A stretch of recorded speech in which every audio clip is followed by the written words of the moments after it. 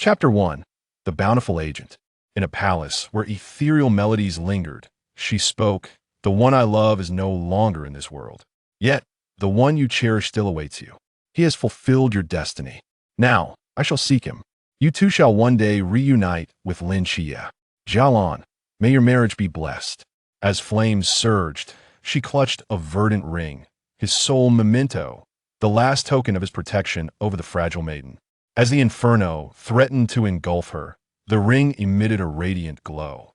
A robust figure clad in armor, adorned with golden branches, emerged behind her, enveloping her in a protective embrace, shielding her from the searing flames.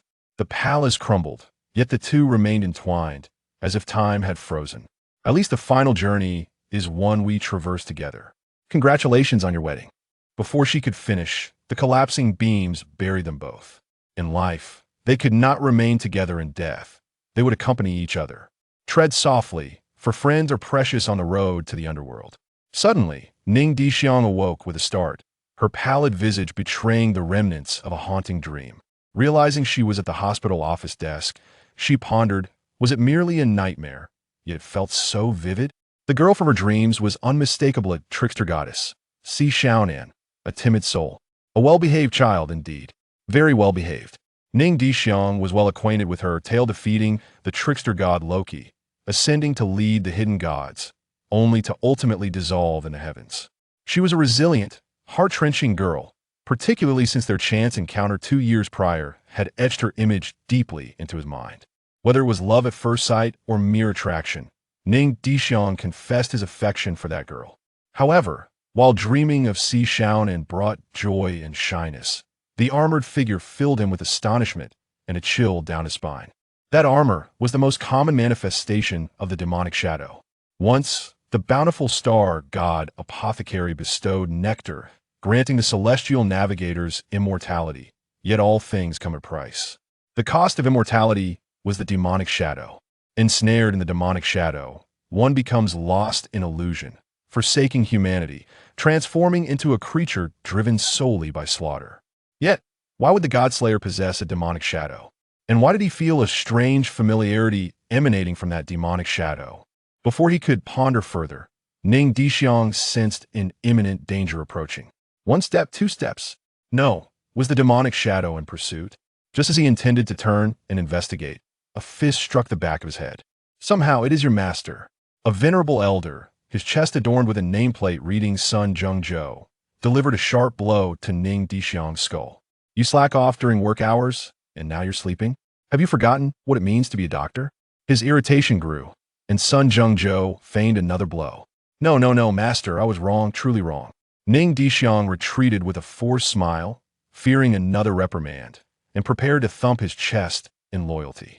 Remove your hand from your left chest. Have you forgotten your heart is fragile? Sun Zhengzhou remarked softly, reflecting on the fact that this child had grown up in an orphanage, nearly succumbing to despair at 11 after the director's death, softened his tone. Forget it. You should head back early today. There's no need for you to take the night shift. Make sure to rest well. All right, master, see you later. With that, Ning Dishuang dashed away like an arrow released from a bow. That child, elder Sun remarked, watching his departing figure with a bittersweet smile. At least fill out the medical records before you leave. As evening approached, a young intern doctor named Ning Dishuang, adorned with a collar around his neck, concluded his day of bustling activity. He mounted his electric bike and began his journey back to the old city. He exuded an air of fragility. With shoulder-length hair, pale skin, alluring eyes, a pronounced nose, and lips of an unhealthy hue, he evoked a sense of delicate sympathy. Ning Dishuang was a time traveler. He grew up in an orphanage, a rather abrupt transition without parents. However, his memory offered no clarity regarding the circumstances of his previous demise. He simply awoke in this new life, a rather hasty affair. His recollections from his former life were hazy. With only a few books he had read lingering in his mind, everything else remained elusive. Adhering to the principle of avoiding unnecessary complications, Ning Dishuang seldom pondered deeply. Thanks to the remnants of his past memory, Ning Dishuang displayed prodigious talents from a young age, skipping grades and entering the second year of junior high by the age of 8. Upon being reborn, Ning Dishuang initially aspired to soar towards financial freedom, marry a wealthy and beautiful partner, and ascend to the pinnacle of life, contributing to the prosperity of this great Xia. However, just as his plans began to take shape, an unexpected turn of events occurred. He vividly recalled a summer afternoon around 2:30, leaning against the orphanage window, gazing at the overcast sky when he heard a commotion outside. Curiously, he leaned out the window, only to behold a birdman with chicken wings. The forest is vast, even birdmen exist, he thought, not giving it much thought and yawning as he shifted his gaze to the nearby street. Wait, a birdman? Aren't such transformations forbidden post-establishment? Where did this birdman come from? Bewildered, he rubbed his eyes and looked up at the sky, where a divine being appeared sacred, pure, and deserving of reverence. Holy moly, Michael, what are you doing here? Is this still the homeland? He had initially believed he had merely traversed to a parallel universe of Great Xia, only to find himself in the god-slaying Great Xia. The silver lining was that he had retained memories from his past life. The downside was being thrust into a realm where divine beings were commonplace and held little value. The even graver news was that he had transformed into a local of Cangnan, and the direst news was that he was being obliterated by the wrath of Shiva. Ning Dishuang watched in despair as numerous skyscrapers disintegrated into dust. Overwhelmed, he muttered, "It's over, it's the wrath of Shiva." The heavens were collapsing. Where was the system? "Oh, system brother, save the child, please." Ning Dishuang, feeling utterly powerless, slumped to the ground, his eyes vacant. The streets echoed with cries for help, but he could absorb none of it. He merely murmured, "Has my journey of traversal come to an end? How utterly discontent I am. I am not content." Just as the quicksand threatened to engulf Ning Dishuang, it felt as though he had been struck on the head. With a final blink, he succumbed to a childlike slumber, a heart, brimming with immense vitality, hung low in the external world, continuously drawing energy from its surroundings. As time progressed, lungs, ribs, blood vessels, and fascia materialized around the heart, culminating in the emergence of a young boy, who appeared atop the ruins. When he opened his eyes again, the sights before him transformed into a starry expanse. Then, Ning Disha found herself in a familiar place. In the distance, a golden beam of light ascended toward the heavens, encircled by a blue path resembling an helix. Beneath her feet lay a swirling purple nebula, while meteors occasionally drifted past her vision. Above her, in the far reaches, were two moons or fragments of a lunar body. Indeed, it was the intersection of destiny from Honkai, Star Rail. This realm served as the meeting ground for sentient beings of the Honkai universe to confer with the star gods and acquire their powers. Why was the player, Ning Disha, so familiar with this place? Thanks to her experiences in the Universal Locust Calamity Dungeon before her traversal, aimed at unlocking new gameplay and breeding destiny.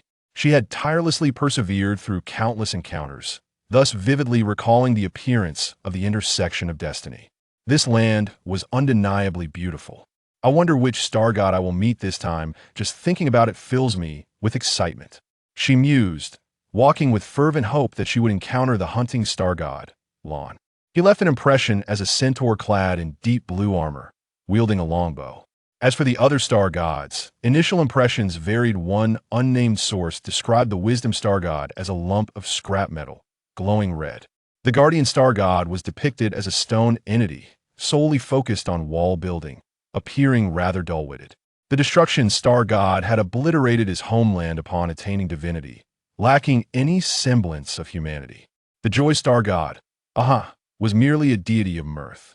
In contrast, the hunting star god was genuinely striking and fiercely protective. Should one ever call upon him, he would undoubtedly respond. As she reached the end of her journey, Ning Disha looked up to see a figure with 6 arms, stretching gracefully as if performing a cosmic dance, his joints articulating in a mesmerizing display of divine prowess. He sat atop the world tree, extending his hand to bestow sweet nectar. His hair resembled the plumage of a magpie, blooming amidst the myriad stars. This was the embodiment of humanity's reverence for the star gods, as chronicled in literature. Witnessing the real figure was far more awe-inspiring, beautiful, and sacred than any written account. Pharmacist? The abundance star god. Pharmacist? Ning Disha pondered, bewildered as to why she would encounter the pharmacist. Had she met the god of joy, it would not have surprised her, for he was ever present. To put it plainly, the pharmacist was truly enchanting. However, meeting the pharmacist was indeed fortuitous, although it did not promise immortality. The prospect of reshaping her body seemed feasible. After all, she had traversed dimensions and did not wish to languish in a soul pouch until the conclusion of her tale. Before her journey, the God Slayer had merely been a coffee table littered with broken cups. If upon her return it remained just a coffee table, what would have been the point of her journey? Having arrived and encountered the pharmacist, she was determined to rectify her regrets. As these thoughts swirled in her mind, a petite and charming figure materialized within her imagination. Simultaneously, Ning Dishuang silently vowed to ensure that this world would feel the might of the star gods. Ahaha! As the pharmacist noticed someone approaching for an audience, he casually scattered a grain of wheat, a bullet, and a beam of light. Ning Dishuang was somewhat familiar with the bullet, having encountered the 10,000 arrows command during the assembly of the sea wanderers by the Bobo shark in Penacony. However, he was perplexed as to why the bounty possessed something associated with hunting. Logically, these two entities should belong to an eternal conflict, or rather, the endless struggle of hunting on one side. Before he could inquire further, the radiant orb merged into his being, a bestowal from bounty, or what could be termed a divine ruins, signifying absolute healing. Absolute healing, achieved by expending mental energy to unleash vitality, could restore all forms of life, from carbon-based and silicon-based entities to other organisms, rejuvenating them to their prime. As a user deepens their comprehension and practice of bounty's destiny, the required mental energy would gradually diminish. Ning Dishuang observed the proper courtesies, clasping his hands in reverence, and spoke, "I am at your service, esteemed apothecary. Whatever task you require, I shall fulfill. To all sentient beings, may their desires be met." "This is what you seek." A gentle and melodious voice resonated within Ning Dishuang's mind, igniting a realm of imagination. "And what is it that the esteemed apothecary requires of me?" He inquired. "I need a messenger. Seek out and answer, why have we come?" A messenger, indeed, for in the realm of broken iron, every fate is governed by a star deity. They select certain intelligent beings to become their messengers, bestowing upon them immense power. The significance of a messenger far surpasses that of a divine agent. Messengers embody the pinnacle of talent, chosen for their unique qualifications, while divine agents merely reflect the whims of the deities, akin to glorified bounty hunters. Upon grasping the apothecary's intention, Ning Dishuang realized that he was not the only one summoned by the star deity. Are there other star deities that will arrive? Driven by his inquisitive nature, he pressed for clarity. "Aside from myself, there are hunting, balance, memory, and void. They shall descend in 10 years. Upon uttering this, the apothecary approached, gently parting his lips to bestow a kiss upon Ning Dishuang's forehead, reminiscent of a dragonfly touching the water surface. "Treasure this gift of power," the apothecary remarked before concluding the video call and exiting the spatial realm. In simpler terms, this was the explanation. Ning Dishuang's consciousness was subsequently expelled from the chat space, and upon awakening, he found it was already evening, lying on the floor of the orphanage. In his hand rested the bullet and a single wheat ear. "Zhanjing? I wonder if it can allow me to resurrect on the spot," he pondered. Yet, as this thought emerged, his mental energy dissipated like an empty bucket, leaving him breathless and drenched in sweat, reminiscent of having completed a marathon under the blazing sun. After all, he now harbored a miraculous divine power, or, more accurately, a force of law within him.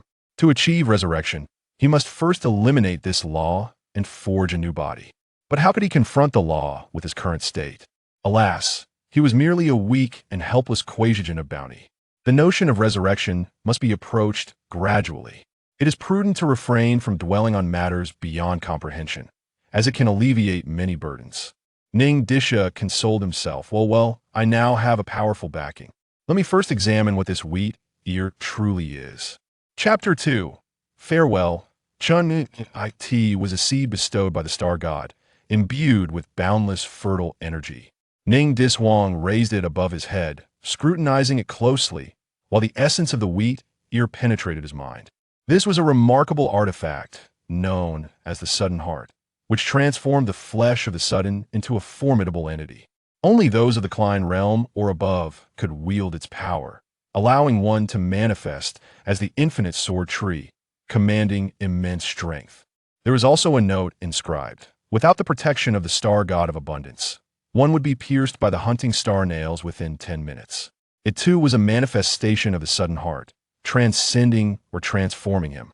This implied that if one's comprehension of abundance was inferior to that of the Sudden, one would be usurped and reborn a reliable reserve of hidden energy. After all, the Sudden was indeed a legitimate envoy of abundance, an ancient being who had debated with the pharmacist and had lived for countless years, his understanding of abundance unparalleled. Are you aware? Another forbidden item, the 10,000 arrows command, served a rather straightforward purpose, summoning the Sea Rangers for a righteous brawl. However, it was best left unused. Who could say whether it might attract company personnel, turning Blue Star into the Nexigania? Furthermore, it would be prudent to wait for the star god's descent before employing it. Who knows if a signal exists at present? It seemed necessary to visit the hospital for a shift, for abundance equates to nurturing, and seeking a shift at the hospital translates to practicing abundance indeed. Merely finding a shift could enhance one's strength. This was certainly less grueling than the arduous battles faced by other traversers against mysterious foes. A brilliant beam of light shot into the sky, interrupting Ning Dishuang's reverie. Is it the King of Angels, Michael? It seems the plot is unfolding. Fortunately, the distance was not great. With a heart of compassion, Ning Dishuang darted towards the alley where Lin Qiye was located. Along the way, he managed to save a few individuals. He remembered that this attack was directed at class leader Jiang Qian and Wang Xiao. Upon arriving at the alley, he beheld a ghost-faced figure poised to prey upon a student, while another was engaged in a struggle with a high school student wielding a broken cane. Without a moment's hesitation, Ning Dishuang retrieved a seed from his garment and hurled it at the two ghost-faced entities, shouting, "Beasts, take this." He then cast another seed, blue-silver entwined. This object, cultivated by Ning Dishuang, was also known as the Jinmu seed, a forbidden item in local vernacular. As the seed struck the ghost-faced figures, it began to grow wildly, swiftly ensnaring them like dumplings. Yes, filled with the stench of fermented tofu. With a firm grip of his right hand, the vines obeyed his command, tightening relentlessly. Ultimately, with a resounding pop, the monsters were ground into a pulp, their putrid juices spilling forth. Ning Dishuang held his breath, disregarding the ghost-faced figures now reduced to mush, and turned his attention to Jiang Qian. Fortunately, she had merely fainted from fright and had not sustained injuries.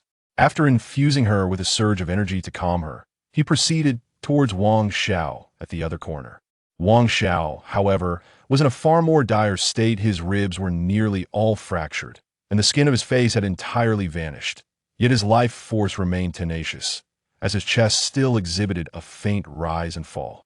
As long as he was not dead, there was hope to pull him back from the brink of death. Ning Dishuang placed his hand upon Wang Xiao's chest. Initiating the healing process, beads of sweat trickled down his forehead. Wang Xiao returned to his former self. He approached Lin Qiye, helping him to his feet, and inquired with genuine concern, "Are you all right?" Lin Qiye nodded. "I'm fine, thank you. May I ask how to address you, big brother?" Ning Dishuang smiled and introduced herself. "I am Ning Dishuang, merely an unremarkable doctor from the First People's Hospital." Lin Qiye was left speechless, resembling a ghost turned to minced meat. "Thank you, brother Ning. My name is Lin Qiye. I must take my leave. I shall never forget the life-saving grace you have shown me. Farewell." With that, Lin Qiye prepared to flee. "No, you cannot leave. Do you not wish to uncover the truth of the world?" "I do not." "Why not?" "Because it is perilous. Moreover, I have seen how such narratives unfold on television. Once you learn the secret, if you do not join the organization behind you, you might be silenced." Upon hearing this, Ning Dishuang's expression darkened as she delivered a light punch to the back of Lin Qiye's head. Refrain from watching mind-numbing dramas nowadays. Even cultural workers may lack true culture, and they can concoct tales of princes and concubines. Soon, someone will elucidate the truths of this world to you. Ning Dishuang placed a hand on Lin Qiye's shoulder, speaking earnestly. "Qiye, that angel is formidable when it chose you. You were already drawn into the game. There is no choice in the matter. They play with the world as their board and humanity as their pieces. Until you acquire your own strength, you must obediently serve as a pawn. Of course, if you grow and become a flag bearer, you could easily cosplay as Emperor Lin Qiye of the Han Dynasty and become the king of the Daxia chessboard. By the way, that middle-aged man in the dark red cloak is a good person. He will reveal everything to you. I must take my leave. Ning Dishuang gestured toward a distant figure cloaked in dark red before swiftly departing. By the way, do not betray me. After all, I just saved you. As if recalling something, Ning Dishuang hurriedly turned back to Lin Qiye before dashing away. What followed was the initial encounter between Zhao, Kongsheng, and Lin Qiye, a meeting that held little interest for Ning Dishuang. After all, what was there to behold in a mere meeting of two men? The arrival was neither of a stunning beauty nor of the adorable Si Xiaonan. After a series of turns, she returned to her rented abode, collapsing onto her bed with a sigh of relief. As she lay there, Ning Dishuang pondered whether to join the night watchman team, remain at the hospital, or simply resign and enjoy the remaining year and a half. Initially, her reluctance to join stemmed from a fear of being hunted. She held serious doubts regarding the night watchman's ability to protect newcomers, especially when possessing the divine ruins with no offensive capabilities. Following Lin Qiye, she had at least a safety net of the celestial-level technique possessed by a ghost. The next day, just as dawn broke, Ning Dishuang turned off her blaring alarm clock, rubbed her bleary eyes, washed up, dressed hurriedly, and made her way to the First People's Hospital of Cangnan City. Master, I apologize for my tardiness. Pushing open the door to the hospital office, Ning Dishuang saw two individuals. One, an elderly man with white hair but vibrant spirit, was Elder Sunday. The other, a short-haired, bearded, ruggedly handsome man in black, was a familiar face. He was the captain of Team 136, known as the Black Wu Chang from the Forbidden Ruins, a formidable figure from the Sichuan region, and one of the casualties of the Divine War a decade prior. Long time no see, you eccentric uncle, Ning Dishuang greeted politely. Chun Mai. When you greet me, Uncle Chun is quite pleased, but your form of address is rather displeasing to me. You rascal, one must speak with courtesy. The elderly man frowned, clearly displeased. Apologies, apologies. It has been a while, Uncle Chun, Ning Dishuang replied, blinking and smiling.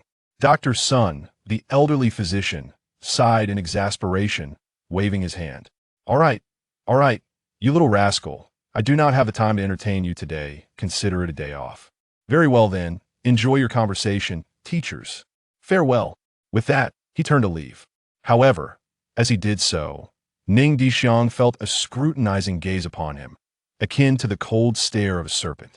He merely stiffened slightly before nonchalantly closing the door behind him. Had he been discovered?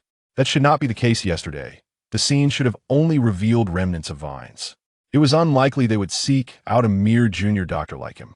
As he continued to ponder while walking, a flash of realization struck him. That Lin Qiye, with his thick brows and bright eyes, has betrayed me. Ning Dishuang frowned in annoyance. After all, I did save his life. How infuriating. I shall remember this grudge. Ultimately, Ning Dishuang placed the blame squarely on the shoulders of Lin Qiye, the harbinger of misfortune. Before departing, he took a moment to visit the hospital's intensive care unit and operating room, employing a touch of divine healing to alleviate the patient's suffering, hastening their recovery. After concluding this charitable endeavor, he exited the hospital. In the time that followed, he made his way to Cangnan's second middle school, intending to leave some cherished memories for the future Commander Lin. Chapter 3. Encounter with Klein. Holding back my anger, I found myself increasingly infuriated. Taking a step back only led to further complications. As for the audacious Lin Qiye, Ning Dishuang harbored a desire for revenge. I am Ning Dishuang, a master of grudges. At the curb opposite the entrance of Zhong, a forlorn middle-aged man sat alone, surrounded by a sea of cigarette butts, his forehead glistening with sweat under the relentless sun, his eyes reflecting a subtle sadness. Meanwhile, I, Ning Dishuang, was enjoying lunch in a nearby diner, blissfully cooled by air conditioning. Observing the scene was rather comical. With a snap, a photo of the middle-aged man's anguished wait for an innocent male student was captured. You might wonder why Ning Dishuang was at the entrance of Zhong. The answer lies in my quest to gather Lin Qiye's dark secrets for the sake of revenge. This tactic is aptly named leveraging black history to coerce Qiye. Just envisioning his mortified expression filled me with excitement. However, witnessing the once dashing Zhao Kongsheng in such a dismal state was disheartening. "Boss, please pack a portion of pig trotter rice." "Uncle Zhao, you haven't had lunch, have you? This is for you," I insisted, not allowing Zhao Kongsheng a chance to refuse as I opened the lunchbox and thrust it into his hands. Zhao Kongsheng gazed at the youth before him with confusion. Tall and slender, with fair skin and shoulder-length hair that was half black and half white, he possessed large eyes and wore a white lab coat, silver-rimmed glasses, and a neck collar emblazoned with bullet designs. "Young lady, do you know me? When did I become so famous?" Zhao Kongsheng appeared utterly bewildered. "Oh no, I forgot that I had never met Zhao before. Besides, I'm a man, a pure one at that." Yet, he kindly remarked, a few years ago, a stoic young man visited our hospital for a hemorrhoid surgery. I inadvertently noticed a small iron box he carried containing your photo and name. The operation was performed by my master. I concocted a story on the spot, my face unflinching and my tone serious. After all, Leng Xuan was akin to a ghost, always capturing candid shots. It was only fitting to use him as a scapegoat. Simultaneously, I chided myself for my misguided compassion. "And, uncle, I am a man, and I'm straight," I asserted, my expression darkening as I spoke each word with clenched teeth. "I sincerely apologize, young man," Zhao Kongsheng replied with an awkward smile. After this diversion, Zhao Kongsheng's intellect had shifted away from pondering how I knew him. Glancing at the pig trotter rice in his hands, he pulled out a red bill, intending to slip it into my pocket. This was something I could not accept. My intention was to treat him, and accepting money would be rather inappropriate. As I retreated, I insisted Uncle Zhao consider my treat. With that, I took off running, as I was not adept at dealing with a middle-aged, overly sentimental man. "Hey, this kid runs quite fast. With such speed, he could easily catch up to a night watchman," Zhao Kongsheng murmured, watching me dash away. As night fell, a casually dressed youth strolled leisurely to the entrance of the second high school when a seed struck his ankle, causing him to stumble. The commotion immediately captured the attention of an elderly man nearby. "That fellow bears a striking resemblance to the lad." Zhao Kongsheng blinked in surprise, vigorously rubbing his eyes. Goodness! Bang! Perhaps due to prolonged sitting, old Zhao suddenly sprang to his feet, ready to charge at Lin Qiye, only to find himself face to face with an unexpected obstacle. This scene not only left Ning Dishuang, who was lurking in the shadows, utterly bewildered, but also alerted Lin Qiye that this man was indeed the official he had encountered the previous night. Without hesitation, Lin Qiye turned to flee. In the next moment, a loud bang echoed, and he too found himself halted in his tracks. With a crack, the moment was immortalized, recording the beauty of life by one get one free. Lin Commander's history of misdeeds increased by one, as did General Zhao's. Ning Dishuang couldn't help but smile in satisfaction. Initially, she intended for the seed to morph into tendrils to pin Lin Qiye down as he attempted to escape, but unexpectedly, she had stumbled upon a delightful twist. Zhao Kongsheng, being a seasoned veteran, was quick to regain his footing. However, the fierce expression on his face appeared even more menacing due to the scrapes from their earlier encounter. He lunged towards the fallen Lin Qiye, seizing him just as he attempted to rise, a vicious smirk curling on his lips. Well, we meet again, young man." Lin Qiye stiffly turned his head, tilting it slightly. "Who are you?" Zhao Kongsheng was now quite flushed with indignation. "Me? Do you even need to ask? I am the innocent victim who spent half the night in the cold wind, deceived by your emotional manipulations." Zhao Kongsheng clutched Lin Qiye's arm tightly, resembling a jealous suitor fearing the loss of his beloved. "Let me tell you, don't play coy with me. There is no escape for you today." Lin Qiye glanced at the grip that held him captive and, with a decisive surrender, adopted an expression of submission. Listening to their exchange, Ning Dishuang felt a chill run down her spine. Had she not read the original text, she might have thought they were discussing something rather unsavory. However, considering that among the 4 male comrades of Team 136, 3 had found their fate sealed, leaving one still single by the end, it was a thought that sent shivers down her spine. As she pondered this peculiar situation, Lin Qiye was led by Zhao Kongsheng in a certain direction. Ning Dishuang hurriedly followed, realizing that this was the main event of the evening. Just as the two entered a couple's hotel, Ning Dishuang, having just taken a photo from the shadows, felt a cold cylindrical object pressing against his side. "Friend, is there truly no need for hostility?" he remarked, performing a French salute with a forced smile. Simultaneously, he contemplated the identity of the individual before him. In the dead of night, ruling out the possibility of him being a psychopathic killer, it seemed likely he was a comrade of old Zhao. Red Sakura shuns firearms, and Si Xiaonan fears the dark, leaving only the elusive Leng Xuan, whose unpredictable nature perfectly fit the bill. A light bulb flickered above Ning Dishuang's head as he devised a potential solution, perhaps not foolproof, but worth a try. After all, the version of himself here was not afraid of bullets, especially those that did not strike vital areas. Isn't that 130 SXS Xiaonan? Who was she sharing a room with? Ning Dishuang's voice was not loud, but it was sufficiently piercing for both to hear, laden with an unmistakable sarcasm. This remark was directed squarely at Leng Xuan. Just as the person behind was momentarily taken aback, consumed by indignation, Ning Dishuang swiftly turned to disarm the assailant, knocking their gun aside. With her right arm encircling their body and her left hand entwined with theirs, she executed a swift maneuver, tripping them both as they tumbled towards the ground. A collision akin to a wall slam, or perhaps a ground slam. As a path walker, such impact was trivial for Ning Dishuang. However, as they fell, she sensed something was amiss. The figure in her embrace was diminutive, significantly shorter than herself, reaching only up to her chest. Their skin was as smooth as silk, and a fragrant scent wafted towards her. Moreover, a soft warmth pressed against her. An unexpectedly pleasant sensation. Was the 136 squad recruiting new members, or had Leng Xuan undergone a transformation? After all, in her past life, Ning Dishuang had encountered numerous narratives of Lin Qiye's transformations. It would not be entirely unusual for Leng Xuan to experience such a change.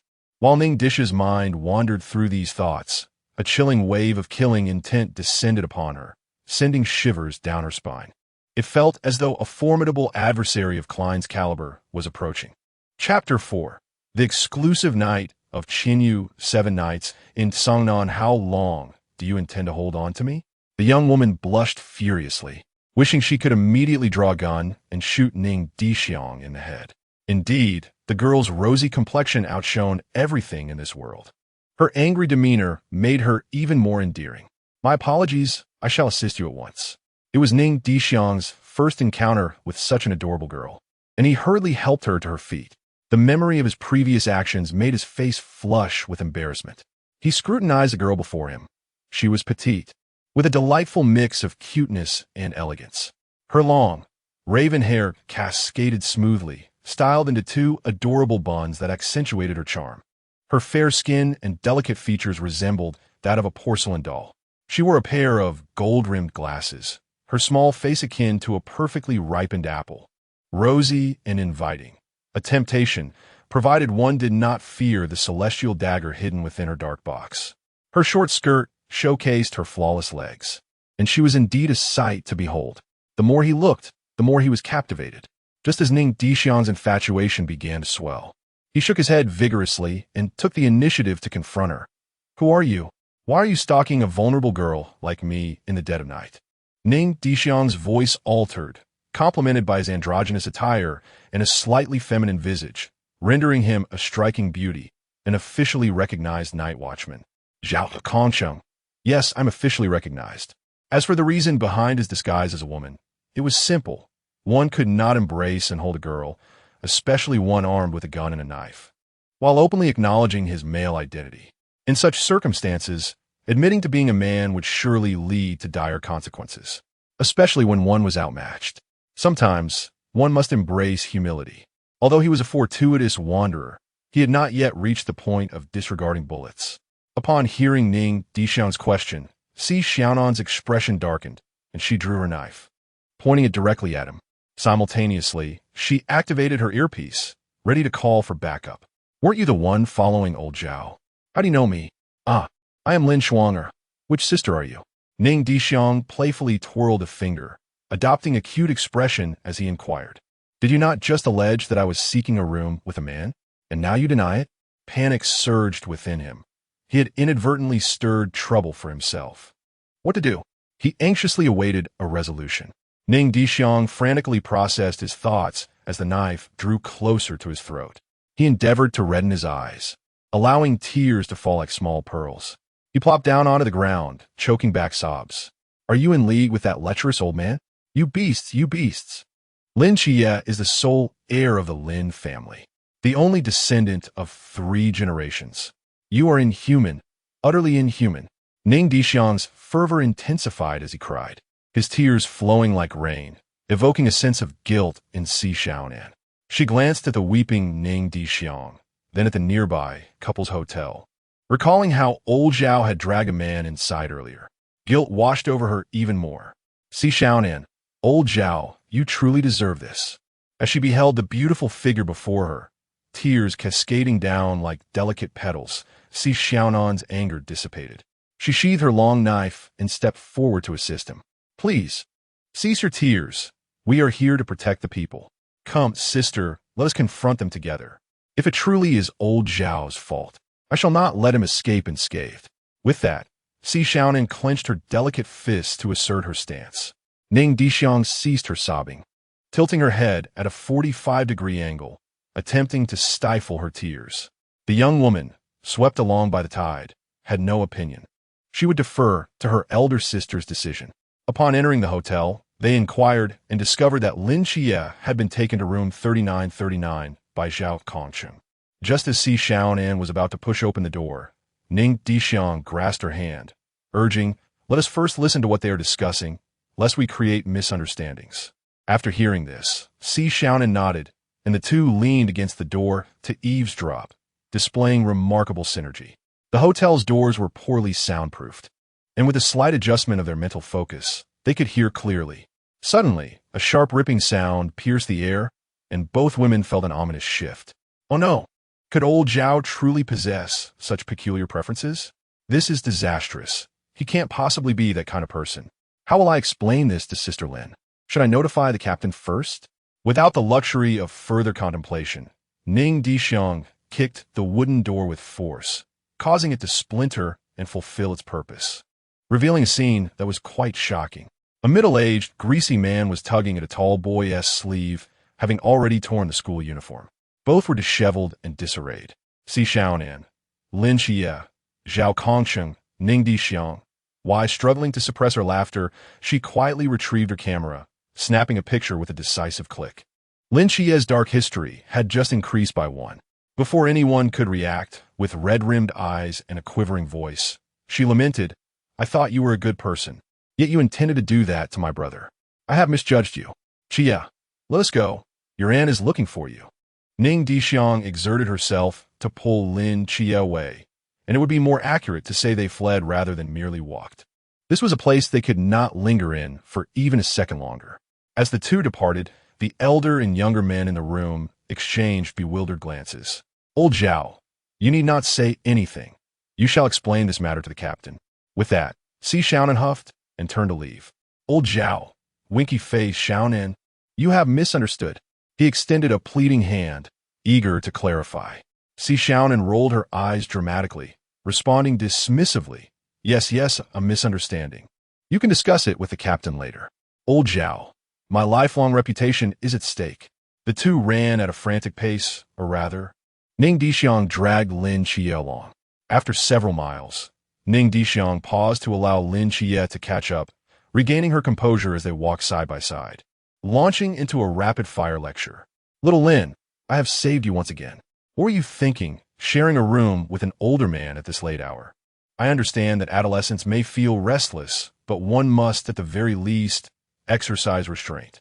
Lin Qiye observed Ning Dishuang's expression of profound disappointment and concern regarding his actions, causing his lips to twitch involuntarily. It seems I have committed some unforgivable transgression.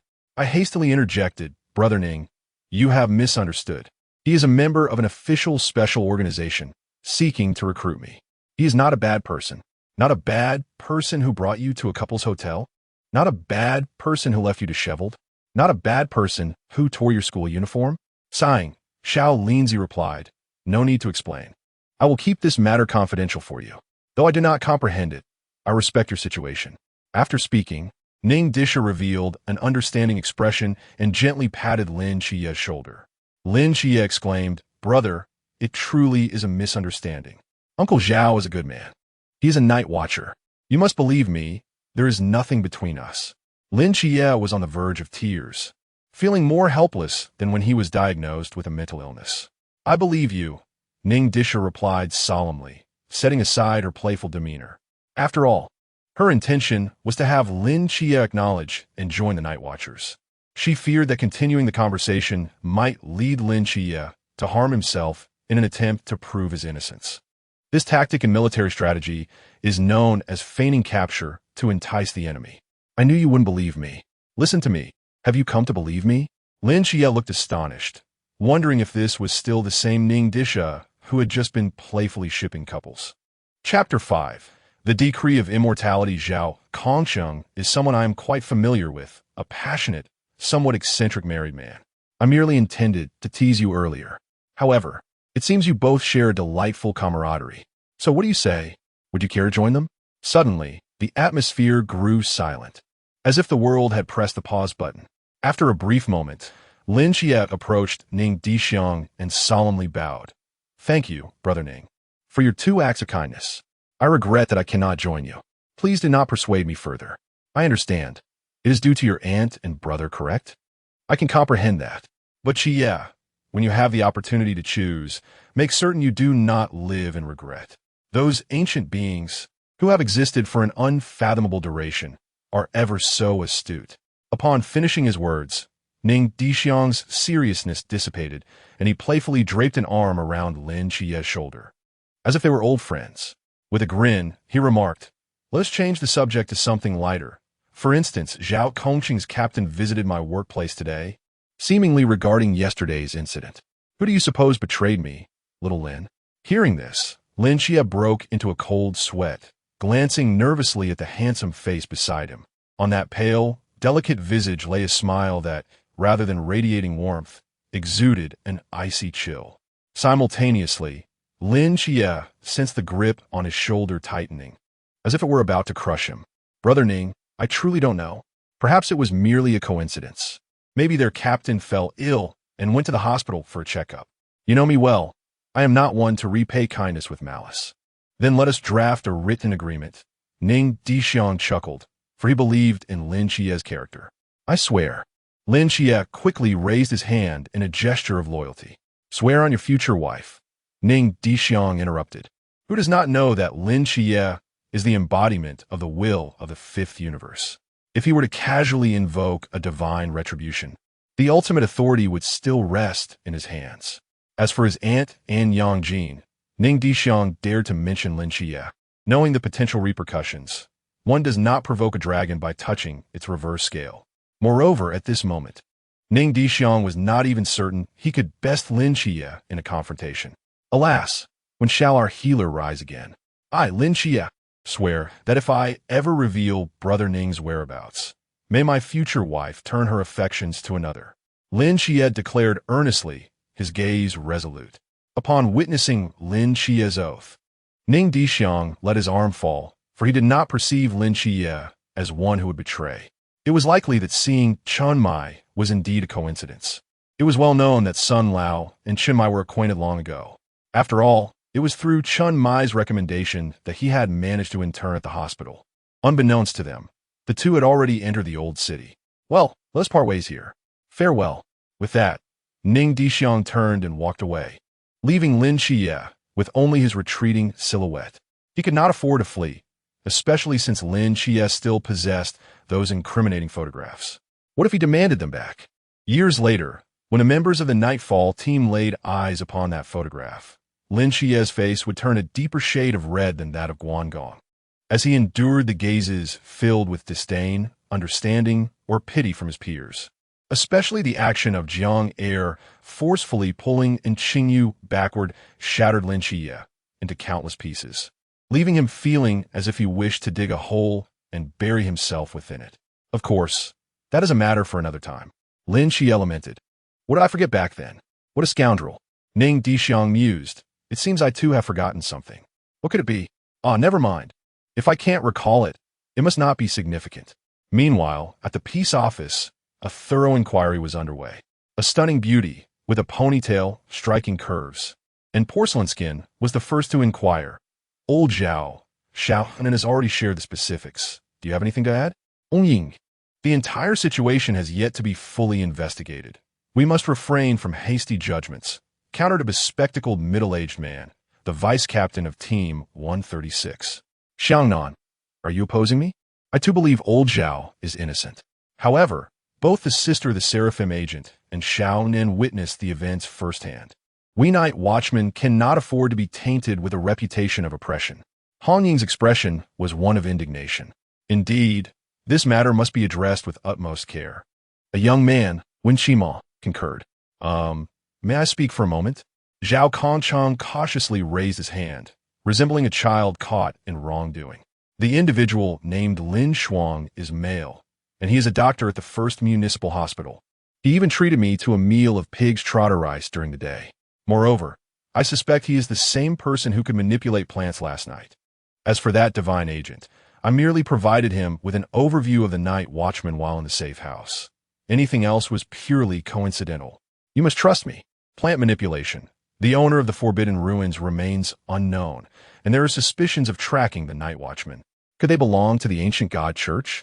I recall that the believers, Seat 16, and Liu Yang's Forbidden Ruins is associated with plant manipulation, Wu Xiaonan inferred based on existing information. No, that child cannot be from the ancient god church. After the supposed divine agent dealt with the Phantom King, I will engage. Once the misunderstanding is resolved, all will be well. As the conversation began to steer toward Ning Dishuang, Captain Chun might swiftly curtail the topic. Divine agent? Yes, but this matter is confidential. Now, let us resume our patrols and training. The Phantom King is still at large, urged the Michaela agent. Old Zhao, please exert a little more effort. The crowd responded in unison, understood. Xiaonan, you have returned in such a daze. Has something else transpired? In the opulent villa, Hong Ying gazed at her returning friend, clearly concerned. It's nothing, Hong Ying. What could possibly trouble me? Si Xiaonan seemed to recall something, her earlobes reddening and her cheeks flushing, before hastily retreating to her bedroom. The following evening, as torrential rains poured down, the streets were nearly deserted. Ning Dishuang donned her raincoat, rain boots, and umbrella, wrapping herself snugly as she prepared to venture into the old city. Yet, her mood mirrored the somber weather, filled with a sense of melancholy. The raindrops pounded against the ground, splashing up droplets, as if mocking Ning Dishuang's solitude. To be candid, he was also uncertain whether he could truly save himself after utilizing the ghostly spirit's power. Indeed, the agent of abundance, who had been graced by the presence of the esteemed apothecary, the future harbinger of prosperity, now hesitated even to rescue a mere mortal, an insignificant creature akin to an ant. The fate of Zhao Kongcheng mattered little to Ning Dishuang.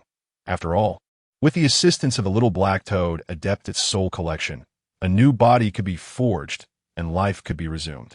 Ning Dishuang's thoughts surged like the tide, recalling 7 years prior when he was but 11.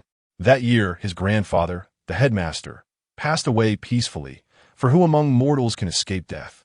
Yet he was greedy.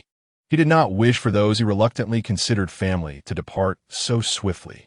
His grandfather had not yet witnessed his growth, nor had the prodigious children of the Institute repaid their debts of gratitude. That fateful night, he exhausted every possible means, and in that single evening, he turned half his hair white. On that day, he entered the pool realm, but alas, the headmaster was gone forever. Why could the harbinger of abundance not revive a single mortal? The fifth cosmic will, a deity who plays with the threads of causality, the successor of Michael, and the night's sovereign, who wields the miraculous laws that render the impossible possible, could not restore her? How ironic, indeed. A bitter smile tugged at the corners of Ning Dishuang's lips as he gazed at the heavens, allowing the raindrops to patter against his umbrella, the rhythmic sound pulling him back to reality. He reminisced about the past.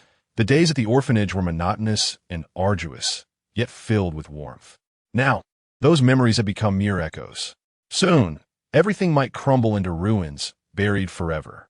Suddenly, a gust of wind swept past, causing Ning Dishuang to shiver involuntarily. He then sprinted towards the old city. If all of this were indeed the so-called unshakable fate, the death of the headmaster, Zhao Kongsheng, and Si Xiaonan, then I shall shatter it, tearing apart this so-called destiny, this script, into a million fragments. This time, no one shall perish. I vow it. I shall represent abundance in the name of the Harbinger, to heal the afflictions labeled as brevity of life and calamity. The divine declares that the blossoms of life should not wither away. A blue glimmer ignited in Ning Dishuang's eyes as he silently pledged his oath. Chapter 6. Moonlight Beneath the Stars. Young man. Huh? Pay attention. Why? This strike will be magnificent. Lin Qiye, with a disdainful glance, disregarded Zhao Kongqing's bravado as he leaped forward, unleashing his final surge of strength. Faced with the reckless Zhao Kongqing, the Ghost-Faced King stood frozen in place. There were no extravagant effects, no flames, no thunder, nor any stirring background music. Only the simple motion of raising a hand and swinging a blade. A crescent arc sliced through the rain, aimed directly at the Ghost-Faced King. Though merely an ordinary flash of a blade, it would be deemed exploitative if sold in a game for $1. Yet, the Ghost-Faced King could only feel fear in its presence. Death was imminent, certainly unavoidable. Time seemed to pause at that moment. As the crescent arc passed, time resumed its course.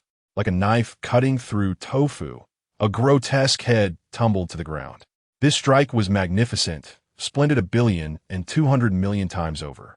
With that single blow, not only was the Ghost-Faced King's life extinguished, but so too was Zhao Kongqing's. Lin Qiye rushed to support Zhao Kongqing, sensing that he was utterly spent. I will take you to the hospital. No need, just the after effects of a forced eruption. A good sleep will suffice. Was I cool just now? Cool, but you're on the verge of death. Heek, heek, heek. Zhao Kongqing chuckled, but was abruptly halted by a cough of blood. At least he experienced the thrill of facing the abyss before his demise. It was not in vain. Furthermore, he accomplished the act of wielding the blade towards the chasm, staining the heavens with blood. Young man, do me a favor, would you? Light a cigarette from my pocket. He extinguished the cigarette. What he needed now was rest, not tobacco or alcohol. Just as Lin Qiye was about to light the cigarette, a figure clad in full rain gear, breathless and glistening with sweat, appeared at the edge of the boundless void. Apologies for my tardiness. Leave the rest to me. Ning Dishuang had raced over with urgency, having utilized the ghost god's guidance, but thankfully Zhao Kongqing's life still lingered.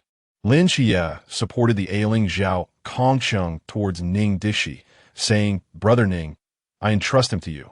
Though this was their third meeting, Lin Qiye held an unwavering trust in the person before him. Leave it to me. Hold the umbrella steady. Ning Dishuang handed the umbrella to Lin Qiye with an exceedingly serious expression, laying Zhao Kongqing flat. She produced a longevity pill and placed it into Zhao Kongqing's mouth. With both hands resting on his chest, she activated absolute healing, channeling life force into him. Zhao Kongqing's abrasions, contusions, and broken ribs began to mend at a frantic pace. Yet, both their faces remained grim. Lin Qiye could sense that Zhao Kongqing's life force was still waning. Currently, he resembled a funnel, with Ning Dishuang supplying copious amounts of life force while an equal amount escaped. The longevity pill, which could bring the dead back to life, now merely served to delay Zhao Kongqing's demise. Everything in existence has its limits. The distinction between long-lived and short-lived beings lies solely in the height of their life thresholds. Even a wielder, when pushed beyond their limits for too long, will face death. Occasionally exceeding one's limits may have little consequence, at most resulting in temporary weakness. Harnessing the power of the ghostly deity leads one to ignite the entirety of their latent potential, thus acquiring formidable strength. Upon its utilization, his muscles, his bones, everything within his being reaches the theoretical zenith of existence. To revive him is, in the truest sense, to confront death itself, to defy the very laws of mortality that govern this world. A single longevity elixir is insufficient. The levels are inadequate. Cough. Young one, do not exert yourself in vain. Experiencing the forbidden abyss before death, particularly the perilous Oblivion Eclipse, is already a significant gain. By the heavens, this is a creature that even the captain could not fell. Consider yourselves fortunate, you two rascals. Light a cigarette for me. Zhao Kongqing's intent was clear to the two young ones. He wished to cede the credit for slaying the ghost-faced king to them, in hopes of acquiring additional resources from the Night Watchers. Ning Dishuang seized Zhao Kongqing by the collar. Her eyes reddened and cried, "Enough! Zhao Kongqing, do you believe your demise is noble? Have you truly achieved a heroic act, staining the heavens with blood? Have you safeguarded Lin Qiye's entire world? But do not forget, you are not alone. You have a wife, children, comrades. What shall happen to their world if you perish? Do you comprehend the sorrow your death would bring to Sister Xiaonan? She would be heartbroken, undoubtedly. I shall bear the cost of the ghostly deity's price for you. I cannot allow her to suffer again." A hint of emerald crept into his gaze and cheeks. The affliction of resentment, one of the 5 symptoms of falling into the demonic shadow, signifies the emergence of hatred that harms others, with emotions surging violently between profound sadness and anger. It shares its name with the skill acquired when Ning Dishuang broke through the realm of the cup. Upon activation, the body gradually succumbs to demonic transformation, diminishing rationality and inciting irritability. Simultaneously, healing capacity and speed are amplified, while defensive capabilities and agility increase, and pain sensitivity is dulled. In simpler terms, it equates to trading intellect for vitality. Listening intently, Zhao Kongqing may have been frightened, lying still in resignation. At that moment, a towering corpse in the distance abruptly rose. A pallid, specter-like visage emerged upon its chest. The ghost-faced king was revived. Lin Qiye took 2 steps forward, drawing the straight dagger embedded in the ground, his eyes ablaze with golden flames. The night was frigid, and the rain poured heavily. Just as Lin Qiye intended to drag his weary body forward to obstruct the advance, Ning Dishuang called out, "Come back. Were you not instructed to hold an umbrella?" At this moment, Ning Dishuang's countenance darkened, her expression frosted over, her voice low and hoarse. If the usual Ning Dishuang epitomized a gentleman, the present Ning Dishuang resembled a demon clad in human skin, as though ready to unleash havoc and rend everything asunder. Why do 1 or 2 of you always feel the need to play the hero? Are you not aware of the distress this causes the healer? Ning Dishuang retrieved several blood-red seeds from her inner pocket, along with a gleaming surgical knife. The blade sliced through her left palm, flesh turning outward, blood welling forth. Grasping the seeds tightly in her left hand, she infused them with her own blood once more. Then, with a forceful thrust, the seeds soared towards the ghostly king. Do not disturb the healing process. Heed this in your next life, little pest. As the words fell, the seeds began to grow with fervor, swiftly entwining around the ghostly-faced king, compressing tightly until a greenish, foul liquid began to seep from the crevices of the vines. There was barely time for a single roar. Lin Qiye swallowed hard at the sight. This divine agent feels almost unreal. You truly are formidable, Zhao Kongqing remarked, casting a glance at the distant ghostly face. Lie back, little Lin, hold the umbrella. Ning Dishuang pulled out a piece of gauze to wipe the surgical knife, unfastening her clothing to reveal a pristine upper body, though the scars across her chest starkly contrasted with her flawless form. To all who feel, may all desires be fulfilled. Lord of Medicine, I wish to save lives. I desire to alter this cursed fate, Ning Dishuang silently professed in her heart. At the apex of her thoughts, she pinpointed the location of the heart at the intersection of the left clavicle line and the 5th rib, with the heart positioned slightly lower on the left side of the thoracic cavity and the aorta lying above it. Gritting her teeth, she closed her eyes. The onlookers were puzzled as to why Ning Dishuang had shed her garments when suddenly, with a swift motion, the surgical knife pierced directly into her aorta, akin to a knife slicing through tofu. With a twist, she severed the surrounding pain nerves. Years of experience as a physician, albeit as an apprentice, had endowed her with such skills. Arterial blood gushed forth instantly, splattering all 3. Absolute healing. With blood as the conduit, she sought to tether souls and barter lives. invoking the compassion of the Lord of Medicine. At the pinnacle of her cultivation, Ning Dishuang transformed under the influence of her fervor, her hair turning a deep green, while brown bark and vines crept across her cheeks. Coupled with the continuously bleeding wound, the scene appeared terrifying. In Lin Qiye's perception, Zhao Kongqing's body was regenerating, life blooming from the ashes like a raging wildfire. Yet there was something peculiar about Ning Dishuang. Though vitality was ebbing away, an aura of sanctity enveloped her. This sensation was familiar to Lin Qiye. He had felt something similar a decade ago upon encountering Michael. Sacred, noble, compassionate, and tender, the essence of divinity. A divine agent? Chapter 7. The Divine Agent. Ning Dishuang merely nodded gently. Upon witnessing Zhao Kongqing's life being restored, she utilized her remaining mental strength to seal the wound. Almost a decade of her lifespan had been sacrificed. It seems I've relinquished nearly 10 years of my life, Ning Dishuang murmured weakly. Her voice was faint, yet Lin Qiye, bolstered by the starry night dancer, caught her words, a bitter taste filling his heart. Lin Qiye and Zhao Kongqing exchanged words, but their discussions were indistinct. Ning Dishuang collapsed, exiting her state of distress.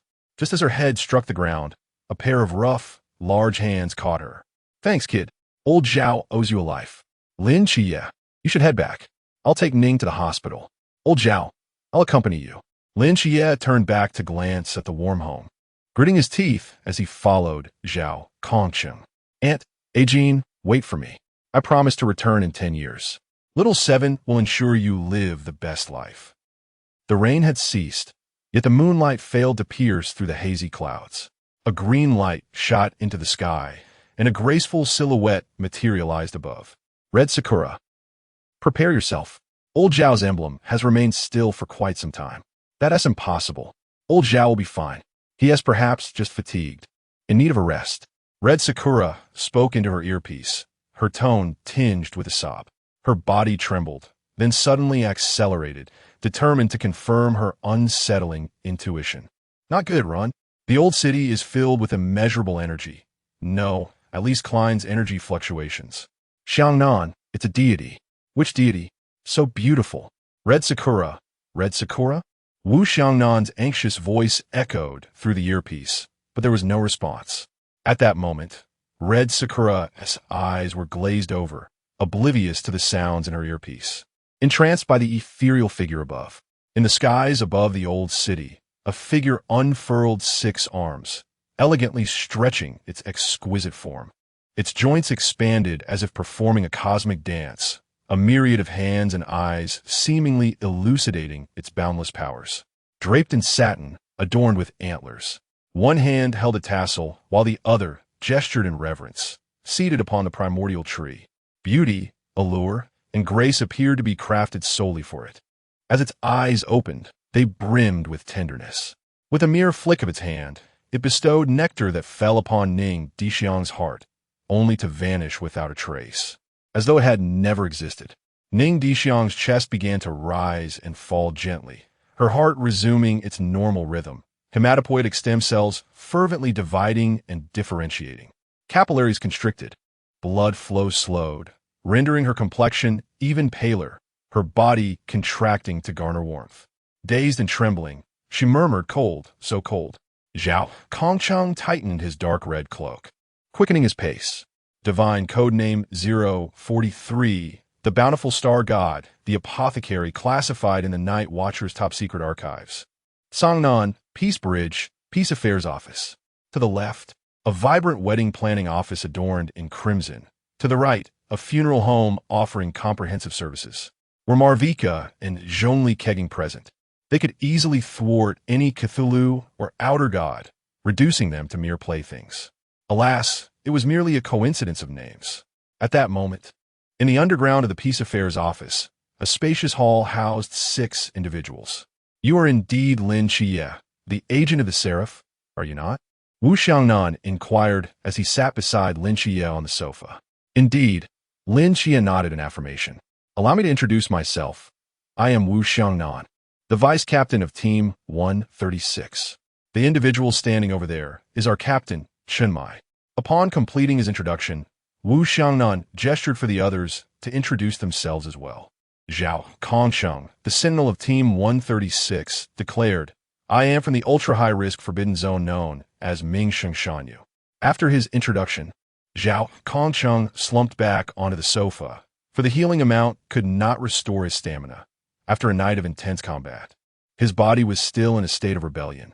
Leng Xuan, long-range fire support for Team 136. Leng Xuan stated coolly. Wen Qimo, the frontline combatant of Team 136. Another member chimed in.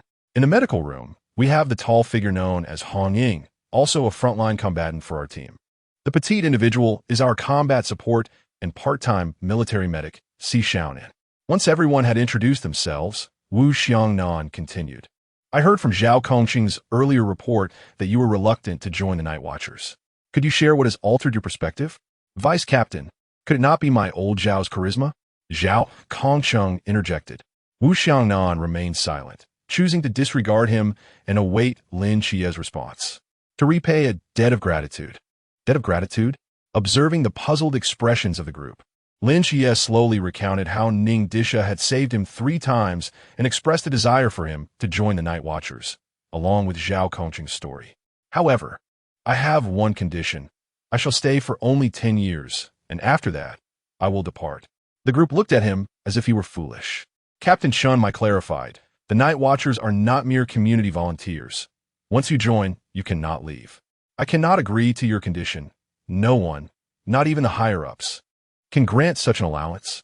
Feeling disheartened, Lin Qiye contemplated saying more, but Chinmai added, however, if after 10 years you possess the capability to leave the Night Watchers on your own terms, and the higher-ups can do nothing to stop you, that is a different matter altogether. In short, there is no way to leave through proper channels. Very well. Surprisingly, Lin Qiye nodded decisively. If I cannot leave after 10 years, that shall be my own issue. Indeed, he was still youthful and brimming with audacity, displaying naivety. Hearing Lin Qiye's words prompted the others to regard him with renewed interest. Meanwhile, in the realm of fate, Ning Dishuang reclined in a rocking chair, utterly content. Another glass of chilled coconut milk would make life truly complete. Regrettably, only the spiritual entity had arrived here, unable to consume anything. Since arriving at the pool realm, he discovered that his spirit could freely traverse this realm of fate and could also serve as a storage space. However, aside from his own creations, other living beings could not survive. If his spiritual energy were exhausted or severely damaged, he would be forcibly drawn into the realm of fate, and the timing of his return would depend solely on how swiftly his physical form could recover. As he reflected on the tranquility of life, a brick fell freely from above, striking Ning Dishuang squarely in the face. Who is it? Such a lack of decency. Ning Dishuang, grumbling, picked up the brick. Familiarity washed over her. Could it be the light cone? Had memory arrived?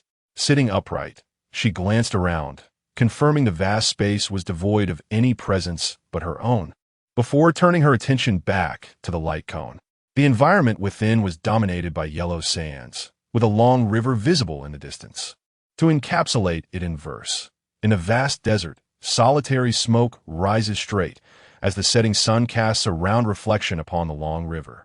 Channeling her mental energy, the light cone emitted a radiant glow, drawing Ning Dishuang inside. Upon awakening, she found herself standing amidst the desert, where a young general quietly observed her from short distance. Leaning against a steed of exceptional breed, he bore a resolute expression and an imposing demeanor. The dark red token at his waist was inscribed in traditional characters with the name Hua Tsubing. Young immortal, mount your horse. Everyone is waiting for you. Before Ning Dishuang could react, Hua Tsubing pulled her onto another horse, then mounted himself, heading towards a nearby stronghold. Chapter 8. Regrets from 2,000 years ago. Throughout their conversation, Ning Dishuang gleaned a wealth of information. Firstly, the objective of their journey was to eliminate a group of enigmatic, insect-like entities. The primary forces involved were Hua Tsubing, the dominant emperor of Wangsu, along with 2 celestial beings known for their benevolence. The Great Xia boasted 4 great inventions: the compass, papermaking, gunpowder, and movable type printing. Those who invented or contributed to these innovations were bestowed with merit, or what could be termed as the power of faith, which could be harnessed for cultivation. Within the memories revealed by the light cone, it was noted that during the reign of Emperor Wu of Han, 2 celestial beings were conferred titles. Though their positions were modest, they enjoyed the advantage of limited responsibilities and considerable freedom. One was the celestial lord of frost and flame, Ning Dishuang, renowned for the invention of papermaking that benefited the masses, while the other was the celestial lord of anticipation, Si Xiaonan, credited with the creation of gunpowder to ward off calamities. Indeed, you heard correctly, it was Ning Dishuang. Whether she was the same individual as the one in the memory remained uncertain, as the light cone merely presented a fragment of recollection without specifying identities. The other celestial being was Si Xiaonan, known as the celestial lord of anticipation. Ning Dishuang had inquired about the legendary celestial lord of anticipation, but Hua Xiubing knew little beyond the fact that she was the first to transform from the essence of the compass, joining the Demon Suppression Division and being granted the title of Celestial Lord of Anticipation. Before long, they arrived at their temporary resting point, where another 28 individuals awaited. With Hua Xiubing and Ning Dishuang included, they formed a group of 30. Within this encampment, Ning Dishuang spotted a young woman clad in Han attire, petite in stature, with a 4-foot-long green blade at her waist and her hair styled in 2 buns. Her rosy cheeks lent her an endearing charm. This was indeed Si Xiaonan, the celestial lord of anticipation.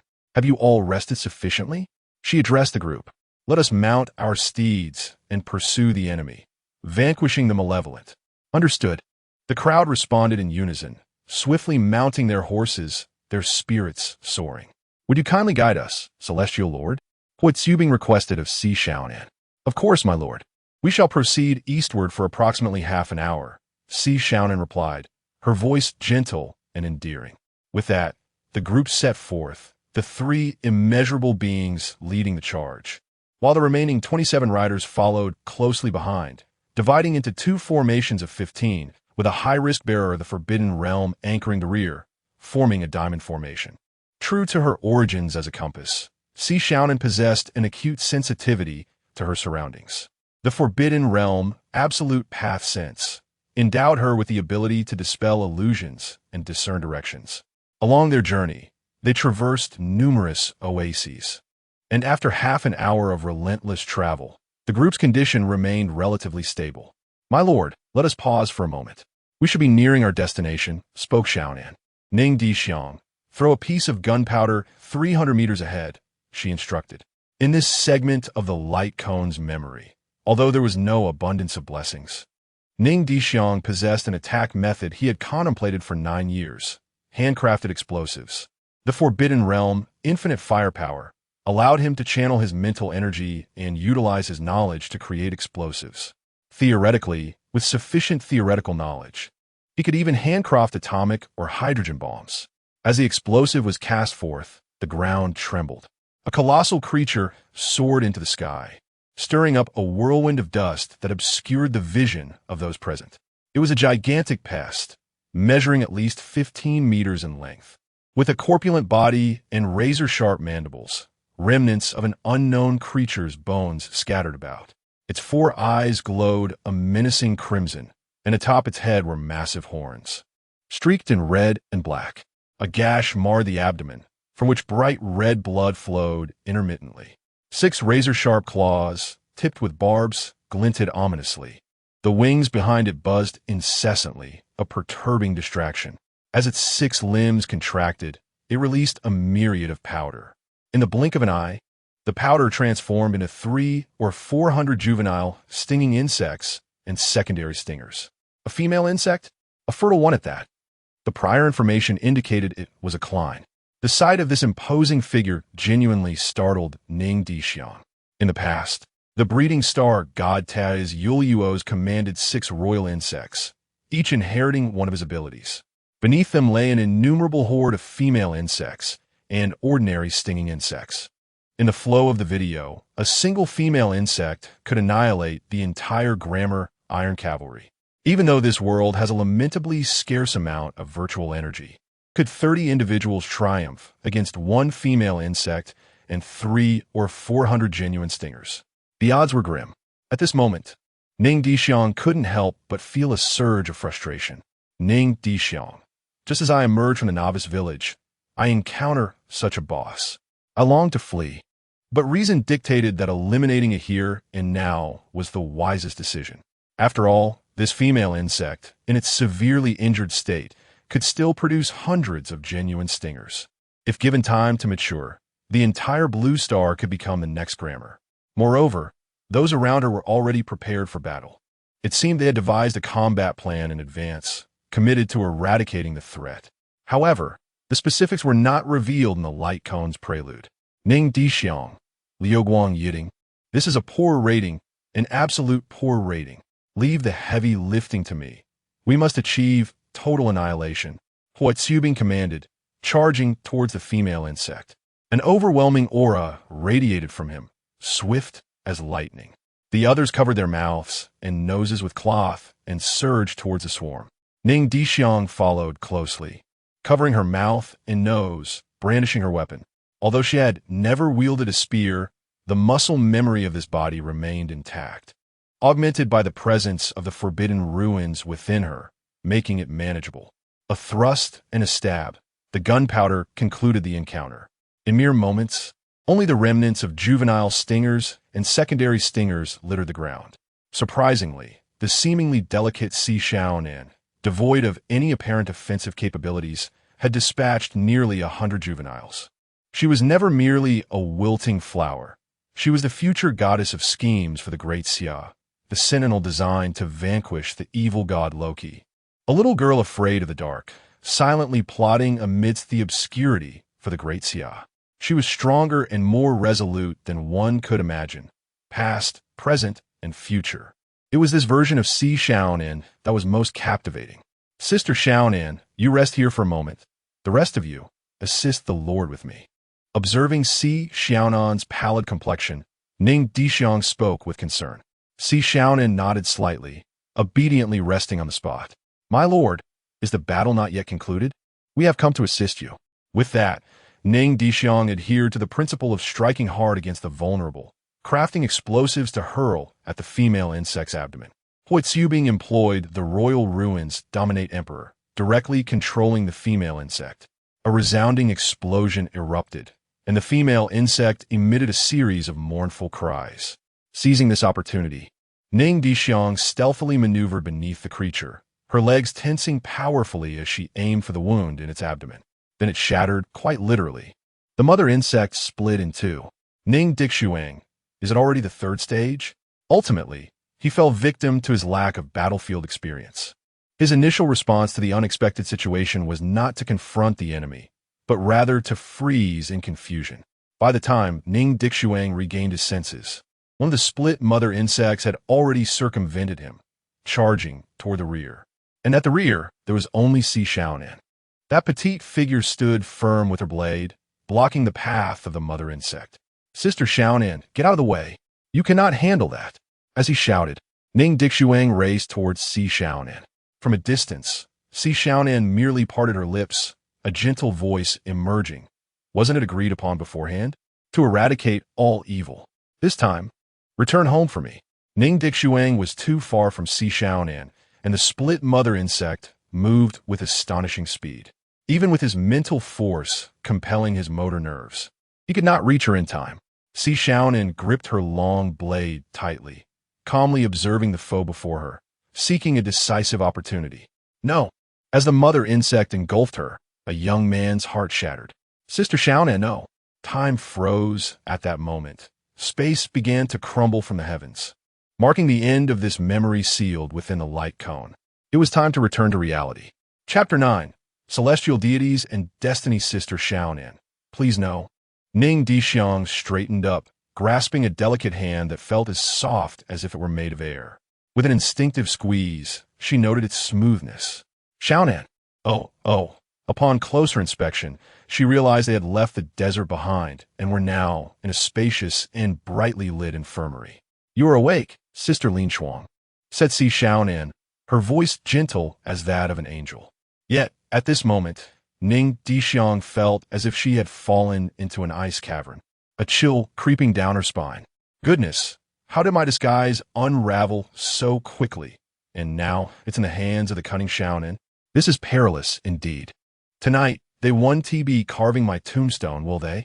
Perhaps a half-day of mourning is in order. Cough, cough, Sister Xiaonan. If I were to say that Lin Shuang is my twin sister, would you believe me?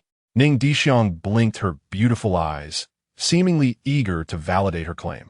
Of course, I believe you. Just look at the sweat on your forehead. Allow Sister Xiaonan to wipe it away. Ning Dishuang. Oh, something feels amiss, terribly amiss. As the two remained in a stalemate, Hong Ying, with an amused smile, interjected, "How long will you both continue holding hands?"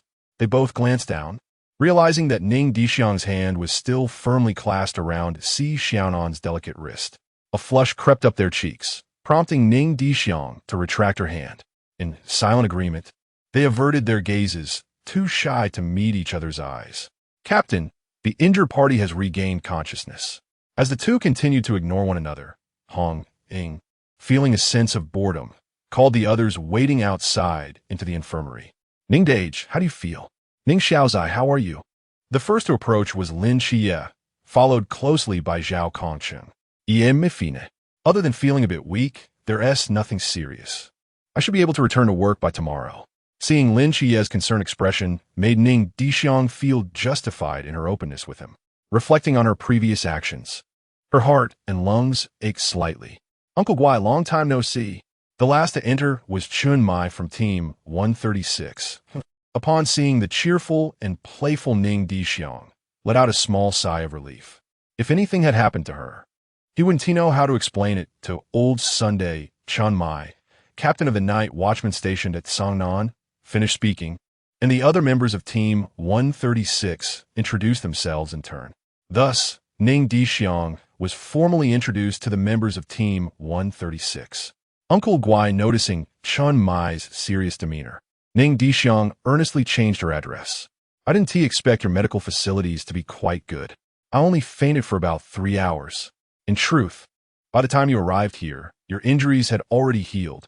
Besides a little anemia and weakness, everything else is quite well," Si Xiaonan timidly added. "For specifics, you should ask old Zhao. After all, he was the one who brought you back. It must have been your patron deity's intervention. He bestowed a drop of nectar, and thus your wounds were healed." As Zhao Kongcheng spoke, Ning Dishuang's astonishment grew. Old Zhao, when he appeared, was it anything like the night Lin Qiye awakened? Of course not, Red Cherry interjected. The appearance of that divine being was far more magnificent than the awakening of the younger brother of the Seven Knights.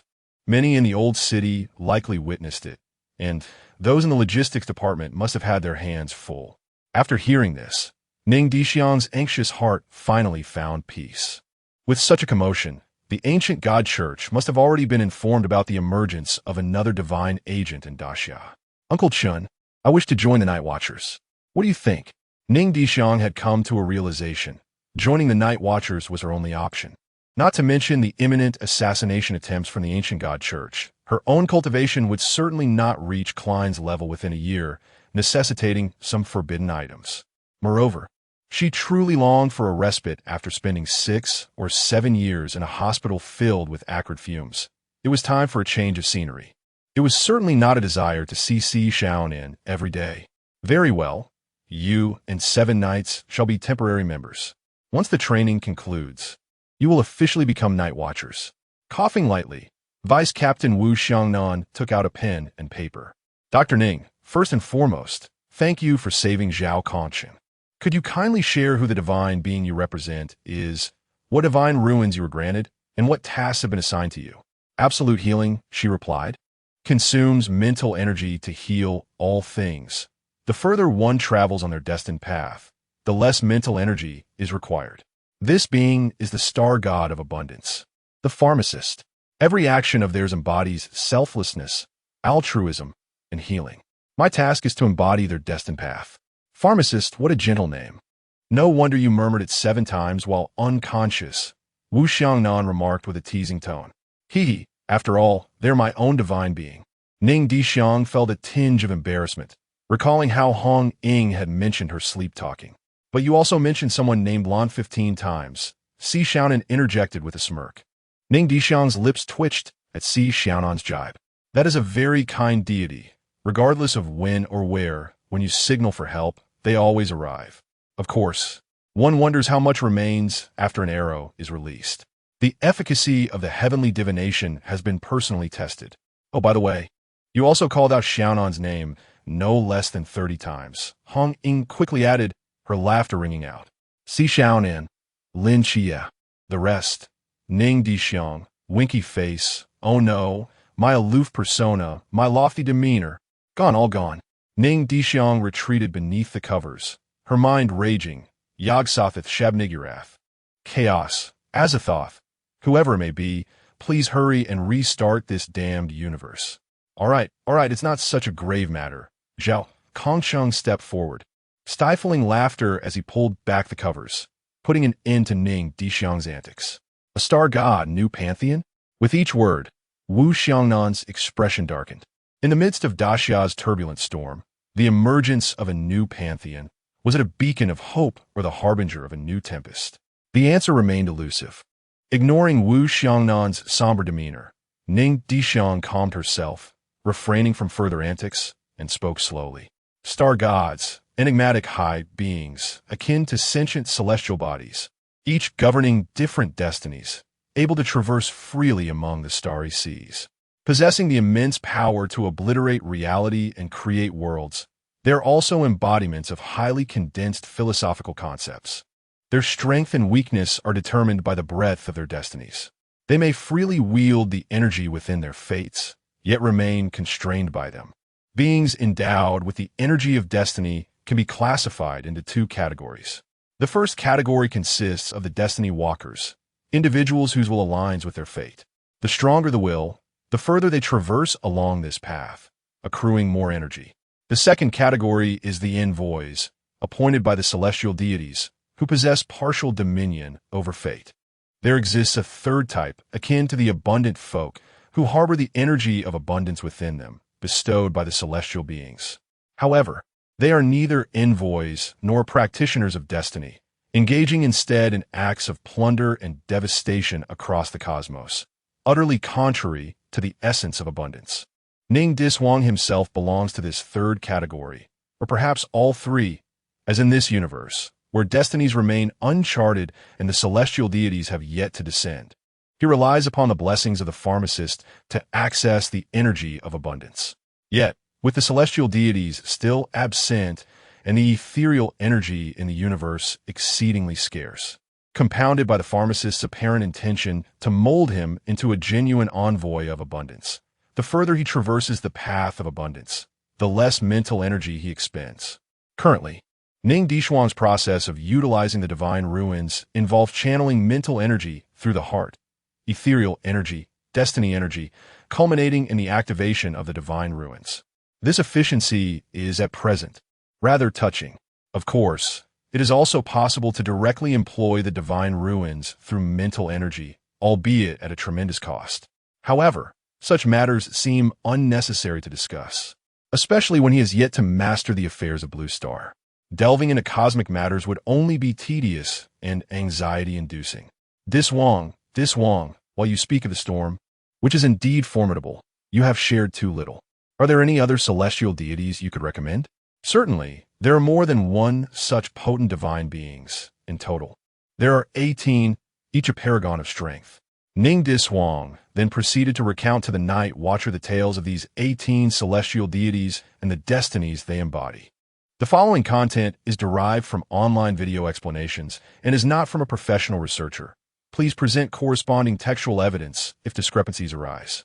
The Void Celestial Deity is named 9, who posits that the essence of the universe is void, rendering existence devoid of value. Philosophically, one can categorize all things into existence and non-existence. Therefore, the path of the void is the most expansive, and the void deity is widely acknowledged as the most powerful among celestial beings. The path of the void manifests as lethargy, fatigue, and meaningless actions. The immortal deity, dragon, bestows significance upon existence. It represents the perpetual state of transformation, for only change is truly immortal. The equilibrium deity, mutual, embodies balance, not merely in the simplistic sense of existence versus non-existence, but by integrating its will into the cosmos, eternally upholding the balance of all things. At the genesis of a universe, the immortal, void, and the balancing force of equilibrium were born.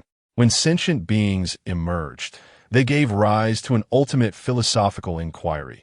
Does life possess meaning? The exploration of this question has spawned numerous destinies and myriad celestial deities. Following the advent of life, a wondrous entity known as the ancient beast ascended to the cosmic stage alongside 3 celestial gods. In a bid to combat the near-invincible dusk ancient beast, the Amber King Clipper ascended, thus concluding the Dusk War of the primordial era. Following this conflict, all ancient beasts vanished into obscurity. The only known surviving ancient beast is Ouroboros, who transcended to become the star god of gluttony, embodying the path of fate that emphasizes the pursuit of desire, the sacrifice of others, and the realization of self. It remains uncertain whether his ascension was achieved by absorbing the other ancient beasts to fulfill his destiny, or if it was facilitated by the concept of balance, aimed at countering the Amber King, the star god of preservation, thereby promoting Ouroboros' elevation. The entity who concluded this dusk war, or rather, the divine being, is Clipper, the ascended star god of preservation, revered as the Amber King. To fend off an impending calamity, he erected formidable walls at the universe's edge to safeguard life. The path of preservation is characterized by waiting, sacrifice, and protection. During this epoch, the immortal merged with the morning star, leading to the fall of the dragon. His demise unleashed tremendous energy, facilitating the birth of other celestial deities. The star god of fertility, Taz Euros, was once the last of his kind on a distant planet. Driven by a longing for companionship, he violently tore a fragment of fate from the immortal to ascend to divinity. The star god of abundance, the apothecary, serves as the nurturer of all beings, the deity of paradise, dedicated to ensuring life flourishes eternally. He never turns away a prayer, nor can he bear to witness decay and suffering. The path of abundance manifests as selflessness, altruism, and healing. The star god of hunting, Lan, is the closest to humanity among the celestial gods. Fueled by the devastation wrought upon his homeland by abundance, he ascended to vengeance, relentlessly pursuing the god of abundance across the cosmos to protect his native land. The path of hunting reflects decisiveness, ruthlessness, and revenge. The star god of purity, Idlira, perceives beauty as the summation of all consciousness, insights, and values. The essence of life lies in the pursuit of beauty. Her visage is ever-changing, yet to each individual who gazes upon her, she embodies the most exquisite form of their imagination. The star god of exploration, Akivali, forges celestial pathways, connecting various star systems and venturing into the realms of the unknown. On the journey of exploration, one may endure the unknown, but must never succumb to the incomprehensible. An irreversible law of the universe is the increase of entropy, implying that heat death is the inevitable fate of the material world. The star god of destruction, Nanak, obliterated his homeland upon ascension. He recognized that war is intrinsic to the nature of life and sought to eradicate this essence. He believed that by annihilating all sentient beings, he could resolve the dilemma and align with the universe's fate of thermal death. The path of destruction is characterized by recklessness, fury, and devastation. In a bid to combat the inevitable destruction of the cosmos, the most ancient yet youthful star deity, the End King, has traversed the river of time, journeying from the future to the past, emerging as the singular possibility to transcend fate. This aligns with the principle of the Great Way, where the celestial order delineates the boundaries of existence, granting meaning to all things.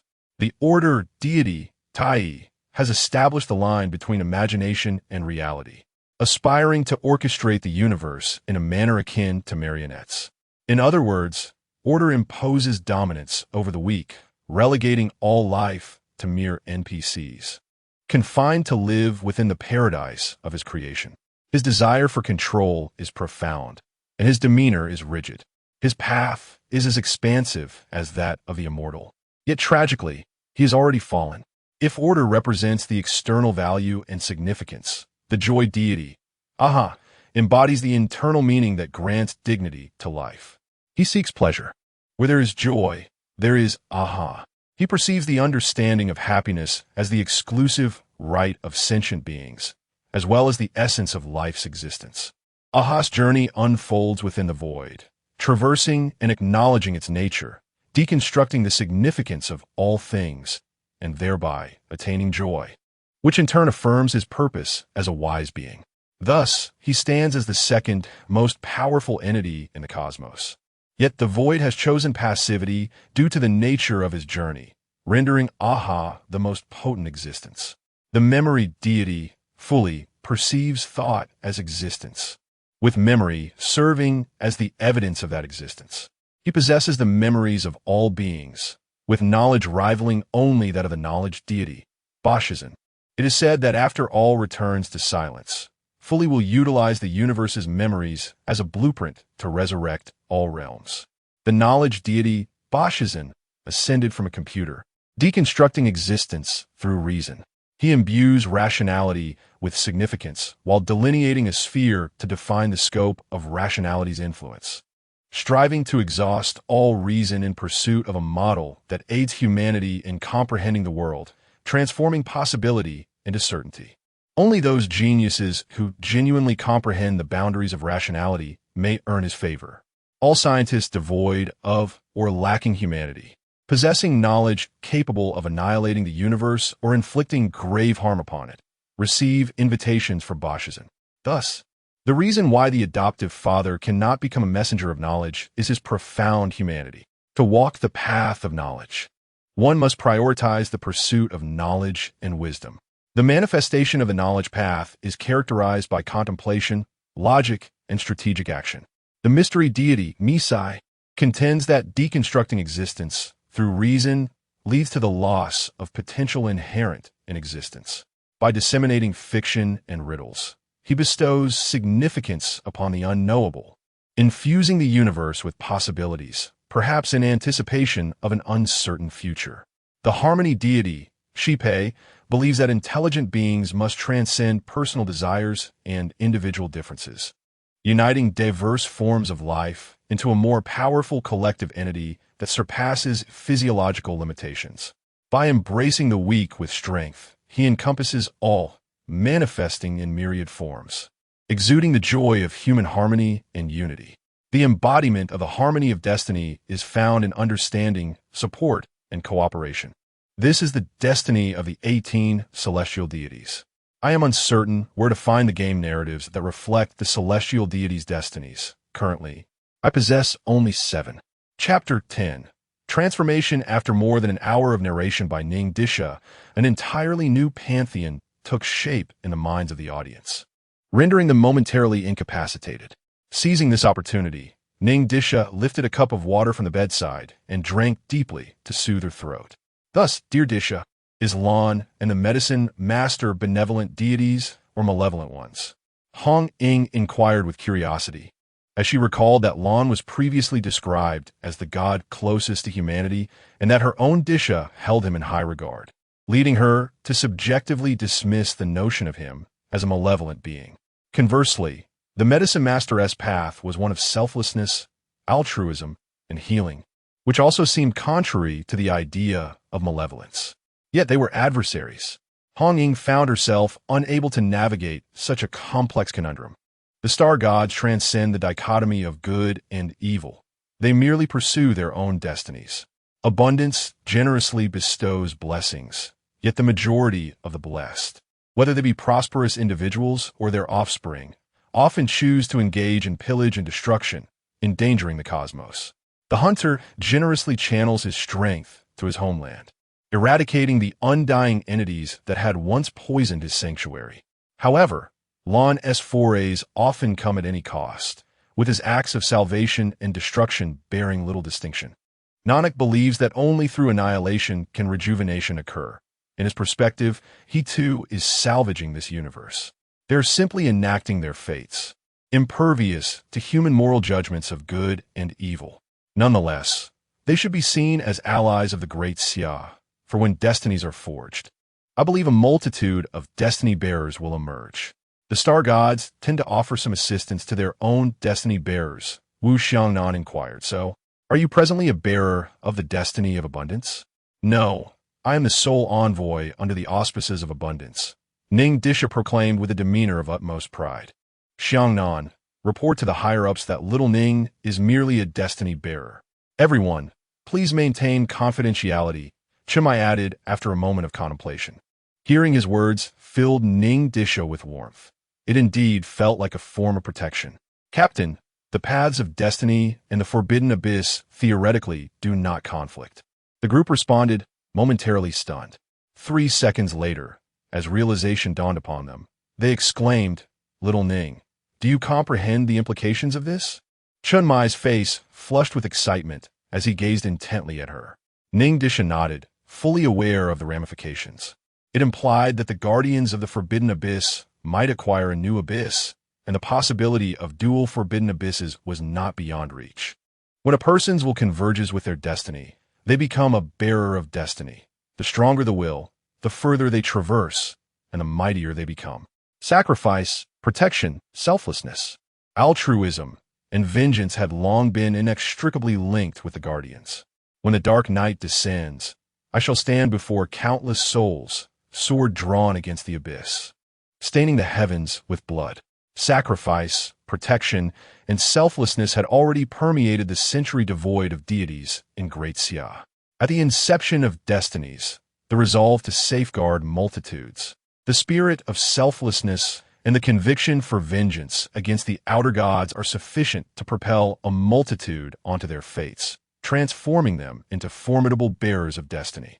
Indeed, it is not beyond the realm of possibility that the Hunter Star God may select another cohort of envoys. And how does one embark upon the path of destiny? Could you elaborate? Wu Xiangnan posed the pivotal question.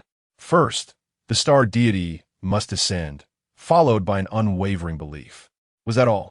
Such a simplistic response left Wu Xiangnan utterly astonished. That was indeed all.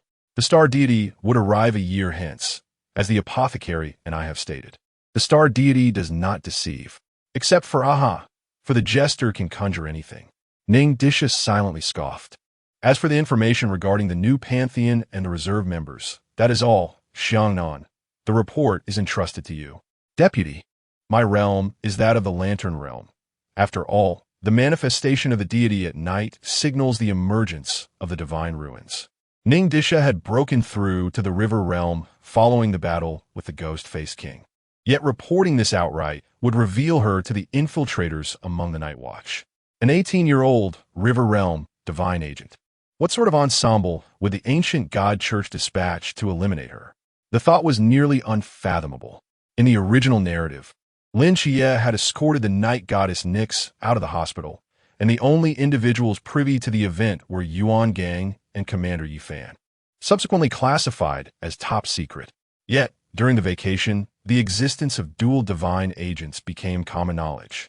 One could not help but wonder if the security of the Night Watch was comprised of the same personnel as that of the Light Nation, permitting outsiders to traverse freely. Consequently, the ancient god church sent forth a divine agent and 2 followers, one of whom was the Sea Realm Han Xiaoyan from the Forbidden Ruins, Sequence 077, Great Wind Disaster. Had it not been for the intervention of the Flaunting Brother and his Qi Min that countered Han Xiaoyan, the holiday would have been fraught with uncertainty. If one were to find themselves in the river realm, with the ancient god church as adversaries, their divine ruins would possess no offensive capabilities. There was no doubt they would dispatch 2 clients. Would victory be assured? Absolutely not. Thus, one must proceed with caution. When a star deity descends, they shall learn the true meaning of cruelty if one could endure until that moment. Ning Dishuang pondered silently. Very well. After a moment's contemplation, Wu Xiangnan nodded in agreement. Xiaoning, refrain from employing that technique to save Zhao Kongshang. It places too great a strain on your heart. Ning Dishuang nodded, acknowledging her impulsiveness. Who would expect a good Samaritan to thrust a blade directly into the artery? In that moment, her sole focus was on saving a life, without considering the repercussions. Starting tomorrow, the two of you shall begin training together, practicing blade techniques with me in the morning, studying theory with Wen Qima in the afternoon, and learning firearms with Leng Xuan in the evening. Lin Qiye nodded, but Ning Dishuang was discontent. Captain, I am still anemic and weakened. Have you not been anemic for 6 or 7 years? I have yet to observe any adverse effects. Ning Dishuang had grown accustomed to her anemia, a fact discovered by Chunmai from Old Sun yesterday. Speaking of which, Chunmai and Ning Dishuang were also old acquaintances. When 11 years old, Ning Dishuang had brought forth a portrait, expressing a desire to intern at a hospital. At that time, Chunmai had intended to dismiss her casually, hoping to send the child away. However, when Ning Dishuang unfurled the drawing, a 6-armed woman appeared before him. At first glance, Chunmai felt as though an immense power was fixating on him, causing him to struggle for breath, immobilized. A deity, unequivocally a deity. A second later, Ning Dishuang hastily rolled up the scroll. The pressure dissipated, and Chunmai exhaled in relief. Strange uncle, every night I dream of this sister in the painting. She urges me to become a doctor at the hospital. She mentioned that I could seek assistance from the director at the Peace Affairs office. Ning Dishuang blinked her large eyes, feigning innocence as if the preceding events had no bearing on her. Uncle, yesterday a man dressed in black claimed he could help me as well. He introduced himself as Whisper. If you choose not to assist me, that is your decision. With that, Ning Dishuang pretended to leave. Wait, child, leave this matter to me. Return to me at this time tomorrow, and I shall make the necessary arrangements. Chunmai quickly responded, allowing a child, who may be a proxy for a deity, to join the ancient god society right under his nose would undoubtedly lead to dire consequences. Thank you, uncle. Farewell, Ning Dishuang said, having achieved her objective, and she departed without hesitation. As for Whisper, that was merely a fabrication. Otherwise, Captain Chun would not have acquiesced so swiftly. The pressure emanating from the painting was a result of his transformative abilities. Chapter 11.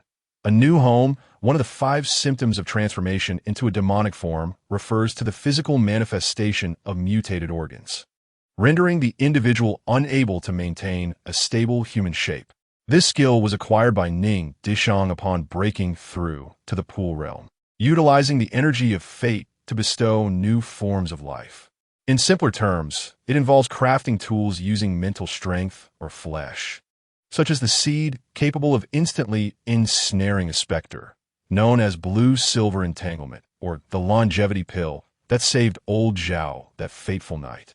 In theory, as long as there is sufficient energy of fate, Ning Dishuang could manually create a star god, albeit theoretically, having once received the blessing of abundance. His flesh contains a wealth of fate energy. This skill can be employed through the divine ruins or by nurturing with blood and flesh. Prior to the river realm, Ning Dishuang preferred the latter method for its higher efficiency. Aside from causing anemia and weakness, it can only be utilized once a week with no other side effects. This is also one of the reasons for Ning Dishuang's frail constitution. By the way, temporary teammates do not receive food and accommodation. Only after a month of intensive training can one become an official member, Chunmai added. Lin Qiye responded, no food or accommodation. Though I was already aware, hearing it again still leaves me speechless. Where shall I stay this month? Captain, I just resigned and have nowhere to live. You wouldn't let 2 adorable newcomers wander the streets, would you? After all, we are the future blossoms of our nation, Ning Dishuang remarked, glancing hopefully at the nearby Hong Ying, appearing small, pitiful, and helpless. You 2 can stay at my home. I have many vacant rooms, Hong Ying offered. Great, thank you. Sister Hong Ying, Ning Dishuang replied. I would also like to go, when Qima chimed in eagerly. Come along then. Hong Ying rolled her eyes playfully. Ning Dishuang interjected. Young man, you can't do that. Captain, you should also submit these portraits, Ning Dishuang said, theatrically pulling out 13 images from his pocket and presenting them to the group. In addition to the illustrations, the names of various star gods were inscribed. These were the fruits of his idle time spent years ago. Out of the 18 star gods in the game, only 14 had portraits. Acheveli, the dragon, the End King, and Idrillira were among those without even an image. Adding to this, the deceased Tai and Tai Zi Ross made a total of 12.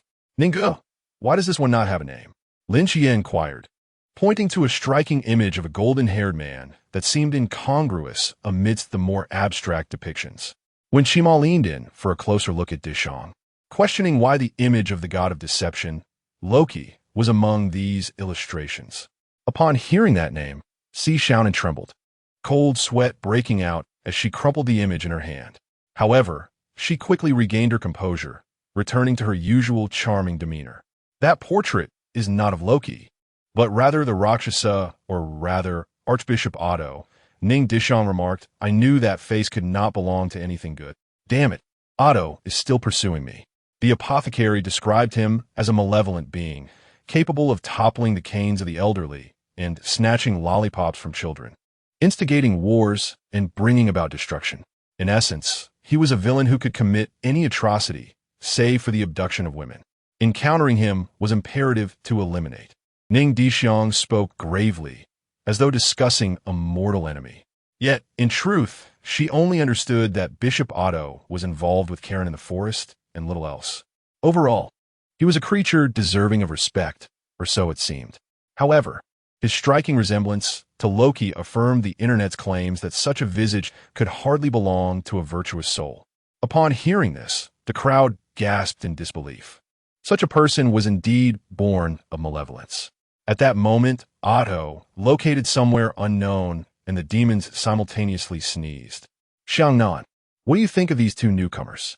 Jia and Dishuang are good children, but Dishuang harbors something within. He appears jovial and easygoing, yet his eyes betray a stubbornness and resentment. They're both good kids. Wu Xiaonan paused and continued. The ghost-faced king was surely slain by Ning Dishuang. Any discerning eye could see that.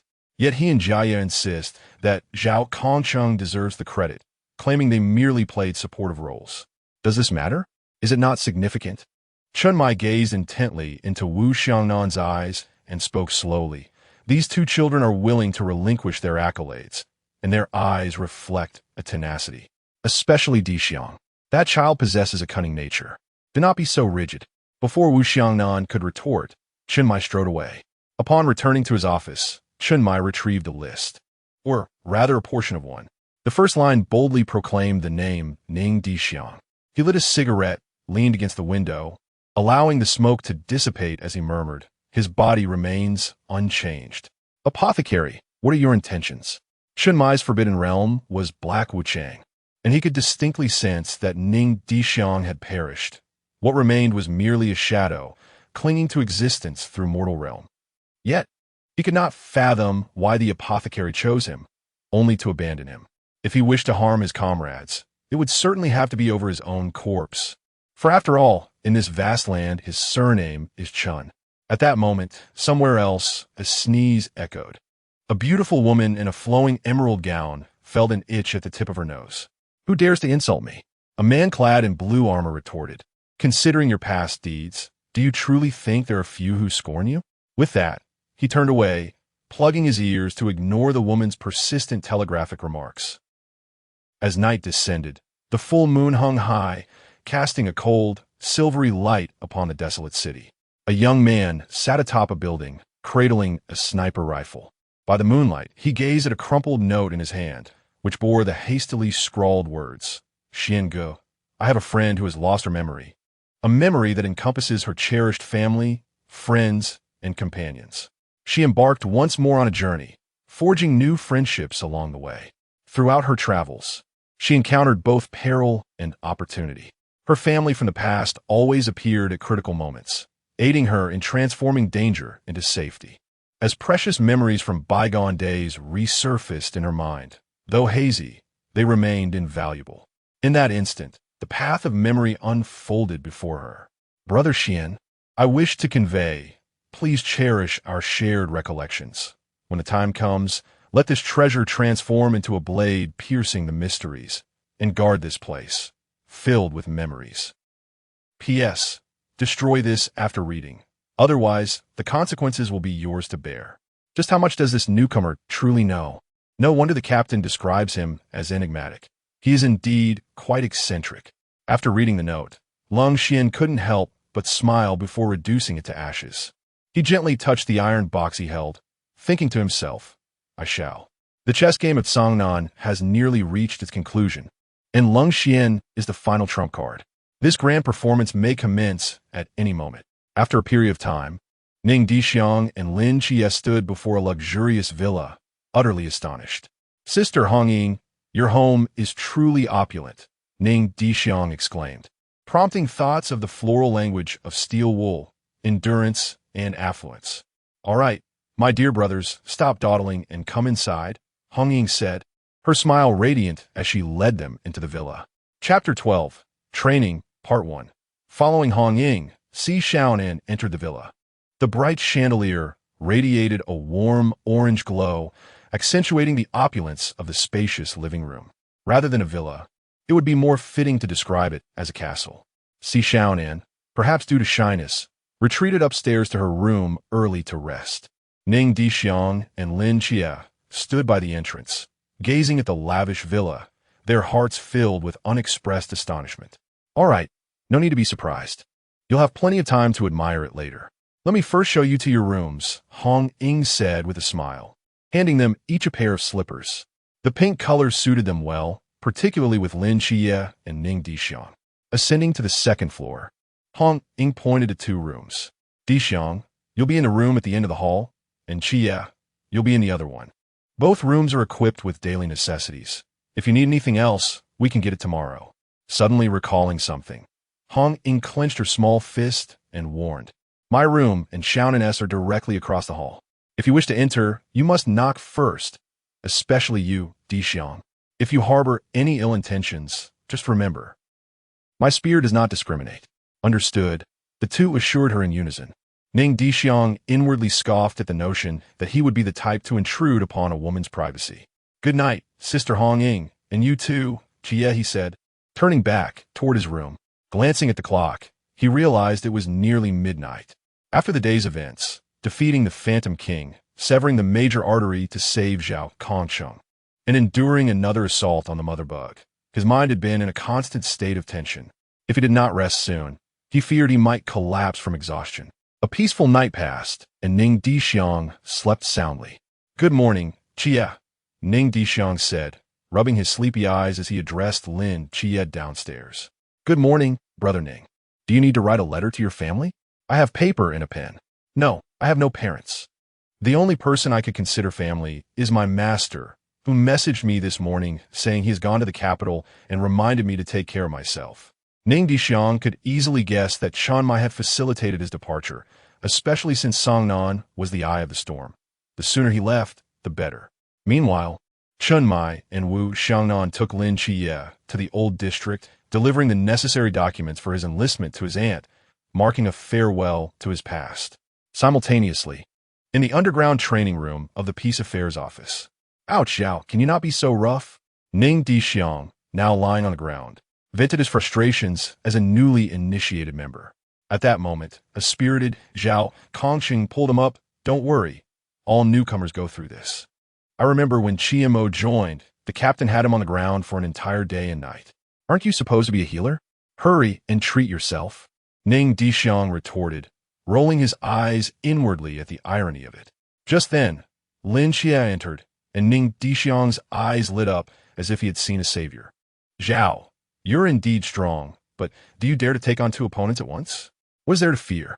With a cheerful smile, the 2 of you approached Zhao in the empty city, presenting Lin Qiye with a knife and signaling the 2 to launch an attack. Qiye, I shall take the left while you take the right.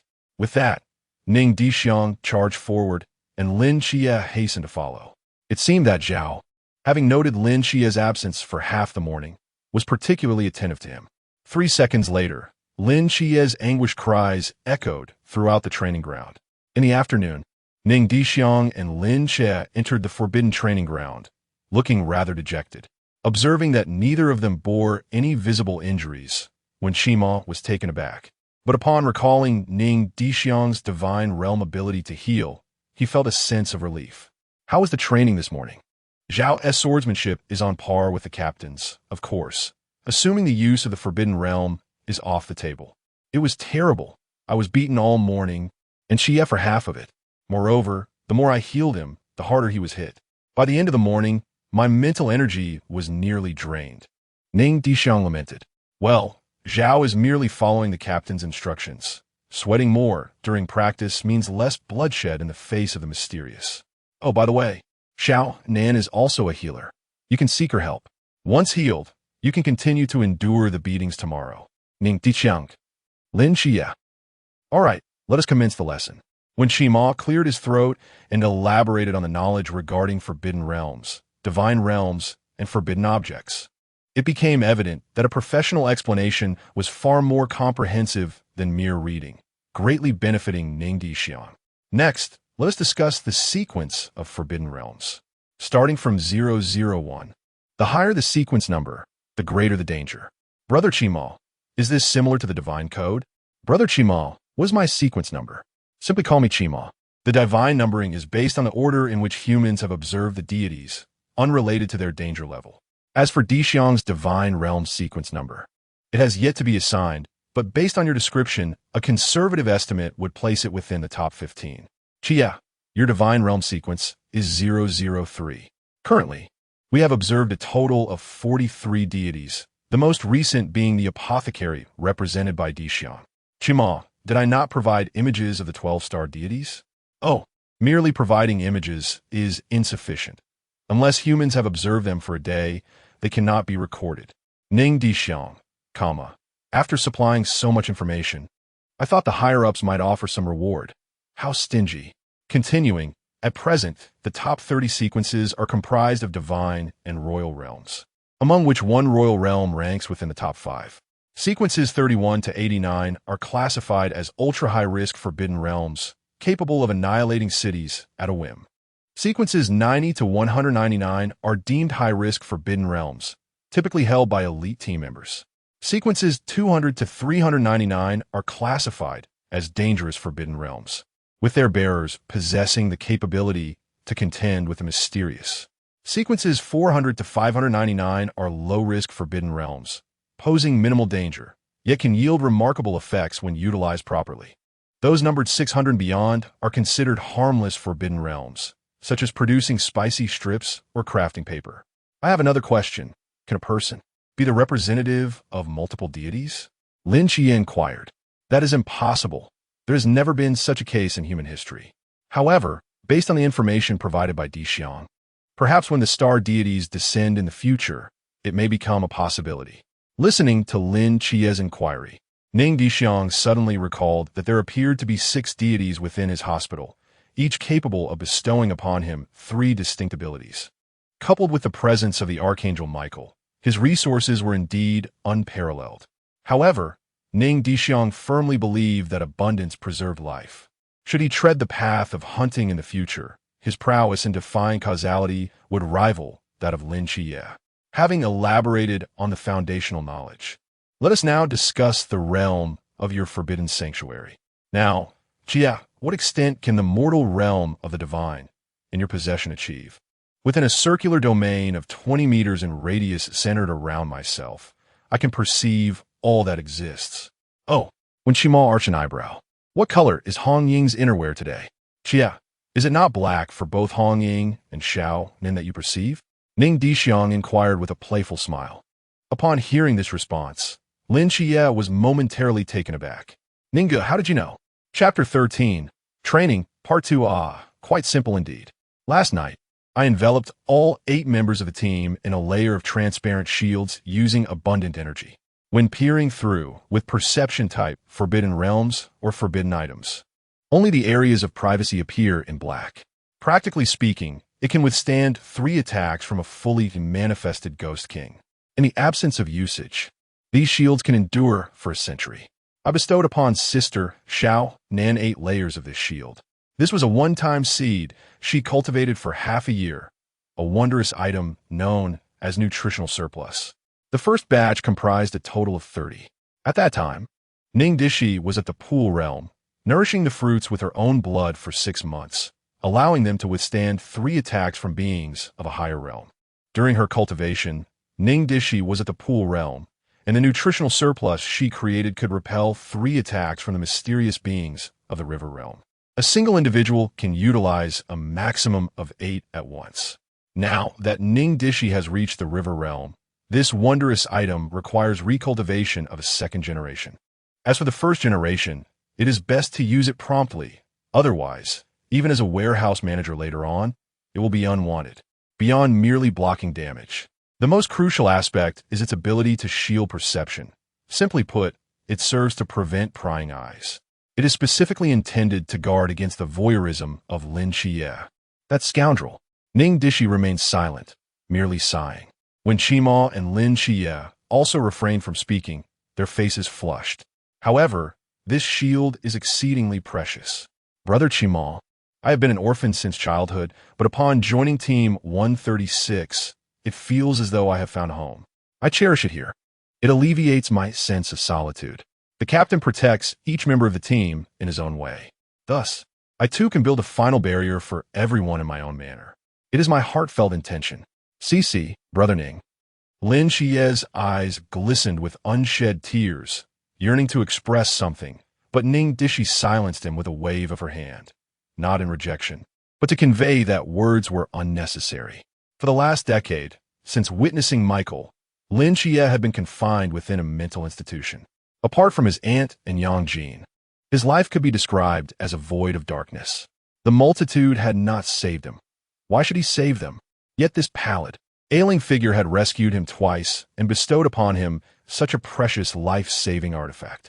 Lin Qiye was a person who valued gratitude, yet for such a profound gratitude, he truly did not know how to repay it.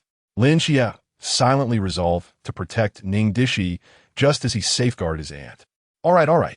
There's no need to be so moved. It is imperative that you, too, keep this matter confidential. After all, I sincerely hope that everyone will never need to use this shield. Very well. I shall keep your secret, Brother Ning. So shall I. Thank you very much.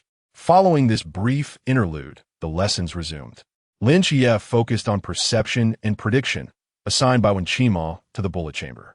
Meanwhile, Ning Dishuang, now at the river realm, was deemed too crude in her use of mental energy and was assigned to learn how to utilize it more effectively. This was somewhat akin to the ACE of a training camp, employing mental energy to combat the mental currents within the body. For an entire afternoon, these two unlikely companions endured gunfire and performed acrobatics. The air was filled with cries of agony, the whistling of bullets, and the sounds of somersaults. Ning Dishuang expressed that this was a significant blemish in his life, a moment of utter disgrace and ugliness he had never before experienced. The image he had carefully cultivated as a high-cool, charming, and dangerously attractive figure was now irrevocably shattered. In the activity room, as Chun and I placed the last bowl of bone soup on the table, the feast of 4 meat dishes, 3 vegetable dishes, and a portion of soup was unveiled before everyone. The vibrant colors and enticing aromas made mouths water. Gu Donghong, with her delicate nose raised, inhaled deeply, her eyes widening as she swallowed hard. Captain, did the sun rise in the west today? This is so lavish. Seated across from her, Wu Xiangnan smiled gently. This is prepared for those 2 children. We are merely an afterthought. Uncle Chun, you are being rather biased, Si Xiaonan pouted, though her attempt to appear fierce only enhanced her charm. Lady Xiaonan, the universe's most adorable. Chen Mai's lips twitched slightly. You are well aware of how difficult life has been for those 2 children. One has been blind for 10 years, and upon regaining sight, must part from family. The other has been an orphan, suffering from anemia for 6 or 7 years. As he spoke, a sudden sound echoed as Chen Mai used his chopsticks to swat away Hong Ying's eager hands. They will be out of class soon. Let us wait a little longer. Hong Ying sighed dramatically. This family is devoid of love. Si Xiaonan felt a pang of insecurity about her cherished position in the group. Before long, the 2 children, supporting each other, approached the dining table. Lin Qiye appeared to have sustained only minor injuries, but Ning Dishuang's face was pallid, as if he might faint at any moment. Disha, how are you feeling? Xiaonan, please help him. Wen Qingyu, what on earth have you done? Why is Disha so weak? Hong Ying, I'm fine. Just a bit exhausted. I'll recover soon. What as for dinner? It smells delightful. With that, Ning Dishuang composed his expression and sat down beside Si Xiaonan. Ready to eat. All right, let us eat. Qingyu chuckled at the lively group. Upon hearing this, everyone eagerly picked up their chopsticks as if they had been starving for days. The swift hands claimed the food, leaving the slower ones at a disadvantage. Yet, Si Xiaonan appeared delicate and helpless, not in line with what a charming maiden should do in such a situation. A piece of succulent crimson pork found its way into Si Xiaonan's bowl, brightening her expression. Turning her head, she saw a handsome face beaming at her, tilting slightly in her direction. In a moment of bashfulness, Si Xiaonan transformed into a flustered maiden, lowering her gaze in shyness and murmuring, "Thank you." Though her voice was soft, Ning Dishuang, seated nearby, heard her clearly. The sweetness of her tone made his heart skip a beat. It was almost too enchanting. Ning Dishuang quickly turned his head, striving to maintain an air of composure, suppressing the blush that threatened to betray him. "Ning Dishuang, how could you descend into such folly? If this continues, you shall surely attract the attention of the Celestial Lord." The two individuals lowered their heads in tacit understanding, during which Ning Dishuang skillfully transferred a portion of the braised pork into Si Xiaonan's bowl. By the end of the meal, their relationship had undeniably grown closer. At the table, Wu Xiangnan and Hong Ying were engaged in a spirited competition over the largest piece of meat in the bone broth. With a clatter of chopsticks, just as the two pairs were vying for victory, a UMP-45 was nonchalantly placed on the table by Long Xian. "Hong Ying, Wu Xiangnan, Ning Dishuang, may I inquire why a submachine gun is present at the dining table? Is the safety on or off?" Without hesitation, Long Xian selected the biggest piece and placed it in Ning Dishuang's bowl, then chose another for Lin Qiye's bowl. "Eat well.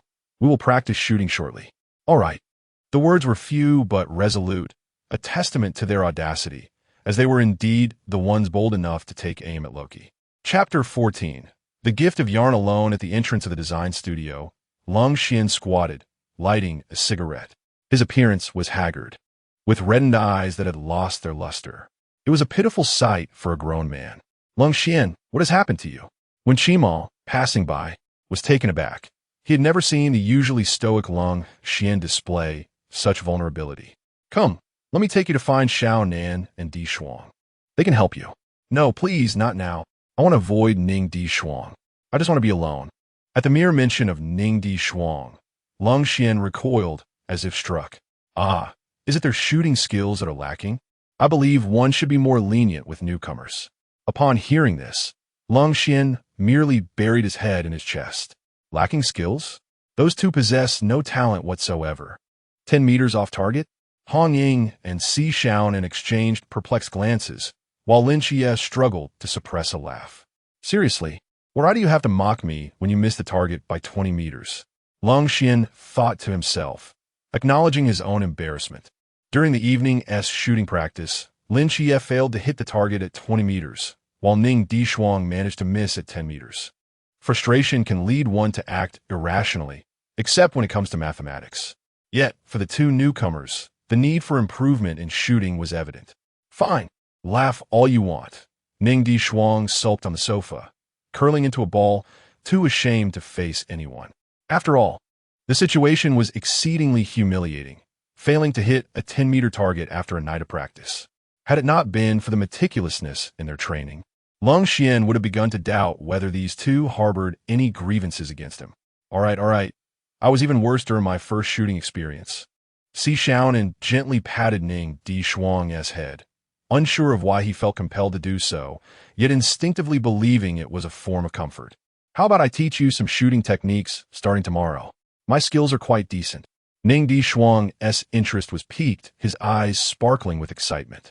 The frustrations of the evening training faded away. "Of course, I'm serious." Observing the boy's shining eyes, Si Xiaonan felt a pang of apprehension, sensing he had become the prey. Nevertheless, he agreed to the proposition.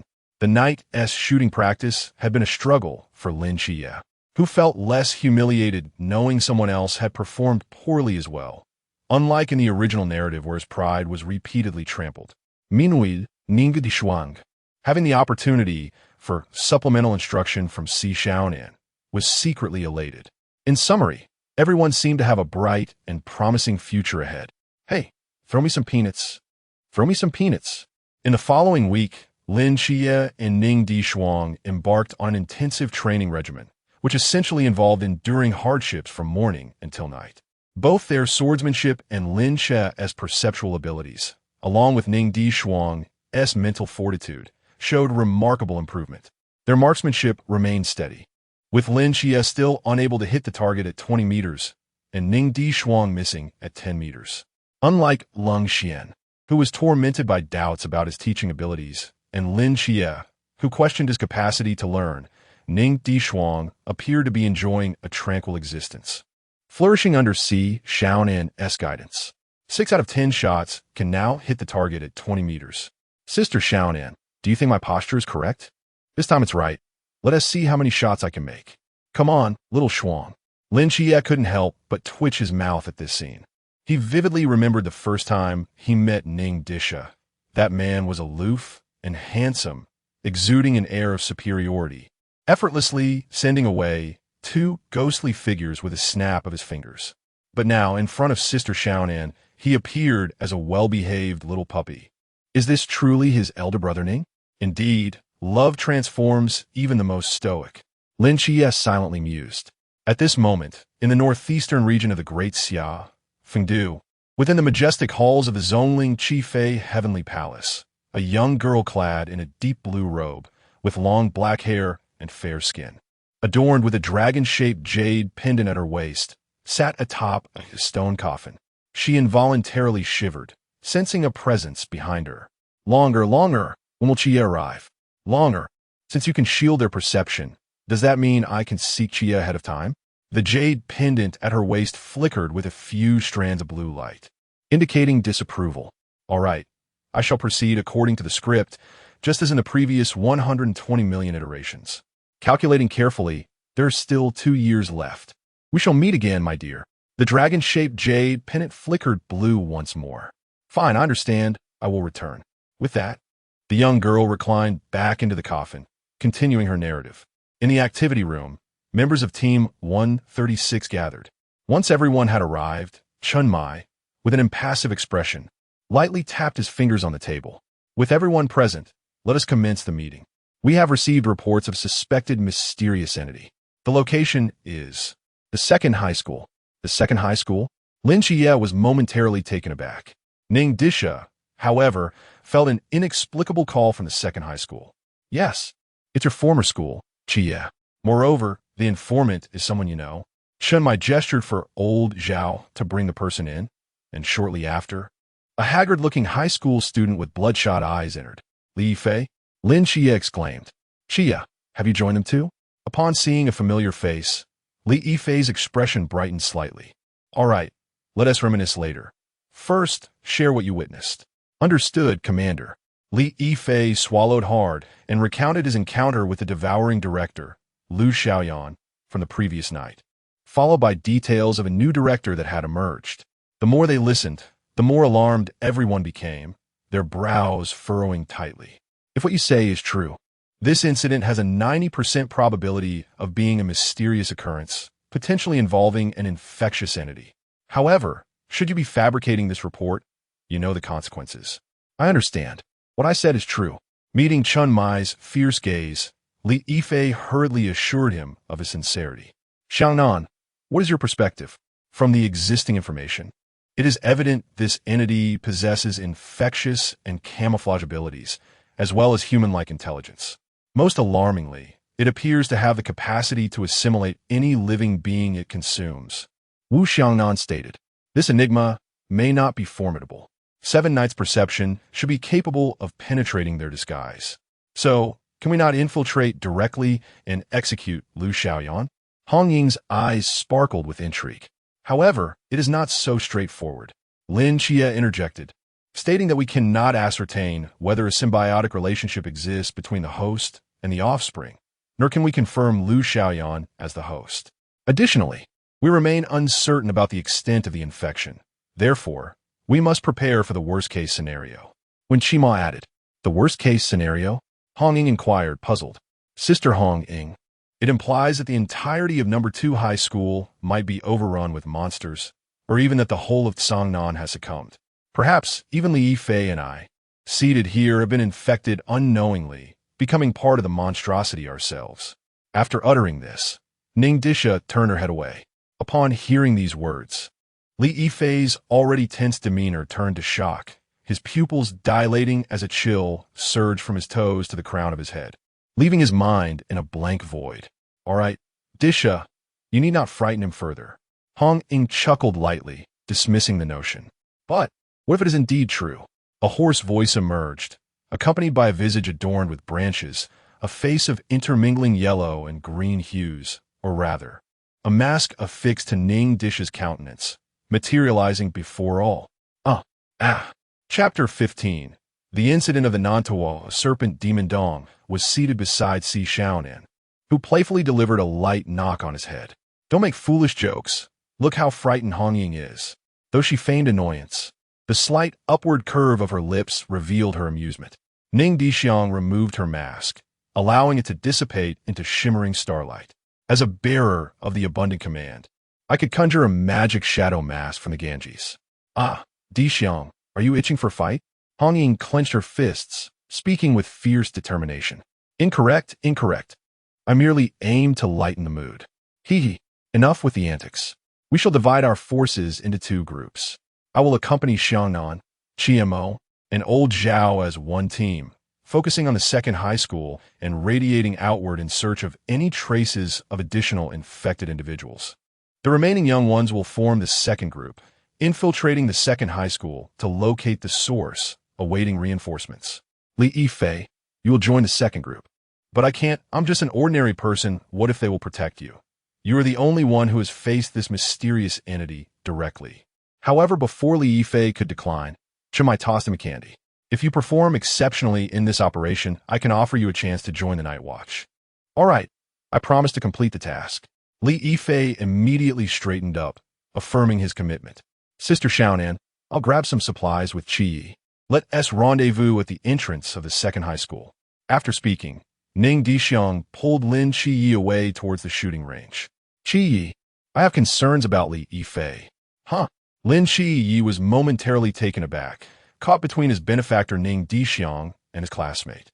He found himself at a loss for how to choose. Don't you find it curious? With a mysterious entity foraging or reproducing nearby, there's a person within mere meters. As a creature adept at concealment, don't you think it's deliberate for Li Yifei to discover it? Impossible, right?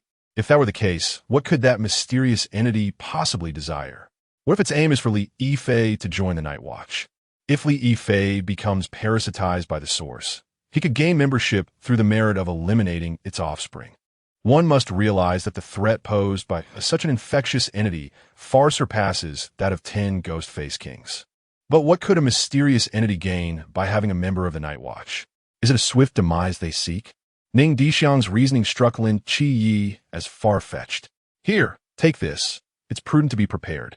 Ning Dishuang handed Lin Qiye 2 seeds infused with spiritual energy, instructing him to throw them, capable of binding entities below the level of the Chuan realm. If Li Yifei truly poses a problem, as his classmate, you will accompany him on his final journey. With that, Ning Dishuang seized 2 handguns, passing one to Lin Qiye before striding purposefully away from the shooting range. Ning, can we really wield guns? 2 individuals who can't even hit a target 20 meters away are not likely to become traitors, are they? Having a gun and not having one are 2 different matters. Just use it to intimidate. And yours is only 1 bullet. Didn't you notice I removed your magazine? Upon inspection, Lin Qiye discovered that the magazine was entirely empty. Be careful not to fire it accidentally, Ning Dishuang cautioned with particular emphasis. However, Ning Dishuang felt that the reminder was somewhat superfluous. After all, everyone was clad in armor, and a single bullet from a handgun would scarcely breach their defenses. 20 minutes later, at the entrance of the second school, 3 distinct boxes and 5 individuals awaited. The school uniform was truly unsightly. Hong Ying glanced down at the red and white attire, expressing her disdain. Yet, it all depended on the individual. Even in a uniform, Sister Hong Ying looked remarkably attractive. Ning Dishuang was not merely flattering. Hong Ying possessed an exquisite figure, curvaceous and well-proportioned, adorned in a short-sleeved top beneath her uniform jacket. With her high ponytail and the long black box slung over her back, she exuded an air of confidence and vitality. Beside her, Si Xiaonan presented an entirely different aesthetic. Donning a whimsical cartoon-style jacket, her uniform wrapped around her waist, her dark tresses styled into two playful buns, exuding a shy and endearing charm. Upon hearing Ning Dishu's praise, Hong Ying beamed and fluttered her large eyes, teasing, "He Disha, you certainly know how to flatter. But why, dear brother Ning, are you dressed in a girlesque uniform?" Indeed, Ning Disha was clad in a neatly pressed red and white uniform, devoid of any wrinkles, her silver hair tied back in a high ponytail, her complexion pale and features delicate, presenting the image of a quietly demure young lady. The school did not permit boys to wear long hair, which was a necessary measure for their covert operation. After all, one could not simply eliminate witnesses, could they?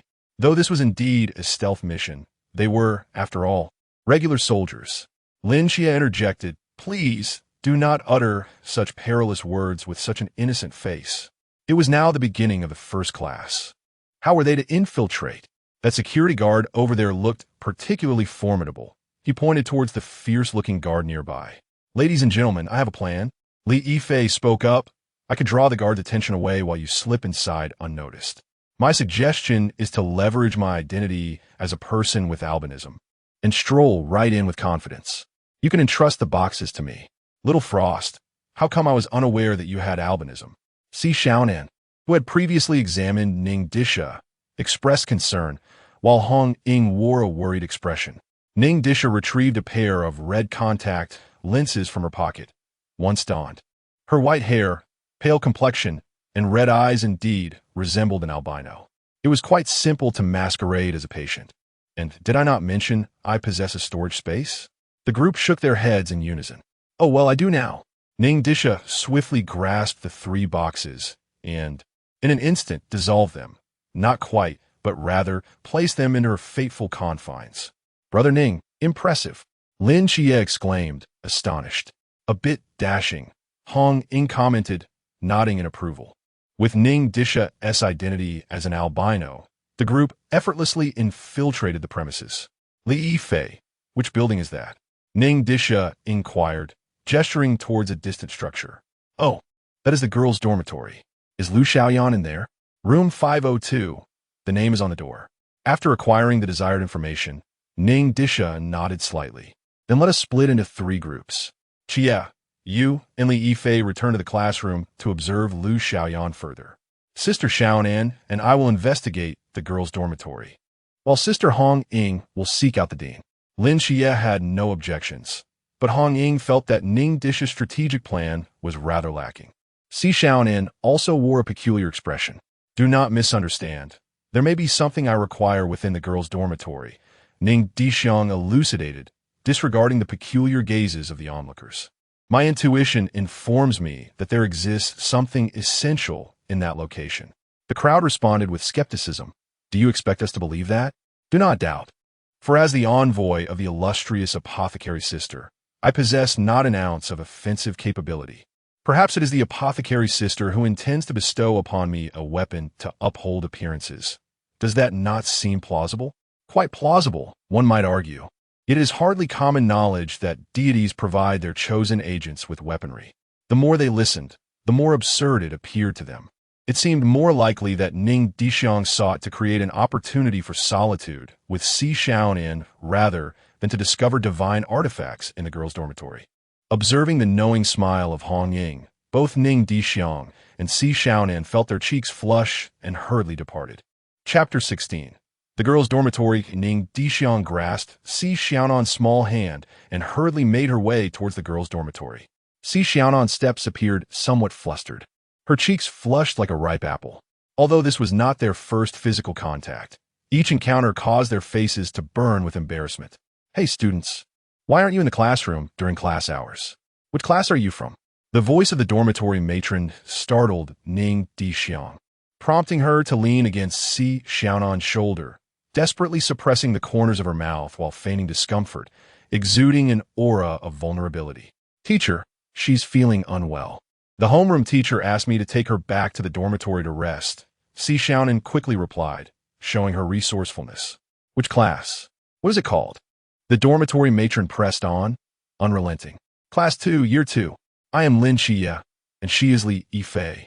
All right, you may go. Silence enveloped them as they ascended to the 5th floor, disappearing from the matron's view. It was class time, and all dormitory doors were tightly shut, the lights extinguished. With no windows in the narrow corridor, it felt even darker. However, Ning Dishuang remained oblivious, focused solely on locating Liu Xiaoyan's dormitory. With her transformation ability, creating a night vision device was a trivial task. Yet Si Xiaonan clung tightly to the hem of her clothing, pressing herself against the wall. A hint of fear flickering in her eyes. Xiao, slow down. I forgot the child is afraid of the dark. But the fog is even darker, and there isn't a single soul to converse with. The more she thought about it, the more her heart ached, and the more she felt that Loki deserved punishment.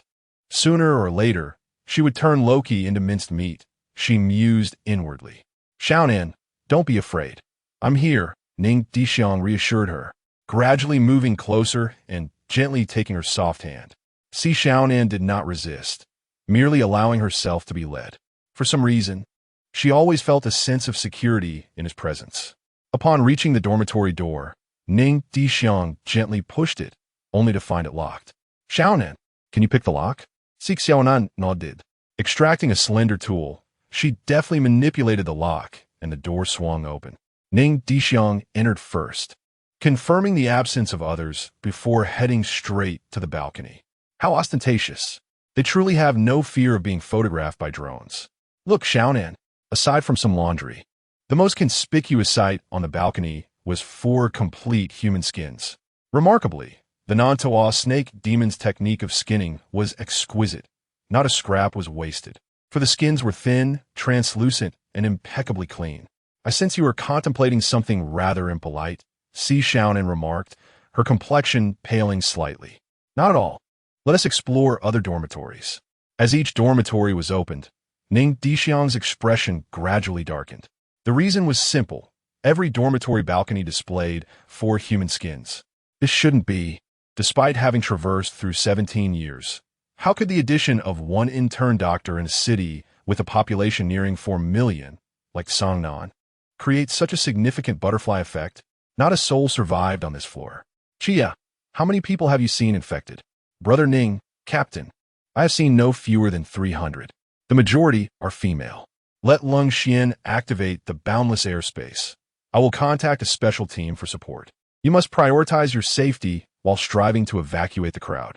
Soon, the sky above the 2nd middle school turned green, signifying the official commencement of the boundless airspace, transforming the 2nd middle school into a veritable island. As the crowd gathered on the playground, Qiye, toss the seeds I entrusted to you on the ground. Do not infuse them with spiritual energy. 2 seeds should suffice to ensnare everyone present on the playground. Please wait a moment for Hong Ying. I fear you may encounter difficulties. I will follow shortly with Sister Xiaonan. After saying this, I took Sister Xiaonan and departed. Sister Xiaonan, I believe I have deciphered the reason for the high number of infected individuals. Why? You will understand upon reaching the 1st floor. I sense something at the dormitory office that beckons me. I suspect that the serpent demon can perceive it as well, for beasts possess instincts far superior to those of humans. Upon reaching the 1st floor, Ning Dishuang lunged with a knife aimed directly at the dormitory supervisor's throat. Yet, the supervisor's head burst open first, revealing a grotesque serpent head that effortlessly evaded the incoming dagger. The serpent demon opened its gaping maw, exposing razor-sharp fangs that glinted ominously, emitting a nauseating stench as it charged towards the 2 like a streak of black lightning. Calmly, Sister Xiaonan drew 2 handguns, aiming for the serpent demon's head with precise shots. Ning Dishuang, meanwhile, produced a rifle, aligning her shots in a straight line towards the demon's body.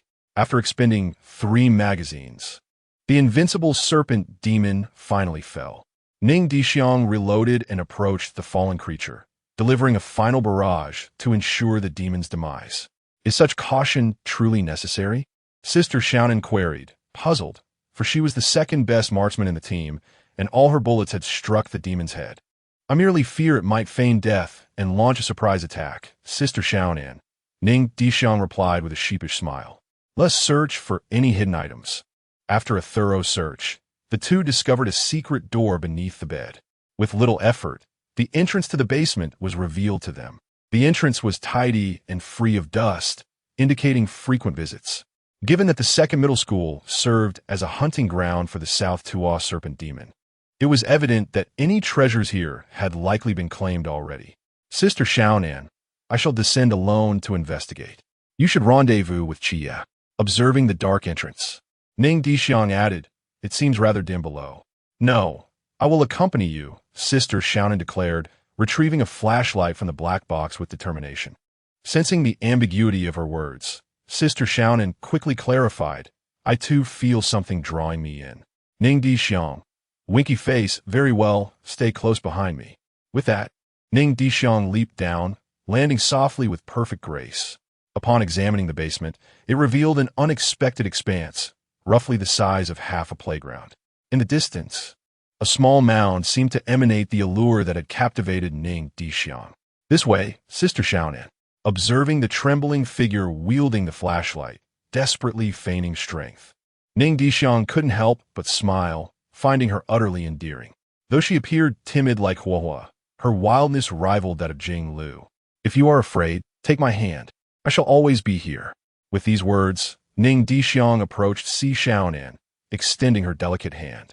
Si Xiaonan gazed at the imposing figure shrouded in shadow, feeling an unusual sense of reassurance as she gently clasped the large hand before her. In the pitch-black confines of the basement, the two silently made their way towards the center, a blush coloring their cheeks as neither dared to meet the other's gaze. Hand in hand, they continued their journey. As they drew closer to the center, a nauseating stench assailed their senses, heightening their alertness. They swiftly unsheathed their long blades, readying themselves for combat. Before them loomed 3 gigantic cocoons, slightly larger than a person, pale with a hint of gray. Si Xiaonan exclaimed, What on earth is this? Ning Dishuang quipped, Is this a feast? Though it certainly looks unappetizing. Chapter 17. The progeny of breeding 3 colossal cocoons, each distinct in its features. The one in the center is the most intact, resembling a flawless specimen save for a few faint traces of blood at the bottom. It is almost unfathomable how such a perfect, oval cocoon could exist in this world. The cocoon on the left has fulfilled its purpose of nurturing life. A hole has formed in the center, with remnants of viscous fluid still present. The odor is far from pleasant. As for the cocoon on the right, it tells a far grimmer tale. It has been utterly torn apart, leaving behind a pool of blood and a few unidentified remnants of limbs. The sight is enough to induce nausea and revulsion. Yet, Ning Dishuang has encountered numerous cadavers and dissected various creatures. Holding her breath, she picks up a fragment of the remains, placing it in her palm, hoping to identify the species. Swallowing hard, beads of sweat form on her brow as her anxiety mounts with each passing moment. Si Xiaonan, witnessing Ning Dishuang's unease for the first time since their acquaintance, muses on the source of her tension. How could she not be anxious? The shadow of the swarm looms large. In her days as an explorer, the mere thought of facing the shadows of the swarm was daunting. Back then, alongside her daughter and formidable allies, they faced countless threats. The cosmic locust plague was the most repulsive. One would be naive to think that the likes of Sierra or Long Dan could eradicate all insects before they could reproduce in such dire circumstances. Before the battle, there existed the progenitors. After the skirmish, the offspring and their descendants. Not to mention, the train had once traversed through the belly of a beast, and the swarms from the ruins of glamour in the flow of the fleeting lights had been overwhelming, evoking a visceral aversion to insects. Ning Dishuang has an innate distaste for those multi-legged, many-eyed creatures that burst with a mere squeeze, their movements and foul odors eliciting no sympathy. Now, the matter at hand is that the remains on the ground possess a smooth exoskeleton, intricately patterned, comparable in thickness to an adult human forearm. Ning Dishuang is certain these are remnants of insect limbs. Coupled with the dark purple, lightly patterned membranous wings, the insect's mystery leads her thoughts to the true stinging insect. evoking memories of near PTSD from past encounters. The tension is palpable. These creatures are capable of reproduction. Given enough time, even a single larval stinging insect could grow to obliterate a planet. They must be eradicated promptly. Shuang, have you discovered something? Si Xiaonan inquires, noticing the pallor on her face. Something significant may have occurred. You should head up first, Ning Dishuang responds. Is there a new mystery? Si Xiaonan, astute as ever, deduces the abnormality of the carcasses. Yes, and it poses a serious challenge, likely the remnants of breeding. Just as if to affirm Ning Dishuang's words. The large cocoon in the center begins to tremble, fissures appearing on its surface. With a thunderous crack, a larval stinging insect bursts forth, tearing through the cocoon with powerful limbs, roaring to announce its arrival into the world. The scene freezes, beginning to shatter from the center. The clash commences with a resounding bang. Ning Dishuang takes the initiative, opening the menu and selecting the retreat option. Just as the juvenile Zhechong lets out a roar, Ning Dishuang turns, scooping up Sister Xiaonan in a princess carry, and decisively races towards the entrance. Juvenile Zhechong, what are you doing? Shouldn't we engage in a fervent and exhilarating duel in this situation? Ning Dishuang, I can strike you at any time, but I must carry Sister Xiaonan in broad daylight. It would be unfortunate to accidentally harm Sister Xiaonan.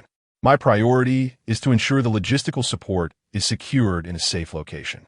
Oh dear, Sister Xiaonan, perhaps due to its recent birth, the juvenile Zhechong is unable to fly, awkwardly scuttling on its four legs, displaying no signs of rage. As they approach the exit, a figure suddenly emerges, a gleaming pink blade aimed directly at them. It is another juvenile Zhechong. Oh, upon closer inspection, the pink horns and developed mandibles reveal its nobility. It is a Shizhekong. Unlike the ordinary newborn bugs, this one is more cunning and treacherous, shattering Ning Dishuang's preconceived notions that all insects charge recklessly. What is even more terrifying is that Ning Dishuang does not perceive its presence. It seems to possess a form of invisibility, or perhaps its razor-sharp mandibles can tear through the fabric of space, delivering an unexpected strike. The speed and suddenness leave no room for evasion. However, the gruesome image of horns piercing flesh does not materialize. Instead, 3 layers of the shield surrounding Sister Xiaonan shatter. Yes, the shield that withstood 9 attacks from the Ghost-Face King has been effortlessly broken. Even a newborn, Shizhekong commands formidable power, possessing at least the strength of a sea realm. After failing its initial assault, the Shizhekong flutters its wings and vanishes from sight. Although Ning Dishuang knows Sister Xiaonan is unharmed, worry still creeps in. Sister Xiaonan, are you all right? Sister Xiaonan shakes her head. I'm fine, but what was that? The shield. Let's go upstairs. Close your eyes. With that, Ning Dishuang produces a flashbang and tosses it into the surroundings. With a loud explosion, 2 roars echo in response. The only good news is that both insects remain in the basement.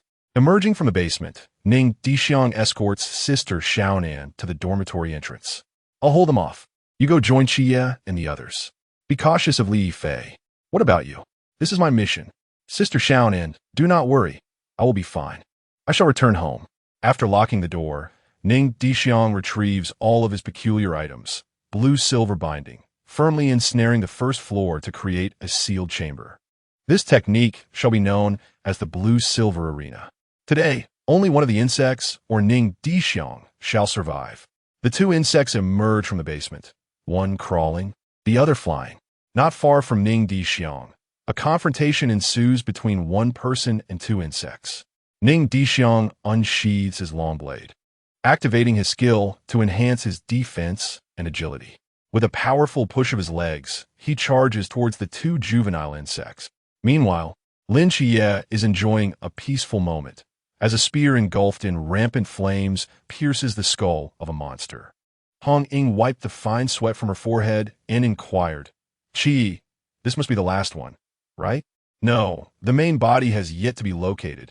Lin Qiye replied, gripping his long blade tightly, remaining vigilant of their surroundings. Hong Ying, Qi, hurry to the girls' dormitory. Something grave has occurred. An urgent voice crackled through the earpiece.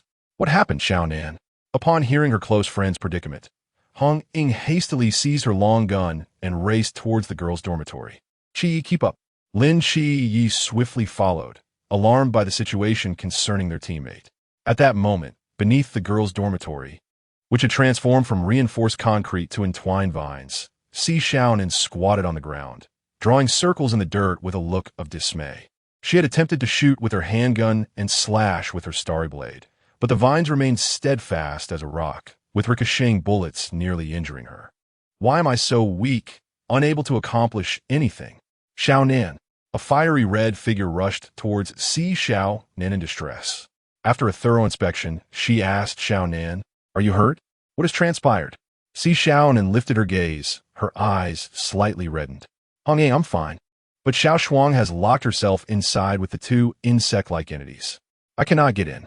Hearing that Ning Dishuang was trapped within the building, Hong Ying grew anxious.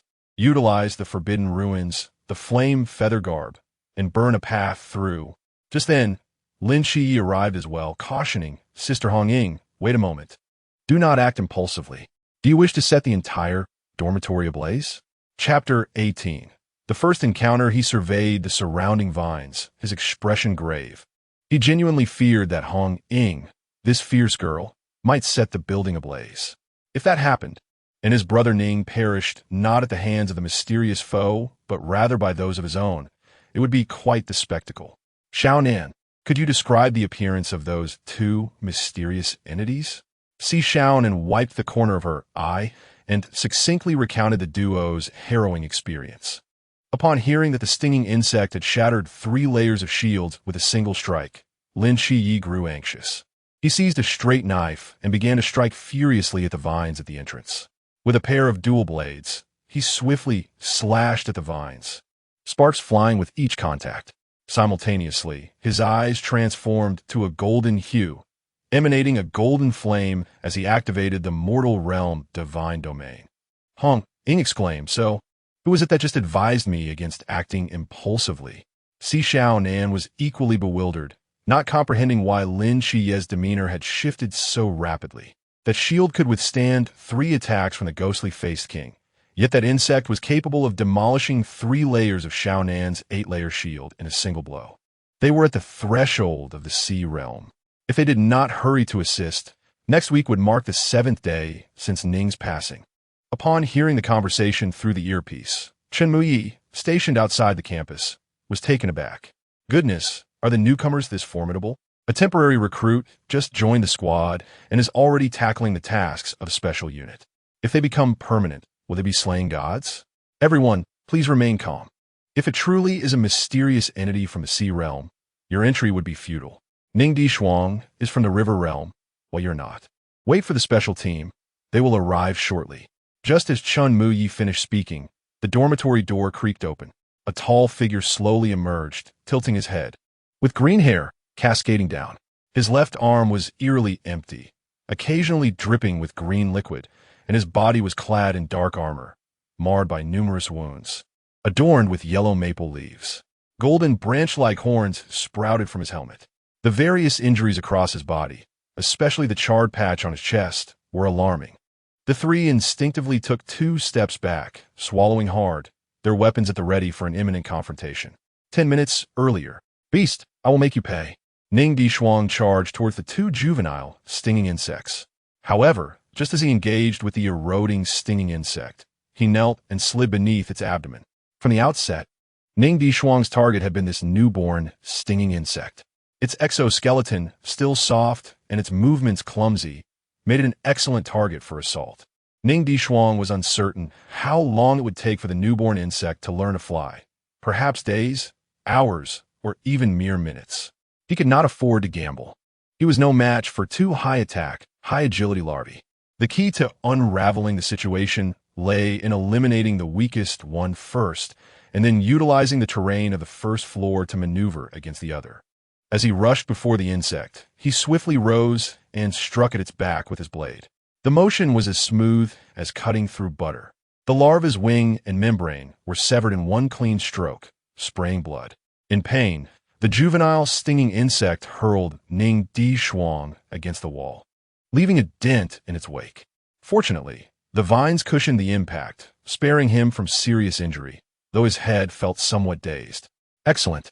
A minor injury in exchange for a grievous blow. It seems that last week's rigorous training was not in vain. The newly born larva had a shell far softer than Ning Dishuang had imagined. Once again, Ning Dishuang dashed towards the larva, feeling a chilling presence. Instinctively, he raised his left hand to defend himself, clearly witnessing his forearm being bitten. A shadowy figure clamped tightly onto his arm, its horns pressing against his chest. Had he not lifted his left hand just moments before, those horns would have pierced through his ribcage. Could the creature possess such intelligence? It had stealthily approached during his moment of vulnerability, launching a swift ambush with its sharp horns. Yet, the creature could not fathom that the arm it aimed to crush was shielded by a layer of armor. His forearm had already been imbued with dark magic. The teeth of a mere larva were insufficient to penetrate it. Gazing at the horn pressing against his chest, Ning Dishuang resolved to perform a decisive strike. He swung the star blade towards the creature's head, producing a clang that reverberated through his arm, leaving it tingling. Feeling the numbing sensation in his left arm, along with the faint sound of armor fracturing, he summoned his life energy to bolster the strength of his right hand and swung the blade once more. Another resounding hum filled the air, causing Ning Dishuang's eyes to widen in disbelief. The star blade shattered? This implied that its resilience and hardness were inferior to the horn of the creature before him. However, Ning Dishuang, having read the original tale, understood far more. The Night Watchman-esque trio of artifacts, impervious to temperature, and the emblem imbued with divine guidance could elevate one's stature significantly. The Starblade, a standard weapon forged by the Queen Mother of the West, could indeed be considered a divine instrument. Yet this very weapon lay in ruins, leaving Ning Dishuang momentarily stunned. However, elation soon replaced his shock. The horn was a material even more formidable than the Starblade, perfect for forging future weapons, which would greatly enhance his close combat capabilities. A frenzied gleam sparkled in Ning Dishuang's eyes, a mix of excitement and bloodlust. He drew an AMR, pressing the muzzle against his forearm and pulling the trigger. With a resounding bang, the bullet pierced through his arm, striking the creature's throat. The larva writhed in pain, its eyes glinting with fury. Ning Dishuang felt as if a heavy hammer had struck his brain, the pain resonating through flesh and piercing his very soul. Instinctively, he attempted to wipe the cold sweat from his forehead with his left hand, only to realize that his left forearm was now void, blood dripping onto the ground. Through gritted teeth, Ning Dishuang endured the pain, which restored some of his rationality. He hastily employed absolute healing to mend his wound. The bleeding ceased instantaneously. Yet despite his attempts at utilizing forbidden techniques, his left arm and hand could not be restored. The injury was one of the 5 symptoms of falling into dark magic, indicating severe bodily harm inflicted by external violence, necessitating a long and agonizing self-healing process. Ning Dishuang recalled this notion, having severed his own fingers during past dissections. The aftermath merely required additional time for recovery. With clarity, he ceased his healing efforts, steeling himself to eliminate the now disabled larva. He charged once more towards the larva, leaping several times to close the distance, evading its flailing limbs while suppressing his nausea. Ning Dishuang lunged into the creature's embrace. The larva, perplexed and bewildered, pondered, was their food so willingly offering itself? Yet, the larva thought little of it. With a swift motion, it lunged towards Ning Dishuang's back, exposing its gaping maw, aimed directly at her vulnerable throat. Ning Dishuang instinctively raised her left arm in defense, while continuously employing the forbidden healing technique to avert excessive blood loss that might lead her to unconsciousness. In the midst of this stalemate, she drew her pistol and emptied the magazine into the crimson insect eye. The resounding gunfire echoed as the bullets soared toward their target. The larva instinctively shut its eyes. However, as previously mentioned, the shell of a newborn insect was fragile, its flesh yielding. The bullets effortlessly penetrated the eyelid, bursting forth in a spray of crimson. It was akin to detonating a battery compartment. The red glow within the insect's eye dimmed. Yet, before Ning Dishuang could exhale in relief, the crimson hue surged back to fill the eye, the abdominal muscles contracting. Was this the second phase? No, it was self-detonation. The stinging insect would explode upon its demise. How could she have forgotten such crucial information about her beloved Wu bow? Ning Dishuang admitted panic had gripped her. Whether it was due to the comfort of prolonged ease or the irrationality brought on by resentment, it had clouded her judgment of the impending peril. This was inexcusable. Now, she could only summon all her remaining strength to activate the peculiar artifact. Nutritional surplus. She had to survive. Ning Dishuang was aware that death loomed, yet it would not claim her now.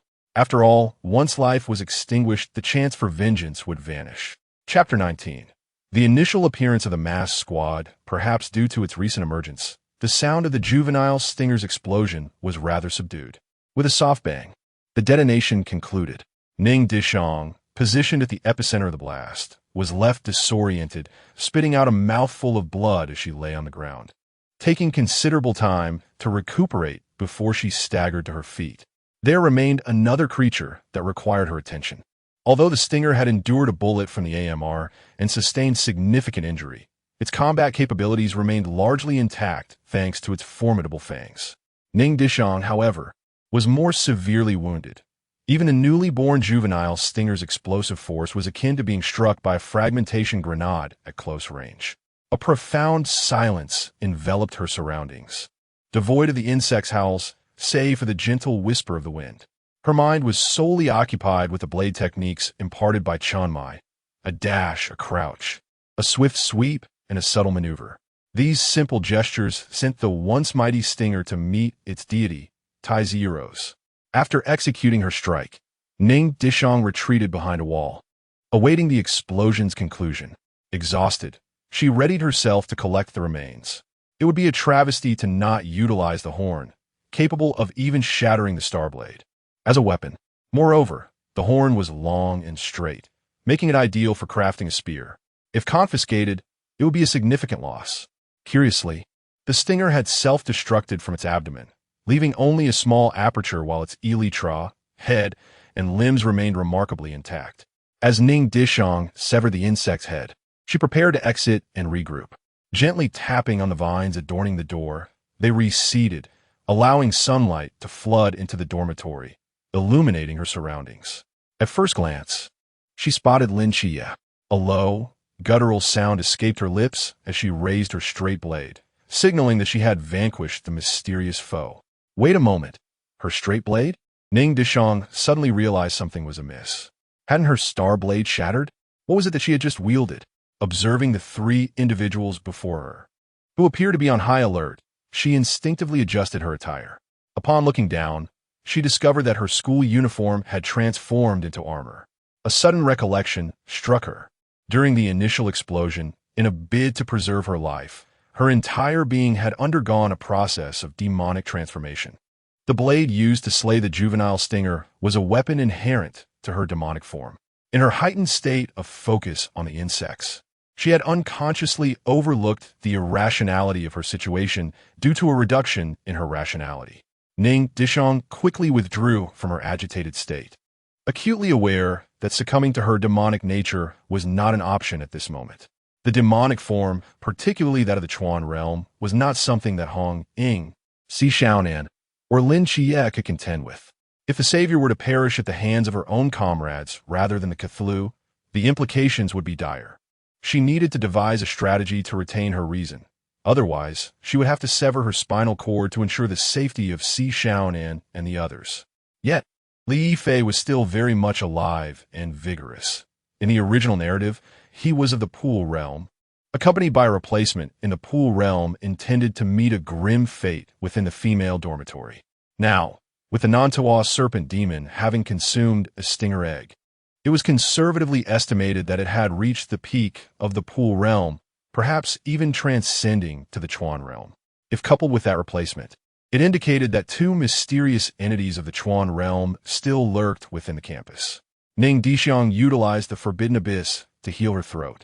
Once capable of vocal communication, she spoke in a deep, hoarse voice. "Qiye, it is I, Ning Dishuang. Ning, elder brother, what has happened to you?" The aftereffects of the Forbidden Abyss. Did you not witness the battle against the Ghost Mask King that night? Please assist me. Ning Dishuang gestured towards her green hair to confirm her identity. Has the special squad not arrived yet? The maternal body should also be a river boundary entity, beyond our capacity to handle. If it is one of your classmates, be sure to see him off personally, Ning Dishuang advised with concern. Shuang, it seems they have arrived. Upon hearing that Ning Dishuang was still alive, Si Xiaonan felt a weight lift from her heart. At that moment, several figures pierced the green sky, descending towards the four at a speed of 234 km/h. Shortly thereafter, 7 masked figures landed gracefully. We're the masked squad.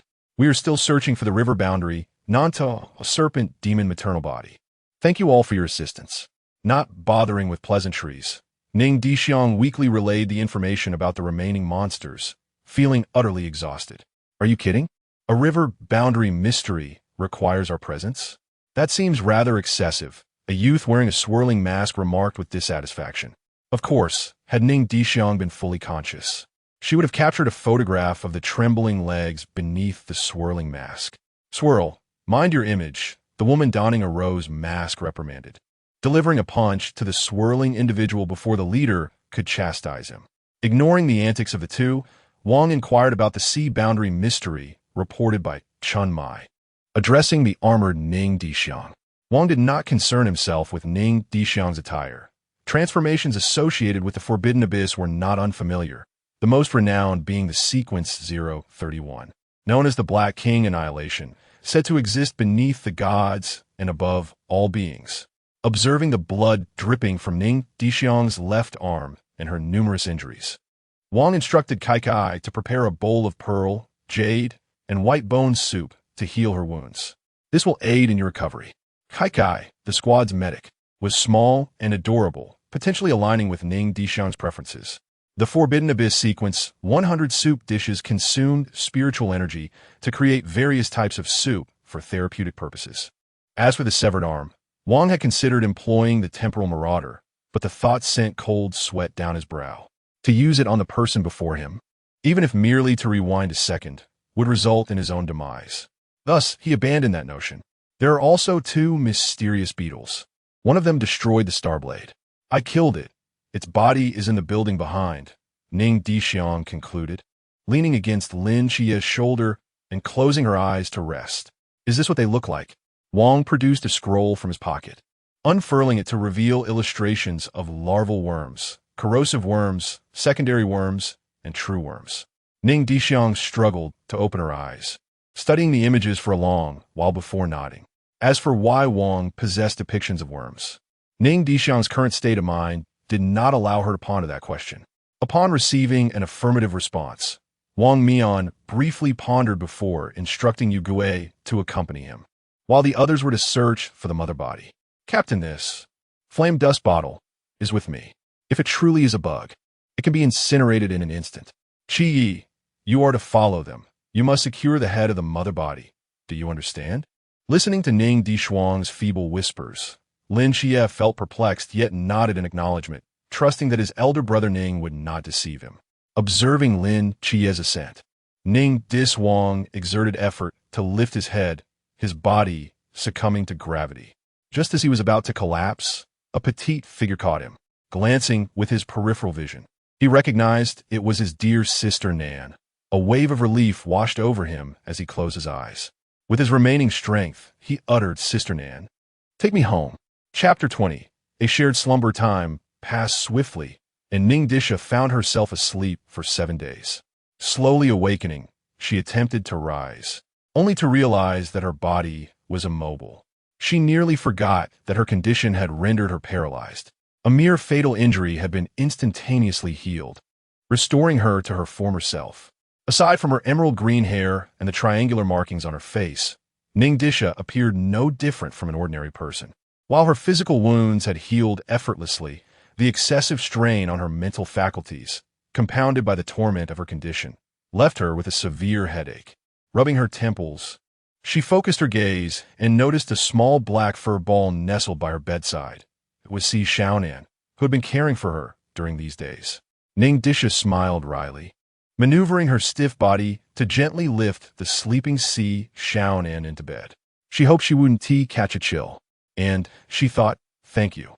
Moonlight cascaded into the room, casting a serene glow on Si Xiaonan's lovely features, lending her an air of aloof elegance. The dark circles under her eyes, a testament to her diligence, added a touch of fragility that stirred affection within Ning Dishuang.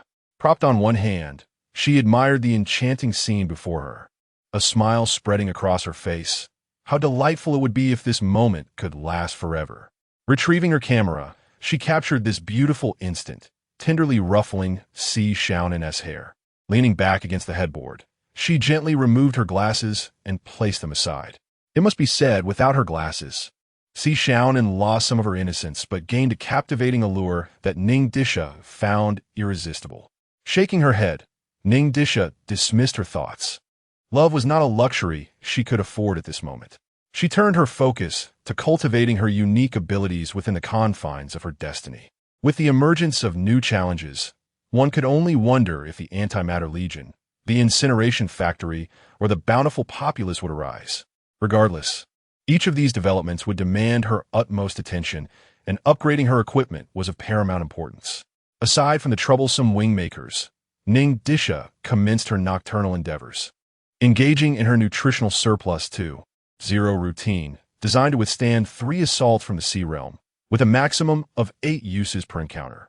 The spear of the commanding legate, crafted from the horns and mandibles of the star-breaking worm S. larvae, had been transformed into a formidable weapon through the enhancements of the bountiful legate. Additionally, she needed to recultivate certain non-combat artifacts, such as the blue-silver entwinement, as her previous attempts at using it against the stinging insects had depleted its efficacy.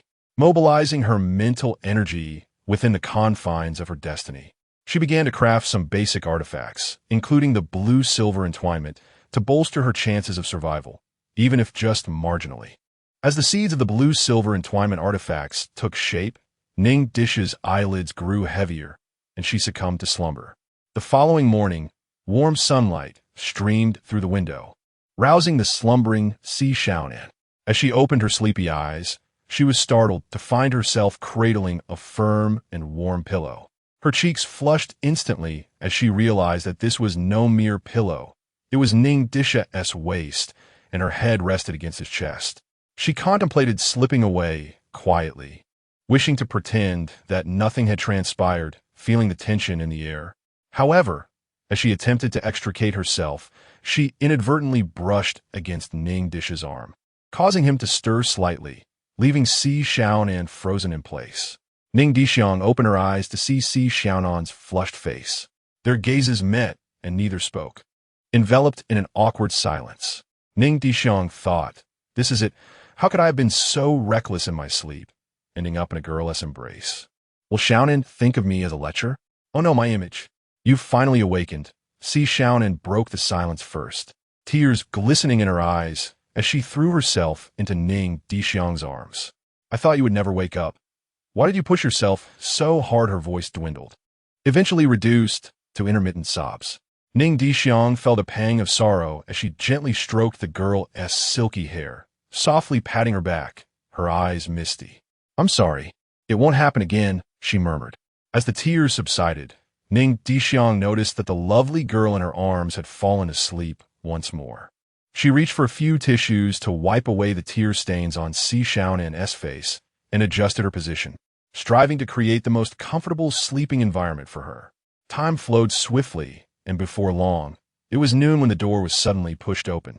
Hong Ying peeked in, and upon seeing the two lying together on the bed, a knowing smile spread across her face.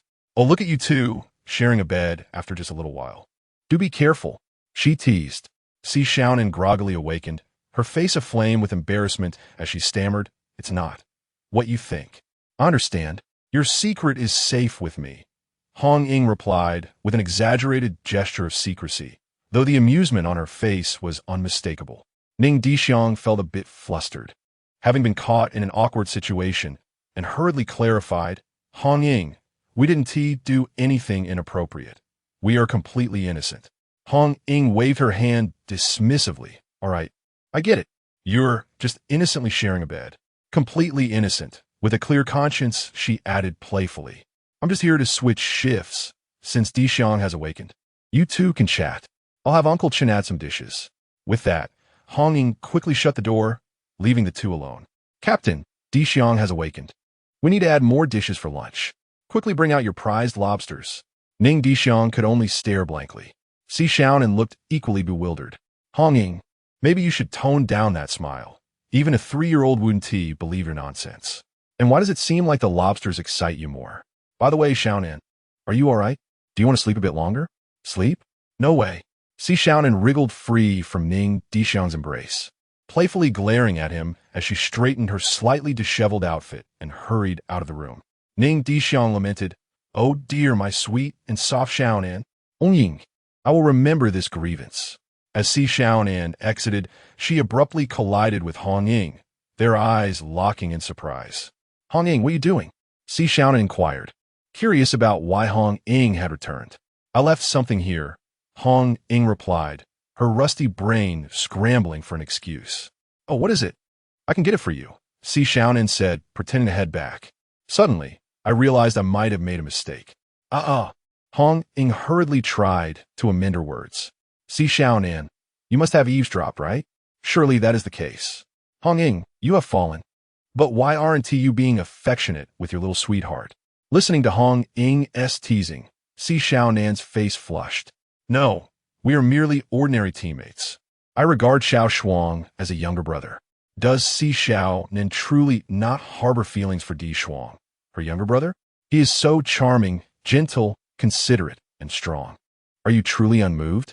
As Hong Ying spoke, she drew closer to Si Xiaonan, seemingly attempting to uncover the innermost thoughts of her best friend. How could that be possible? We have only known each other for a few days. Indeed, just a few days. Since you do not have feelings, that works well for me, as I am quite fond of him. Hong Ying continued to provoke. Hong Ying, I will not engage with you any longer. Si Xiaonan fled from the scene. Hong Ying watched the retreating figure and couldn't help but smiled gently. Chapter 21. The Final Supper. Upon witnessing Si Xiaonan's departure, Ning Dishuang resolved to rise and freshen up before seeking out Lin Qiye. She pondered whether Li Yifei had checked into the psychiatric hospital.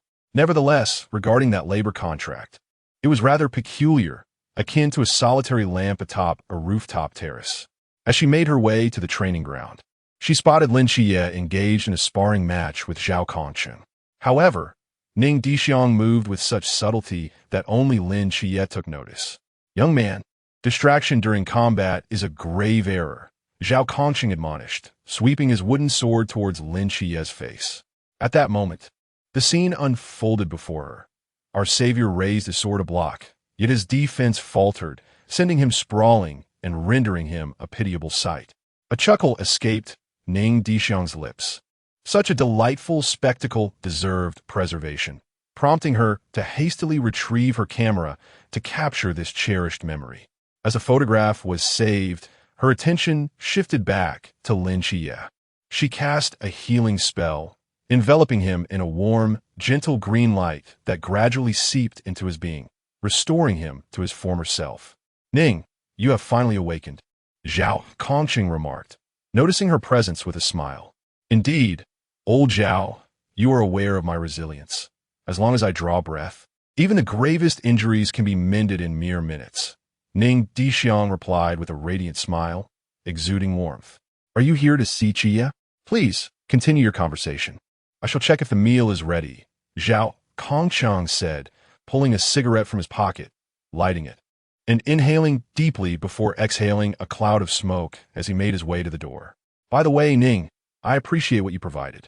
I owe you a great debt, he added. But let it be known, my initial concern was merely that they might misuse their famed weaponry, undermining its protective purpose. Qiye, how is Li Yifei faring? Ning Dishuang inquired, expressing her deepest concern. If the head nurse at the hospital was lost, who would aid Lin Qiye in reclaiming the facility amidst chaos? Whether she would survive until that time remained uncertain. Li Yifei is indeed the core, the mother body. I escorted him to his final resting place, Zhao Kongqing replied solemnly. May you find peace. Both of them endeavored to display a veneer of subdued sorrow. Seasoned actors that they were. However, Upon hearing the answer she sought, Ning Dishuang felt a slight easing of her heart. As long as the head nurse was in place, the greatest peril that Lin Qiye faced was alleviated. One could assert that they had already traversed half the trials of the god-slaying dungeon. Braised pork ribs, braised meat, salt-baked lobster, scallion braised sea cucumber. A vibrant array of dishes adorned the dining table, igniting an insatiable appetite.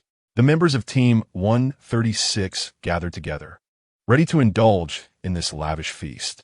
"Captain, may we commence our meal?" one member asked, salivating at the sight of the luscious lobster, eagerly awaiting the captain's command to have the succulent delicacy served to her bowl.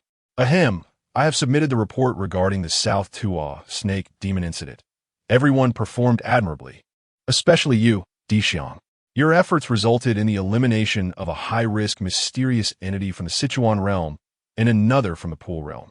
In addition to a cash reward of 500,000, a forbidden item known as the Imitation of the Boundless Space was granted, which contains a cubic space of 10 units. Furthermore, the esteemed Star Medal was also awarded. Naturally, the forbidden item and the medal will be presented during the training session." Upon hearing the mention of the Star Medal, the crowd was enveloped in astonishment.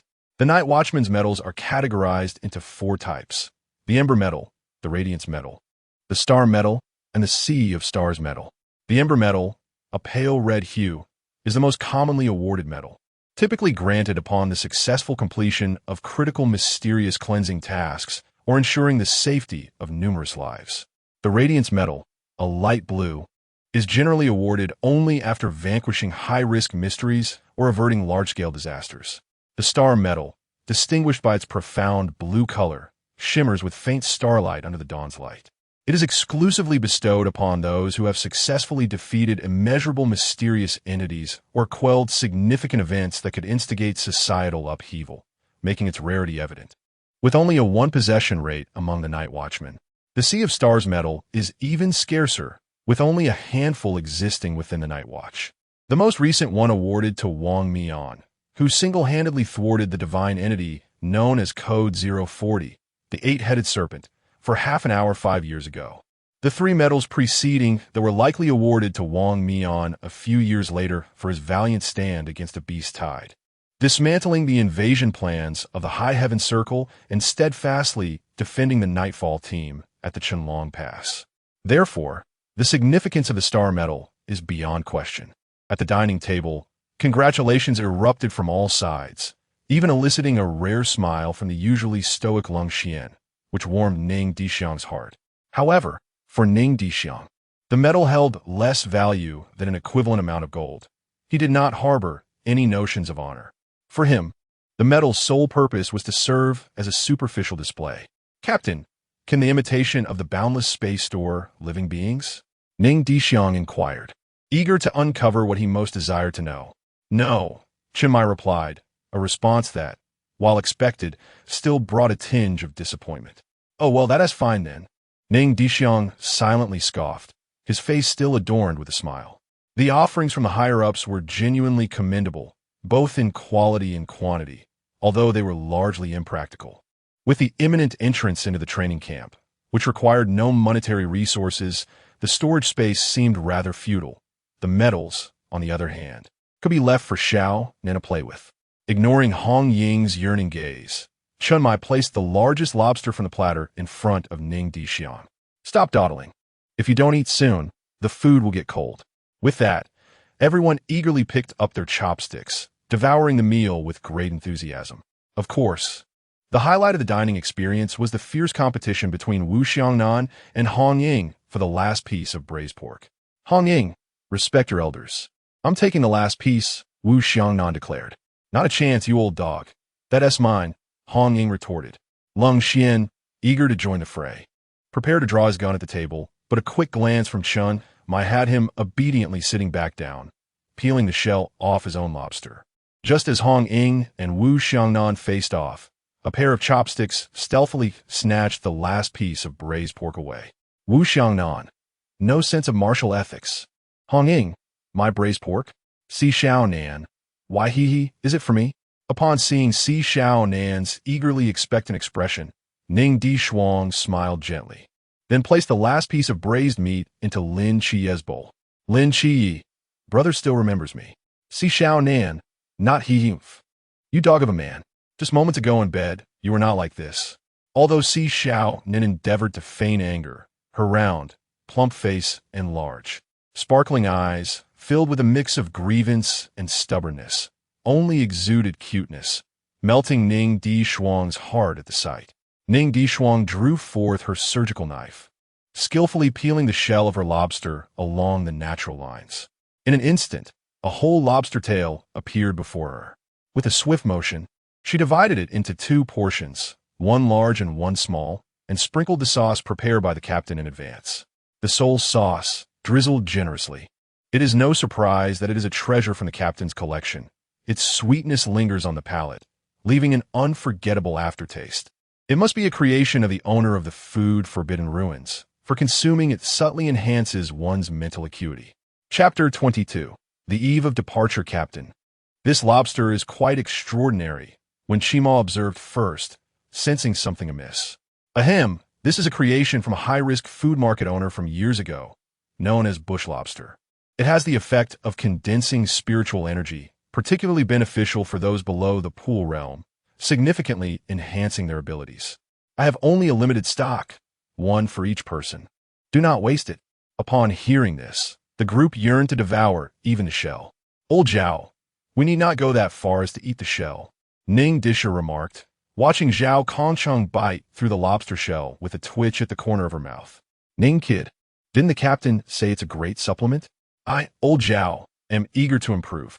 Very well, she replied. After all, reaching middle age and acquiring a high-risk forbidden market is indeed a strong motivation for advancement. At 40, it is the prime time for striving. However, this meat held little value for herself in the river realm. It was merely a taste of novelty. As for Si Xiaonan, a concealed Klein, the potential for enhancement was even less. Logically, she should have allocated more to Lin Qiye to expedite his development, ideally allowing him to bypass the years spent in the abstinence sanctuary, leading the Nightfall team forward with burdens. As for me, I'm certainly enjoying the peaceful years in Cangnan. Otherwise, how could Qiye bear the weight alone? What? You say, what if the ancient god church blows up the abstinence sanctuary? Do you think the ceiling and 2 kings within are merely idle? Ning Dishuang pondered inwardly, glancing at Si Xiaonan, who was quietly sulking over her portion of lobster. She appeared so soft and adorable, causing Ning Dishuang's heart to flutter. Nonetheless, the trials in the abstinence sanctuary were essential, establishing an indelible foundation for Lin Qiye's future achievement of Knight Sovereign. Lin Qiye, if you don't wish to share with me, just say so. If you're blinded by beauty, just admit it.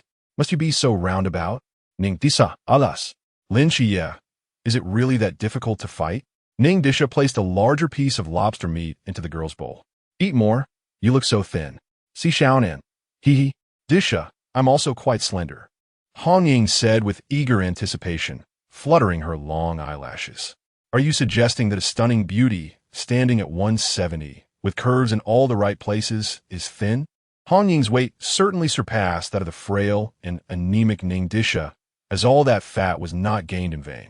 Was Hong Ying evolving towards being a source of amusement? Never mind, I cannot handle it. Ning Dishuang severed 2 large claws, distributing one each to Hong Ying and Lin Qiye.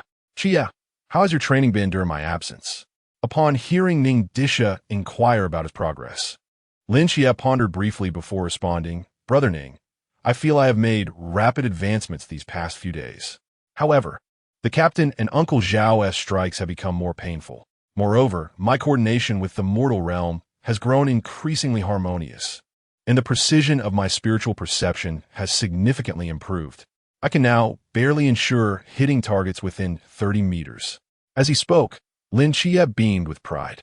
Ning Dishuang, after practicing for so long, what is there to be proud of for merely hitting a target at 30 meters? Oh, right, I can't even reach 20 meters. Ugh, am I just humiliating myself here? Leng Xuan seemed to recall the training sessions with Lin Qiye over the past few days.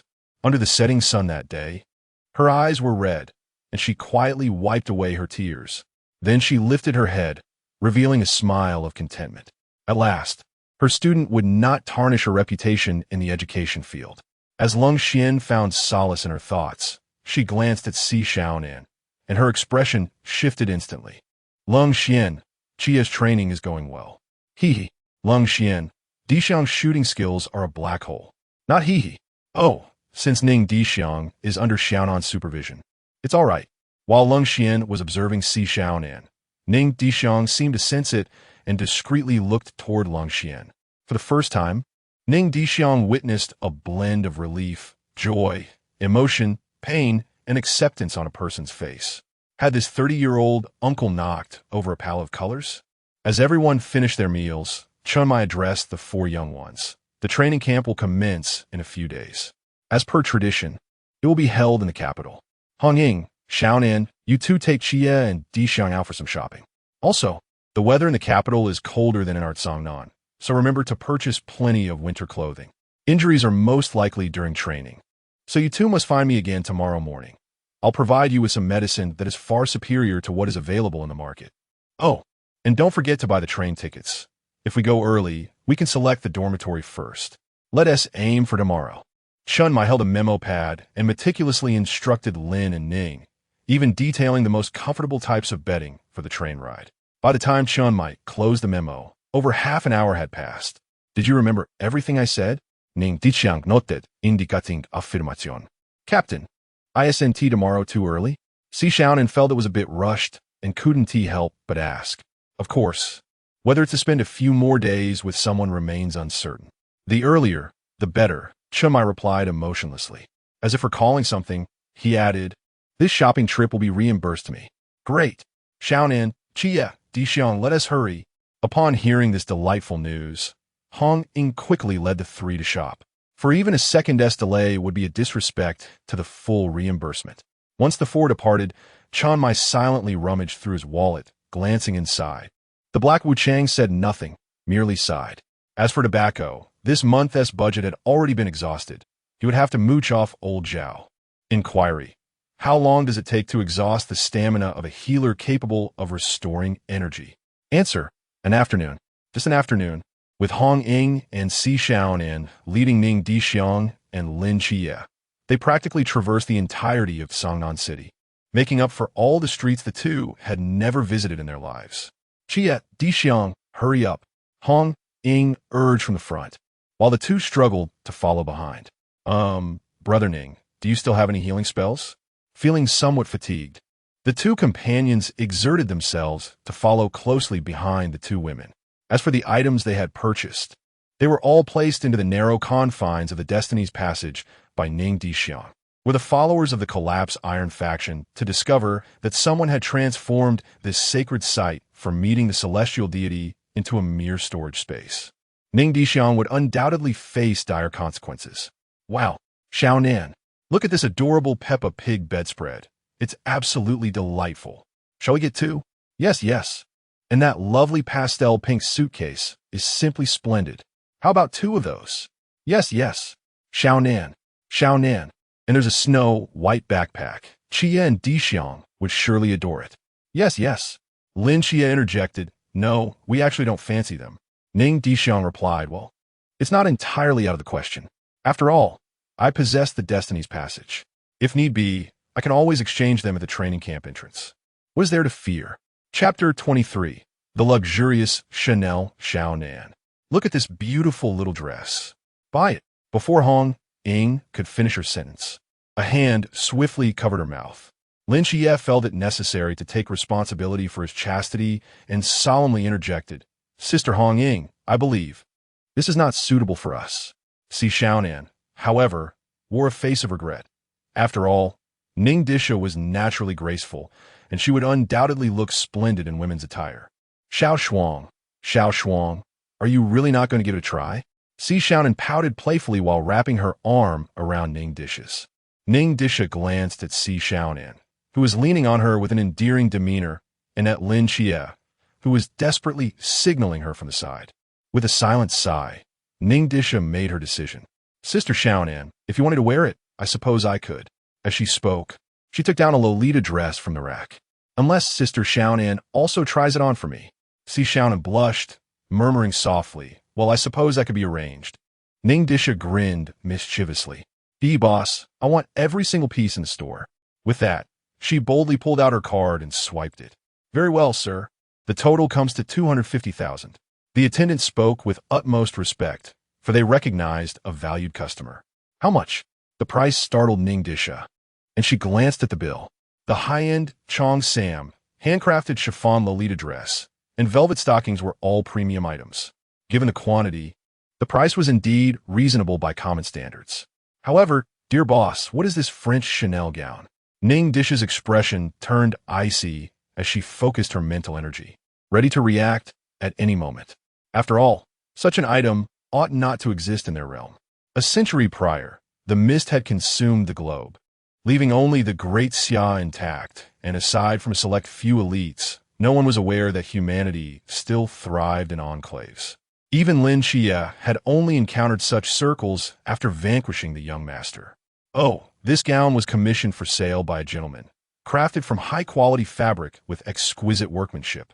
Is there a way to get in touch with him? My uncle is also a designer. Perhaps they could have an engaging conversation." Upon learning that the gown's owner operated a balloon-blowing stall on the top floor, Ning Dishuang wore a peculiar expression. She examined the gown and acknowledged its quality. Lavish and exquisitely made, it was not something an ordinary person could possess. Well, ordinarily, one wouldn't set up a balloon stall on a mall's top floor. Shuang, isn't this a bit excessive? Who spends 250,000 on clothes every time? Besides, the captain is quite poor. We can't afford this, Si Xiaonan whispered, concerned. "Don't worry, I'll cover my own expenses.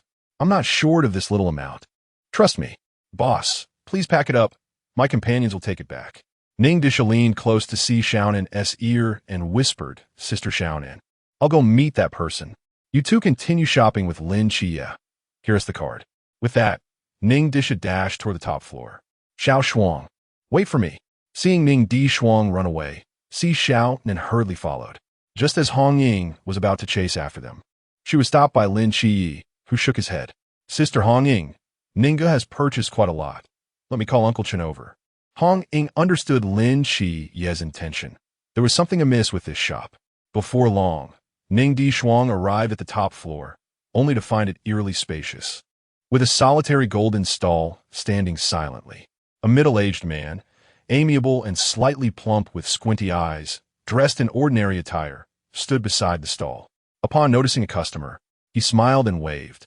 "Hey there, would you like to give it a try? The first time is only half the price." "Sure," Ning Dishuang responded eagerly, like an excited child. However, upon picking up the gun, she sensed something was off.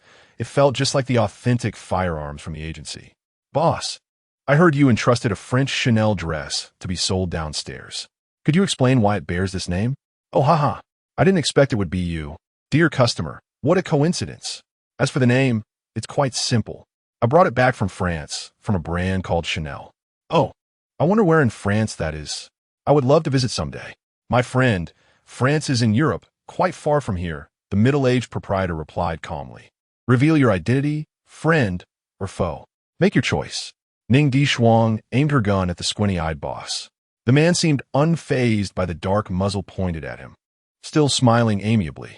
Shuang, Si Xiaonan wiped the fine sweat from her forehead and stepped behind Ning Dishuang, softly inquiring, "Shuang, who is he?" "Fear not. Both of you. I am a good person. If you wish to know something, win the ultimate prize, and I shall answer your queries." "Is it that simple?" Seeing no hostility from the other, Ning Dishuang holstered her weapon. "Indeed, it is that simple." Listening to the boss's words, Ning Dishuang assessed the mysterious proprietor and concluded that aside from the potential deceptions, intricate formations, talismans, illusions, and toxins, he must be an ally. Ning Dishuang donned a smile reminiscent of Smiley and spoke gently. "All right then, I trust you will keep your word." "Naturally," the boss replied. Ning Dishuang recounted the situation briefly, placing her hand on Si Xiaonan's shoulder. "You go find Hong Ying and the others. I'll head home."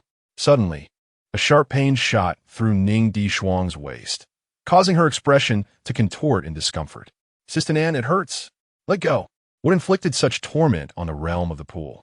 It was merely a genetic trait of females, so it was nothing serious. winky face, who promised me during the day that they wouldn't push themselves. As her words grew increasingly pitiful, her lips pouted, brows furrowed, and her expression shifted to one on the verge of tears.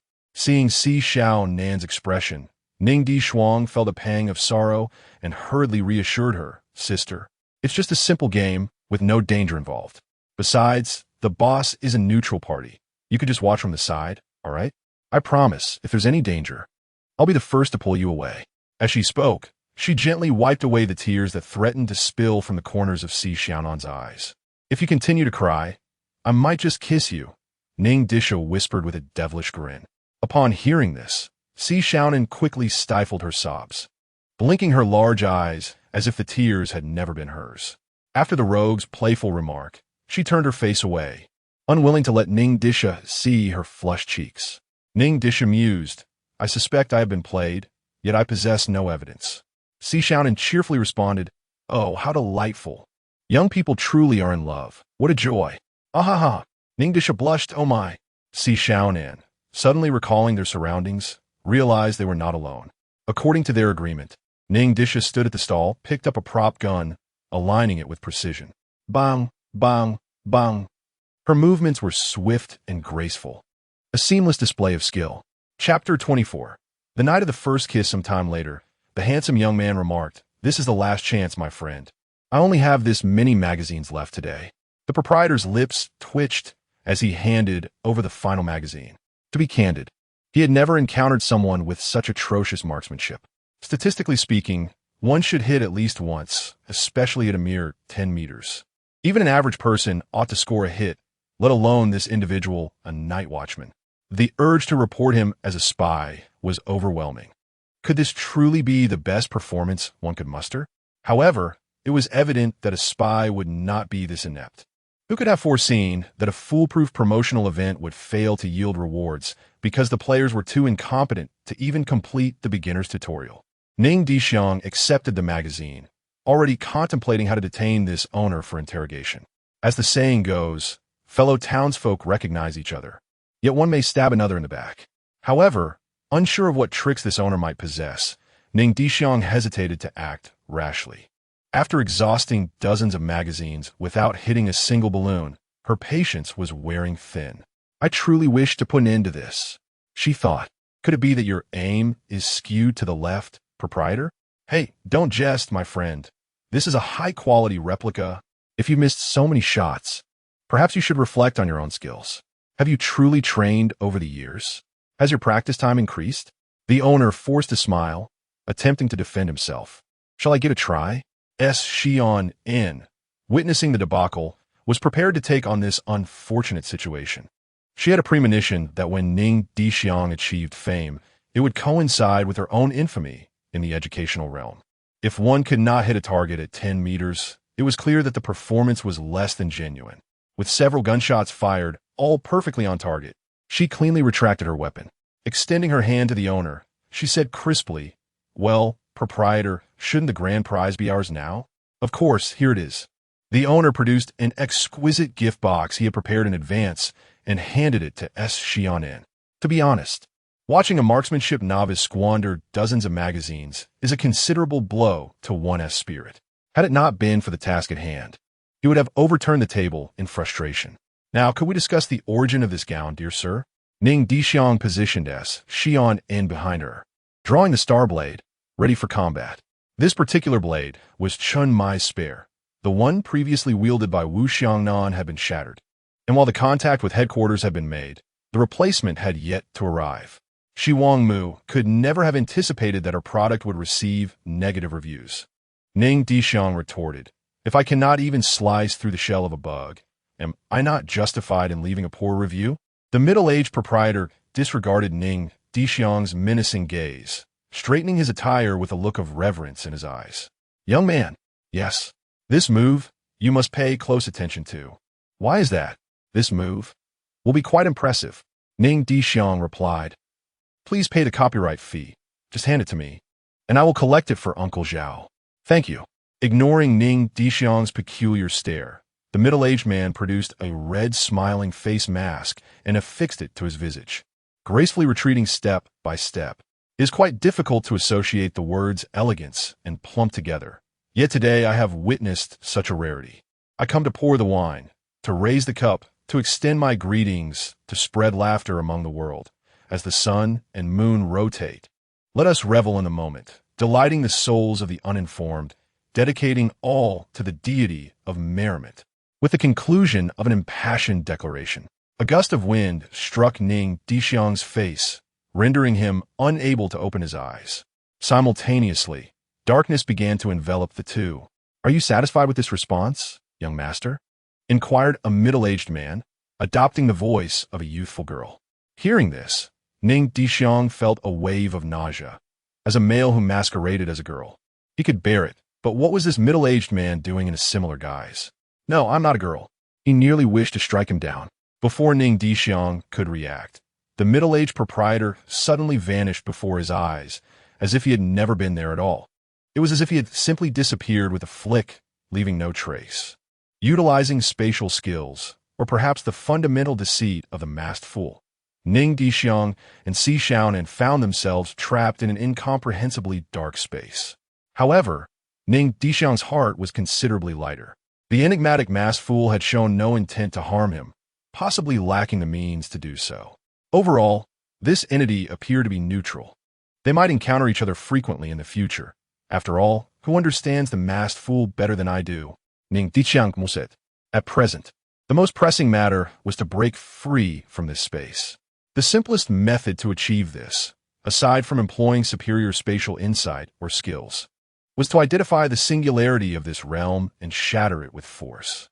As Ning Dishuang focused his senses to locate the singularity, a somewhat rigid form leaned against him, a small hand gripping his garment tightly, trembling as it spoke. "Little Frost, it's so dark, I'm scared." Ning Dishuang responded, "Is it truly dark? My apologies, I had turn off night vision. Let me adjust it." Upon disabling the night vision, an immediate void enveloped him. Had he not witnessed the actions of the masked fool firsthand, he might have suspected that Nyx had unleashed the darkest corruption. Indeed, in a physical sense, not a single ray of light penetrated the darkness. Even Ning Dishuang, who was unafraid of the dark, felt a chill run down his spine. "Little Frost? Little Frost?" Receiving no reply, Si Xiaonan tightened her grip on his clothing and called out timidly, "Do not fear. I am here," Ning Dishuang reassured her, sensing her anxiety. He took her small hand in his, offering warmth. Si Xiaonan kept her eyes tightly shut, her expression one of anguish. She truly feared the darkness. Growing more terrified the deeper it became. How had she managed to guard the great Xia for so long amidst this fog? In her own way, Ning Dishuang turned to embrace Si Xiaonan, wrapping his arms gently around her slender waist, his palm cradling the back of her head. He leaned down to press his lips against her slightly pale, cherry blossom-like mouth, soft like jelly. Before Ning Dishuang could savor the moment, the person in his arms began to struggle violently. Ning Disha understood that this was not the moment for reflection. With a flick of her tongue, she pried open her shell-like teeth and, with a mere thought, transferred the extraordinary object, the luminous pearl, into Si Xiaonan's mouth. She hastily released Si Xiaonan and stepped back. The luminous pearl, activated by thought, granted the user the ability to see as clearly at night as during the day. "Cough, cough, cough. Ning Disha, what you made me swallow?" Si Xiaonan exclaimed, her anger palpable. This was the first time in her life that she had been forcefully kissed by a man. Although she harbored feelings for Ning Disha, the audacity of the act was overwhelming. It felt like a sudden ambush. The more she dwelled on it, the angrier she became. Her face flushed to the point of resembling a ripe fruit. If Ning Disha did not provide a satisfactory explanation, she would surely give him a piece of her mind. Ning Disha, however, relished the moment, feeling a sense of triumph. Yet, she knew better than to show her delight, for it would lead to her own undoing. The luminous pearl, when ingested, allows the user to see in the dark as if it were daylight. It is activated by thought. You see, Sister Xiaonan, I specially prepared this for you, Ning Disha stated with utmost seriousness. Sister Xiaonan, open your eyes and take a look. Upon hearing Ning Disha's evasive explanation, Si Xiaonan's tightly clenched fist gradually relaxed. Now endowed with night vision, She felt no fear or trepidation. Instead, she approached Ning Dishuang and, with her size 37 leather shoe, delivered a sharp elbow to his toe. Ning Dishuang exclaimed, "Ouch! That hurts! You really are quite ruthless." Si Xiaonan retorted, "Serves you right." Chapter 25. The Shattered Mask. Xiaonan, why are you stepping on me? Ning Dishuang stood upright, her vision obscured, her face contorted in pain. True suffering does not manifest in loud outcries, but rather in the silent rigidity of one's posture, with a frozen expression and words unuttered. "Oomph." Si Xiaonan merely huffed shyly, her anger palpable, the kind that could not be easily appeased. Ning Dishuang, preoccupied with finding an exit, dared not provoke the fuming Si Xiaonan. With a flashlight in hand, she traversed the perimeter of the space, sensing that the fluctuations were all identical. "Where's the singularity?" she murmured softly. "Xiaonan, could you please check if there is anything peculiar around? That might be the key to breaking through this place." Si Xiaonan understood that their primary objective was to escape, yet upon looking up, she was met with a sight that made her delicate nose crinkle. Her hand pressed to her forehead. "There are words above us, indicating that this is the exit."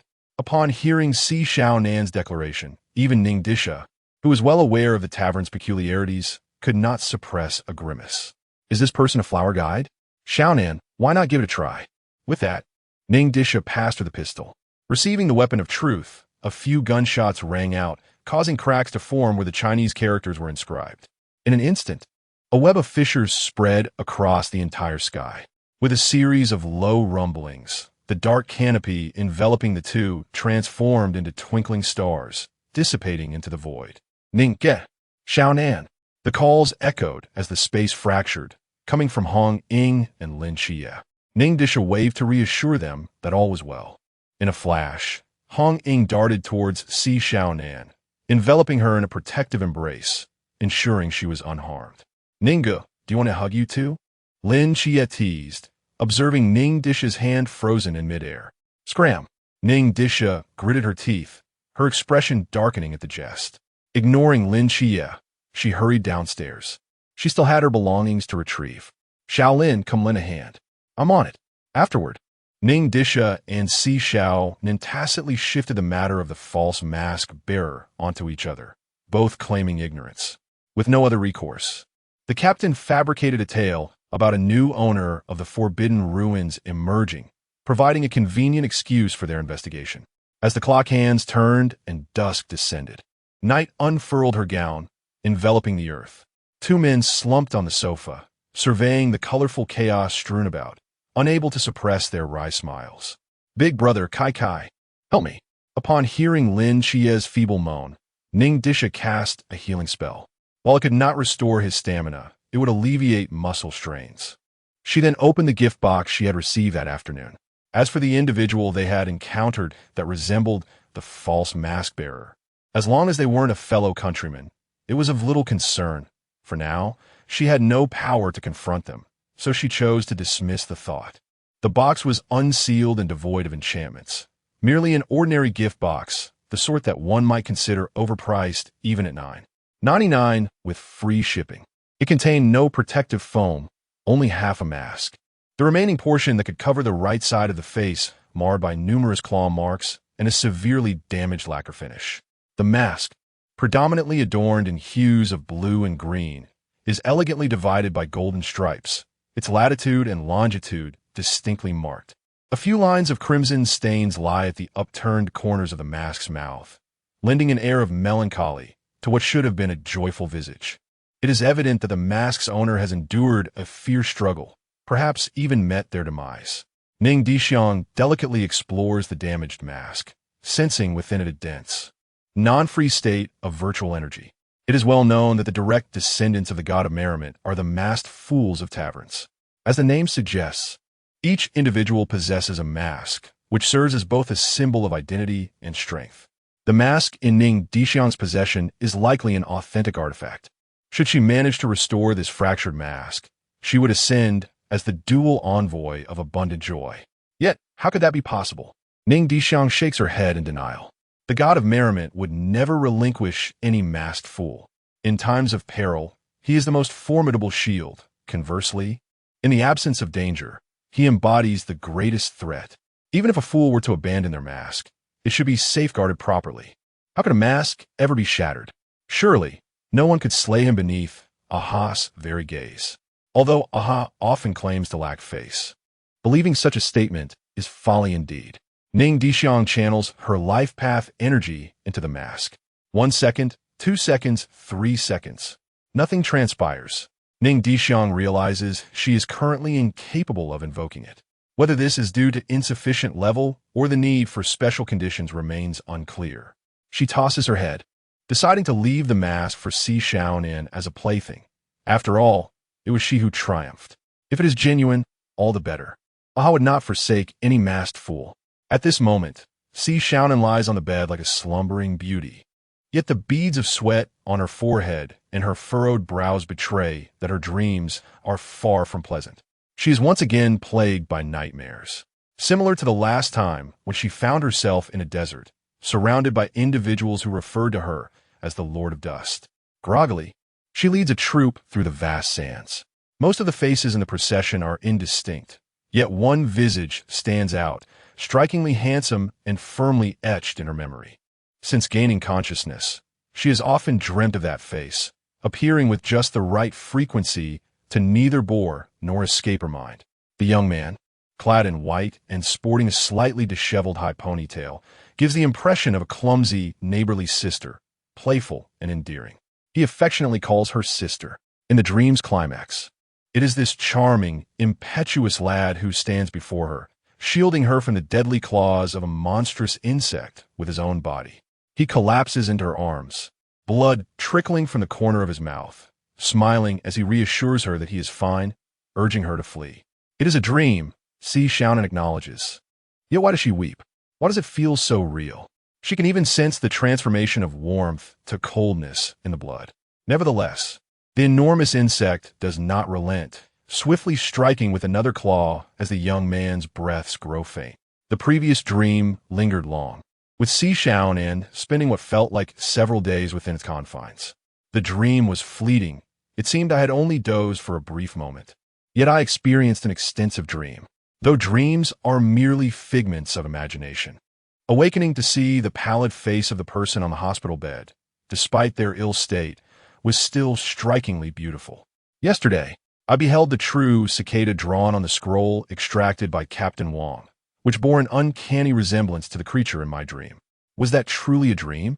This particular dream passed swiftly, akin to a prologue before a return after 42 days.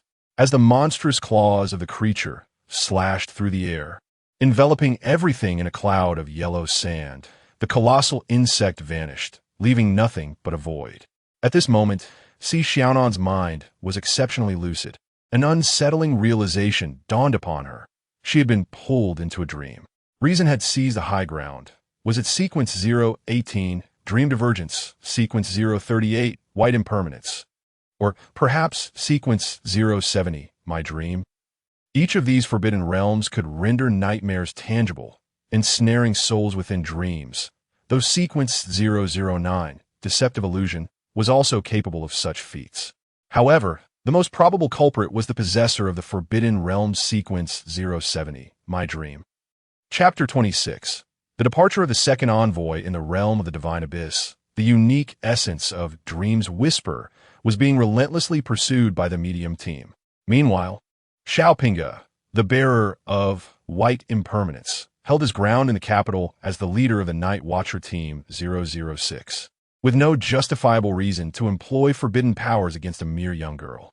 As for deceptive artifice, one could not genuinely believe that Si Xiaonan was a fragile little girl easily toppled.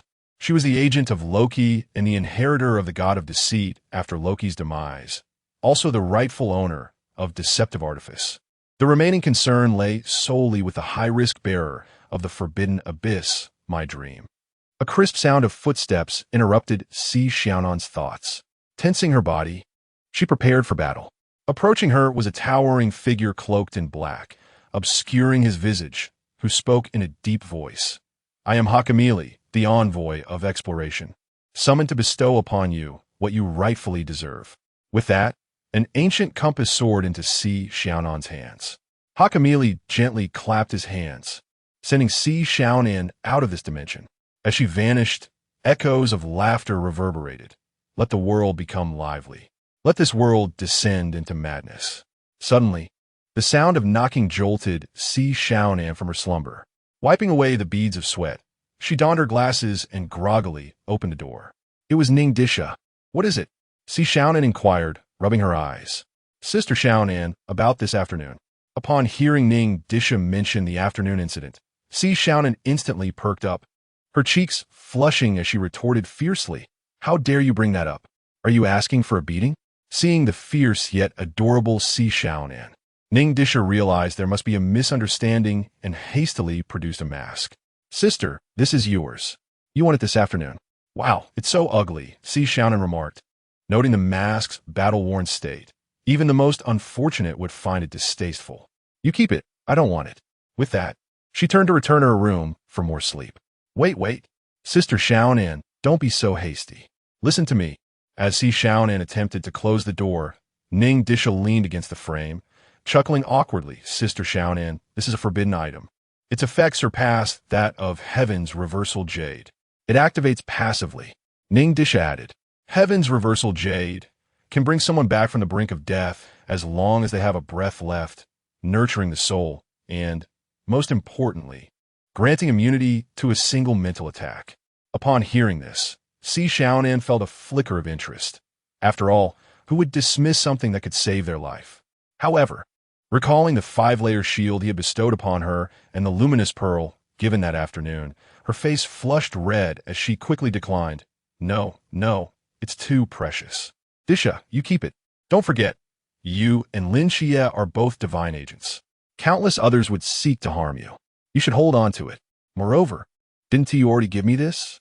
Si Xiaonan gestured to her eyes, smiling sweetly, with her small hand tightly gripping the mask held by his larger one. She questioned how it could be considered anything but a birthday gift for you, given on August 7th. Moreover, did you not reciprocate with a gift as well? Upon hearing this, Si Xiaonan felt a mixture of embarrassment and anger, wishing to withdraw her hand and deliver a swift kick. Ning Dishuang swiftly seized her delicate hand, and with a flick of her nail, several droplets of blood erupted, splattering onto the mask. Before Si Xiaonan could utter a cry of pain, a gentle green light enveloped her fingertip, restoring it to its pristine state in an instant. Subsequently, the shattered mask radiated a soft, golden glow. There you go, Sister Xiaonan. It has now been bound to you, a possession solely yours, she said, gently placing the mask upon the lovely girl's face and lifting her chin with her own fingers. Leaning in close to Si Xiaonan's ear, a warm breath, infused with a hint of mint, brushed against her earlobe, causing her cheeks to flush a deep crimson. In a soft, tender voice, she murmured, Take good care of yourself, and protect the mask as well. After all, you mean a great deal to me. Good night. See you tomorrow. With that, Ning Dishuang melted into the shadows, heading toward her own room, leaving Si Xiaonan blushing and fuming in place. What a scoundrel! How could he say such things? She then retreated to her room and closed the door. Nonetheless, it was destined to be a sleepless night for someone. Ning Dishuang lay in bed, gazing at the moonlight streaming in, reminiscing about the moments they had shared. The apothecary, the young Wang Chong, the demon's shadow, the fool in a mask. She had encountered new friends, as well as a delightful and innocent girl. The blood oath was, of course, a fabrication, merely a bit of magical finesse utilizing the energies of fate. Lost in her thoughts, Ning Dishuang soon fell into a deep slumber. Truth be told, this was the most restful sleep she had experienced since awakening from her coma after the Battle of Cangnan. The following day, brimming with energy, Ning Dishuang descended the stairs. Confronted by a mountain of clothing, she fell into contemplation, realizing just how many women's garments she had purchased. Oh dear, she and T noticed, selecting a few oversized items. She clarified, Don't misunderstand, I have no penchant for wearing women as clothing. I simply wish to see Lin Qiye, Cao Yuan, Pang, enjoy good donning such attire.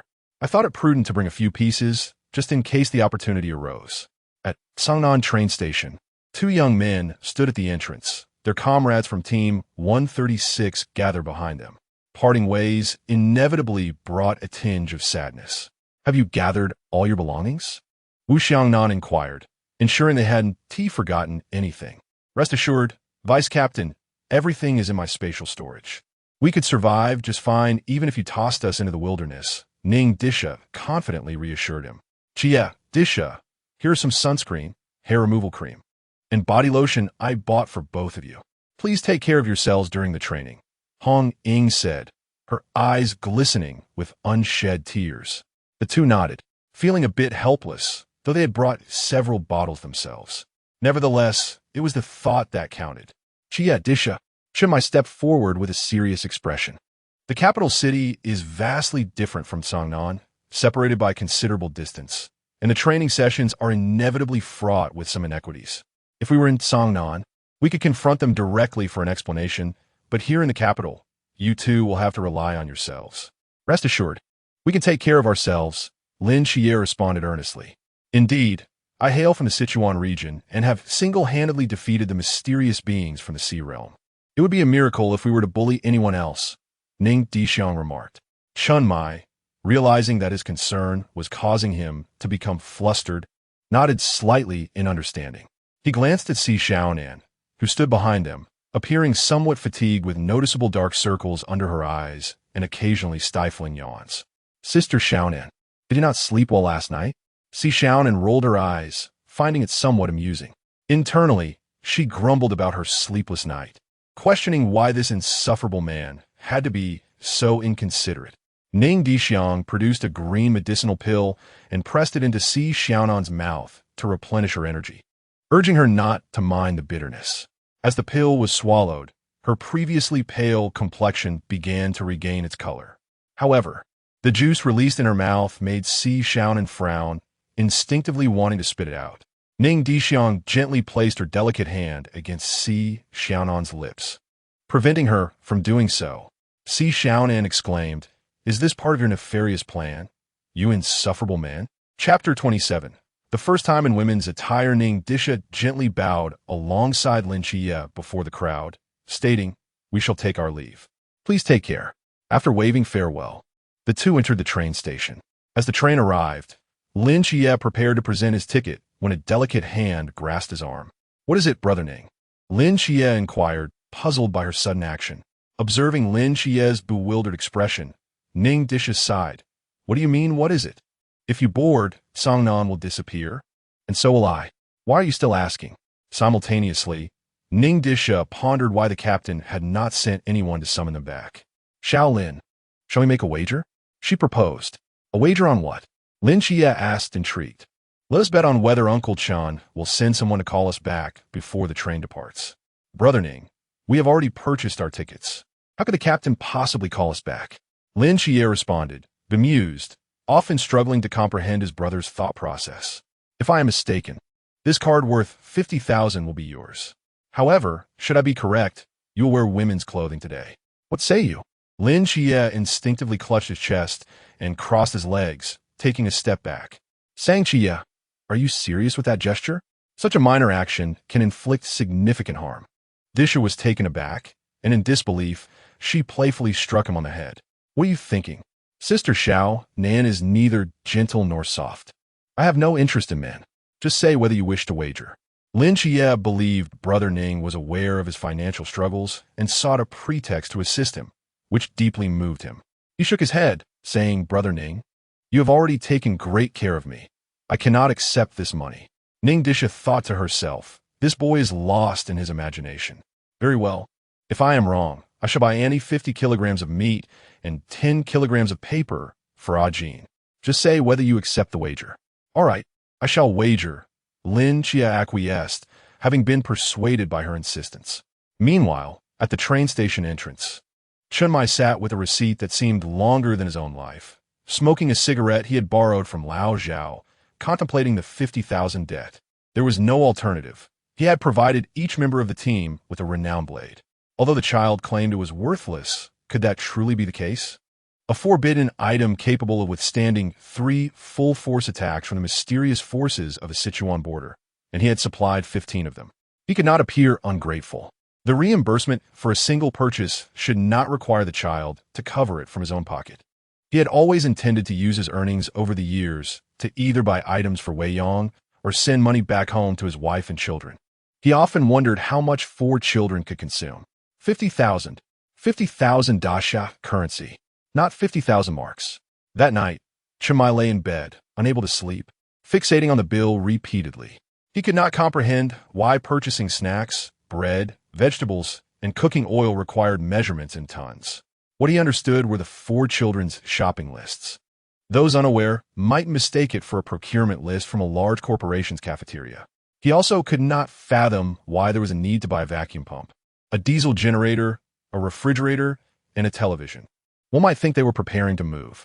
What perplexed him the most was the presence of middle school practice questions on the invoice, such as 5-year mock exams and 3-year simulations. Although he found it difficult to comprehend, he chose to respect it. After all, if the child desired it, he would provide it, for it was his own offspring. If necessary, he could always borrow some money to manage the situation. A penny can indeed baffle even the greatest of heroes. Chimai glanced at the pinned contact of Xiao Bai in his phone, hesitating whether to make the call to borrow some funds for a quick turnaround. Suddenly, a series of urgent phone rings broke the silence. Upon answering, a wave of energy surged through the despondent Chinmai. Damn it, hurry and bring them back. The training location has been changed at Cangnan. Move quickly, or the tickets will be non-refundable. Yes. At that moment, looking at the group they had just parted from, Lin Qiye felt a swell of emotion, nearly brought to tears. Oh dear, Lin. No need to be so emotional, Zhao Kongcheng said nonchalantly. Old Zhao, there are only 2 minutes until the train departs. I understand. Luckily, I made it in time. Otherwise, it would have been a disaster, old Zhao replied, still smiling. Beside them, when Shima quietly inquired of Hong Ying, are their relations truly this close? Hong Ying shook her head, indicating her confusion. Ning Dishuang stifled a laugh. Draping her arm around Lin Qiye's shoulder and handing him a pink, snow-white-themed backpack along with several copies of practice books.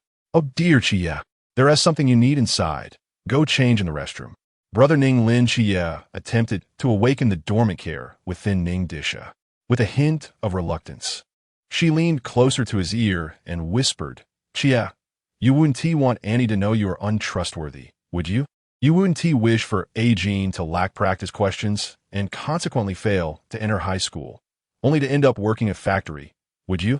Yang Jin, Chu, I feel someone is talking about me. Listening to Ning Dishuang's words, Lin Qiye tilted his head back, striving to hold back his tears. Akin to a husband ineffectively eavesdropping on a conversation between his wife and her superior about her promotion. He silently clutched the backpack, seemingly resolved, and walked toward the restroom. Ning Dishuang remarked, such a thoughtful boy. Dishuang, what did you say to him? Why does he look like he is about to cry? Hong Ying inquired curiously, raising her tiny fist in solidarity. Don't worry, Sister Hong Ying. I will treat you well later, Ning Dishuang replied cheerfully. Soon, a tall young lady dressed in a flowing green dress and veiled appeared before them. You are Lin Qiye? Hong Ying exclaimed in shock, bursting into laughter and hurriedly pulling out her phone to take pictures. Lin Qiye quickly covered his face, attempting to prevent Hong Ying from capturing the moment. Old Zhao was already laughing heartily, while Ning Dishuang recorded the scene. Boys should either don school uniforms, aspiring to great heights, or medical attire to save lives. Don military uniforms to guard their territory, or even dress as girls to cause a stir. Let us go. We should find the captain now, Ning Dishuang suggested, noticing they had taken enough pictures. After all, the crowd was rather large. When Lin Qiye, adorned in women's attire, made his entrance before the crowd, even the stoic Leng Xuan, known for his impassive demeanor, and the typically unsmiling Wu Xiangnan found themselves unable to suppress a smile. Naturally, as the team's voyeuristic enthusiast, Leng Xuan seized the opportunity to capture the moment with his camera, instinctively glancing towards Ning Dishuang for a shared understanding. Their exchanged looks confirmed their mutual sentiment. Chimai, attempting to quell the laughter that erupted among the group, began to ponder whether his rigorous training methods had inadvertently caused psychological distress in the youth.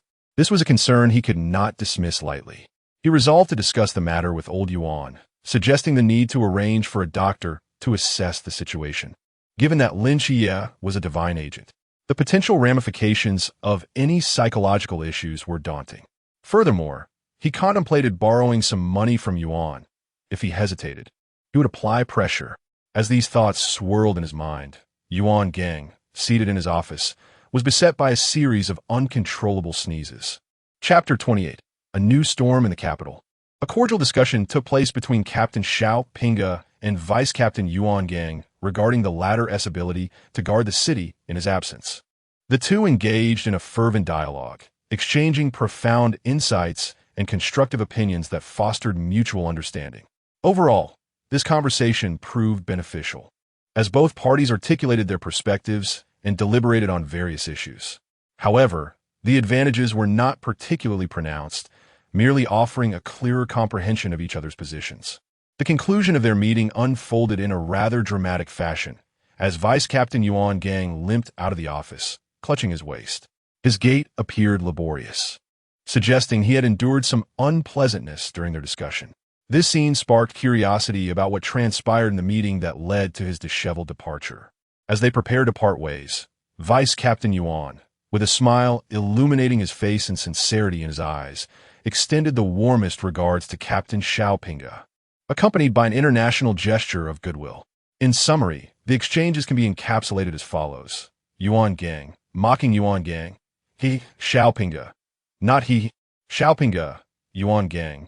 More mockery Xiaopinga. Xiaopinga, oh, Yuan Gang. Not he, see, Xiaopinga. He. Meanwhile, in a luxurious and rather proper establishment in Guangshan, a plump young man instructed the steward, "Book a flight for tomorrow. I shall depart then." Rising from his seat, he stretched, causing his ample flesh to quiver slightly. "Is it the south? I'm on my way." At Mount Jihua, the air was filled with the sounds of Buddhist chants and the fragrance of sandalwood.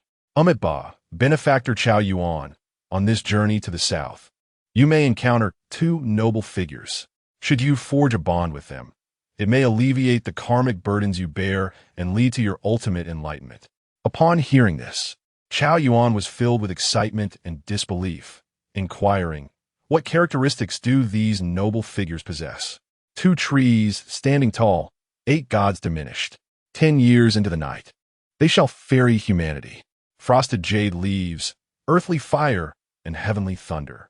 With blood and hatred, they shall save the world. The old monk, eyes closed and palms pressed together, intoned like an ancient bell, Ba. Cao Yuan remained silent for a long moment, committing the words to memory before performing a respectful bow. Ba, master, I understand. I shall proceed. In another location, 2 ruffians lay defeated on the ground, while a youth, lollipop in mouth, addressed a trembling middle school girl leaning against the wall. It's unwise to traverse such desolate streets at night. Thank you, the girl quavered in response. Remember, although I am departing, the rules must remain firmly established. Do you understand? Understood.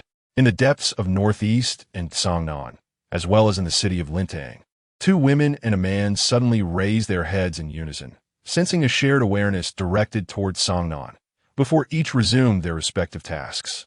In the van, Chenmai stared at the 2 tickets in a daze, murmuring softly, "Why can't they be refunded? Why?" The others nearby hesitated, unsure of how to voice their thoughts. The atmosphere in the vehicle was palpably awkward. Ahem. Chia, Disha, the inability to refund the tickets is not your fault. When Shima cleared his throat a couple of times, striving to alleviate the tension. However, upon hearing this, Chenmai, seated in the passenger seat, turned even paler. Damn it, it's not your money being spent. You think you're so noble. Captain, let us think positively. At least, if we're local, we can take the time to see Disha and Qiye. Wu Xiangnan, in the driver's seat, gently interjected. The training is closed off. We want to have access. Well, at least, the essentials, right? We've gathered what we need, like that down jacket and the heating pad. The more he spoke, the quieter when Qima became. Qima, the average winter temperature in Cangnan is around 10 to 20 degrees. A down jacket is unnecessary. Honging quietly reminded. Lies do not harm. It is the truth that cuts like a knife. Silence. Chenmai glared at the 2, feeling his heart bleed. After a long contemplation, Chenmai turned, his eyes filled with sincerity, and asked, Shuang, why don't you inquire? If a return is possible, even if it's only an 80% refund, that would suffice. Uncle Chun, rest assured, all the tags were cut off the very night I bought them. A refund is utterly impossible. Ning Dishuang earnestly jabbed at Chun Mai's chest. Observing Chun Mai's darkened expression, Ning Dishuang added, it was Qiye and Hong Ying who cut them. Well then, the burden on Chun Mai's heart was finally lifted. Uncle Chun, you ought to lighten your heart. If in the future Qiye forms a special team, these items will come in handy for traversing various terrains. Moreover, they won't require reimbursement. It's my own expense. Upon hearing Ning Dishuang's words, Chun Mai felt somewhat comforted. Shaking his head, he insisted, no, if it's reimbursement, it must be reimbursed. Dishuang, you've contributed so much to the team. This reimbursement is warranted. I cannot allow you to bear such expenses in vain. But Uncle Chun, those items are outdated products that should be eliminated. I merely wish to extract their final warmth. They are truly not worth much. Furthermore, as far as I know, you may not even be as wealthy as I am. Listening to Ning Dishuang, Chun Mai felt a warmth in his heart and boldly declared, what are you saying? What do you mean by being wealthier than me? I am, after all, the captain of a night watchman team in the super high-risk forbidden zone of Chuanjing, earning a considerable salary and bonuses each year.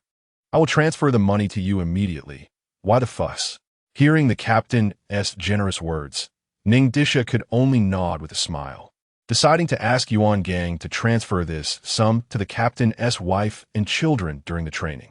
Brother Ning, shouldn't the higher-ups of the night watch first consider you when forming that special squad? For what I gather from Ning Dishuang, it seems that he would not participate if there were future opportunities to establish such a team. This leaves Lin Qiye perplexed. Ahem. After all, I am merely a physician, lacking in martial prowess. In other words, I am just an ordinary academic, devoid of the formidable strength they possess.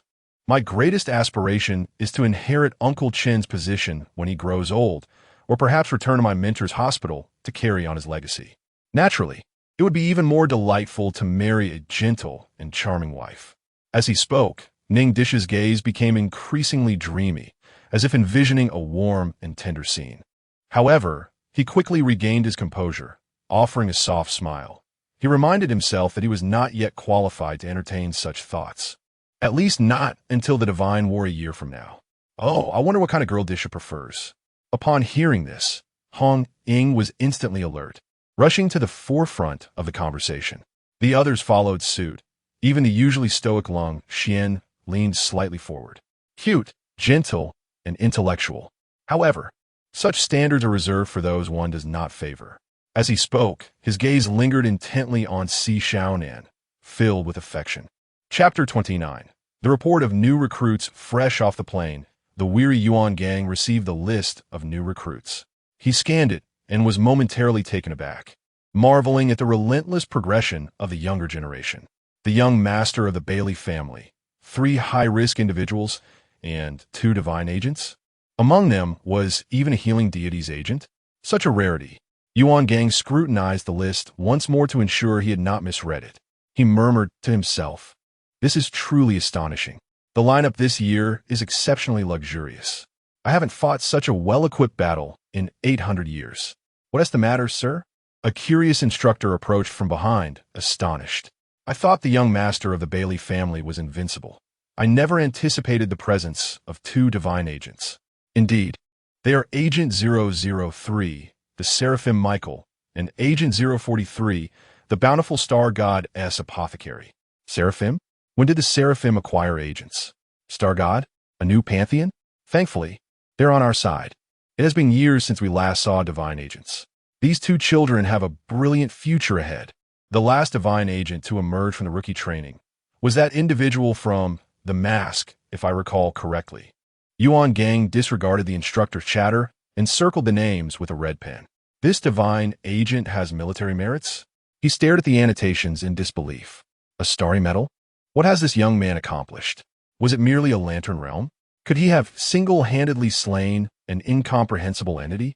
Yuan Gang rubbed his temples. Were it not for the endorsement of the Mask team, he would have thought it was merely a scion from a wealthy family seeking glory. The entity slain was a true Zhicheng, a type of high-risk mystery that had not appeared in the records for nearly a century. It was marked in the files as an extraordinarily dangerous entity, to be reported immediately to a special team upon encounter. The true Zhicheng was not a secret within the records of the Night Watch. Its peril was emphasized at every training session. Even the most reckless ancient god cult would not dare to engage with the true Zhicheng. According to reliable historical accounts, the ancient god cult originally worshipped four malevolent deities. But in their attempt to control a Zhicheng, an agent of one of the evil gods and his deity were brutally torn apart and fell. Since then, the ancient god cult has been gravely weakened, left with only 3 agents. Such a terrifying entity, absent for nearly a century and nearly relegated to folklore, has now been slain by a seemingly newly awakened Lantern Realm novice, and by 2 at that. A Lantern Realm defeating a Pool Realm mystery is extraordinary. Defeating a Stream Realm mystery is prodigious, and one must not allow them to remain.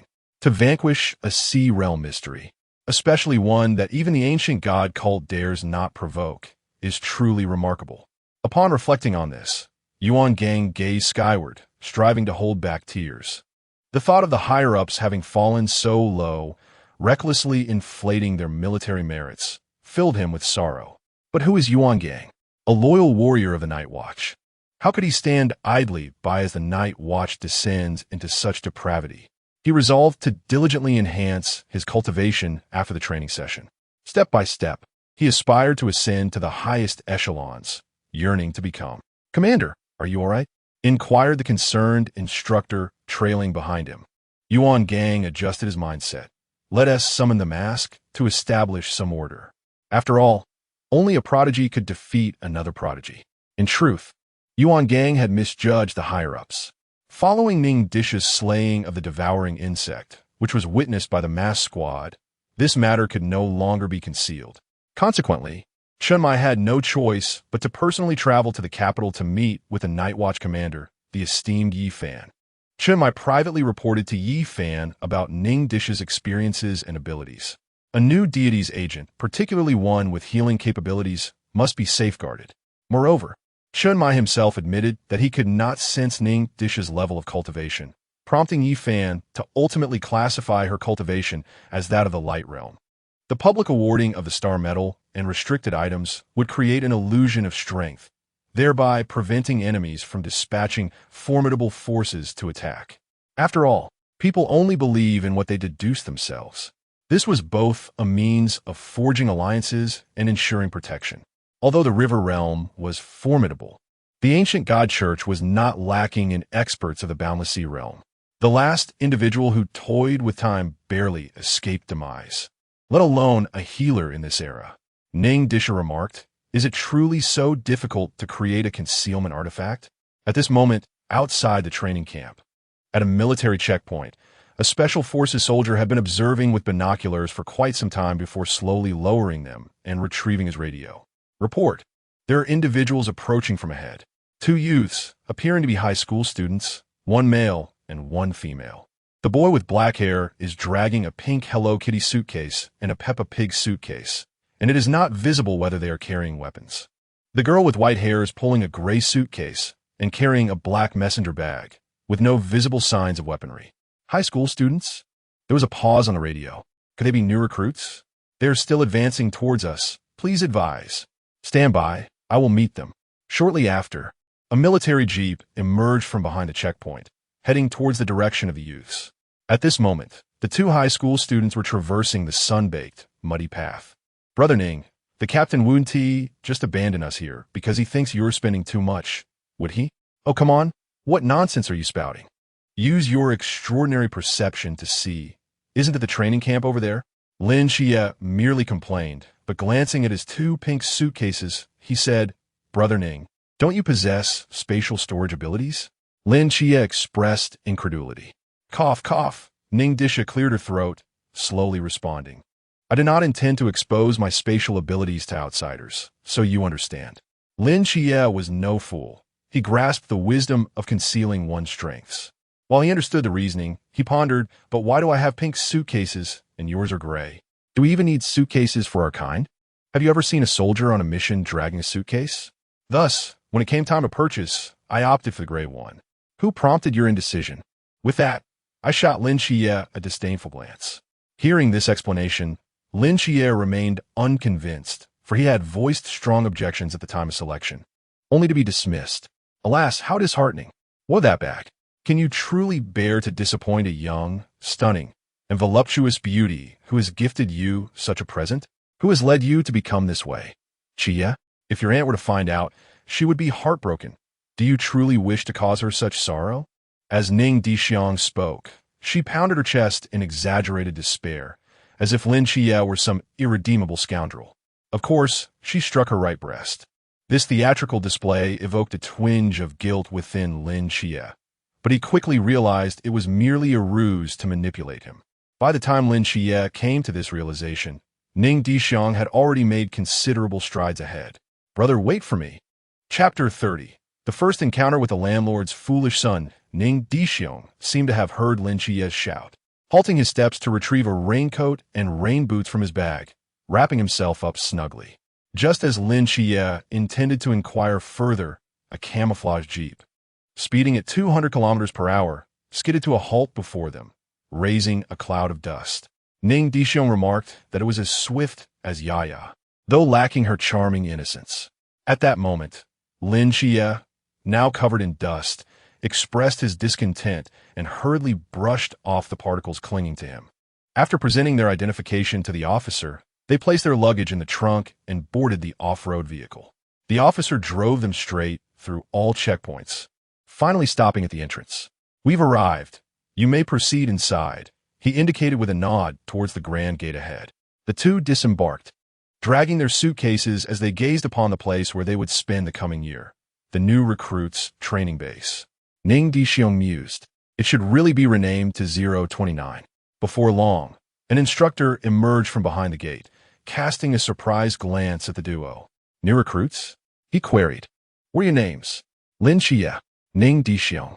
The instructor's demeanor shifted, a flush of excitement spreading across his face as he scrutinized them as if they were rare treasures. You two, are this year's representatives of the divine? Truly, heroes emerge from youth, and women are no less than men. Hearing the instructor's astonishment, Lin Qiye's lips twitched as he hastily clarified. Instructor, we are both male, pure gentlemen. Ning Dishuang, however, remained composed, accustomed to such misunderstandings. Oh, my apologies for the error. The instructor replied, a mixture of surprise, regret, disappointment, and a hint of schadenfreude gleaming in his eyes. Lin Qiye remarked, it seems we have not lived up to the instructor's expectations of beautiful maidens. I am Hong Hao, your instructor. Allow me to show you around, he offered. Thank you, Instructor Hong, they replied in unison. Hong Hao guided them through the training camp. It was noteworthy that, despite being established only 3 days prior, the camp's precision rivaled that of structures completed over 3 years. The buildings blended seamlessly with the landscape, and the ground was meticulously segmented by neat lines. However, upon reaching the supply station, they noticed that all eyes were suddenly upon them, with whispers and pointed fingers circulating. Lin Qiye frowned in confusion, inquiring, why are they staring at us like that? The representatives of the Seraphim are indeed a rarity, not to mention the new divine representative, Instructor Hong explained. It's only natural they are curious. Ning Dishuang contemplated the situation, thinking it would have been amusing if Lin Qiye had continued dressing as a female. Such a topic regarding the Seraphim's representative's penchant for cross-dressing would surely be the most entertaining subject of the year. Ning Dishuang harbored little interest in the camp's arrangements. His plan was to sway the investments of Pang Pang and Yuan Gang before finding a way to slip away. Thus, as Hong Hao showcased the camp, he entered a state of detachment. When it came time to select their dormitory, Ning Dishuang generously offered the room with the best sunlight, facing south to Lin Qiye, while he chose a second-rate room for himself. It is imperative to preserve the peculiar camaraderie between Knight Sovereign and Spirit Treasure Sovereign, which necessitates the allocation of a room for this purpose, a venture that promises substantial returns. I find myself rather curious about my roommate, whose identity remains a mystery. There isn't much to prepare. I simply laid out my bedding and delved into the realms of literature and floral arrangements. The following morning, two individuals, who had been feasting in Lin Qiye's dormitory, were startled by a commotion echoing through the corridor. Ning Dishuang, pondering for a moment, quickly deduced that the ruckus was caused by the foolish son of a wealthy landlord by Li Pangpang. Instinctively, Ning Dishuang adjusted his attire. After all, the patron had arrived, and one must always present oneself with dignity. Young master, I have meticulously surveyed the entire building, and this room enjoys splendid lighting, warm in winter and cool in summer. A man, his face adorned with sycophantic expressions, stood before the rotund youth, incessantly extolling the virtues of the room while urging him not to endure hardship there. Upon noticing the two individuals within the room, the man's demeanor shifted, his countenance growing frosty, and his tone turning hostile. What a lack of perception! You lot! Swiftly remove the filthy items from this room. Before Lin Qiye could respond, the chubby youth took the initiative, delivering a forceful kick and unleashing a torrent of curses. What the hell? Can't you see this is a double room? Are there not two of us? Filthy? I detest scoundrels like you who bully the weak. Get as far away from me as possible. Faced with such rebuke, the man, trembling with fear, knelt and slapped his own face twice before scurrying away in disgrace. You lot, quickly bring forth the local specialties I prepared.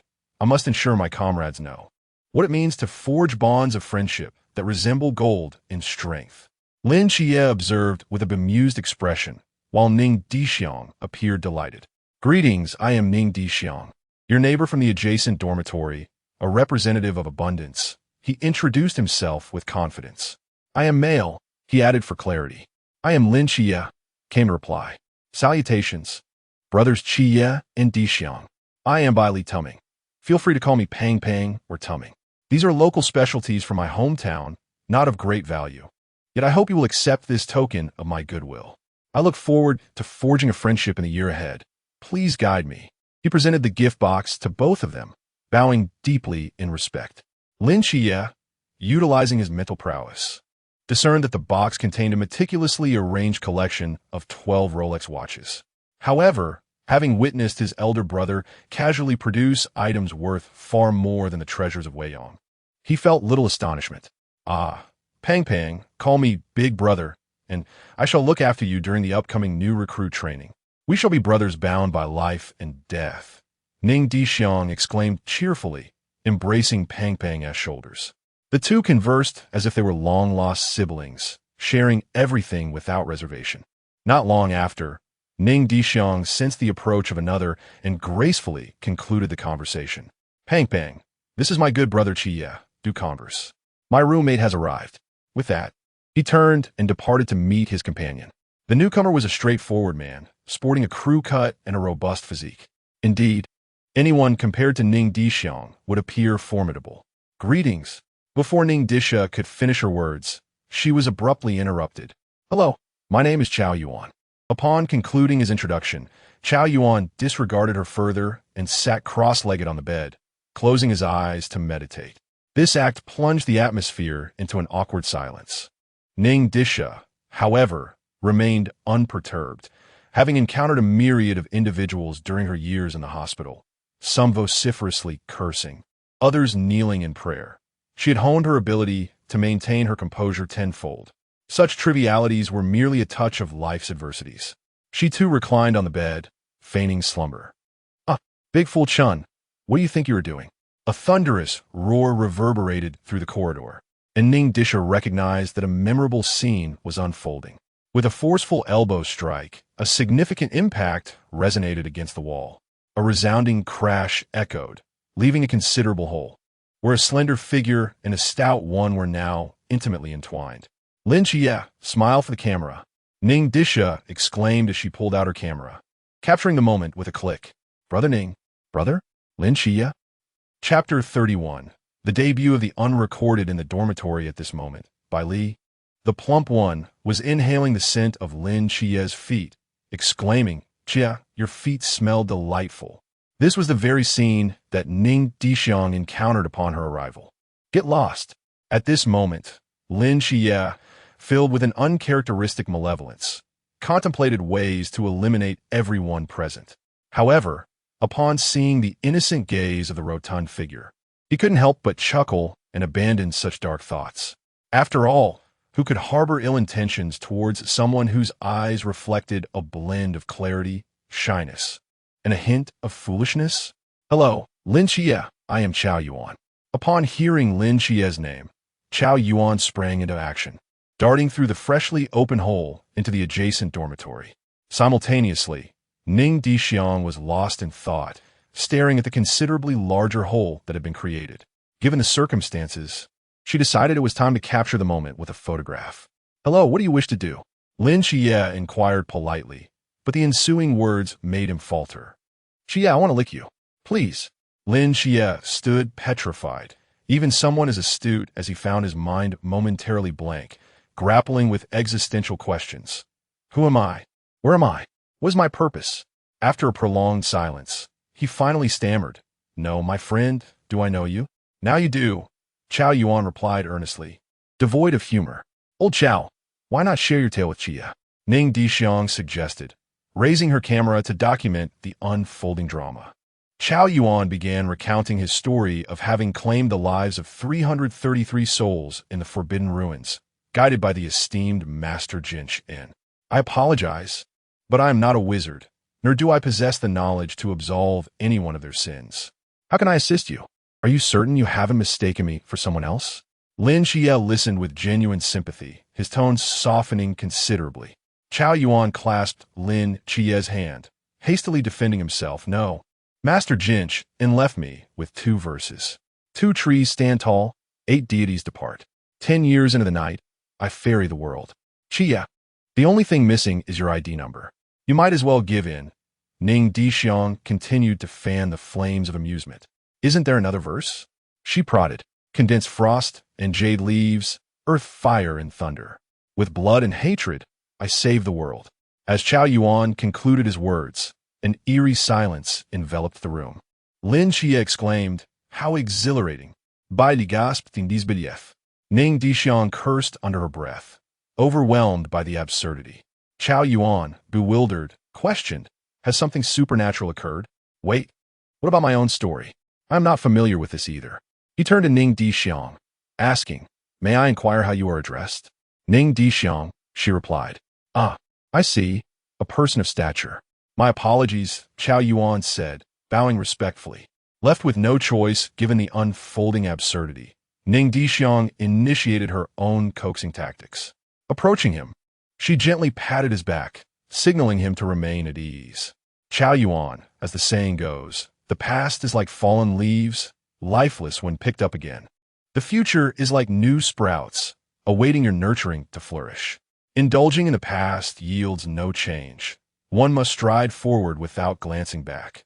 Yet, dear Ning, as night falls, the wails of the villagers echo hauntingly in my mind, a burden I cannot shed nor forgive myself for. I am a sinner. What must I do? I do not wish for you to forget. When one resolves to bid farewell to the past, they must confront their entire self with fortitude.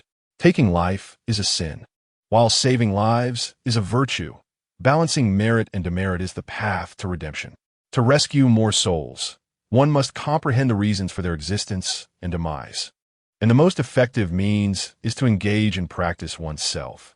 In our contemporary world, divine beings remain silent while malevolent gods prevail. Externally, mysteries ravage the populace, and internally, ancient cults strive to eliminate the newly emerged prodigies. Cao Yuan, do you understand the Black King? Cao Yuan shook his head. Perceiving the Black King merely as a monster consumed by slaughter, the origin of all misfortunes. The Black King annihilation, sequence 031, is revered as that which stands above mortals and beneath the gods.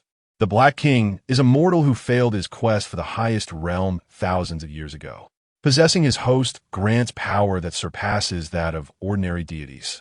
When his host grasps the laws, they can slay gods. So, Yuan, do you grasp the significance? Gao Juan, so mewat buwu, not det du li.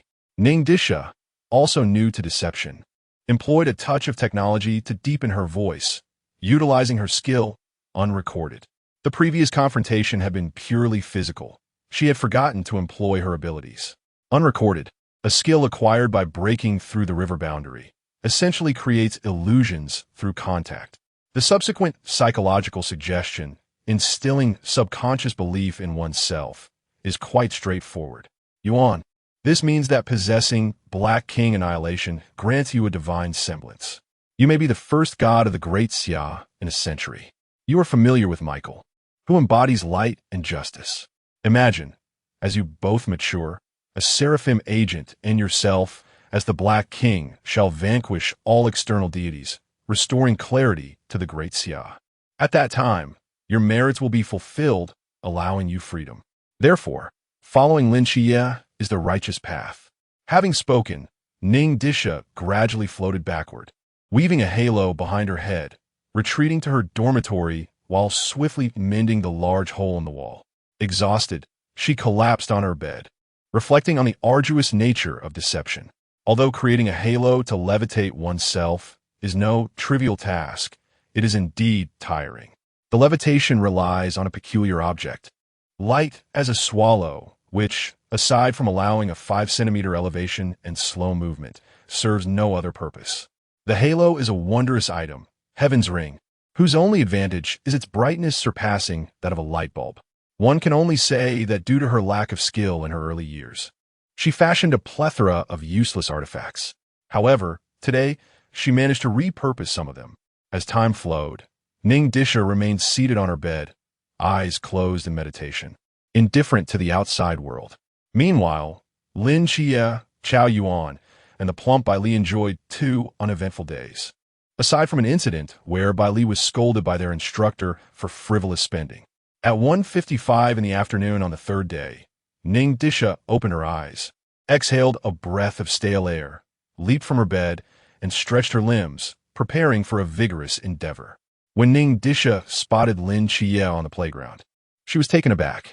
Lin Qiye appeared haggard, his complexion pale as parchment, devoid of any color, with a vacant gaze, sunken cheeks, and lips as thin as paper, utterly exhibiting his frailty. Upon seeing the visitor, he forced a strained smile and said, "Brother Ning, you have arrived." Ning Dishuang merely shook his head slightly and patted Lin Qiye on the shoulder, stating, "I can understand the trials of youth. Yet one must also take care of their health. My treatments are not infallible." He cast a healing spell and then quietly stood behind Lin Qiye, closing his eyes to rest. Alas, how did matters come to such a pass? Ning Dishuang felt a profound sense of guilt towards Cao. How absurd.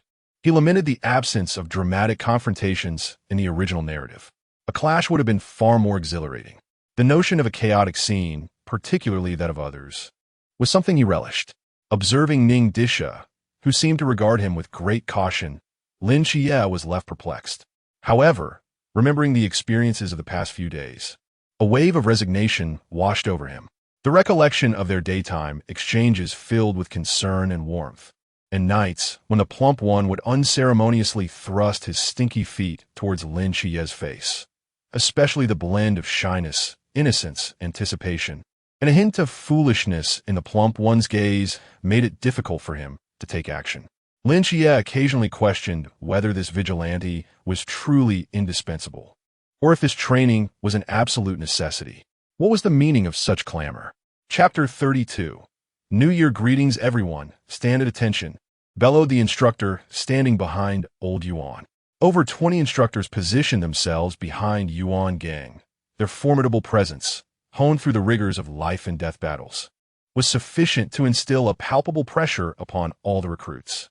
Instantly, the new soldiers fell silent. Although their ranks were somewhat disarrayed, the semblance of formation was evident. Once the noise subsided, Yuan Gang spoke in his deep, resonant voice. "I am aware that you hail from various regions of the Great Xia, each of you a prodigy in your own right. However, here, we do not lack for talent. You are merely recruits, novices, worthless scum who barely qualify as rookies. You are the kind of inept individuals who could endanger your comrades." As Yuan Gang's voice crescendoed, the recruits below began to murmur restlessly. Being young and brimming with ambition, they found it hard to swallow such disparagement, their indignation palpable. Some held their heads high in defiance. Others smirked derisively, while a few exchanged glances and others feigned sleep with their eyes closed.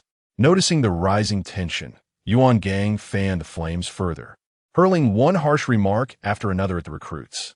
Many were breathing heavily, their eyes blazing with fury, fixated on Yuan Gang. I refuse to accept this. A young man clad in an unbuttoned uniform, with his cap turned backward and chewing gum, called out, a mocking grin plastered across his face. Seeing someone step forward, Yuan Gang chuckled inwardly. Ah, recruit, what is your name? Shun Zhuqing. Good. Who else dares to challenge my words? I do. Me too. With the audacity of Zhu Tian, more and more voices joined in, until nearly half of the ranks had raised their hands in defiance. In the back, a chubby recruit elbowed Lin Qiye, asking, Qiye, do you accept this?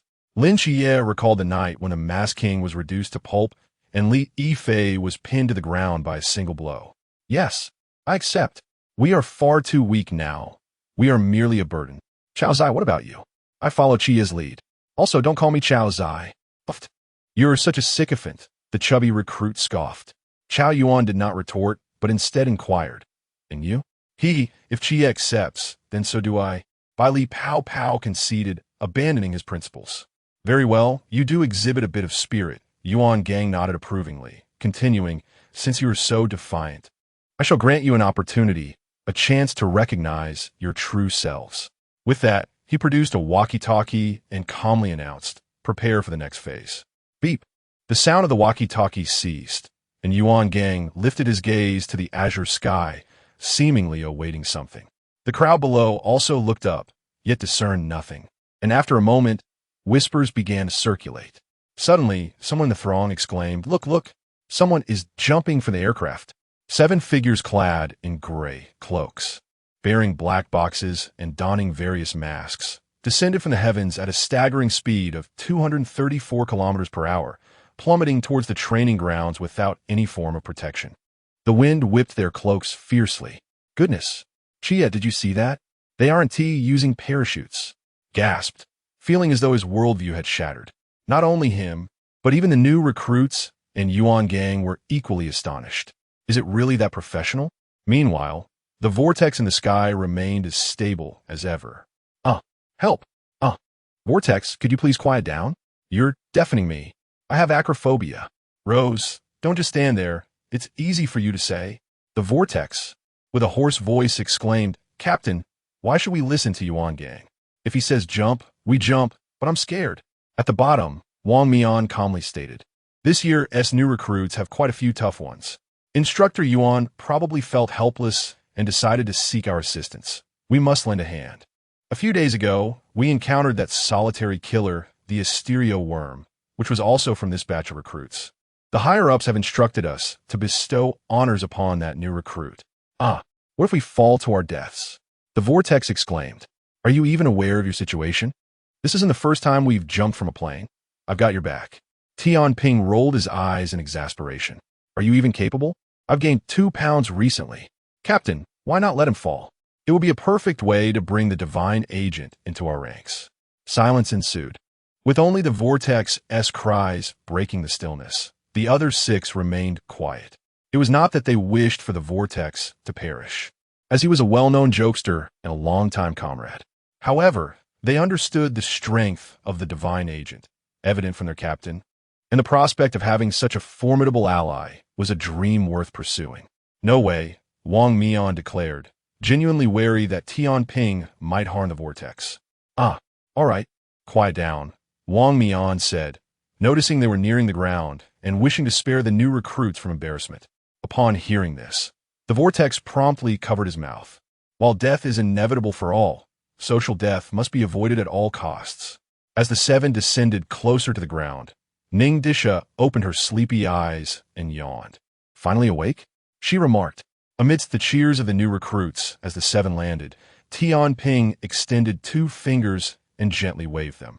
The gravitational pull on the 7 disappeared, rendering them as light as feathers. With the tips of their toes barely touching the ground, they landed steadily, their gray cloaks billowing in the wind, and under the sunlight, the 7 masks shimmered brightly. Their prestige was an all-time high. In contrast, the Nightfall squad had cheap Journey to the West masks, a dilapidated van, and a deep red cloak that resembled an ordinary one. Lin Qiye's taste in aesthetics rivaled that of a tyrant. It couldn't be said that he lacked artistic sensibility, but rather that all his creative energy was spent on finding a partner. And it seemed his partners were all quite eager to pursue him. How absurd! Wang Mian scanned the expressions of the group, his voice warm and gentle. "Hello everyone, we are the masked ones." Before Wang Mian could finish, the Vortex's legs gave way, and with a thud, he knelt before the new recruits. The masked individuals, new recruits. Ning Dishuang. Say cheese with a sharp click, the sound resonated loudly in the otherwise silent training ground. New recruits. Impressive. Instructor and the masked team. Wasn't all our mobile devices confiscated? Who's responsible for this? Apologies, I forgot to mute it. Please continue. To alleviate the awkwardness, Ning Dishuang hurriedly offered a way out, suggesting, "Shall we not wish everyone an early new year?" Cao Yuan quietly remarked, "Master Ning, that excuse is rather far-fetched. The new year is still 5 months away." The others responded, "We treat you with sincerity. Why do you regard us as fools?" Even a fool would not act in such a manner. Though their voices were subdued, they were audible enough for the Vortex to overhear. The masked team member, Vortex, stood up abruptly, proudly erecting himself and shielding his comrades, pretending as if nothing had transpired. Wang Mian commented, "At times, I genuinely consider calling the authorities. New recruits, truly remarkable."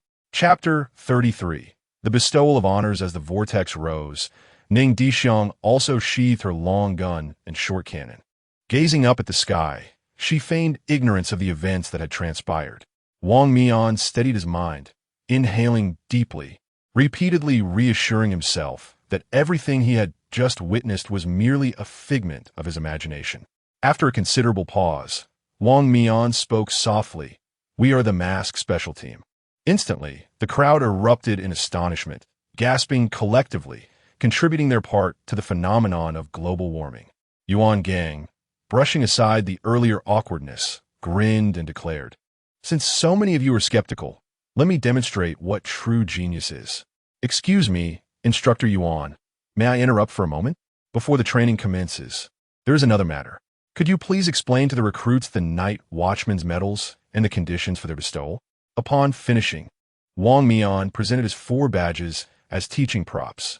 Certainly, Yuan Gang nodded, accepting the badges, and began enlightening the recruits about the 4 types of Night Watchman's medals, just as depicted in the original text. After Yuan Gang concluded his explanation, Wang Mian carefully secured his treasured medals and stepped forward. "Before the training begins, I, Wang Mian, captain of the masked special team and the proxy of God of Time Kronos, on behalf of the Night Watchman, hereby award the stellar medal to the apothecary proxy, Ning Dishuang, for her preemptive actions in eradicating the exceptionally high-risk entity, the erosion insect, preventing a large-scale incident that could have led to societal upheaval. Please, Ning Dishuang, come forth to receive your honor." Upon hearing her name, Ning Dishuang walked towards the platform, and the recruits instinctively parted to create a path. Whispers of admiration filled the air, their eyes brimming with envy, both for the medal and for the proxy of the divine. "Bro, amazing!" Fatty exclaimed. "Master Ning, a true hero."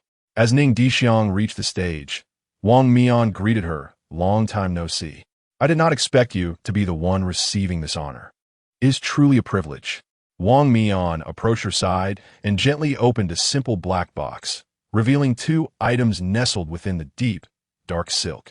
One was the profound and azure stellar medal, dazzling and seemingly embedded with brilliant stars within the crystalline surface. The other was an artificial forbidden item, pseudo-spatial manipulation, appearing as a bracelet, simple yet resplendent. Wang Mian solemnly lifted the stellar medal and affixed it to Ning Dishuang's chest. Taking a deep breath, Ning Dishuang's expression turned serious as she rendered a military salute to Wang Mian. The crowd erupted in cheers and applause, as though the honor had been bestowed upon them. "Would you be interested in joining the masked team?" Wang Mian inquired softly after the ceremony concluded. Ning Dishuang shook her head and smiled. "Captain, I still need to inherit Uncle Chen's position, so I will have to decline.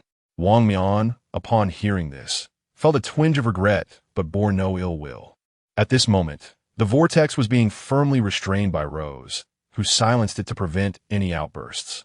The moment Ning Dishuang took the stage, the vortex had recognized her as the one who had been photographing its dark history from the audience. Just as it prepared to confront her for the evidence, Rose swiftly subdued the vortex, dragging it away, as such a serious occasion could not accommodate any frivolity. Vortex, I merely desire a film.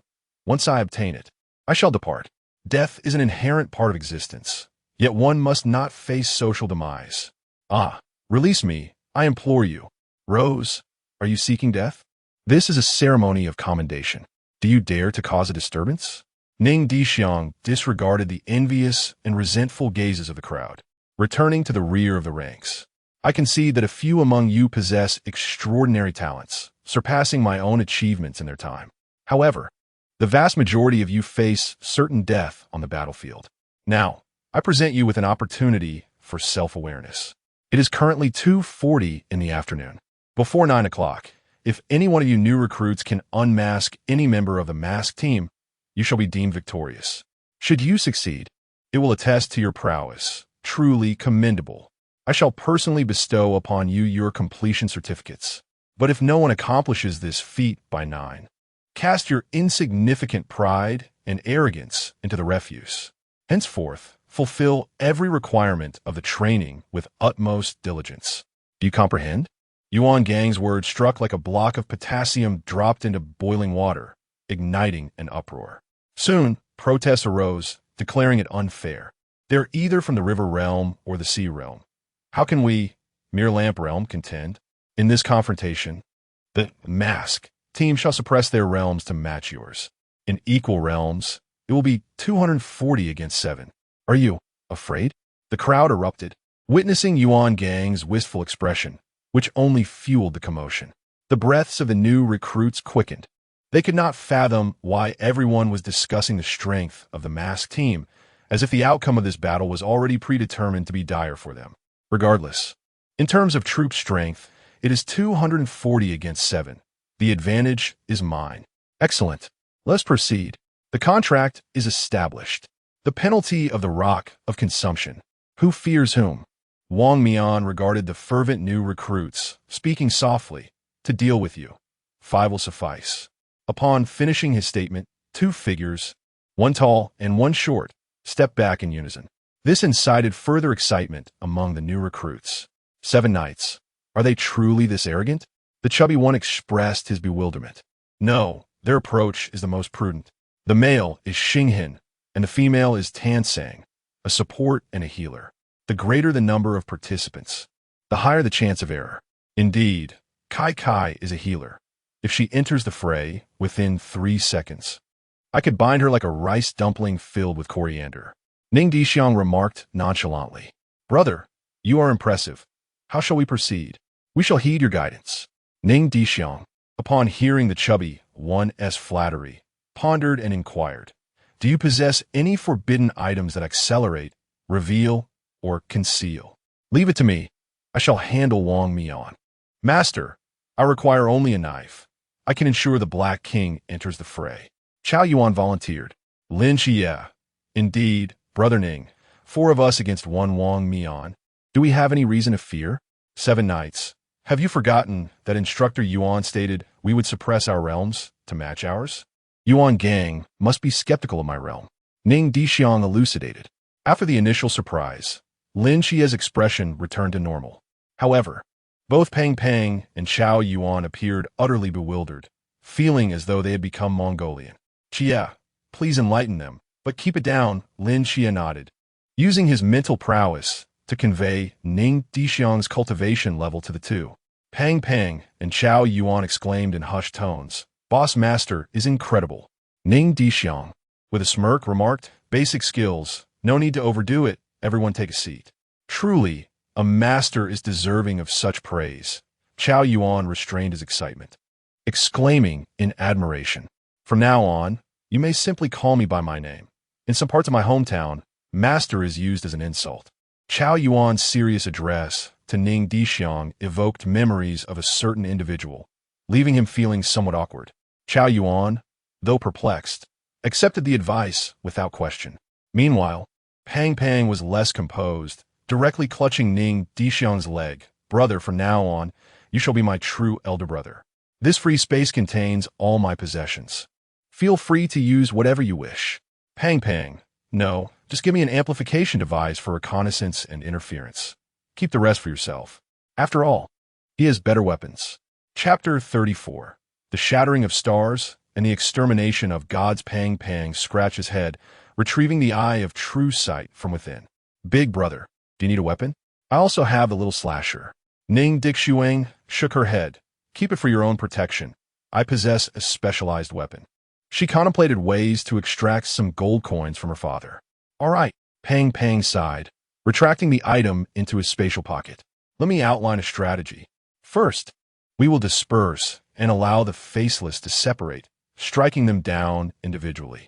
Otherwise, if they surround me, I cannot endure their combined assault. Ning Dishuang whispered, casting a glance at the others. Understood, came the faint chorus of responses. Yuan Gang, sensing the atmosphere had reached a crescendo, declared, you may freely utilize the weapons from the armory. The next 7 hours are yours. Do not concern yourselves with the destruction of facilities or the damage to structures. Whatever chaos you create here, we are capable of restoration. Now, let me witness your prowess. With that, Yuan Gang, along with the instructors and Xinghin, turned to exit. As the instructors departed, the tension in the air thickened, akin to the oppressive stillness before a tempest. All the new recruits cast malevolent glances at the five on stage, oblivious to the fact that elite hunters often masquerade as their prey. When do we begin? Someone raised a hand to inquire. Ping smiled faintly, extending a finger and gently tapping. The questioner was sent flying backward, spitting blood and losing consciousness. Out came the murmurs from the crowd, sparking unrest. It has begun. Brothers, charge at them. A deep, rough voice resonated, and several tendrils shot toward the five. However, with a mere wave of Ping's hand, they dissipated into the air. Though the leader remained unknown, the fervent recruits activated their forbidden zones, with some recklessly charging the stage to engage in direct confrontation. Flames, ice, gales, and thunder surged forth, an array of attacks converging upon the high platform. Let us go. Ning Dishuang urged her companions as they dashed toward the armory. Just as they fled, several violet whirlpools emerged, consuming the recruits' assaults entirely. In the next moment, a massive pink hammer materialized, conjuring a howling wind that sent the new recruits hurtling through the air. Within less than a minute, the tide of battle shifted dramatically. Many recruits sensed the precariousness of their situation and attempted to retreat, but it was too late. It's too late to leave now, the whirlpool proclaimed, as more violet vortices appeared, rebounding the earlier attacks. In less than a minute, nearly half of the recruits were eliminated. However, many astute individuals noticed the retreat of Ning Dishuang, the bearer of the stellar medal, and hastily followed suit, evading the fate of being unintentionally swept away by the area of effect attacks. With smoke dissipating, 5 figures stood resolutely, their clothing only slightly soiled, unaffected otherwise, observing the unconscious recruits. The whirlpool grinned. Ha, a bunch of fools. Boss, we should hasten to pursue that agent. We must ensure he deletes the photos. Wang Mian nodded in agreement, recognizing that the loss was not merely the whirlpool's face, but that of the entire team. Caution was imperative. As the new recruits scattered in panic, Wang Mian turned to Weguei and instructed, you block the door, and the rest of us will encircle the warehouse from the outside. Meanwhile, in the basement, the onlookers scrutinized the performance of the new recruits displayed on the screens. This batch of recruits was disappointing, having eliminated 90 individuals right from the outset. After all, they were once part of a squad that had subdued mysterious beings of the Wuliang realm. Hadn't all the promising talents departed beforehand? Xinghin looked quickly. That young man is exceptionally handsome. Do you think I could recruit him into our team? One remarked. I doubt it. He even rejected the captain, came the response.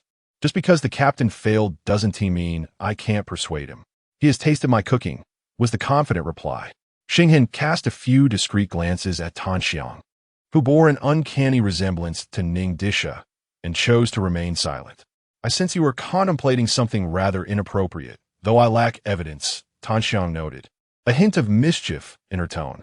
Seeing her teammate ignore her, she quieted down and began to admire Ning Dishuang's breathtaking beauty. Yuan Gang, however, remained unfazed, quietly observing the performance of the two divine agents and the three high-risk individuals. Yet, the next scene caused him considerable alarm. Trailing behind the trio was a rather rotund figure. "Big brother, Qiye, wait for me." He puffed, sweat pouring down his face. Lin Qiye raised an eyebrow. "Perhaps your fate is sealed. We shall proceed without you." Ning Dishuang contemplated saying, "If there's a next life in the fifth universe, remember to exercise more," but ultimately decided against it. Upon hearing Lin Qiye's intent to abandon him, the portly figure became frantic, mustering all his strength to keep pace with the trio, stumbling and tripping along the way. "Big brother, Qiye, don't leave me behind. Wait for me." Finally, they reached the entrance of the weapons depot, exchanging glances. The door before them was crafted from a special material, impenetrably hard and as thick as a bank vault door. "Fatty, what is your forbidden realm?" "None of us possess the ability for large-scale attacks," Lin Qiye inquired after scanning with his mental prowess. "Forbidden realm? I don't have one," Fatty shrugged, his tone assertive even in his helplessness. "No forbidden realm? How did you get in then?" Lin Qiye inwardly seethed. Seeing his good friend's disheartened expression, Fatty added, "Actually, but was abruptly interrupted by a female voice. "Step aside." Ning Dishuang turned to see the others had arrived. A striking figure, slender and radiant in fiery red, strode into view. Her long, scarlet hair cascaded down her back, and though clad in simple military attire, it could not conceal her enchanting form. She approached the door and pressed her hand against it. Soon, the door began to tremble, the vibrations increasing in intensity. Before it could crack or splinter, Ning Dishuang took action. With the ease of a hot knife slicing through butter, the door split in two. Leaning against the doorway, she cradled a long spear, resplendent in gold and pink hues.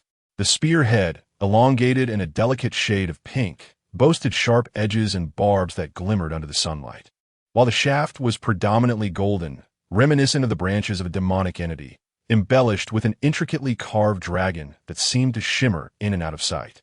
There was no spear collar. Between the spearhead and the shaft, a mysterious black orb served as an exquisite ornament. "This is the extraordinary item crafted from the horn of the shattered star king worm, Star Shatterer. Slice the heavens, slice the earth, slice the gods."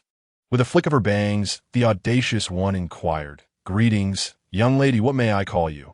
Upon recognizing the divine agent from earlier, Mo Li's expression softened as she replied, "Mo Li." With that, she strode directly into the armory to select her weapon. Meanwhile, the rotund figure behind her gazed at Mo Li's retreating silhouette, his eyes growing ever brighter. "Qiye, do you not find her rather impressive?" Hearing the infatuated remarks from the chubby one, Lin Qiye rolled his eyes, opting not to engage in discussion. Instead, he entered the armory and chose a straight sword. Cao Yuan, on the other hand, selected an iron rod. "Come on, Fatty, do you trust me?" Ning Dishuang patted Fatty's shoulder, speaking earnestly. "Of course, big brother. I trust you implicitly." Ning Dishuang assumed a confident demeanor, declaring, "Watch how I operate. I will take action." Chapter 35. The confrontation between the captain and the outsider Molly. "Would you be interested in joining us?" Ning Dishuang extended an invitation to Molly. She did not respond immediately, but instead glanced at the other three individuals, inquiring, "If I join you, will we win?" "Certainly. Most of the elite combatants among the new recruits are gathered here." Ning Dishuang proceeded to introduce the others. "I am the agent of the apothecary. I can retrieve you even from the jaws of death. This one is the agent of the Seraph, sequence 003, realm of mortal gods. And this gentleman is the agent of the Black King, sequence 031, Black King's annihilation." Ning Dishuang paused for a moment, then solemnly introduced Bai Li Fatty. "This is Bai Li Tumming, the heir of the Bai Li family, the second major financier behind the Watchman, a regular at the Guangshan Club, possessing both strength and charm." Upon hearing this, Molly furrowed her brow, let out a cold snort, and turned to leave. I despise people like you rich boys. Stay away from me. Miss Molly, I am not a rich boy. I am merely an ordinary person from a common family in Guangshan. Fatty attempted to clarify, but was seized by someone by the nape of his neck, helplessly watching the object of his affections retreat further away. Fatty, do not blame me. You and her have no future, Ning Dishuang thought to himself. It would be wiser to sever this ill-fated connection sooner rather than later. Divine love encompasses all, yet it cannot be bestowed upon an individual, especially one who has traversed the trials of the mundane world countless times, experiencing the hardships of life across all ages. Moreover, he recalled a post from a previous life mentioning that Li Fatty possessed the entire script for slaying gods. Its authenticity remained uncertain. Brother Ning, it seems you have misspoken, Lin Qiye interjected. All right, Fatty, there are plenty of other flowers in the world. Do not weep, Ning Dishuang consoled. Brother, she is different from the others. Ning Dishuang chose to divert the topic. First, pull out the forbidden item, then find a corner to hide. Li Fatty resolutely shook his head. No. I want to fight. Very well, I will pack some supplies. You all wait outside. Qiye, remain vigilant. The moon ghost is an invisible assassin. The vortex can absorb and reflect damage. The scales can control gravity. And the rose wields a hammer towering 2 or 3 stories high, while the king can manipulate time. Do not underestimate any encounter. Understood, Lin Qiye nodded earnestly. With that, Ning Dishuang turned and entered the warehouse. As the saying goes, one must seize the opportunity when it presents itself. He would not let a chance to gather resources slip by. Ning Dishuang stuffed all the grenades, smoke bombs, and flashbangs from the warehouse into his limited space. As for firearms, he only took a sniper rifle, a grenade launcher, and an RPG, ensuring he remained masked throughout, especially since new recruits were already selecting weapons. He, Ning Dishuang, cared for his reputation. Even if Yuan Gang noticed discrepancies later, he could not trace it back to him. Just as Ning Dishuang was selecting his gear, outside the warehouse, 40 new recruits, including Lin Qiye, found themselves surrounded. As Ning Dishuang sensed something amiss, a massive pink hammer shattered the roof, showering him with a cascade of dust. As I recollected, it was Rose, that fierce girl. Does one's temperament truly correlate with their misfortunes?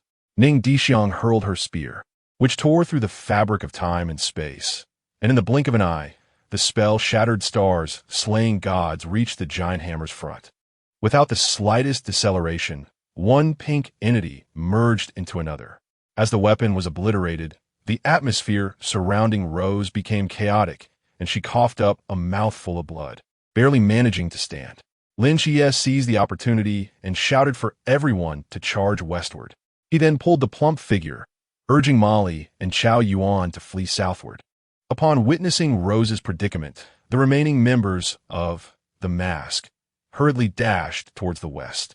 Tianping waved his hand, and several new recruits were pinned to the ground, having an intimate encounter with the land of Blue Star. Rose, what has happened to you? Captain, my weapon has been shattered. I suffered a backlash. I'll be fine shortly. Another divine agent? Captain, are you jesting? The data clearly states his ability is healing. Shuang found it hard to believe, as the information distinctly outlined Ning Dishuang's healing capabilities. It is entirely plausible. Do not forget, he has slain the devouring insect, and he likely conceals greater power. Moreover, you all witnessed his transformation ability last time. I shall personally confront him. You take Rose and eliminate the new recruits in the west, then rendezvous with me. With that, Wang Mian proceeded southward. Ning Dishuang possessed Veil of Breath, making it difficult for anyone, even Wang Mian, to sense him casually. However, the divine aura emanating from Lin Qiye shone brightly like a beacon in the night, unmistakably evident to Wang Mian. Following this aura, Wang Mian pursued, while Lin Qiye and his companions found themselves in a precarious situation. At that moment, Ning Dishuang emerged from the warehouse, humming a tune and wielding her spear, colliding head-on with Lin Qiye and the others. Qiye, why have you returned without your belongings? Ninggu, we are surrounded. Upon hearing Lin Qiye mention Rose's weakened state and inexplicable injury, Ning Dishuang sheepishly scratched her cheek, pleasantly surprised by an unexpected gain. She had assumed it was merely a simple weapon. After a moment of contemplation, an idea illuminated her mind, and she manually switched to an LED light to conserve energy. She handed Cao Yuan a camera, saying, "Yuan, I leave the vortex to you. This vortex trap is for you." There is a folding knife within the lens. A trap? Cao Yuan scratched his head, puzzled. Oh, it's just the footage of the vortex's New Year greeting. He is rather simple-minded, easy to deceive. Just claim the film is in your possession. When you strike, keep your distance from the crowd to avoid collateral damage, Ning Dishuang advised earnestly. The plump figure engaged the moon demon. Do you still have true sight? If not, take this back for now. Rest assured, boss, I have another true sight. I guarantee the moon demon will be disoriented, the plump figure confidently declared. Qiye and Molly confronted Tianping and Lily. Ninga, who is Lily? Lin Qiye pondered for a long while, but could not recall anyone named Lily in the masked team. Oh, my apologies, I misspoke. It is Rose. A female with a penchant for strong women. You possess quite a wealth of knowledge, don't you? Just as Ning Dishuang completed her assignment, a tall figure emerged before the group. Of course, the apothecary is omniscient, except perhaps when it comes to the winning lottery numbers. That joke is rather juvenile, Wang Mian remarked. My interests do not lie in the realm of sophistication. Surely, you are not merely a shadow, are you? Wang Mian stated this as a certainty. Captain Wang is indeed astute, Ning Dishuang conceded, adhering to her principle of surviving as long as possible. Life is paramount, and death is inconsequential, though she knows she possesses numerous hidden cards. Do you have any guidance?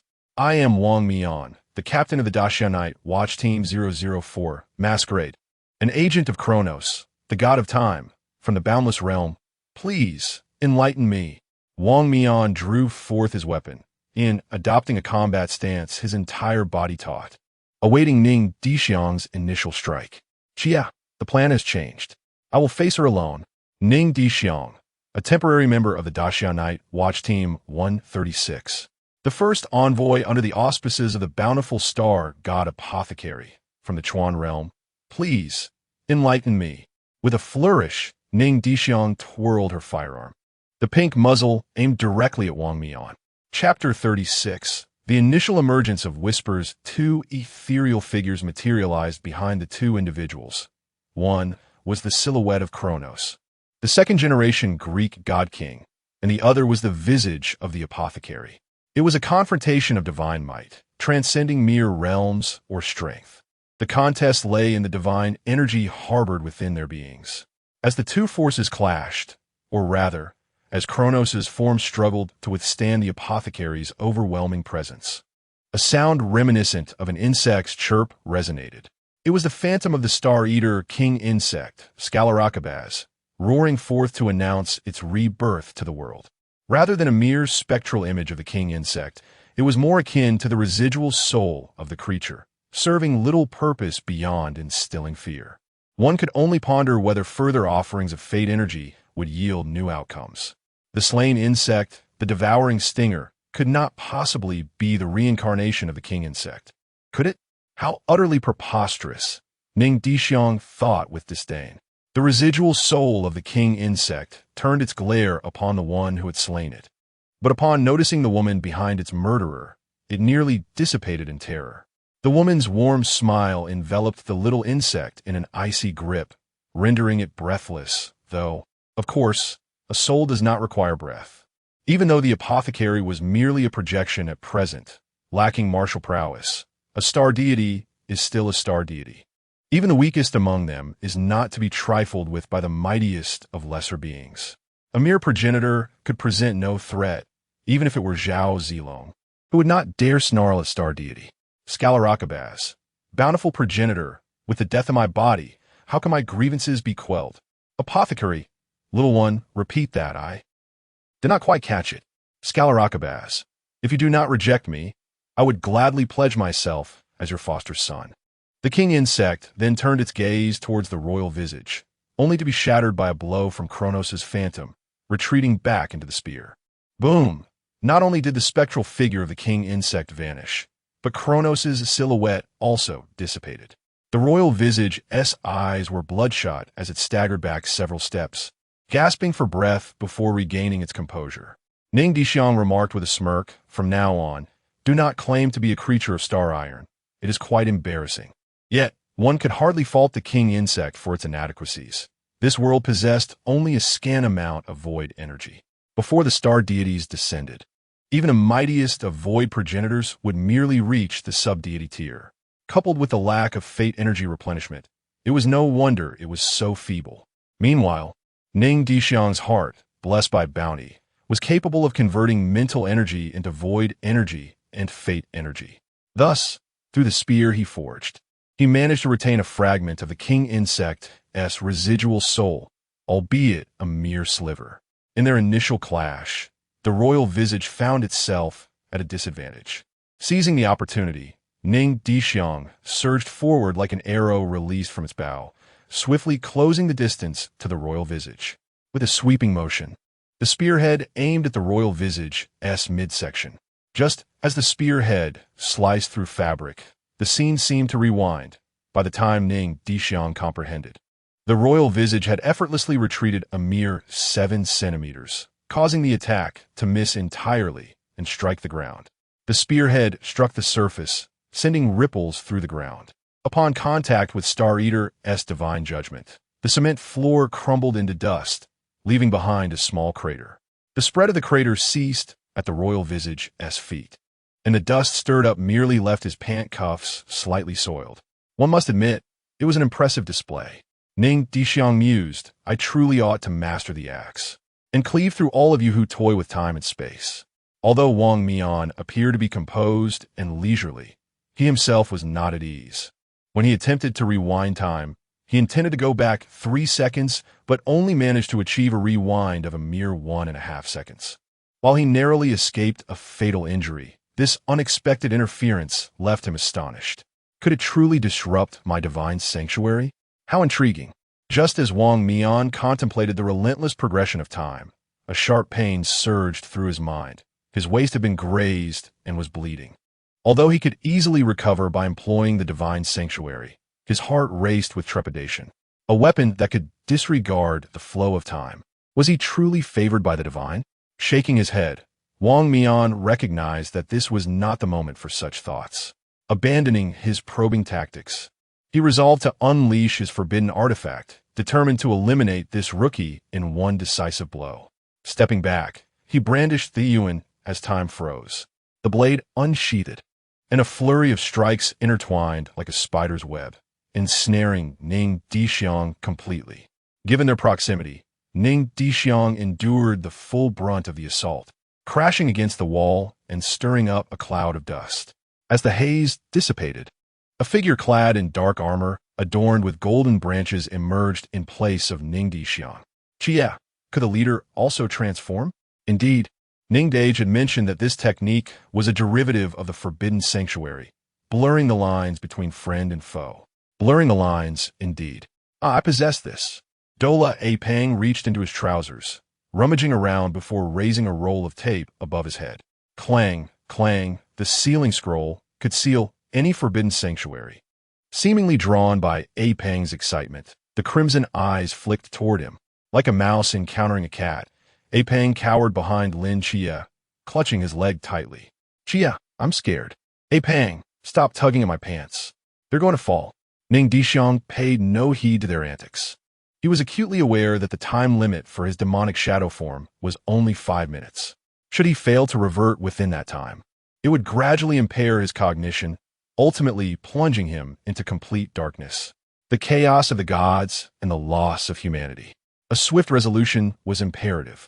Though Ning Dishuang appeared gentle and soft, akin to a delicate confection, his true nature was that of a reckless warrior, particularly a cowardly one averse to pain. And what did a reckless warrior cherish most? Close-quarters combat, coupled with the enhanced defense and agility of the demonic shadow form, which dulled his sensitivity to pain. He reveled in the thrill. Ning Dishuang accelerated towards Wang Mian, his speed now several times greater than before. Wang Mian remained composed as the blade unsheathed once more, forming a net of blade energy that surged towards Ning Dishuang. The spear shot forth like a dragon, swift as lightning. The net of blade energy was effortlessly torn asunder by Ning Dishuang's full force as he hurled his spear. With his current abilities, he could not close the distance to Wang Mian under the Chrono Rider. He needed to disrupt Wang Mian's use of the Divine Sanctuary. This strategy proved effective. Confronted by the spearhead that traversed through time and space, Wang Mian could only continuously decelerate the time of Star Shatterer and roll to the side. Seizing this opportunity, Ning Dishuang accelerated to Wang Mian's front, raised his hand, and withdrew from the state of wrath and demonic shadow. There were no grandiose gestures, only a gentle palm, as his delicate hand made contact with Wang Mian's chest. In this round, victory belongs to me. Ning Dishuang spoke softly with a gentle tone. Wang Mian felt a moment of disorientation, and when he opened his eyes again, he found himself in a fishing village. The blood moon hung high in the sky, and time had folded in upon itself. Those who toyed with time ultimately found themselves ensnared by it. Before him lay a vortex and a balance, while the remaining teammates lay unconscious on the ground, their fates unknown. The vortex pulsed with a purple hue, its voice intermittent. Yet the smile upon its face was particularly radiant. It forcefully pushed the bewildered Wang Mian aside. "Run, Captain! Flee! Keep running forward! Do not look back! As long as you can outrun the river of time, one day we shall return to your side." When Wang Mian opened his eyes once more, he discovered himself enveloped in a void. At that moment, he felt a heavy fog clouding his mind, rendering him unable to discern reality from illusion. A figure adorned in a tailcoat descended gracefully from above, bowing to Wang Mian with a decorum befitting nobility. "It has been a long time, hasn't it, Masquerade Team Captain, Lord Wang Mian?" The conversation flowed with elegance and a gentle tone, as if they were old friends reunited after many years. "The ancient god church murmurs? How did you come to be here?" Chapter 37. Tu Shan Di Shuang Lord Wang. "Do you truly not recall?" the figure inquired, urging him to reflect more deeply. "I shall await you here." After offering a courteous bow, he remained motionless. Wang Mian, still poised for battle, sifted through the fragments of his memory. "I was clearly engaged in training new recruits." "No, that seems to be a distant memory. I must have been on vacation with my team, having come to the fishing village to allow Nightfall some time to develop." "Yet, what is Nightfall? Is it not the squad led by Lin Qiye, the agent of the Seraph who shattered my mask? But why do I hold no recollection of this? It is as if these memories have materialized out of thin air." After a prolonged silence, Wang Mian ceased his contemplation, not having clarified his thoughts, but rather abandoned them. The immediate priority was to escape this place. What is your intent? If you wish to kill me, you are still far from capable." "Oh dear, Captain Wang, why resort to such hostility?" Replied leisurely. "It is undeniable that I have committed transgressions that have left you embittered for over a decade. How shall I put this? I was the one who issued the order to hunt you down, causing you to tread cautiously, as if on fragile ice. For all these years, I have yearned to express my remorse. Believe it or not, I am indeed here to assist you today." As he spoke, deftly revealed 6 small soul entities in his palm. "Captain Wang, your comrades have perished. They died in the fishing village, becoming stepping stones on the path of Nightfall as growth. Do you not wish to take their souls with you?" "Oh, what is it that you desire?" Wang Mian inquired cautiously. "Quite simply, kill me. Use your strongest move and end my life. Once I am gone, you will be able to take them home." With that, withdrew the soul entities, standing silently as a signal for Wang Mian to commence. "Then, as you wish." At that moment, within the shattered warehouse, Nightfall and Masquerade, Molly observed the scene unfold in silence. There are 8 individuals, 2 teams. Molly, you're not among them. A youthful maiden gently tapped the man's chest with her porcelain hand. "Scholar, this is what love looks like," she exclaimed dramatically. "Qiye Chao the rogue. Why are they both so still?" Fatty questioned, scratching his head in confusion. Lin Qiye shook his head, mirroring his uncertainty. Cao Yuan, camera in hand, declared with conviction, "The master must have profound intentions behind this." "Moon Ghost, what is your perspective?" "I perceive with my eyes. The 2 of them seem to be encircled by tranquility, yet hidden dangers lurk beneath." "And how do you deduce that?" Vortex chimed in, playing the role of the comic relief. Moon Ghost, arms crossed behind, exuded an air of superiority, speaking with a calm demeanor. Anyone daring to approach will suffer grave injuries in an instant. Just as the group engaged in their observations and discussions, Wang Mian made his move. The aura of a pinnacle in the sea realm erupted forth, suffocating the onlookers. What is the captain doing? Vortex questioned, bewildered. Did we not emerge victorious? Fatty exclaimed with excitement. As the deputy captain, Ping was the first to sense something amiss. Vortex, come with me to halt the captain, swiftly. Everyone else, stay put. Brother Ning. Lin Qiye yearned to rush forward. Yet, during the daylight, without the quintuple augmentation of the Starry Night Dancer, he was effortlessly obstructed by the Moon Demon. Your presence will only complicate matters. Trust my comrades. They'll be fine. Little Molly, do not fret. Your sister's allies will safely return your friends. Captain, please regain your senses. A torrent of purple radiance separated the two, but under the onslaught of blade energy, it was swiftly torn asunder. Let us go. Tianping extended a hand towards Ning Dishuang, preparing to flee. No need, just watch. Ning Dishuang evaded Tianping's grasp, producing 8 peculiar artifacts, nutritional surplus 2.0, forming a verdant shield that enveloped both her and Tianping. The 6 beans substituted for the mind, drawing blades in lieu of thought. A dense web of blade energy incessantly battered the shield, stirring up clouds of dust and debris. Time trickled away, and at last, the blade energy dissipated, the shield shattered, leaving a deep crater in its wake. Wang Mian knelt on one knee, his gaze regaining clarity. Vortex, Tianping, Rose, Moon Demon. You are still alive. What of Xinghin and Kai Kai? What has befallen them? Initially relieved, Wang Mian's countenance shifted to urgency upon realizing the absence of 2 individuals. Captain, they are in the basement. What has transpired? Tianping approached and lifted his captain, a look of confusion on his face. Upon hearing this response, Wang Mian's heart finally settled, resting against Tianping's shoulder. As long as everyone is present, that is a relief. It is my illusion. Yet only Wang knows what he has witnessed. My ability is fundamentally a switch, Ning Dishuang elucidated, swiftly removing Wang Mian's mask and offering him a flask of water. She propped him against the wall, entrusting him to the masked squad. Ning Dishuang produced a jade abacus, smiling as she remarked, Captain Wang, let us discuss the matter of compensation. 2 forbidden items per person, starting from a high-risk threshold. After all, you wouldn't want the incident of your mask being removed to become common knowledge, would you? As she spoke, she waved the mask in her hand. Indeed, this is a recording device. The results are verifiable as she continued. Ning Dishuang tapped on the jade abacus, calculating an appropriate sum for further demands. The atmosphere crackled. Wang Mian's complexion shifted from pallor to ashen. The figure before him seemed to sprout fox-like ears, distinctly folded. The etchings on her face faded, resembling that of a certain fox. Before Wang Mian could utter a word, Ning Dishuang continued, Captain Wang, do you see anyone ordinary present? A prosperous agent, the sole sprout of the star god system, the hope of the entire village. You have noticed the forbidden items in my possession. They are the favored treasures of alchemists. My achievements today are entirely owing to their influence.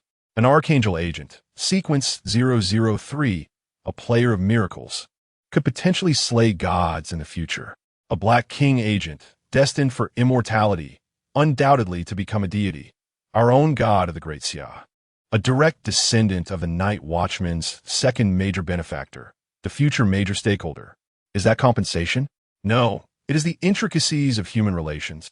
Moreover, there is one super high risk, a holder of a super high risk forbidden realm.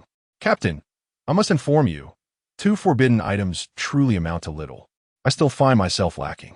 Contemplate our future achievements. The ceiling is merely a starting point, a beacon of hope for the grand dynasty to come. The more I listen, the more absurd it becomes. Wang Mian hurriedly interjects, fearing that if Ning Dishuang continues, he might end up having to sell himself to settle debts. Stop.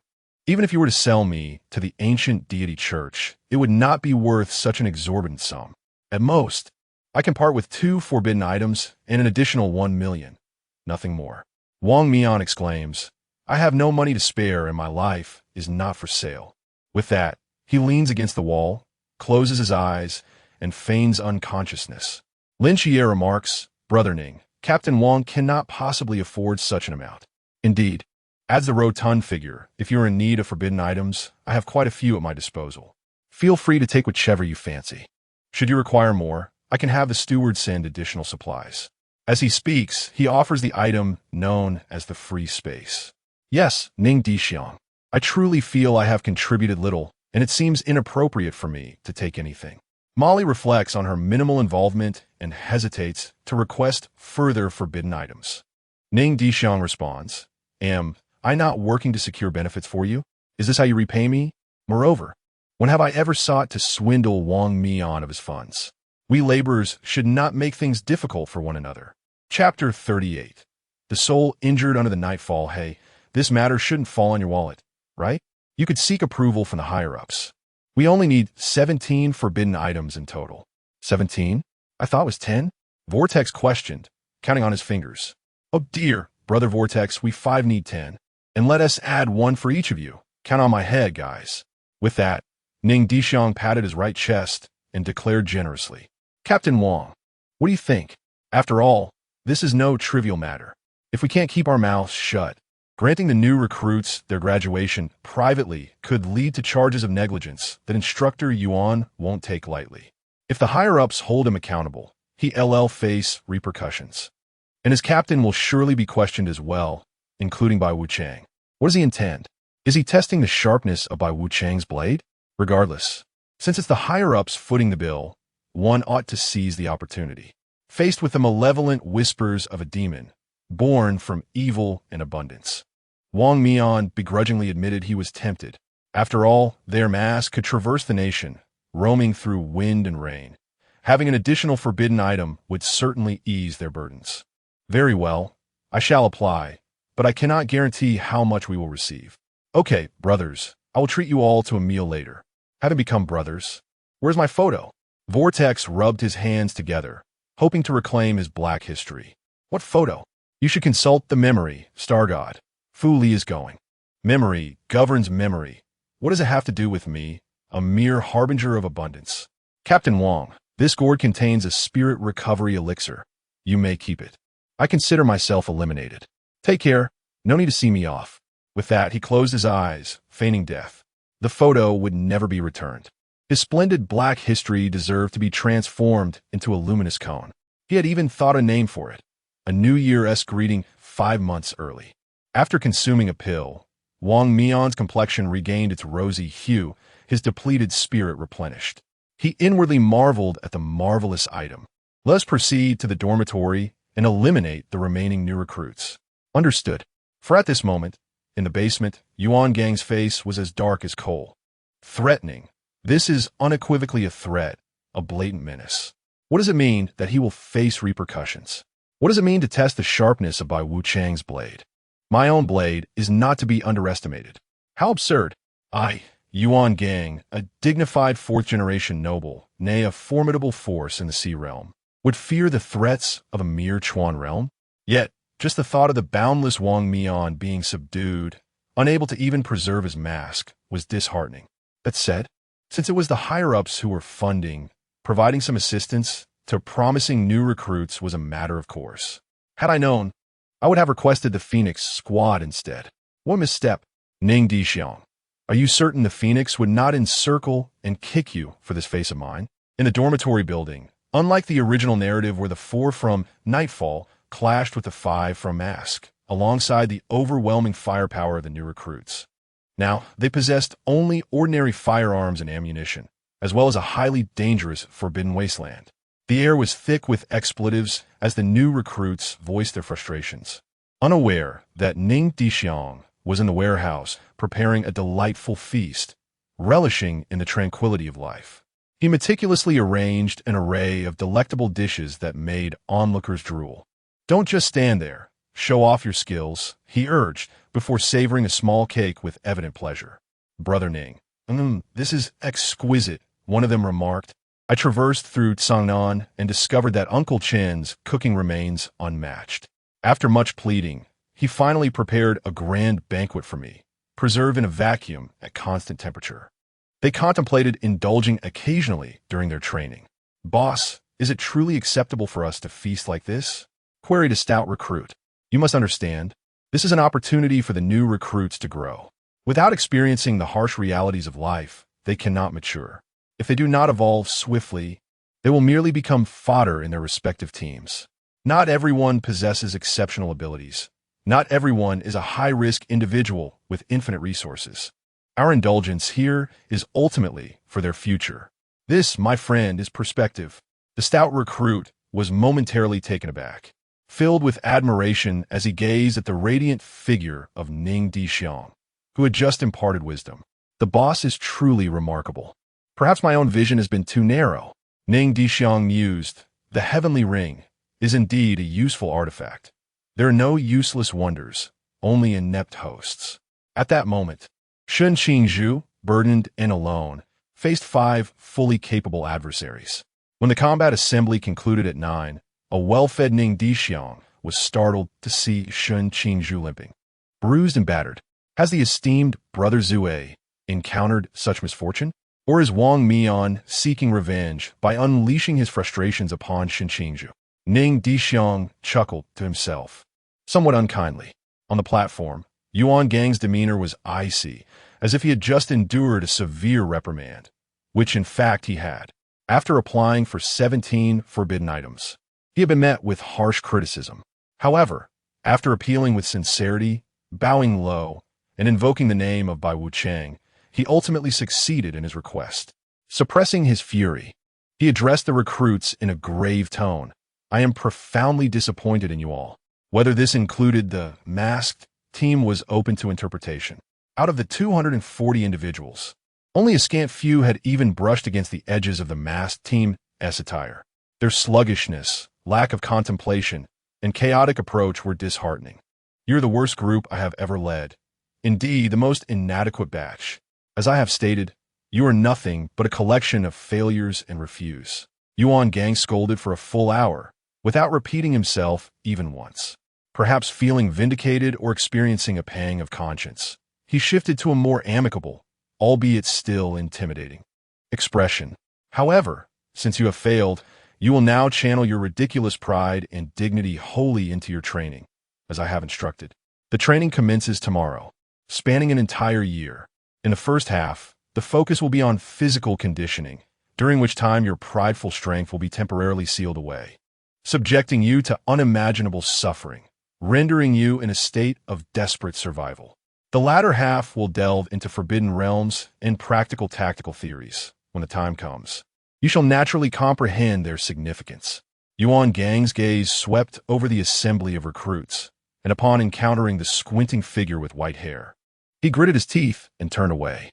"New recruits, savor these final moments of tranquility. From tomorrow onward, your descent into hell begins." As the instructors departed, Ning Dishuang slowly opened his eyes. After awakening, he prepared to return to the dormitory for further rest, for it would be challenging to find a peaceful slumber once the morrow arrived. "Cough, cough, assist me my feet." Wang Mian stumbled, nearly collapsing to the ground. Xuanwu and Tianping supported him on either side, offering him a medicinal pill. "Put it away, since Ning Dishuang has provided it without reclaiming it. We shall reserve it for future battles. This time, we have incurred a significant debt of gratitude. Truly, the younger generation is formidable. Captain, please take a sip of this first." Tanxiang offered a bowl of thick soup. Wang Mian did not decline. He consumed it in several gulps, regaining a modicum of vitality. The pallor of his lips regained a hint of color. Yet, was that illusion merely an illusion? Chapter 39. Beef Sashimi Ding. The grievances of the early risers among the university students weighed heavier than the spirits of the deceased, especially for those who rose at 3 o'clock. The sharp and piercing assembly horn reverberated throughout the floors, abruptly rousing Ning Dishuang from her slumber. With a string of curses, she reluctantly got out of bed and dressed, followed closely by Cao Yuan. The two jogged to the gathering point, only to discover that Lin Qiye had already arrived. When it came to hanging, Lin Qiye's Starry Night Dancer was unparalleled, amplifying their abilities fivefold without any adverse effects. Reflecting on her own demonic shadow, Ning Dishuang couldn't help but feel a wave of sorrow. Ning Dishuang was already contemplating the creation of a domain anchor. If she were to install them throughout the training camp, she could go wherever she pleased while also enhancing her survival capabilities. The ancient god society was likely to launch their first wave of attacks in the new year, and time was still on her side. However, Ning Dishuang had slightly miscalculated. The armory was equipped with concealed high-definition cameras, meaning that her level and weaponry had already been divulged to the ancient god society. How had she not considered this before? Oh, right. Her previous level had been too low, and she was unable to manipulate space effectively. After all, the pharmacist was not particularly adept at spatial time manipulation. In the midst of her musings, Hong Hao's booming voice jolted the drowsy recruits awake. Today marks the first day of new recruit training, and I shall impart to you your first lesson: discipline and execution. Upon hearing the whistle, regardless of whether you were bathing, relieving yourself, or engaged in any other activity, you must arrive at the training ground within 3 minutes. Do you understand? Understood, came a lethargic reply. Speak louder. I can't hear you. Understood. Observing the energy of the new recruits, Hong Hao squinted with satisfaction. Now, those who do not arrive at the training ground within 3 minutes step forward. With that, a few scattered recruits stepped out. Recruit. One new soldier attempted to speak, but was interrupted. Have you filed a report? Report. Speak. Instructor. What if we are uncertain whether we have exceeded the time limit? Hong Hao cast a sidelong glance at the recruit. That is indeed a good question, but do not ask it again. You run 10 laps. The recruit, bewildered, responded Bushman. Seeing the recruit's confusion, Hong Hao's tone turned icy. Did you not hear me? Run 10 laps. Understood. Under the intimidating presence of Instructor Hong, the recruit reluctantly began to run along the track. I'll say it once more. Those who do not arrive within 3 minutes will automatically step forward. If you're uncertain about the time limit, you may take a gamble. If you succeed, nothing will happen, but if you fail, the punishment will double. Listening to Hong Hao's somewhat menacing words, nearly half of the recruits stepped forward. Yet, a considerable number still held onto a flicker of hope. You and you step forward. Stand at the back. Hong Hao referred to the roster, pulling out a few recruits who had attempted to evade the consequences. Each recruit who had automatically stepped forward would run 10 laps around the training field, while those whose names he had called would run 20 laps with added weight. No meals would be permitted until completed. Do you think Pang Bang can manage? Lin Qiye inquired, glancing at the panting recruit lagging at the back of the line. It's all right. I still possess the rejuvenation elixir. As long as I am alive, I can revive myself. If I were to perish, I have the longevity elixir as a backup. With a flick of her wrist, Ning Dishuang brandished the gourd in her hand. There were 3 gourds in total, one for gifting, one for personal use, and one as a reserve.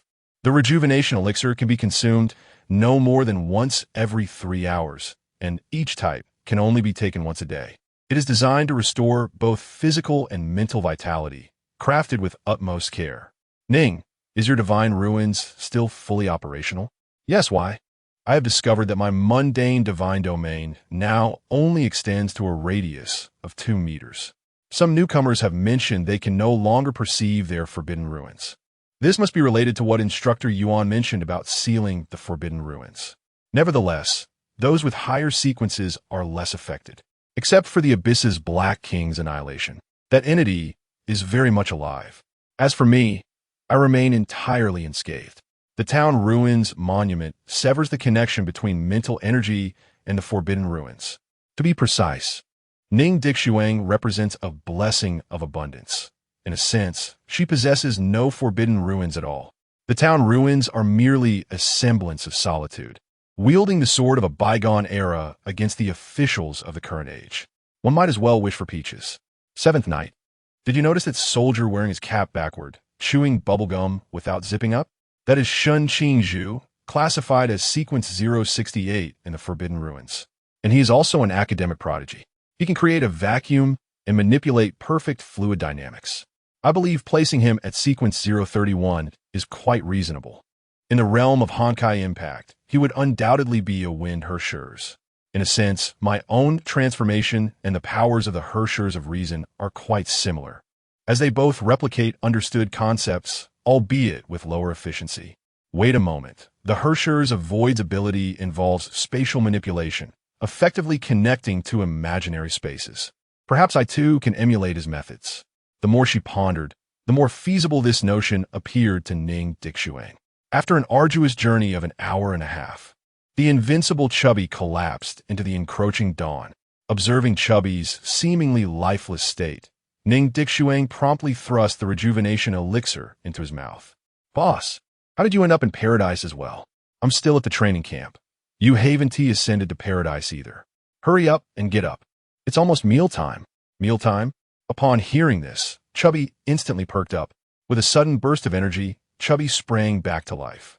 Of course, one could only hope he would retain such optimism upon encountering fresh beef sashimi. A piercing whistle echoed. At the sound of that life-threatening whistle, the recruits scrambled to their feet, nearly all assembled within 3 minutes. Except for a few who had been penalized with 20 laps and were now exhausted. Being carried off by medical personnel, everyone else gathered promptly. Well done. This assembly was impressively swift and deserves commendation. You now have 20 minutes for breakfast. If you're not back in 20 minutes, you know the consequences.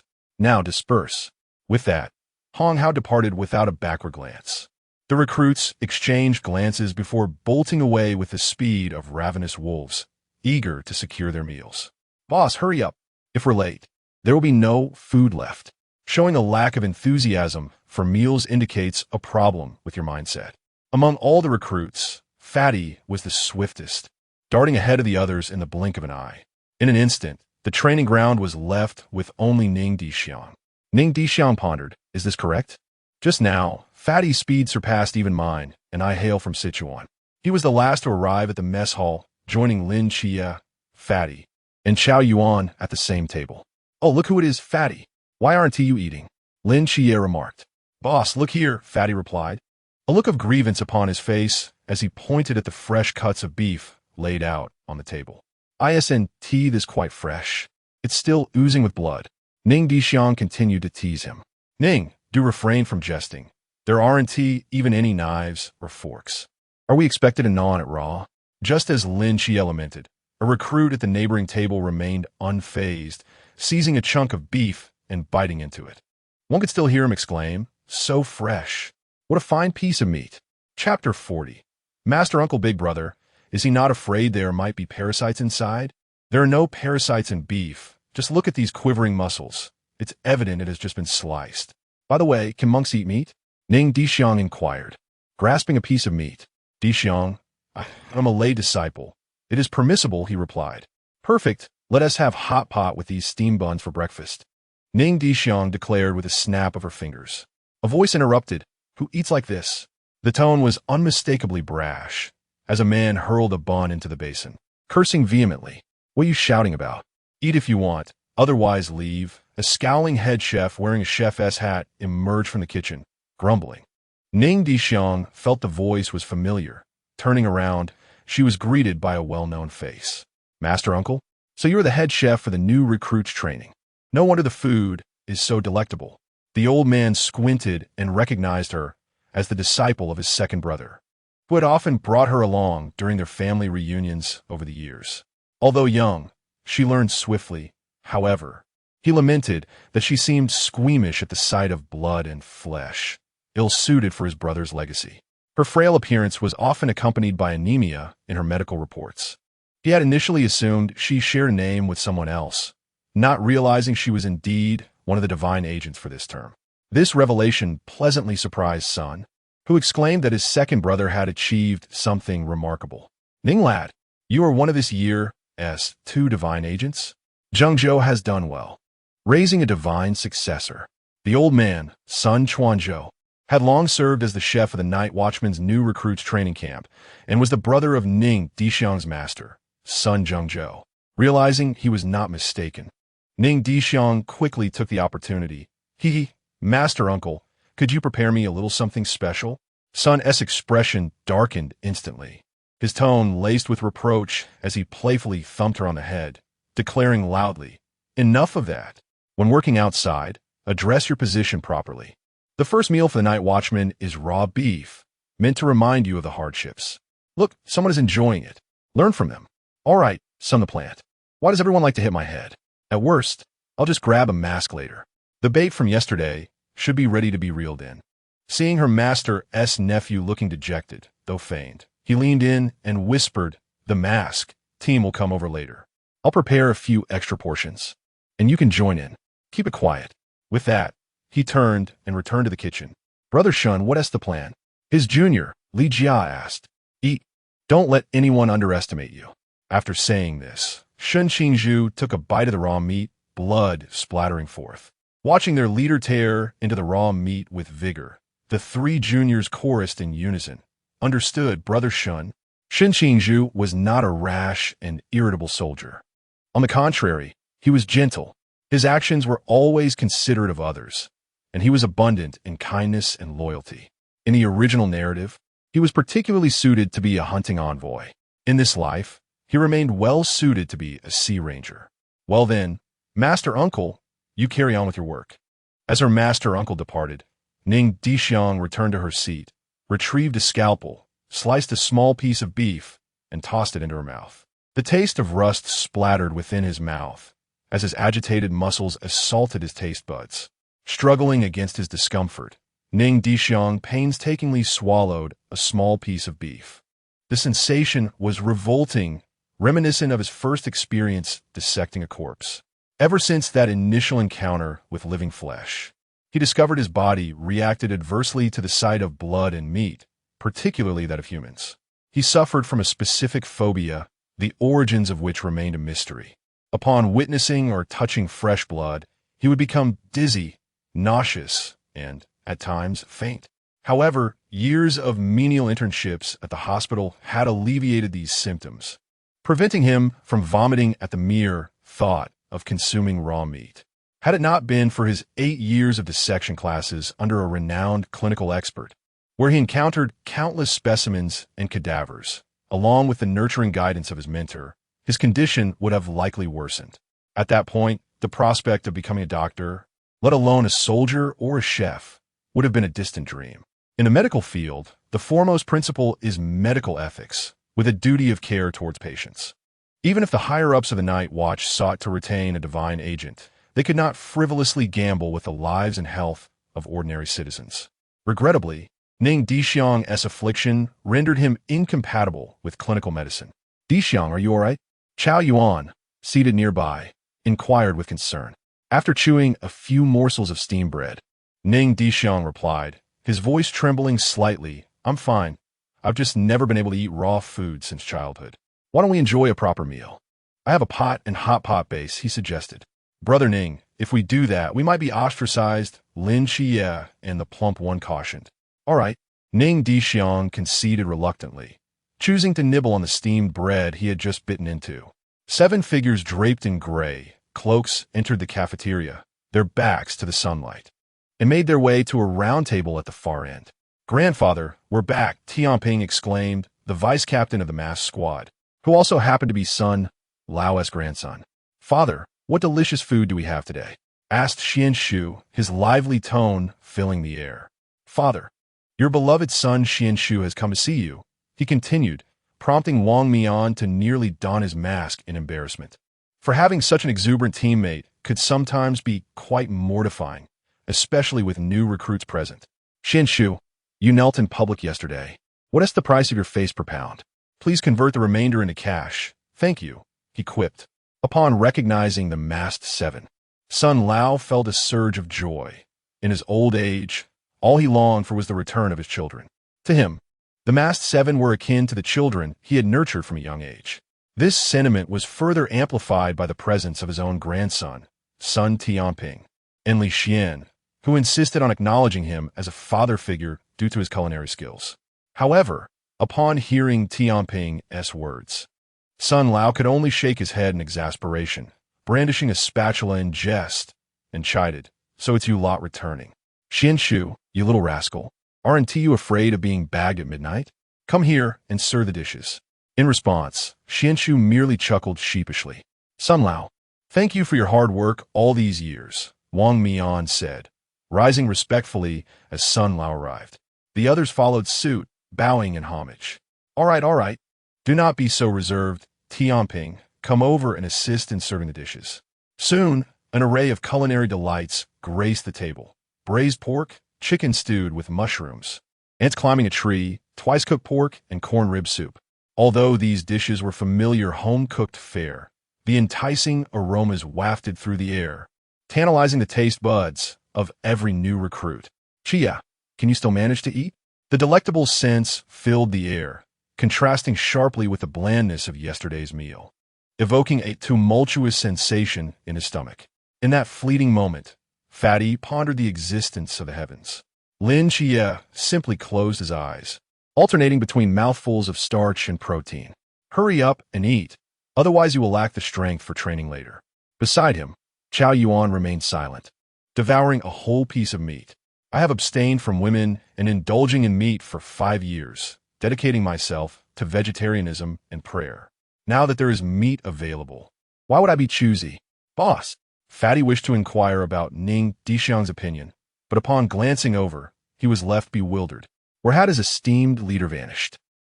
Ning Dishuang, who should have been seated opposite Cao Yuan and beside him, had mysteriously disappeared in the blink of an eye.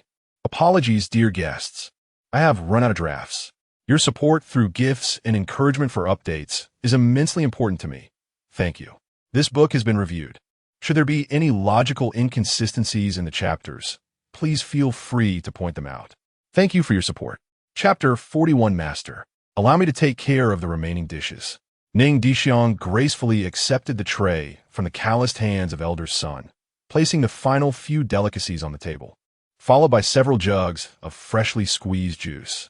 The enticing aroma permeated the entire dining hall, even causing several instructors on the second floor to stretch their necks in curiosity. Seeing the last dishes of pine nut corn and almond tofu, Shuang jested, Elder Sun, has Tianping been a source of discontent for you lately?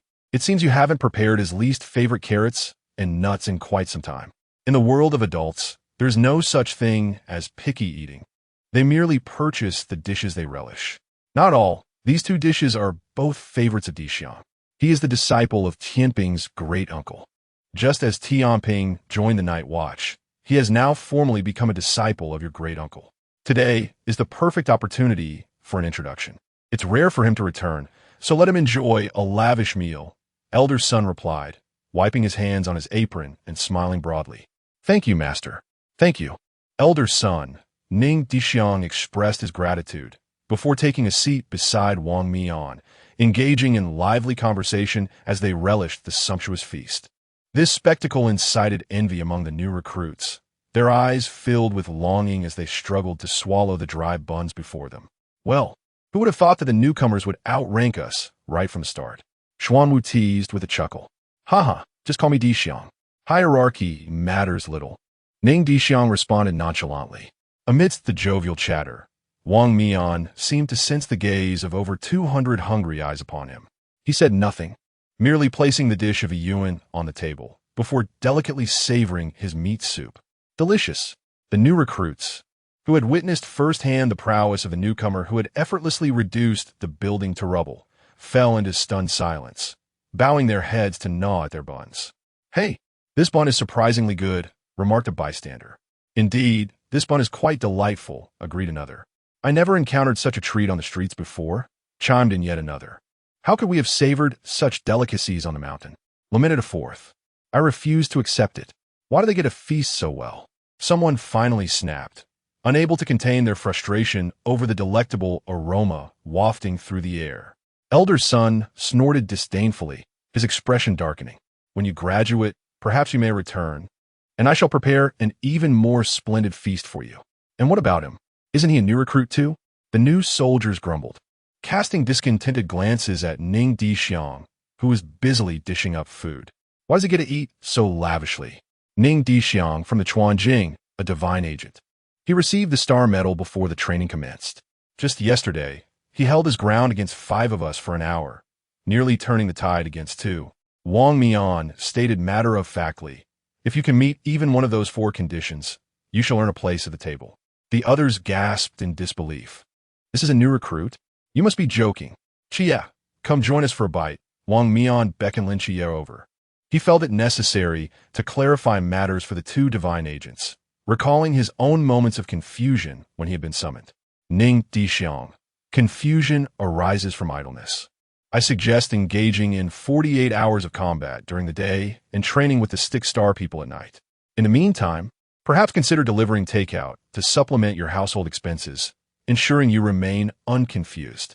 Upon hearing Wang Mian's words, all the new recruits turned in unison, directing their gazes toward Lin Qiye. Lin Qiye, what does that have to do with me? However, the new recruits recalled that he was also a divine agent and resumed their focus on the buns and raw meat before them. After some contemplation, Lin Qiye decided to join them, as he had many questions to ask. Just as he settled down, bowls of rice and dishes piled up before him like a small mountain. Ning Dishuang. Here, Qiye, authentic black soil rice. Li Xian. Come, Qiye, have a piece of ribbon fish. Zhao Weiwei. Come, Qiye, have a piece of mushroom. Tan Xiang Tsai. Xiang, have some coriander. Xing Jianhen. Kai Kai. Don't frighten the newcomers. I'll go fetch a pair of chopsticks. Sister, please don't do that. I'm afraid. Ning Dishuang had his doubts about someone being infatuated with him. Although Kai Kai was indeed adorable, petite, his heart remained steadfastly devoted to Sister Nan. Is Xiang truly not considering joining the mask? Joining now would lead to immediate formalization, and Sister could prepare delicious meals for you every day. Publicly funded travel, with flights available nationwide. Have you thought about it? Ignoring the burning gazes, Ning Dishuang promptly shook his head in refusal. I think not, as I aspire to return to Team 136 and continue my Uncle Chen's legacy. Upon hearing this, Tan Xiang was not disheartened. The intention was merely to cast a wide net in search of a beautiful, adorable, and powerful companion. Yes, the emphasis is on beauty. I shall refrain from eating and pose a few questions. The buns are quite delightful. Saying this, Lin Qiye waved the bun in his hand. Very well. Regarding the matter of divine agents, feel free to inquire. I shall share all that I know. Lin Qiye pondered for a moment. What is the relationship between agents and deities? That is an excellent question. Wang Mian was somewhat taken aback, but, after a moment of contemplation, slowly replied. The relationship between a divine agent and a deity is, in essence, quite simple. Contract. Dishuang, what do you think? Mother and son? Ning Dishuang blurted out, seemingly struck by a thought. What? A silence fell over the room. Wang Mian was astonished by the boy's unrestrained words. Lin Qiye felt that the matter concerning Nyx had been exposed to his elder brother. After all, he and the goddess of night, Nyx, were both agent and deity, as well as mother and son.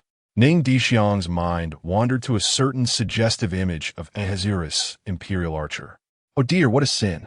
He sensed a tendency toward becoming a source of amusement. No matter, I was merely speaking frivolously. Realizing he had misspoken, Ning Dishuang hastily lowered his head and resumed eating, attempting to diminish his presence. Ahem, contracts. Wang Mian composed himself and continued. Deities, for various special reasons, are unsuitable for descending to the mortal realm. Therefore, they require a suitable individual to accomplish what they wish to achieve, much like the ancient rituals of society. At this moment, a covenant is forged between mortals and deities. The divine bestows upon humanity unimaginable power, while humans undertake tasks that are inconvenient for the gods. Upon hearing Wang Mian's response, Lin Qiye became lost in recollection. His brow furrowed as he repeatedly murmured the term covenant. Yet, no matter how he pondered, he could not grasp what Michael intended for him to do. The domain of mortals and gods could be more accurately described as a gift or compensation rather than a mere contract. Michael remarked, I have spoken, yet sound cannot traverse the void. I have conveyed my intentions through my gaze. It is perhaps best left unmentioned. With a sigh, he added, You have lingered in the night for a decade, making me appear as a perverse being who delights in blinding others. Captain Wang, Brother Ning, what tasks have your deities assigned you? Lin Qiye felt a twinge of intrusion upon their privacy and quickly added, If it is inconvenient, then let it be. Fulfilling one's destiny, I recall I once mentioned. After all, if a seeker of destiny does not act upon their path, they shall forfeit this power. Likewise, if a messenger fails to pursue their fate, the deity will not regard them worthy of bestowing strength. Oh, right, the apothecary instructed me to seek something. Ning Dishuang said leisurely. It seems our tasks are rather similar. What is it? If it is convenient, we could report it to the higher-ups. Many hands make light work. Wang Mian suggested. Ning Dishuang confidently replied, I do not know. Chapter 42. The Gift of Longevity to Wang Mian. What? 8 Ning Dishuang's words, delivered with an unwavering resolve, left the audience in stunned silence. She regarded everyone present as if they were mere bystanders. Observing their jaws nearly drop, Ning Dishuang continued to elucidate. The situation at that time was as follows. The apothecary instructed me to seek something, yet when the object was named, interference obscured the sound, rendering it unintelligible. The esteemed apothecary proclaimed that he required a decree. Perhaps my prayers were heard, and thus I was bestowed with power. What legitimate meetings could I possibly attend? What high-profile gatherings could I grace? I have already ventured into the wild. How could I possibly hope to emerge victorious from this encounter? Lin Qiye, the embodiment of cosmic will, must endure over 121 million failures. I am but one of the apothecary's myriad unsuccessful schemes. Is that not reasonable? Ahem, let me share my tale, as there is nothing inconvenient about it. This occurred approximately 8 or 9 years ago when I was a freshman in high school, aimlessly wandering the streets. Just as I was on the verge of a fortuitous encounter, time itself paused around me, and Kronos emerged from the void. He granted me divine ruins, in exchange demanding that I retrieve an item for him from Takamagara in the future. The realm of the gods, Takamagara? Lin Qiye was momentarily taken aback. Does it truly exist? The god of time stated that it does exist, and thus it must be so, though. I have yet to uncover it. At this juncture, Wang Mian let out a resigned sigh. As Ning Dishuang paused to eat, his astonishing wisdom began to radiate inexplicably once more. It is known that Wang Mian was transported to another world by fortune, save for becoming a hero by the god of time, Kronos. The slayer of gods has undergone reincarnation over 121 million times. Therefore, it can be said that Kronos has indirectly obliterated over 121 million alternate worlds. Far away in Olympus, Kronos suddenly lifted his gaze towards the east, sensing an inexplicable heaviness upon his back, as if a pot had been placed upon him. A mystery beyond comprehension. Returning to the present, Lin Qiye nodded, inquiring if there were any precautions to consider in acting as a divine agent. Naturally, the most pressing concern is the cult of the ancient gods. Before I joined the Night Watch, I had encountered the lunatics of the ancient gods cult. However, I had no intention of aligning myself with those madmen, even though they possessed clues regarding Takamagara, and they abandoned their pursuit. How could that be? They are hardly a civilized or courteous organization. For them, destroying what they cannot acquire is a commonplace occurrence. When I first joined the Night Watch, I was ambushed 3 or 4 times. It is fortunate that I have survived to this day. Reflecting on the past, I cannot help but feel a sense of nostalgia. Yet now, they dare not seek me out. Why? Because they cannot defeat me, and Wang Mian's gaze shifted to his fellow teammates, a smile gracing his face. I have a reliable group of companions. Whether in duels or skirmishes, those madmen dare not lay a hand on me. Oh, Wang, I understand. Just like family, Ning Dishuang added. Ahem. Captain, it would be best to refrain from uttering such nauseating remarks while dining. It is rather unsettling. Upon hearing these words, the swirling vortex wore an expression of peculiarity. Yet this is the truth. However, it is quite embarrassing to voice such sentiments in public. Is it possible that the captain is unaware of how to spell awkward? The irate Rose shot a glare at Wang Mian. Well, I shall certainly remember for next time. As she observed the playful banter among the 7, Ning Dishuang found herself lost in reverie, reminiscent of a time when she, too, had a group of companions to share in the clamor and journey through life. A bitter smile crept upon her lips from the memories of her past life. Not a single soul lingered. Yet in this life she has Uncle Chun, Old Zhao, Qiye, and the Adorable One. That is sufficient. A single moment of beauty is enough. Now then, is there anything else you wish to inquire about? Captain Wang, could you elaborate on the insect depicted in the portrait you showed me at the second school? Must all special task forces carry a compendium of mysterious creatures? After pondering Ning Dishuang's question for a considerable time, Wang Mian finally spoke. I shall address this in due course. Since you have asked, allow me to share a bit in advance. The ancient texts of the Night Watchman recount 5 types of mysterious insects: the young hibernation insect, the secondary hibernation insect, the eroding hibernation insect, the true hibernation insect, and the mother insect. Their disposition is ferocious, origins shrouded in mystery, with a hard exoskeleton and rapid reproduction. The first recorded appearance was in the original manuscript of records of the Grand Historian, which described a mother insect devouring a small nation in the western regions, ultimately vanquished by the champion Ho Tsubing, alongside the immortal Wang Chan and the immortal Shuang. In essence, the process for creating a man-made forbidden object known as the flame dust bottle was passed down, specifically designed to eliminate such mysteries. However, due to the arduous crafting process and low yield, it is safeguarded solely by special task forces. Should local teams encounter such insectal mysteries, they must promptly contact the Special Task Force for resolution. The last occurrence of this mystery was triggered by the ancient God Church, resulting in significant losses for them, as numerous lives were claimed by the insects. There are even apocryphal accounts indicating that the Church's high-ranking officials, once numbering 4 in service to 4 malevolent deities, saw one of their own, along with the deity they represented, brutally torn apart by the insects. To have slain 2 of these creatures, even if they were merely larvae, is a commendable feat indeed. Upon hearing Wang Mian's response, Ning Dishuang nodded thoughtfully. Did those 2 immortals leave behind any names? Wang Mian shook his head. None that I know of. Captain Wang, is it not true that these mysteries only emerged after the mists enveloped us a century ago? From your words, it seems that they existed even 2,000 years prior, along with forbidden objects and forbidden ruins? I cannot say for certain. The ancient texts state as much. The flame dust bottle is indeed a tangible entity. This is all I know, finding no further inquiries forthcoming. Ning Dishuang produced a purple gold gourd, poured out a pill, and offered it to Wang Mian. Captain Wang, I have something delightful here. Would you care taste it? Wang Mian, trusting in her intentions, placed the pill in his mouth, and it dissolved instantly. To his amazement, as the pill took effect, Wang Mian's visage transformed, aging from a 34-year-old man to a youthful 24. Captain, how have you become so youthful? Rose, embodying the perspective of a woman, was the first to notice the anomaly. Wang Mian also felt as though his lifespan had been extended by a decade.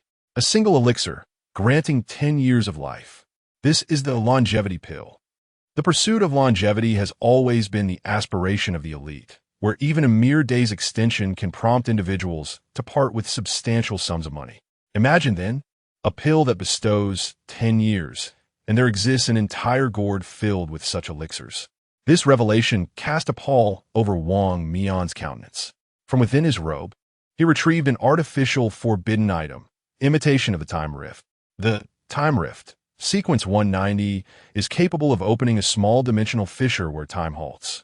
Anything that occurs within this rift does not affect the external world. Once the fissure closes, time resumes its original course. However, an artificial forbidden item cannot stop time. It merely provides a space for 2 individuals to converse undisturbed by the outside world. Dishuang, do you comprehend the implications of your actions? Moreover, where did you acquire this item? Chapter 43. This time, you will surely outrun time, Dishuang. Do you comprehend the gravity of your actions? Where did you acquire this? Upon witnessing the serious demeanor of Wang Mian, Ning Dishuang candidly replied, Isn't it just an elixir of longevity? One can extend life by a decade. Ineffective against spirits and deities.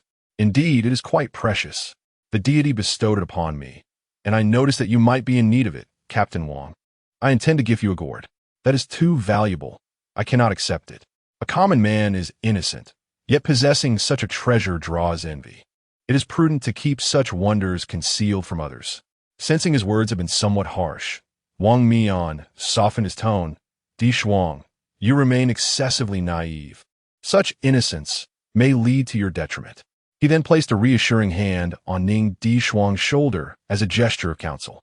Lin Qiye interjected, Wang Mian. Do you wish to contemplate the absurdity of your words? Ning Dishuang, naive?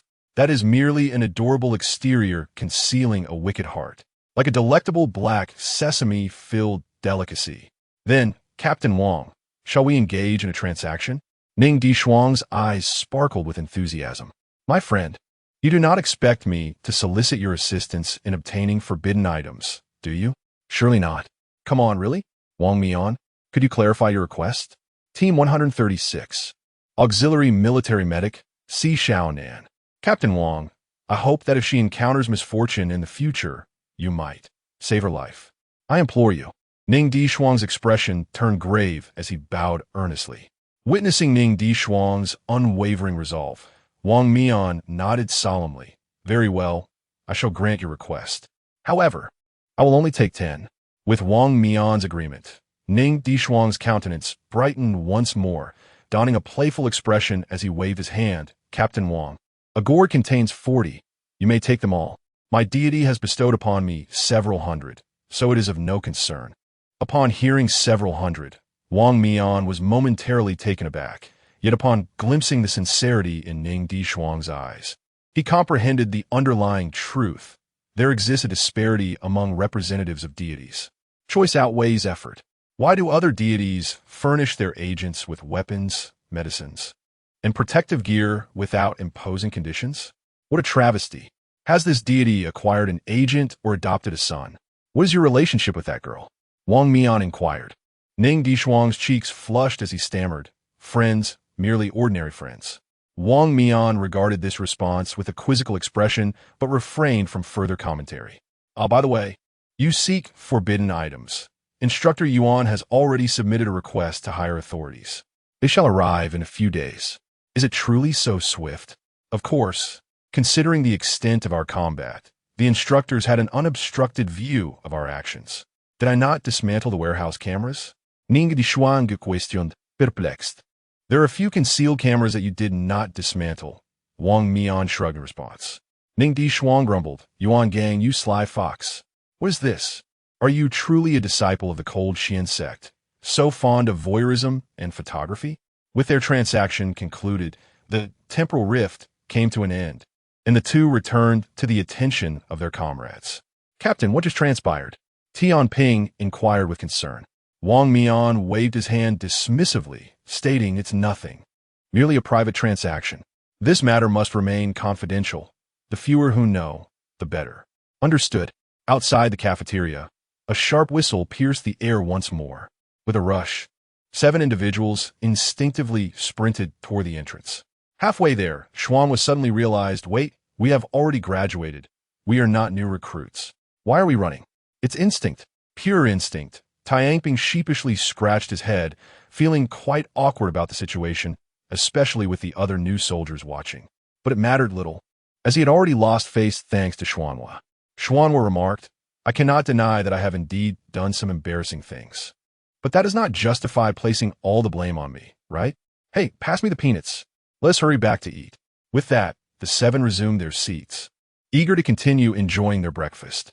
The new recruits returned to their raw meat buns, thinking it was just a whistle, nothing to make a fuss over. Just a whistle? Damn, there's an old hand among the instructors. We better gather quickly. If we're late, we'll have to run 20 more laps. In the blink of an eye, half of the cafeteria's occupants had vanished. Pang Pang and Cao Yuan waved goodbye and dashed toward the training field. Brother Ning, we should leave first. You go ahead. I'll eat a bit longer, Lin Qiye replied, nodding before turning away. Only the mask, squad, and Ning Dishuang remained in the cafeteria. Tianping, could you sign me in? I want to eat a little more. Off you go. You should gather now. The first lesson for new recruits is weapon handling. Given your experience with firearms, you ought to learn quickly. Relying on brute strength will only lead to trouble. Wang Mian promptly curtailed this immature thought and nudged Ning Dishuang away from the table. In a hurry, Ning Dishuang scooped up a hefty spoonful of almond tofu and swallowed it down hastily. All right, Captain Wang, to all my older brothers and sisters, use whatever you need from the gourd. If you run out, just ask me for more. Wishing you triumphant returns. Goodbye. With a wave, Ning Dishuang activated her magical shadow form, swirling up a gust of dust as she sped off toward the training field. Am I destined to lose my name as well? She pondered, look in my eyes. The speed she displayed was astounding. Could this really be Chuanjing? It was even faster than my own pace, Yue Guai mused, watching Ning Dishuang transform into a whirlwind. The envious gazes of the new recruits made the meal feel less enjoyable. Shuang was sighed, what a masochist, while Taiping merely rolled his eyes in silence. Well, once we finish eating, we should leave. There are new assignments from above.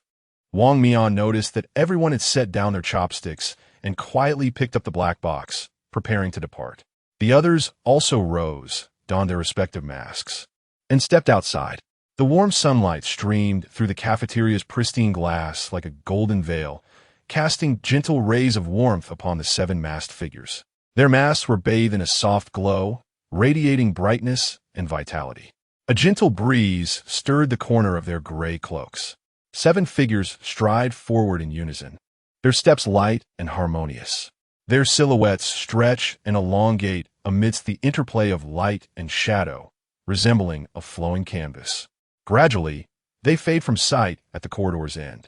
This is not their first departure, nor are they the first to leave. By the small window stands elder son, hunched over as he watches them go, unwilling to divert his gaze until they vanish from view. After a long while, he slowly withdraws his eyes, wiping the damp corners with care. A voice, aged yet resolute, breaks the silence. So busy indeed, it is better to be busy. Elder son wipes away the traces of tears, his expression solemn as he gazes towards their departing direction, rendering a crisp military salute, awaiting their return for a meal. The night watchman. Why guard the night? To protect all living beings. What is guarded? The dangers that lurk in the dark. The divine proclaimed, let there be light, yet darkness also flourished, and the divine turned a blind eye. Yet there are always those who immerse themselves for the sake of others, even at the cost of their own lives. Unhesitant in their sacrifice, the night watchman has never been a figure in the spotlight. They're the unsung heroes of the night. Fearless of sacrifice and undaunted by formidable foes, they guard the flickering lights of countless homes, even if none of them belong to themselves. I have heard you, Captain Wang. May all who feel attain their desires. This is our first meeting, yet not our first encounter. During our last meeting, you did not know me, and I could not see your face. I could only glean your suffering and aspirations from pale words. This time, I assure you, when you outrun time, they will stand behind you. Not one shall be missing, not a single one. Though I cannot guarantee this is the final cycle, I promise. This is the most united cycle.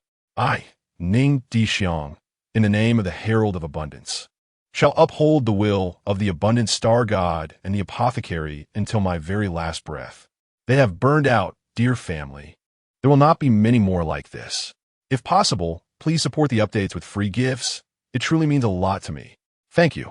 Chapter 44. Hong Ying at the front desk, and Si Xiaonan as the whistle echoed. Ning Dishuang hurried towards the training ground. Meanwhile, in the Peace Affairs office, the enchanting Hong Ying, clad in crimson attire, languidly sprawled across the reception desk, resembling a tomato-flavored pancake. When will Uncle Chun prepare a meal? I've been consuming takeout daily. I might as well become a delivery myself. Listening to her close friend's incessant complaints, Si Xiaonan set aside her documents. Indeed, it has been quite some time since Uncle Chun last cooked. I've noticed his hands have been trembling lately, unable to hold a knife steadily, let alone prepare a meal. I distinctly recall the fragrant aromas wafting from the kitchen before Dishuang and Qingyu departed. Yet, after scouring every nook and cranny of the office, I found no trace of ingredients, not even a single can. Do you think our captain has some on the side? Hong Ying suggested, a notion fraught with peril. If the captain finds out, he will surely increase your training sessions. Si Xiaonan adjusted her glasses and remarked. After pondering for a considerable time, Si Xiaonan slowly posited, perhaps Shuang asked Uncle Chun to prepare some meals before he left for training, which might explain why Uncle Chun's hands have been trembling ever since. You know his storage space can preserve food. Hong Ying rolled her eyes dramatically. How much food could Dishuang possibly take away? It's impossible, absolutely impossible. There must be another reason. With her delicate fingers resting on her lips, Si Xiaonan thought deeply before gently extending 4 fingers. Only 4 dishes?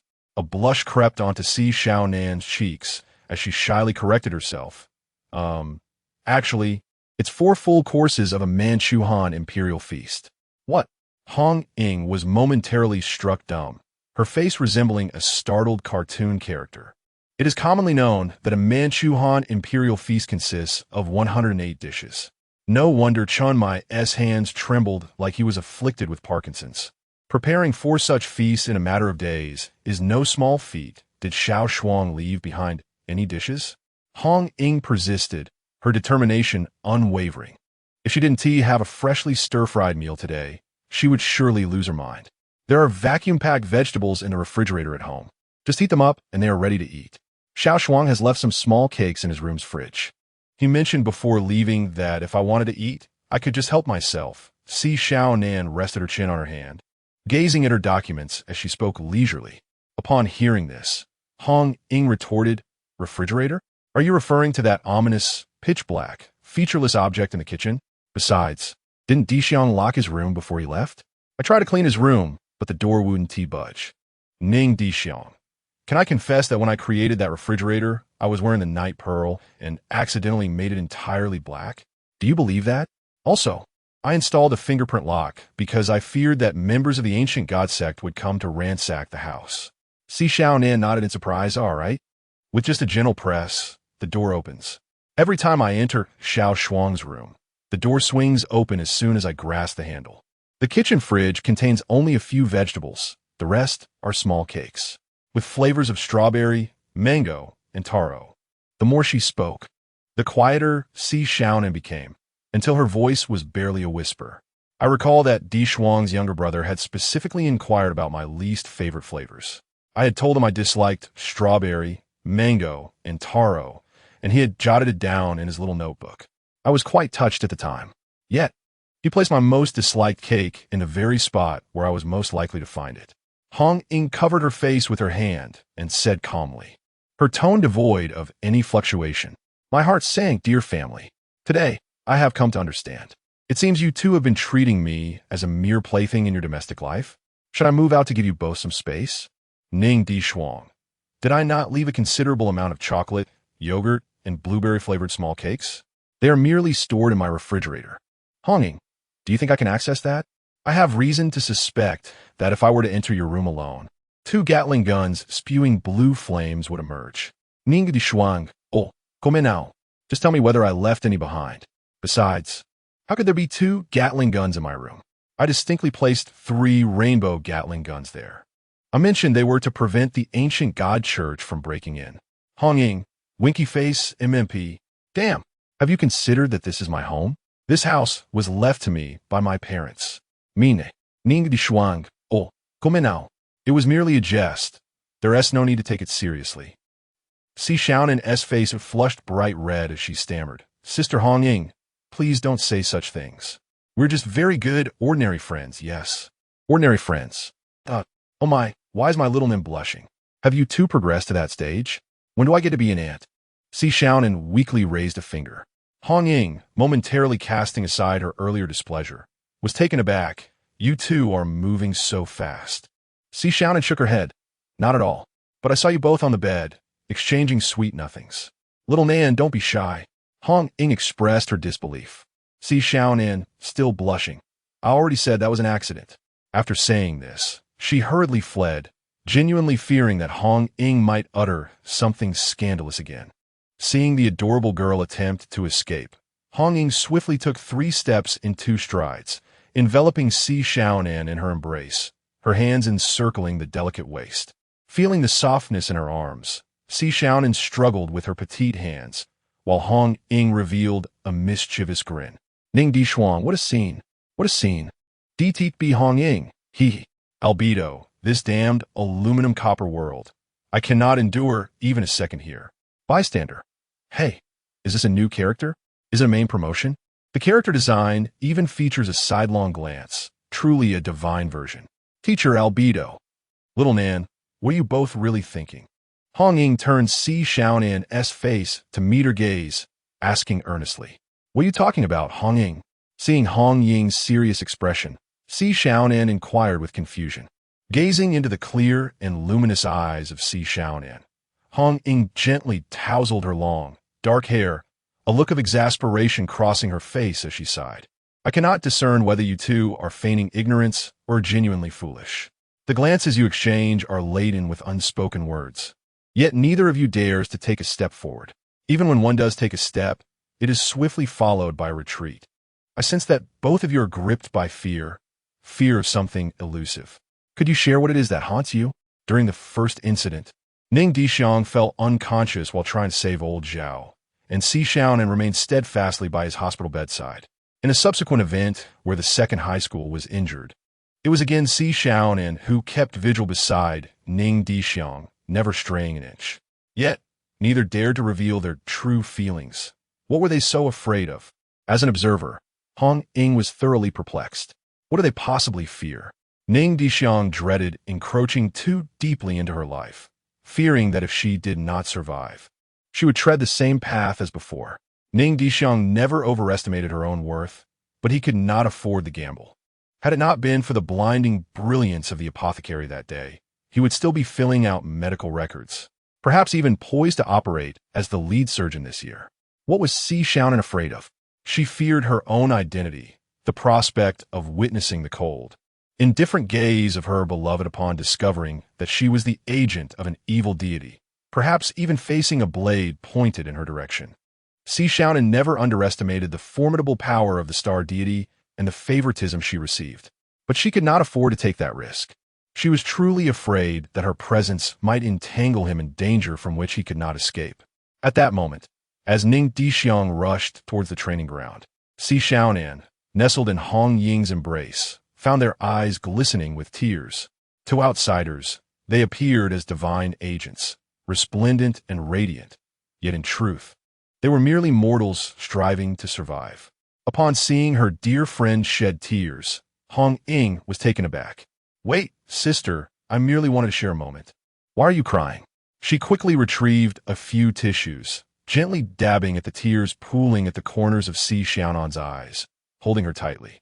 Do not cry, Xiaonan. You need not speak if you do not wish to. It's all right. Hong Ying, please do not inquire. I'm at a loss for words. I truly do not know. All right, I shall refrain from asking. However, do not wait until it is too late to reflect upon what you missed. What would you like to eat? Hong Ying asked tenderly, affectionately ruffling her hair.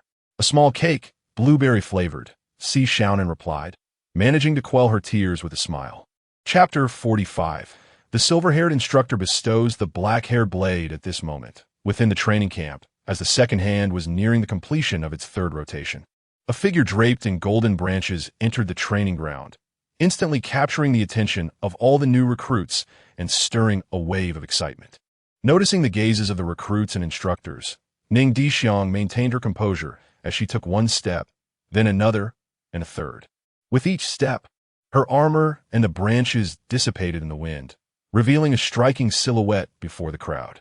With her eyes unveiled, she brushed aside her bangs, declaring, 3 minutes, no more, no less. The training ground erupted in fervor. I had no intention of putting on airs, yet the circumstances were undeniably favorable.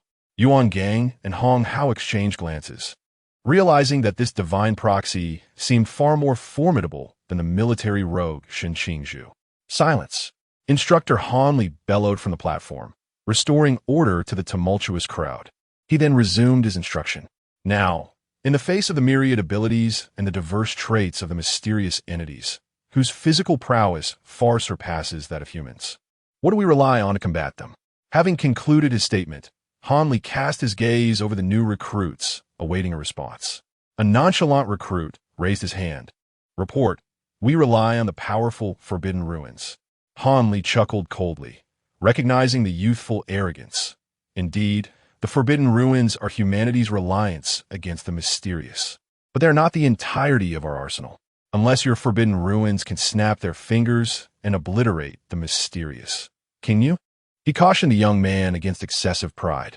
Shen Qingyu raised an eyebrow, disliking the implication of doubt. I can do it. Forbidden Ruins, Sequence 068, Chi Min.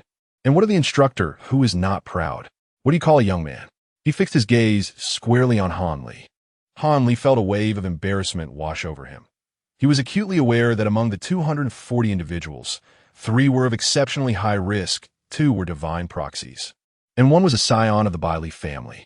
He had not anticipated such misfortune at the outset. Now, he could only pretend he had not heard. Aside from the Forbidden Ruins, is there any other answer? You there, the recruit at the threshold, please share your thoughts. Han Li was a master of weaponry, proficient in all forms of martial arts, both literary and martial. He knew that within the top 200 of the Forbidden Ruins series, specifically the high-risk Forbidden Ruins, only 2 transformation-type ruins existed: 031, Black King S Annihilation, and 174, Qingyu. It was evident that Ning Dishuang did not meet the criteria for either, giving Han Li a false sense of control. Recognizing there was still a matter at hand, Ning Dishuang politely responded, "Report, we rely on forbidden objects." "Very well, relying on forbidden objects. Do you think they simply appear like a gust of wind?" Han Li found himself both amused and exasperated, increasingly convinced that this was merely a privileged heir from the upper echelons seeking to gild themselves. He addressed the new recruits earnestly. In combat against the mysterious, aside from relying on your own forbidden ruins, you also require a robust physique and combat skills. Physical conditioning necessitates persistent training, and while I can only offer some suggestions on that front, combat skills can be categorized into hot and cold weaponry. Against low-tier mysteries, hot weapons indeed offer greater convenience. However, when faced with high-tier mysteries, the only trust you can place is in the blade you wield. What I shall present to you next are the combat skills of cold weaponry. Today, we shall primarily delve into the usage of the Night Watchman's prized weapon, the Starblade. Subsequently, Instructor Han meticulously elucidated the various applications of the straight sword, imparting invaluable knowledge to the new recruits below. Except for Lin Qiye and Ning Dishuang, of course. It is undeniable that Instructor Han possesses commendable teaching abilities, with a solid theoretical foundation and intricate explanations. Yet, he pales in comparison to the tailored guidance provided by He Wuchang. Speaking of which, it brings a tear to one's eye, as all this knowledge has been forged through countless hard-fought experiences, deeply etched in memory and eternally unforgettable. However, Instructor Han remains oblivious to this. He is only aware that the new recruit, who seems to be struggling at a critical juncture, is dozing off during his lecture. This prompts him to vow to give the recruit a taste of reality shortly. "Now, I shall invite a few individuals to come up and demonstrate," said Instructor Han, brandishing the Starblade, his keen gaze sweeping over the new recruits. "The one who mentioned forbidden items, come forth and demonstrate." Ning Dishuang stepped onto the stage, gazing at the Starblade in Instructor Han's hand, scratching his head. "Instructor Han, would you consider switching to a wooden sword instead?" "What? Are you afraid?" "Instruktoren reetutet. Do not worry, I know my limits." Seeing Instructor Han so spirited, Ning Dishuang contemplated further persuasion, but the words failed to escape his lips. Perhaps it would be best if the Queen Mother of the West received a poor review without taking offense. Ning Dishuang retrieved the star-shattering divine spear. Although still a work in progress, the spear now boasted a golden hilt. He executed a flourish with the spear, preparing to counter Instructor Han's initial move. Instructor Han advanced a step, thrusting at Ning Dishuang from an exceedingly awkward angle. Reacting instinctively, Ning Dishuang forcefully blocked, the spear tip meeting the back of the blade. 3 seconds later, a mournful wail echoed throughout the training ground. "Oh, my blade!" Instructor Han lamented as the star blade shattered into countless pieces, scattering across the ground. Following in the footsteps of Wu Xiangnan, he knelt on the demonstration platform, picking up the fragments one by one, tears streaming down his face as he cried, "My dear blade, why have you abandoned me? I have only just become an instructor. I have yet to provide you with the utmost care. How could you leave me in such a manner, making me, a white-haired man, bury a black-haired one?" Silence. An overwhelming silence. Even the typically aloof and disdainful colleague dropped his chewing gum in shock. Ning Dishuang now felt utterly awkward, scratching his cheek in embarrassment. What should one do when a male instructor is brought to tears? This is quite urgent. Meanwhile, in the monitoring room, the 3 individuals engaged in a game. "Boom. Hong Hao, I'm down to my last card." "Chief, I'm aware, which is why I threw the bomb. Hong Hao, we are merely farmers. We should be battling the landlord. Why did you blow me up? Oh, my apologies. Yuan Gang stared pensively at the solitary four in his hand, gritting his teeth. This is unacceptable. Landlord, Shunzi, you've won. Old Yuan, you're quite the disappointment. How could you lose like this? Pray tell, who is truly at fault here? If you hadn't thrown that bomb, you would have won ages ago. Damn it, Yuan Gang cursed vehemently. After a brief bout of tears, Instructor Han accepted the reality of the situation. He meticulously gathered the remains of the star blade and placed them solemnly into a brocade box. Wiping his nose and tears away, he gazed vacantly and inquired, "What is your name? And where did you acquire this weapon? It is remarkably sharp." Ning Dishuang, feeling a bit embarrassed, scratched his head and replied, "I am Ning Dishuang from Chuanjing, a divine agent. This weapon was bestowed upon me by my deity." Instructor Han inhaled sharply, realizing he had underestimated his opponent. He had inadvertently encountered a formidable contender among the new recruits, with a mere 1 in 239 chance of selecting the strongest. "Are you all right, Instructor?" Ning Dishuang asked cautiously. Hearing Ning Dishuang's concern, Instructor Han felt compelled to assert himself, exclaiming loudly, "I am perfectly fine. What could possibly be wrong? Of course I am fine. You performed admirably. You may step down now. Let's continue. I will select another individual next." Upon hearing this, Ning Dishuang quickly leaped off the stage, swearing to the heavens, or rather, to the god of abundance, that he had not intended for this outcome. Note, the story has surpassed 100,000 words, which is commendable. If possible, dear reader, kindly show your support by following and encouraging further updates with free gifts. Thank you in advance. Chapter 46. The crumbling shout. Instructor Han, devoid of light in his eyes, retrieved 2 wooden swords from the rack. His hollow gaze swept across the gathering of new recruits. Today, he needed to select a soft target, not merely to establish authority, but more crucially, to salvage his own integrity. "Ah, that chubby fellow over there. Yes, you, the one gazing around aimlessly. Come forth." The plump recruit obediently ascended the training platform and received a wooden sword, offering Instructor Han a beaming smile. Concerned that he might be underestimating the situation, Han inquired, "What is your limitation?" The chubby recruit continued to grin foolishly. "Limitation? I have none. How did you manage to enter without a limitation?" Han pressed, aware that among the recruits, many were special forces without such restrictions. Yet, this portly individual, with his ample flesh, seemed far from fitting the profile. "Report, Instructor. My family has a bit of money. That is how I got in," the chubby recruit admitted, raising his hand sheepishly. Hearing this, Han couldn't help but smirk inwardly. Indeed, a spoiled child. Today I, Han Li, shall teach him the combat style of a sentinel. Before the chubby recruit could react, Han lunged forward like a hungry tiger, thrusting the wooden sword straight at the recruit's face. Startled, the recruit dropped the sword, covering his head and crouching down. The essence of the approach was sheer familiarity with the weapon. Seeing the recruit's antics, Han relaxed slightly. Yet 3 seconds later, he wished he could slap his past self for his haste. A brilliant gleam appeared before the chubby recruit, as a golden shield materialized to block the attack, causing the wooden sword to splinter into 3 pieces. Instructor Han exclaimed, "What? What? What is this?" The recruit replied nonchalantly, "It doesn't hurt." Now, the chubby recruit stood out like a beacon, and those watching below realized that the instructor had unwittingly chosen a formidable opponent this time. "Apologies, Instructor. I forgot to turn off my limitation. I'll do that now.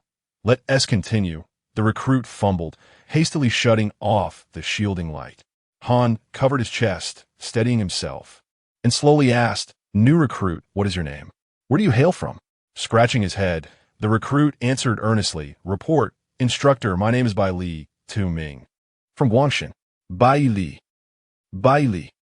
Han repeated the surname in his mind. This was troublesome. He had inadvertently targeted the young master of the Bai family. A 1 in 238 chance. Taking a deep breath, Han composed himself and said, "Very well. Bai Li, you performed admirably. You may step down. I will select another." "All right." Instructor Han tossed aside the sword handle, rubbing his temples. feeling as though he were on the brink of a myocardial infarction. He recalled another recruit who had dozed off during his lecture. A slender and seemingly weak individual, likely easy to intimidate. You come forward. Oh, Lin Qiye effortlessly leaped onto the training platform, accepting the wooden sword and assuming a combat stance. Han, still uneasy, asked, "Do you possess any limitations?" Lin Qiye shook his head. "No." "Good. Did you comprehend everything I just explained?" "Yes." "Excellent. I shall now proceed to advanced techniques. You may not be able to withstand them, but do not lose heart. Pay close attention and learn diligently." Han Li adjusted his mindset, facing the new recruits as he elucidated the technique of swiftly wielding a blade from blind spots. The practicality and power of his demonstration were both maximized. Stepping forward half a pace, Han Li suddenly swung his sword at Lin Qiye from an unexpected angle. The sharp sound of impact echoed as their wooden swords clashed, their gazes locking. Han Li was taken aback. "You actually managed to block that. Quite talented, young man." Lin Qiye merely nodded in response, internally scoffing at the simplicity of the move. Was this really something to be proud of? Hadn't he endured far worse in the preceding weeks? Meanwhile, Ning Dishuang whispered to Cao Yuan and Pang Pang, "Do you think old Han will call up Mo Li or Yuan for a spar next?" Pang Pang scratched his head awkwardly. Surely the instructor's mood isn't that grim? Cao Yuan was equally skeptical. "The odds are 236. That's too low. I suspect he's just pointing names at random. What is he hoping for? To humiliate himself?" Pang Pang shrugged, utterly perplexed. As the three conversed, Instructor Han found himself steadily retreating against Lin Qiye's relentless onslaught, quickly losing his sword. Anli's Gaza, though innocent and clear, conveyed a different message to the beleaguered instructor. You truly cannot defend against this. His complexion darkened as he slowly straightened, taking a deep breath. "Have you trained with a blade?" "Yes, just a bit," Lin Qiye replied. "Who taught you?" "Heiyu Chang, Chen Mai." Upon hearing the name of Heiyu Chang's disciple, Han Li felt a sense of understanding. It was natural to struggle against such a formidable opponent. Just as he contemplated sending Lin Qiye off, the latter gravely declared, "I am Lin Qiye, the agent of the Archangel Michael." With that, he leapt down from the training platform. Han Li, who had been indifferent, suddenly felt disheartened, closing his eyes as his heart ached. Lin Qiye remarked, "Just tell me, do I resemble Brother Ning in my training?" Han Li internally raged. "Who told you to train like that? I asked if you remembered the sword techniques." "The techniques." Pang Pang, seeing Lin Qiye return to the group, gave a thumbs up. "Qiye, you nailed it." After a long pause, Han Li, whose eyes were now bloodshot, surveyed the new recruits and pointed at one with closed eyes. "You, come up here. Let us have a spar." "Me?" "Yes, you. What are you hesitating for? Hurry." Cao Yuan cursed under his breath, but reluctantly ascended the platform. Observing his target, Han Li did not immediately attack, but instead inquired, "Are you an agent of a deity?" "No." Though Ning Dishuang often jested that Cao Yuan was the agent of the Black King, it was clear that the Black King was not a deity. "Do you possess forbidden artifacts?" "None." "Has anyone taught you to wield a sword?" "No." "Excellent." Han Li rejoiced internally, feeling a resurgence of authority. "Finally, I can stand tall." "Ah!" He tossed the wooden sword to Cao Yuan. "You attack, I defend." Cao Yuan remained stiff, not catching the sword, allowing it to fall to the ground. "Instructor, I cannot wield a sword." Furious, Han Li exclaimed, "Do you understand what you are saying? Pick up the sword." Cao Yuan shook his head once more, igniting Han Li's fury. "Pick up the knife. I command you to pick up the knife." "I truly cannot." "Silence, rookie. As a soldier, you must obey my orders. I shall bear any consequences that arise. My command now is to pick up the knife and attack me." "Yes." Cao Yuan let out a resigned sigh and bent down to retrieve the knife. The new recruits observed in silence. Ning Dishuang instructed Pang Pang to bring forth the scroll of sealing. With a thunderous roar, the heavens altered in hue, and the sun and moon lost their radiance. The malevolent energy surged forth, coalescing around Cao Yuan. A towering pillar of black flames shot into the sky, instilling a sense of dread that rendered most present breathless. Pang Pang swallowed hard. Is this the Black King's annihilation?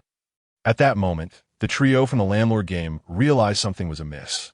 Oh no, something's wrong. We must hurry over.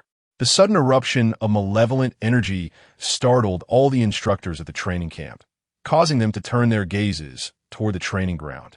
Brows furrowed in concern. In the training field, the black flames dissipated, revealing a tall, formidable figure. Dark flames of malevolent energy coiled around him. As he bore a massive sword on his shoulder, a sinister grin etched across his face. Chapter 47. The three sticks disperse the soul of the Dark King Commander. I am a night watchman. The blade has spiraled out of control. I should have anticipated this. What fate is this? I merely intended to instruct them on the proper use of blade.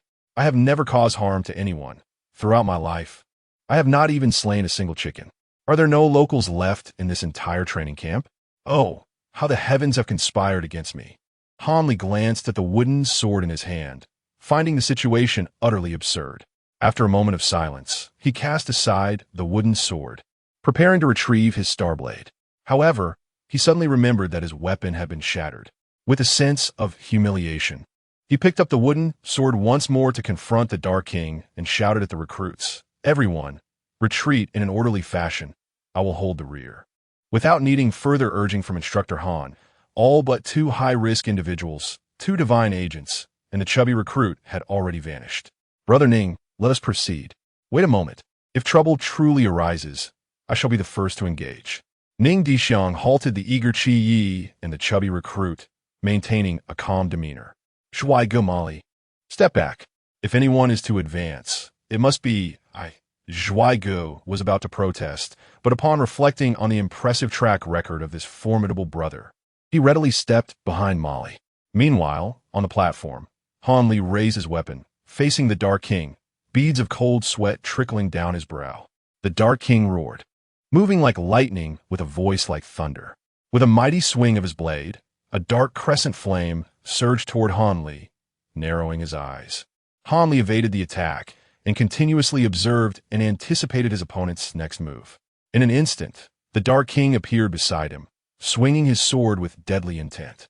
Han Li instinctively raised his guard, but his wooden sword was ignited in an instant. Left with no choice, he dodged once more, only to find the Dark King wielding his blade again, sending forth another fiery crescent towards Han Li, who had just landed. Seeing no avenue for escape, Han Li remained remarkably composed, filled not with panic, but with a profound sense of reluctance. He instinctively raised the damaged wooden sword in front of him. Is this where it ends? Yet, I truly cannot accept this. At that moment, a golden light intervened between the crescent and Han Li.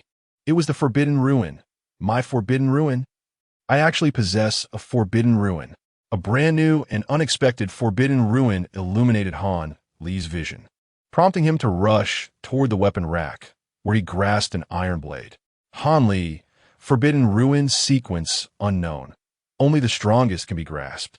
When facing the mightiest adversary before you, you are immune to one fatal blow from that character. Upon witnessing Han Li's Forbidden Ruin manifest, Ning Dishuang leaped onto the training platform. She had sensed a surge of energy within Han Li while below, perfectly poised to draw it forth using the Dark King's hand. To her delight, it turned out to be a Forbidden Ruin. Ning Dishuang retrieved the star-shattering divine punishment, removing the spearhead and placing it back in the narrow path of destiny, pointing it at the Dark King, and coldly remarked, "Since you are already dead, why continue to act like a demon? Would it not be better to lie down and become a source of strength for my brother?" The Dark King roared in fury and charged at Ning Dishuang. Yet, in her eyes, his speed appeared agonizingly slow. Ning Dishuang sidestepped the fiery crescent, positioning herself behind the Dark King and striking his thigh with her staff. The Black King sought to evade, yet the swiftness of Quan Jing and his proximity rendered escape impossible. After all, he had ventured into this predicament himself. Struck soundly by a blow, the Black King fell to the ground. Ning Dishuang, unyielding in her pursuit of justice, seized the opportunity to mercilessly pummel him while he was down. With a wooden stick, she relentlessly battered his limbs and posterior. Gradually, the Black King's furious howls transformed into pitiful whimpers. Ultimately, he discarded the knife in his grasp and reverted to Cao Yuan. Ning Dishuang, witnessing this turn of events, was dismayed. How could it be that the lesson was incomplete? Yuan, how do you feel? She inquired. Cough. Not too bad, though my entire body aches. I can no longer feel my posterior or limbs. Yuan, just hold on a little longer. I will apply some medicine soon. Take this first. Before Cao Yuan could discern what it was, a nail clipper landed in his hand, and the Black King re-emerged. Black King. Smiley face. What has transpired? The Black King mechanically turned his head, only to be greeted by the very visage that had just thrashed him. As he prepared to unleash a furious roar of dissent, he was met instead with 3 swift blows. The 3 strikes shattered the essence of the Black King. Commander, I am the Night Watchman. When Cao Yuan regained consciousness for the 3rd time, he quickly pleaded for mercy. Master, brother, sir, please cease the assault. Yuan, bear with it. I am merely educating the Black King. Observing Ning Dishuang's intent to continue the onslaught, Cao Yuan hastily explained, Sir, you are indeed my superior. Please allow me to clarify. You have been striking me all along. The Black King has not been present. Ning Dishuang. It appears that only during complete liberation does the Black King manifest. The usual rampages are merely Cao Yuan in a state of unconsciousness. Oh no, my memories from a past life have led me astray. I have struck the wrong person. How embarrassing. With the activation of absolute healing, Cao Yuan's swollen posterior and bleeding limbs were restored to their former condition. Ning Dishuang hurriedly helped him to his feet, her expression fraught with embarrassment. Before he could utter a word, a rejuvenation pill was thrust into his mouth. Meanwhile, the tardy Hong Hao observed the two and contemplated inquiring about their injuries, but, recalling that this agent was synonymous with healing, chose to remain silent. Cao Yuan glanced at Instructor Han, wishing to express something, but was interrupted. You need not say anything. The responsibility for this incident lies with me. This left Cao Yuan, who had intended to apologize, at a loss for words. He merely inclined his head slightly, hands clasped in a gesture of reverence. Ba. I fear I am ill-suited for the role of instructor. I shall submit my resignation to the superior. Understanding the weight of today's events on Han Li, Hong Hao pulled him aside, offering consolation, psychological support, and grand visions of the future. After much persuasion, he managed to convince Han Li to remain. With the tempest of the Black King's rampage quelled, the recruits resumed their unfinished training, which continued until noon. Although the meal still consisted of raw meat and steamed buns, unlike the morning, each recruit's table was graced with a small dish of pickled vegetables. Though the meal remained unsatisfactory, the addition of even a modest portion of pickles brought exuberance to the otherwise despondent recruits. 7th night, boss. What do you think prompted Old Sun to suddenly show kindness? There are actually pickles. The plump individual carefully placed the pickled vegetables atop the steamed bun and took a hearty bite, savoring the flavors. However, to his dismay, the quantity of pickled vegetables was disappointingly scant. Lin Qiye, with a furrowed brow, silently counted the number of pickles thrice. Upon hearing his esteemed companion lament the insufficient pickles, the attentive Cao Yuan graciously offered his own plate. Say here, Disha, please have some of my pickles. Ning Disha also extended her plate towards the trio. You 3 may share mine as well. Lin Qiye was momentarily taken aback, while the plump one and Cao Yuan widened their eyes in astonishment. Boss, these are pickles. Are you really not going to eat any? I'll manage with just the bun. You all can save the pickles for the meat. Well then, I shan't be polite. The plump one replied, reaching for both plates of pickles, only to be stopped by Cao Yuan's large hand. Wait, plump one, since Disha isn't eating, let us give all of it to Qiye. The plump one, hearing this, gaped in disbelief. Do you know what you sound like right now? A scoundrel? What do you mean? A sycophant. I take pride in that. Ning Disha chimed in teasingly. Not bad. You're quite young, yet already have your own sycophant. Disha. Actually I. Ning Disha quickly interrupted, firmly stating, No, I do not require a sycophant, especially not a male one. Should you utter such preposterous words again, I shall treat you as the Black King. Once again, I implore for a wave of bookshelf support and free gifts to urge for updates. This is truly important to me. Thank you. A group has been established. Feel free to join and take a look. Chapter 48. The deceptive Lin Qiye chose to interrupt this outrageous proclamation. We are comrades. You need not be so excessive. Yet, Cao Yuan shook his head, gazing earnestly into Lin Qiye's eyes, uttering each word with utmost sincerity. Qiye, I merely wish to adore you. Gao Yuan. Qiye, you are the wind, and I am the sand, entwined until the ends of the earth. Stop, stop! Where did that music come from? Lin Qiye exclaimed, his expression darkening as he turned to see Ning Dishuang, one hand clutching a radio and the other a camera. Qiye, continue, smile for me. With that, the camera was tossed back into the narrow confines of fate. In this lifetime, Ning Dishuang vowed to protect three things: the happiness of Si Xiaonan, the camera that recorded their dark history, and the photographs of Lin Qiye representing the night in women's attire. Lin Qiye pondered, when will I be able to stand tall? Shouldn't I be the protagonist? Upon hearing this, Pang Pang was taken aback, gasping in astonishment. His expression shifted dramatically. Goodness, this is a formidable opponent. At this moment, Lin Qiye felt an overwhelming sense of embarrassment. Although they had dined together and witnessed Ning Dishuang in action, they were not yet familiar enough to engage in such unabashed flattery. Despite the endorsement of his elder brother Ning, it was quite disconcerting for a robust man to kneel and offer unrestrained praise. Do you truly believe I can absolve you of your transgressions? I do not. Lin Qiye replied with a hint of disbelief. Yet I have faith in Master Jin Shan. After finishing his pickled vegetables, Pang Pang approached with a question. Aren't you afraid that Master Jin Shan is a fraud? At that moment, a knowledgeable and gentle female voice emanated from the radio. According to our latest report, a severe criminal case has occurred in the Jiuhua Mountain region. Suspect, Jin, implicated in fraud and human trafficking, has been criminally detained by local authorities. It is reported that Jin, in collaboration with Cao, has long employed various schemes to deceive others and is suspected of trafficking multiple victims to remote areas, causing immense suffering and loss to the victims and their families. Following meticulous investigation, police have secured evidence against Jin and have acted decisively to apprehend him. The case is currently under further review, and authorities will continue their in-depth investigation to capture the suspect Cao as soon as possible. Meanwhile, silence enveloped the night by the cam, as Lin Qiye and Pang Pang instinctively moved closer to Ning Dishuang, creating distance from Cao Yuan, their expressions wary. Cao Yuan felt utterly wronged. Never before had he sensed the world so cold and unfamiliar. His face flushed. That is not me. Master Jin Shan would never engage in such acts. I scoff at that notion. Master Jin Shan does not bear the surname Jin. His surname is Tang. Right. We believe you, Lin Qiye and Pang Pang chimed in. Ahem, Ning Dishuang felt the jest had reached its limit. To continue would be impolite. Indeed, Master Jin Chan's surname is Tang, and this tale was entirely fabricated by me. Cao Yuan's eyes brimmed with gratitude, believing Ning Dishuang was taking the fall for him.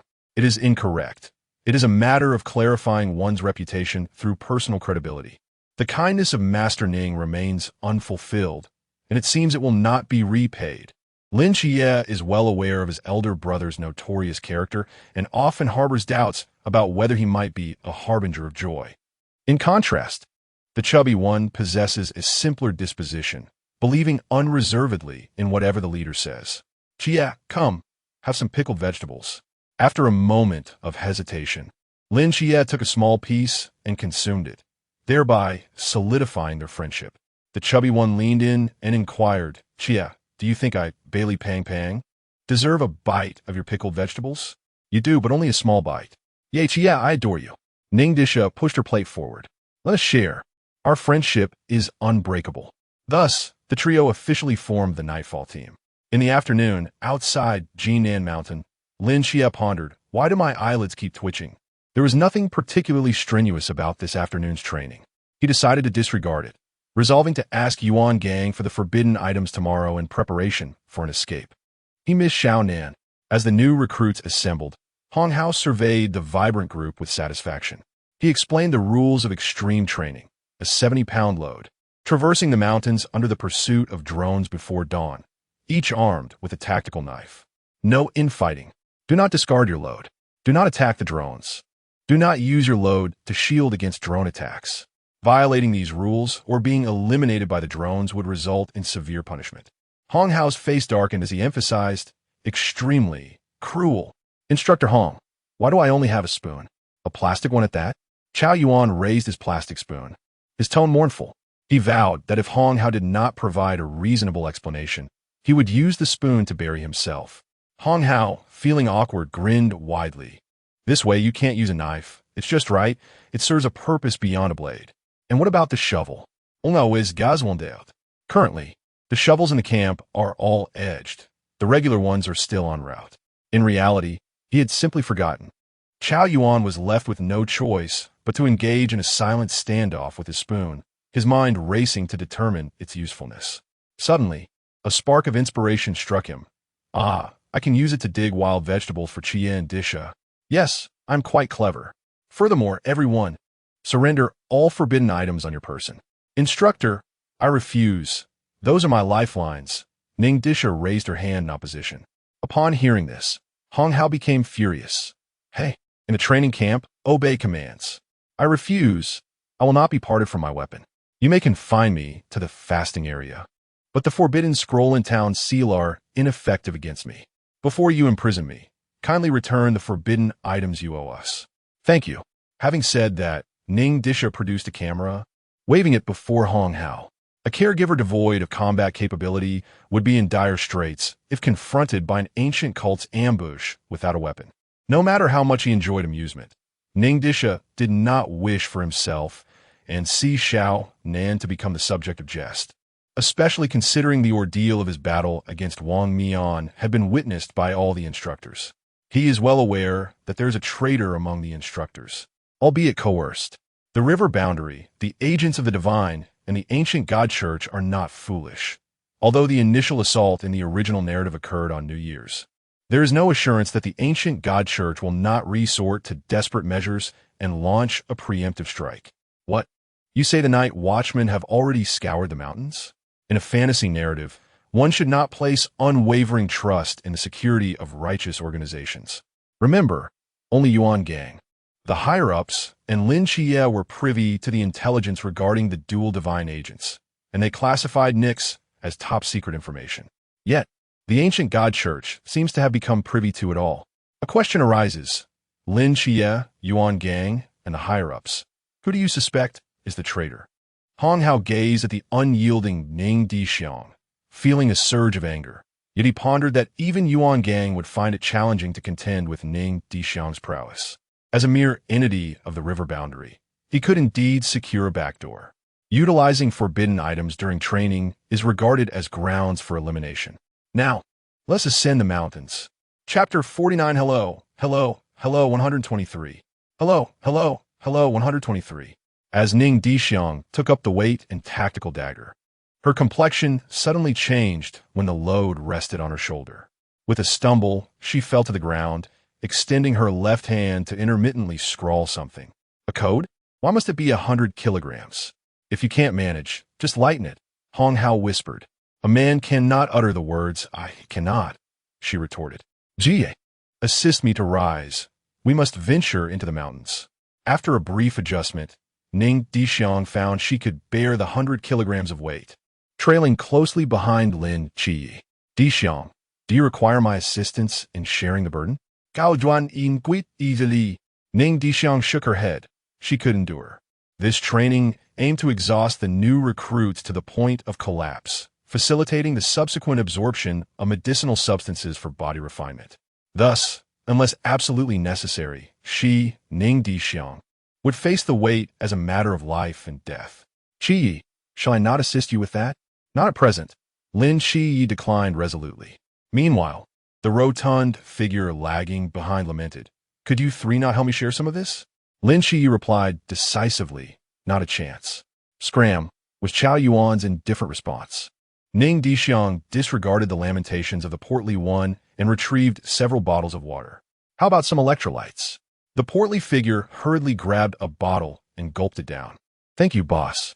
As the four traversed the jungle, the portly one spotted a striking bloom.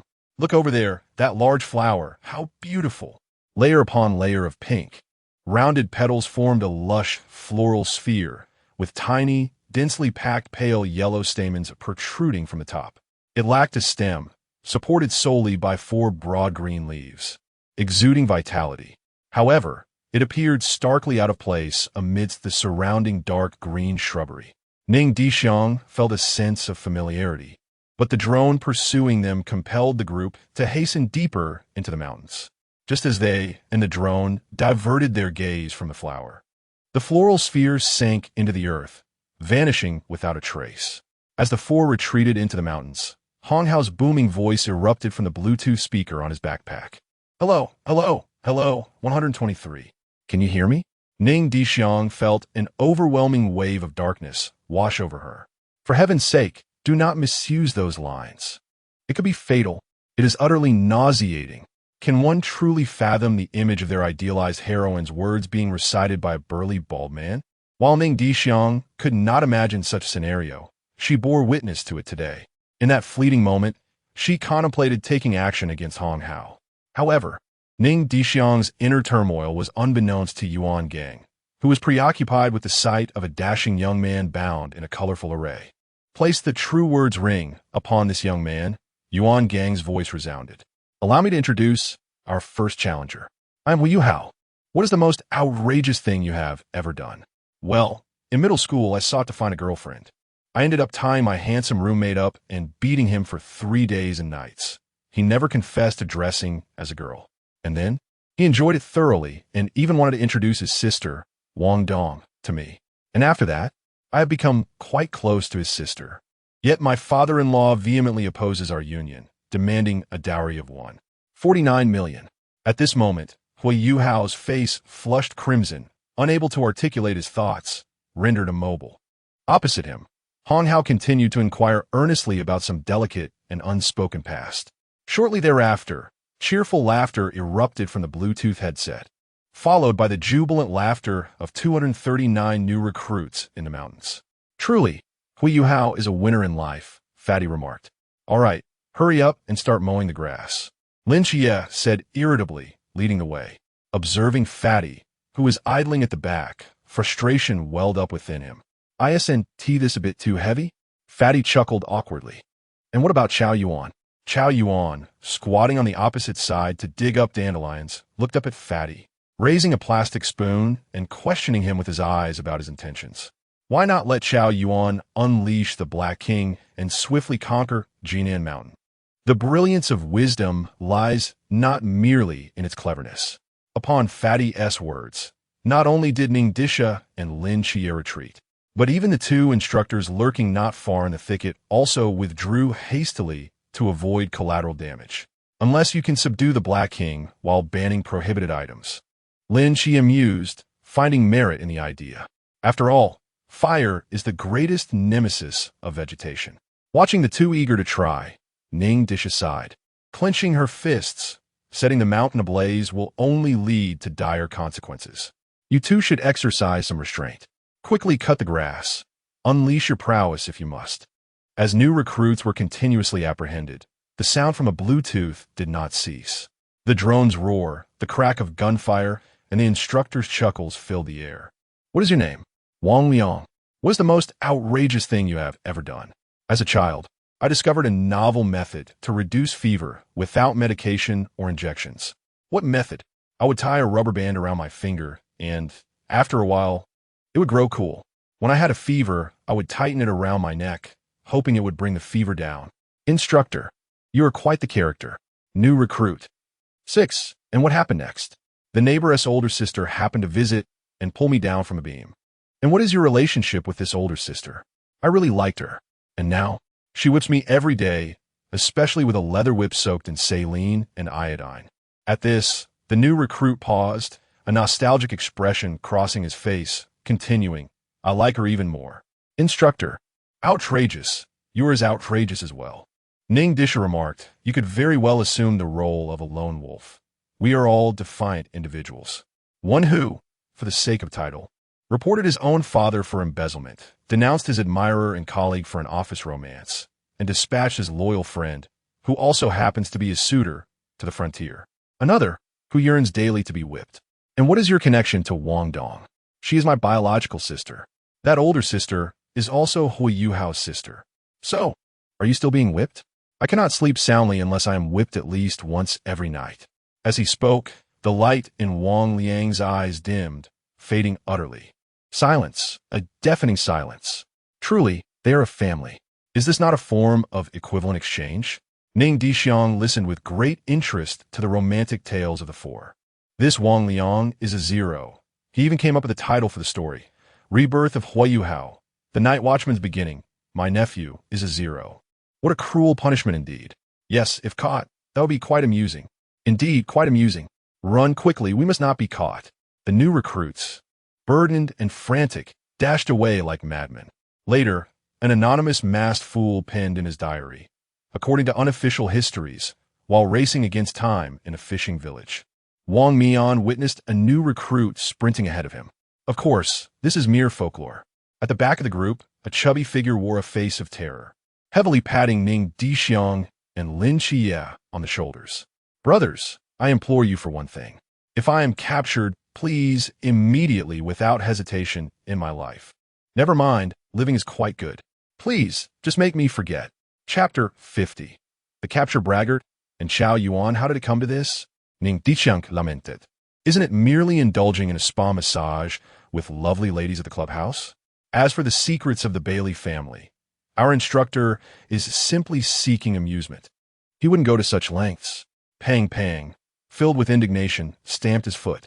Boss, have you never done anything similarly mortifying? Of course I have, Ning Dishuang recounted. I once disguised a class-cutting sheet as an attendance form to deceive university students into signing in, sold milk tea powder as protein powder to fitness enthusiasts, placed ghost money in the merit box, and even altered the loudspeaker of a square dance ant to play funeral music. The more she spoke, the darker the expressions on the faces of the three became, realizing the depths of her mischief. Truly an inherently wicked being.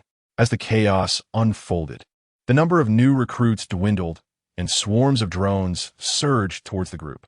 The four could only quicken their pace. Their military uniforms were already tattered, drenched in sweat. Yet their speed did not wane. Even the least physically fit, Pang Pang, was doing his utmost to crawl forward. In essence, they were all striving to survive. During the erratic journey, led by Lin Daoyu, rustling sounds and faint buzzing emerged from the thicket ahead. Braggart? Is that you? Run. Braggart had not anticipated encountering Ning Dishuang and Lin Qiye, the two divine agents, in such a place. Without further ado, he turned with his three subordinates and pressed deeper into the mountains. As Braggart and his companions forged a path, a horde of drones appeared behind them, colliding with Lin Qiye's team. Then came a barrage of explosive sounds. One might have felt transported back to the battlefields of Russia and Ukraine, akin to a mere pawn in a game of life and death. Pang Pang rolled and crawled behind a large tree, bracing himself just in time to evade the missiles. Cao Yuan adeptly dodged, closely following behind. Ning Dishuang and Lin Qiye were swinging their blades with such swiftness that it seemed like mere afterimages, finally clearing a narrow path. Ultimately, after sacrificing the integrity of two of Braggart's subordinates, the group struggled over the treacherous terrain and reached a lakeside. Damn it, I've never endured such torment in my life, Ning Dishuang cursed, collapsing on the ground, breathless. The last time her heart raced so was when she encountered Si Xiaonan. As they rested, a voice crackled through the Bluetooth speaker. I am Li Liang, and my favorite person is my brother Shun Qingyu. Please commence your performance. Ning Dishuang scoffed. Why am I the one suffering social death when you're the one captured? Qingyu admitted defeat. He was flustered and, without a word, fled, taking Deng Wei with him. TSK, feeling shy, are we? Ning Dishuang desert. Let us keep moving.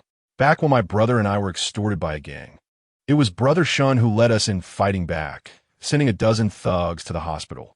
As a result, Brother Shun was expelled from school and had no choice but to return home to farm. From that day forward, we vowed to follow him to the ends of the earth. Brother Shun is a truly gentle soul. The instructor, having had his fill of amusement, deployed drones to commence an assault on the group. This infuriated Qingyu, who hurled his short blade with ferocity. Bang! The drone plummeted to the ground, exploding into fragments. Brother Shun, didn't the instructor say that attacking drones is prohibited? Qingyu scoffed disdainfully. Rules are merely meant to be broken. Ning Dishuang silently raised her thumb in admiration. Cool guy, you truly embody that spirit. I shall ensure Nanak appoints you as the harbinger of destruction. The taste is just right. What nonsense is this? Before Qingyu could comprehend, Ning Dishuang seized Lin Qiye and Fatty, sprinting away. Cao Yuan, keep up. Hold on to Qiye.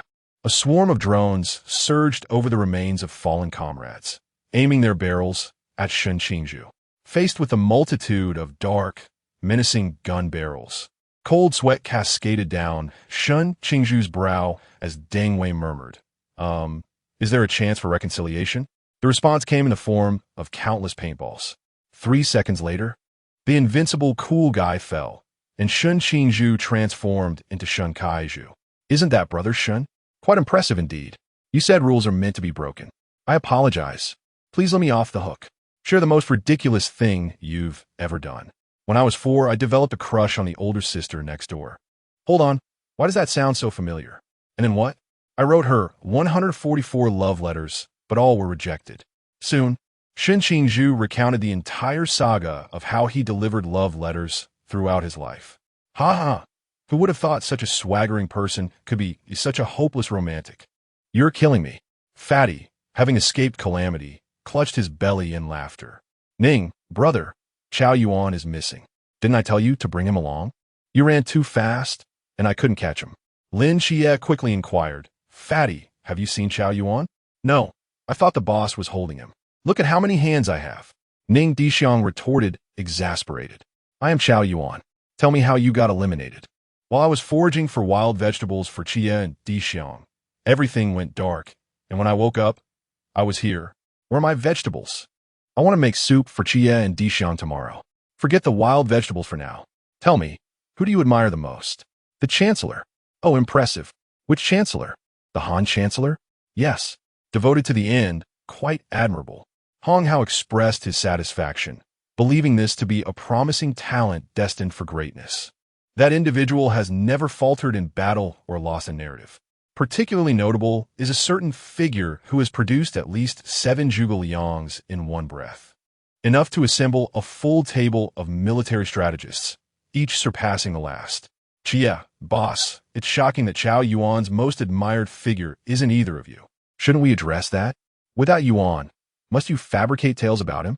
Ning Dishuang scratched his head, laughing helplessly. Oomph. The competition for the air has always been this way. Embellishing is a kindness. What type of girl do you prefer? Bluetooth continued. I do not like girls. Cao Yuan ziplit gan li. The room fell into stunned silence. Instructeur exclaimed. The other instructors synchronously stepped back, their movements perfectly coordinated, casting peculiar glances. The human heart has grown increasingly callous, beset by calamities. Please prepare the ice melon for a more convenient viewing experience. Thank you. Lin Qiye and Peng Peng exchanged knowing glances with Ning Dishuang, their eyes resembling a painter's palette, vibrant with various hues. 3 parts understanding, 3 parts sympathy, 3 parts schadenfreude, and 1 part profound significance. They uttered not a word, yet it felt as though they had communicated everything. Ning Dishuang found himself somewhat vulnerable. One might question his character or personality, but his sexual orientation was beyond reproach, a matter of dignity. Upon noticing the building's tilt, Cao Yuan hastily clarified, my preferences are entirely normal. I simply do not fancy young maidens. I am attracted to those who are slightly older, voluptuous, and mature. Intellectual older sisters, if you will. I find them gentle and beautiful, and they possess the nurturing quality that I admire. If they have prior marital experience, that would be even better.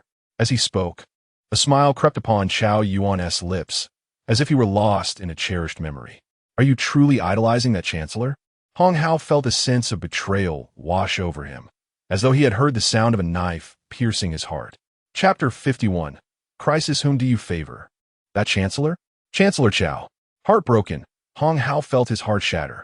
Cao the thief, the traitor, the rebel, the wicked. Gourmet fort. Turning his head, Hong Hao noticed a young, dark-skinned instructor idly skewering a red apple with a knife, repeatedly piercing through it. Thus, the sound he had just heard, that of a blade plunging into a heart, was not merely a figment of his imagination. Damn it, spare that apple. Upon hearing the latter part of Cao Yuan's explanation, Lin Qiye finally relaxed his anxious heart. Otherwise, he truly would not have known how to face his brother Ning, who remains uneliminated. Only the young master of the Bailey family and 2 divine agents are left. It was unexpected that the disciples from noble families could endure to such an extent, which was indeed impressive, Hong Hao remarked. However, unbeknownst to them, the ancient God Church had already infiltrated Jinan Mountain. A closer inspection would reveal that the entire perimeter of Jinan Mountain was overgrown with dense clusters of red flower balls, beautiful yet perilous. 7 Knights, activate your mortal realm. It's almost dawn. We must hasten our departure, Ning Dishuang said, glancing at the Rolex on her wrist. Lin Qiye nodded, activating the god ruins. Golden flames erupting from his eyes, illuminating a radius of 20 meters. However, the sight that met his gaze sent a chill down his spine. Brother Ning, it seems we are encircled by the mysterious. How many mysteries? What do they look like? Ning Dishuang discarded her burden, retrieving Star Shatterer, and handed it to the plump individual. Each of them received a rejuvenation pill to regain their strength. Prepared for battle, she inquired further. They are densely packed, all elliptical forms, some green, some blue, some purple, and others red and cyan. Lin Qiye swallowed hard, cold sweat trickling down his forehead. He had never encountered such an abundance of mysteries, each more formidable than himself. Ning Dishuang positioned herself protectively behind the 2. Currently, her ultimate trump card could only support 1 person's escape. If they strained, they could perhaps take 2.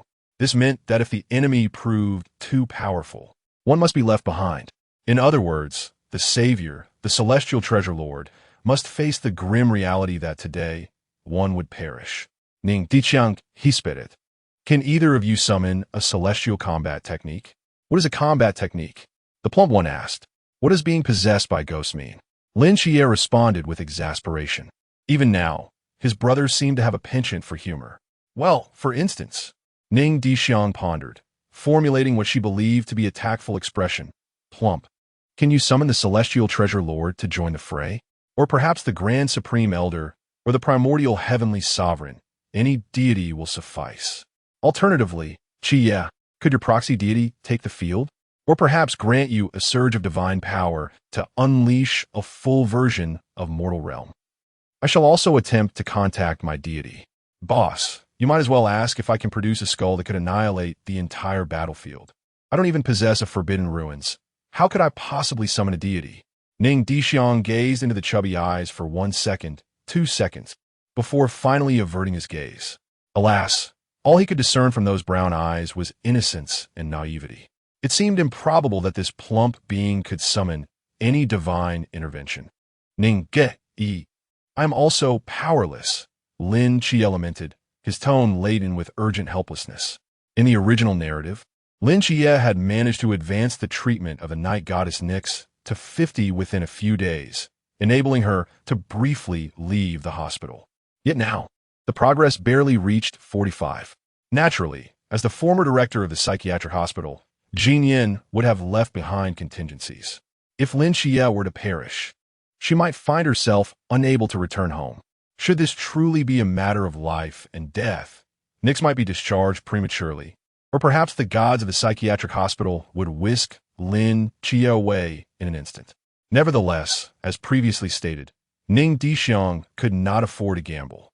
If the savior were to fall, not to mention who would confront Cthulhu, it would spell doom for Cangnan in the immediate future, and Ning Dishuang would vanish alongside him. Furthermore, he was not merely a savior, but also the consciousness of the fifth universe. Who could fathom whether the absence of Azathoth would lead to the cosmos being devoured whole? And the plump creature, a transcendent being of the spiritual realm, was an indispensable asset in the battle against Cthulhu. Damn it, he should have eliminated the chubby one earlier. The greatest adversary in the divine slaying saga is Cthulhu, who has invaded Blue Star thrice. The first time, he was repelled by the primordial deity. The second time, He was taught a lesson by Hua Xiubing during the Han Dynasty, and the third time, he was captured by Lin Qiye. Among the three pillars of the Cthulhu mythos, the Black Goat of the Woods, Shub-Niggurath, may appear formidable with her countless offspring, yet she is arguably the easiest to confront. The chaotic Nyarlathotep is currently confined within Lin Qiye's psychiatric hospital, masquerading as a deity. He has the ability to contact the true form of Azathoth and can restart the universe at will. The key to the gate, Yog-Sothoth, is the god who governs time and space, omniscient and omnipotent, essentially akin to a creature that can activate all-knowing and save-state modes at any moment. It is inconceivable how victory could be attained. In the original story, it seems Lin Qiye managed to stun him with the Dongwang Bell, returning to the Han Dynasty to lay plans, aided by the undercover efforts of Little Fish, ultimately sending this entity away. Thus, theoretically, the concept of divine slaying lacks fan fiction, and consequently, there are no time travelers. Yet here is Ning Dishuang, and Azathoth remains in slumber. He is uncertain why he has found himself in this predicament. Perhaps he has become a pawn for someone. However, as long as he can achieve his goals, whether he is a pawn or not becomes inconsequential. He merely hopes that when he takes his place at the table, the player will safeguard his own chips. Otherwise, should he provoke the harbinger of death, he must be prepared for an existence worse than death. Did he truly consider himself a mere pious soul? The chaos remained indifferent to his arrival. Today's ambush may very well be a calculation by the key to the gate. If he can endure, the future may be bright. If he cannot, there will be no future. His objective is simple: to protect Xiaonan, to ensure her survival, to allow her to thrive under the sun. After much contemplation, he realized that among the three of them, the only one who could perish was, astonishingly, himself. After a long period of reflection, Ning Dishuang made his decision. He had to remain, to buy time, as he was the strongest within the training camp. He removed the arrow of 10,000, extracted the sudden heart from within himself, and took out all the longevity pills and revitalization pills, along with a beautifully crafted gift box, entirely black and sealed with wax. He placed these items into the imitation-free space and handed it to Lin Qiye, urging him to hold it tightly. "Qiye, if I cannot return today, ensure that this ring is passed on to Xiaonan in its entirety. Tell her to live well. Let this burden of my death be selfishly imposed upon her living heart. Let my coin of mortality be exchanged for her right to live under the sun." With that, he turned away, confronting the boundless darkness, concealing his reddened eyes from Lin Qiye. Although his aloof persona had long been discarded, he still wished to salvage some semblance of dignity. Lin Qiye grasped the ring tightly and shouted, "Brother Ning, I do not comprehend your words, nor do I wish to act as a mere messenger. Whatever needs to be said, you must convey it directly to Si Xiaonan after tonight. The instructors must have already sensed something amiss. I believe they will arrive shortly. Until then, no matter how many monsters come, I will face them alongside you. Leader, I stand with you in life and death." Pang Pang also took out all his forbidden items, fully armed for the impending battle. Chapter 52. The agent of Ares, upon overhearing the conversation between the two, Ning Dishuang, would be lying if he said he was not moved. At last, he had found true brothers. Yet, he urged himself to remain calm. Perhaps the individuals present were merely minor minions. "Dear friends, since we have been discovered, is there truly any need for concealment?" Ning Dishuang inquired, addressing the figures ahead. As if acknowledging his exposure, the ground trembled violently, akin to the cataclysmic upheaval of the heavens and earth, with dust swirling like thick smoke. The force of the tremor nearly caused the three to stumble. Ning Dishuang wielded his spear, creating a dust-free zone with the sweeping gusts of his weapon. Slowly, a colossal spherical creature emerged from the depths of the earth, materializing before them. Lin Qiye and the rotund figure gripped their weapons, the little slashing white, and transformation of 3,000. While Ning Dishuang felt a sense of ease upon gazing at the creature before him. It was, after all, a familiar sight. The creature's exterior was a shade of green, or perhaps a pale blue, its form resembling translucent jelly. It sported a pair of adorably disproportionate wings and large, expressive eyes, exuding an endearing charm.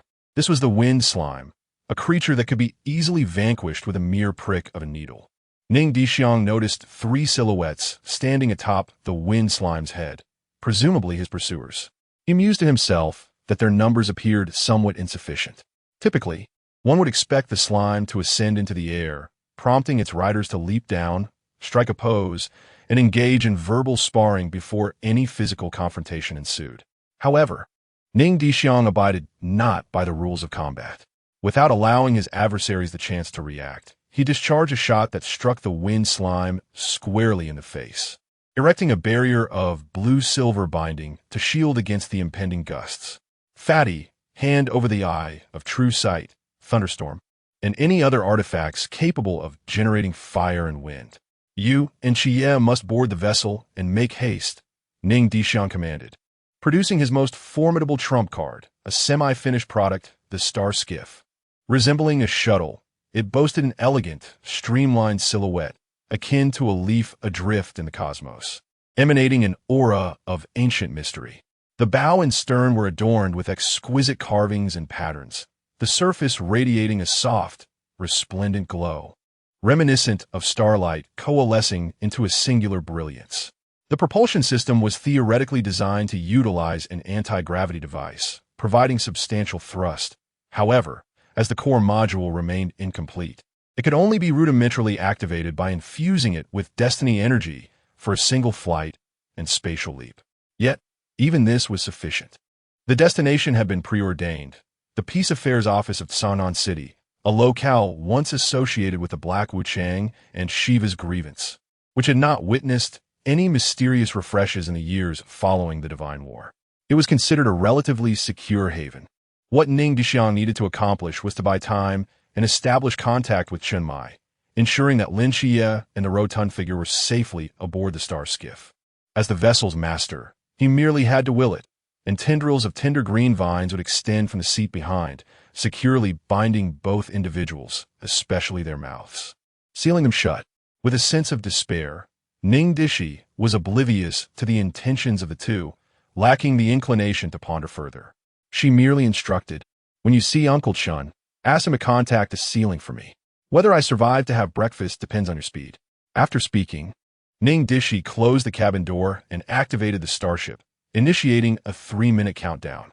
It must be said that she had previously scolded certain life-saving devices for their delayed activation during critical moments of life and death.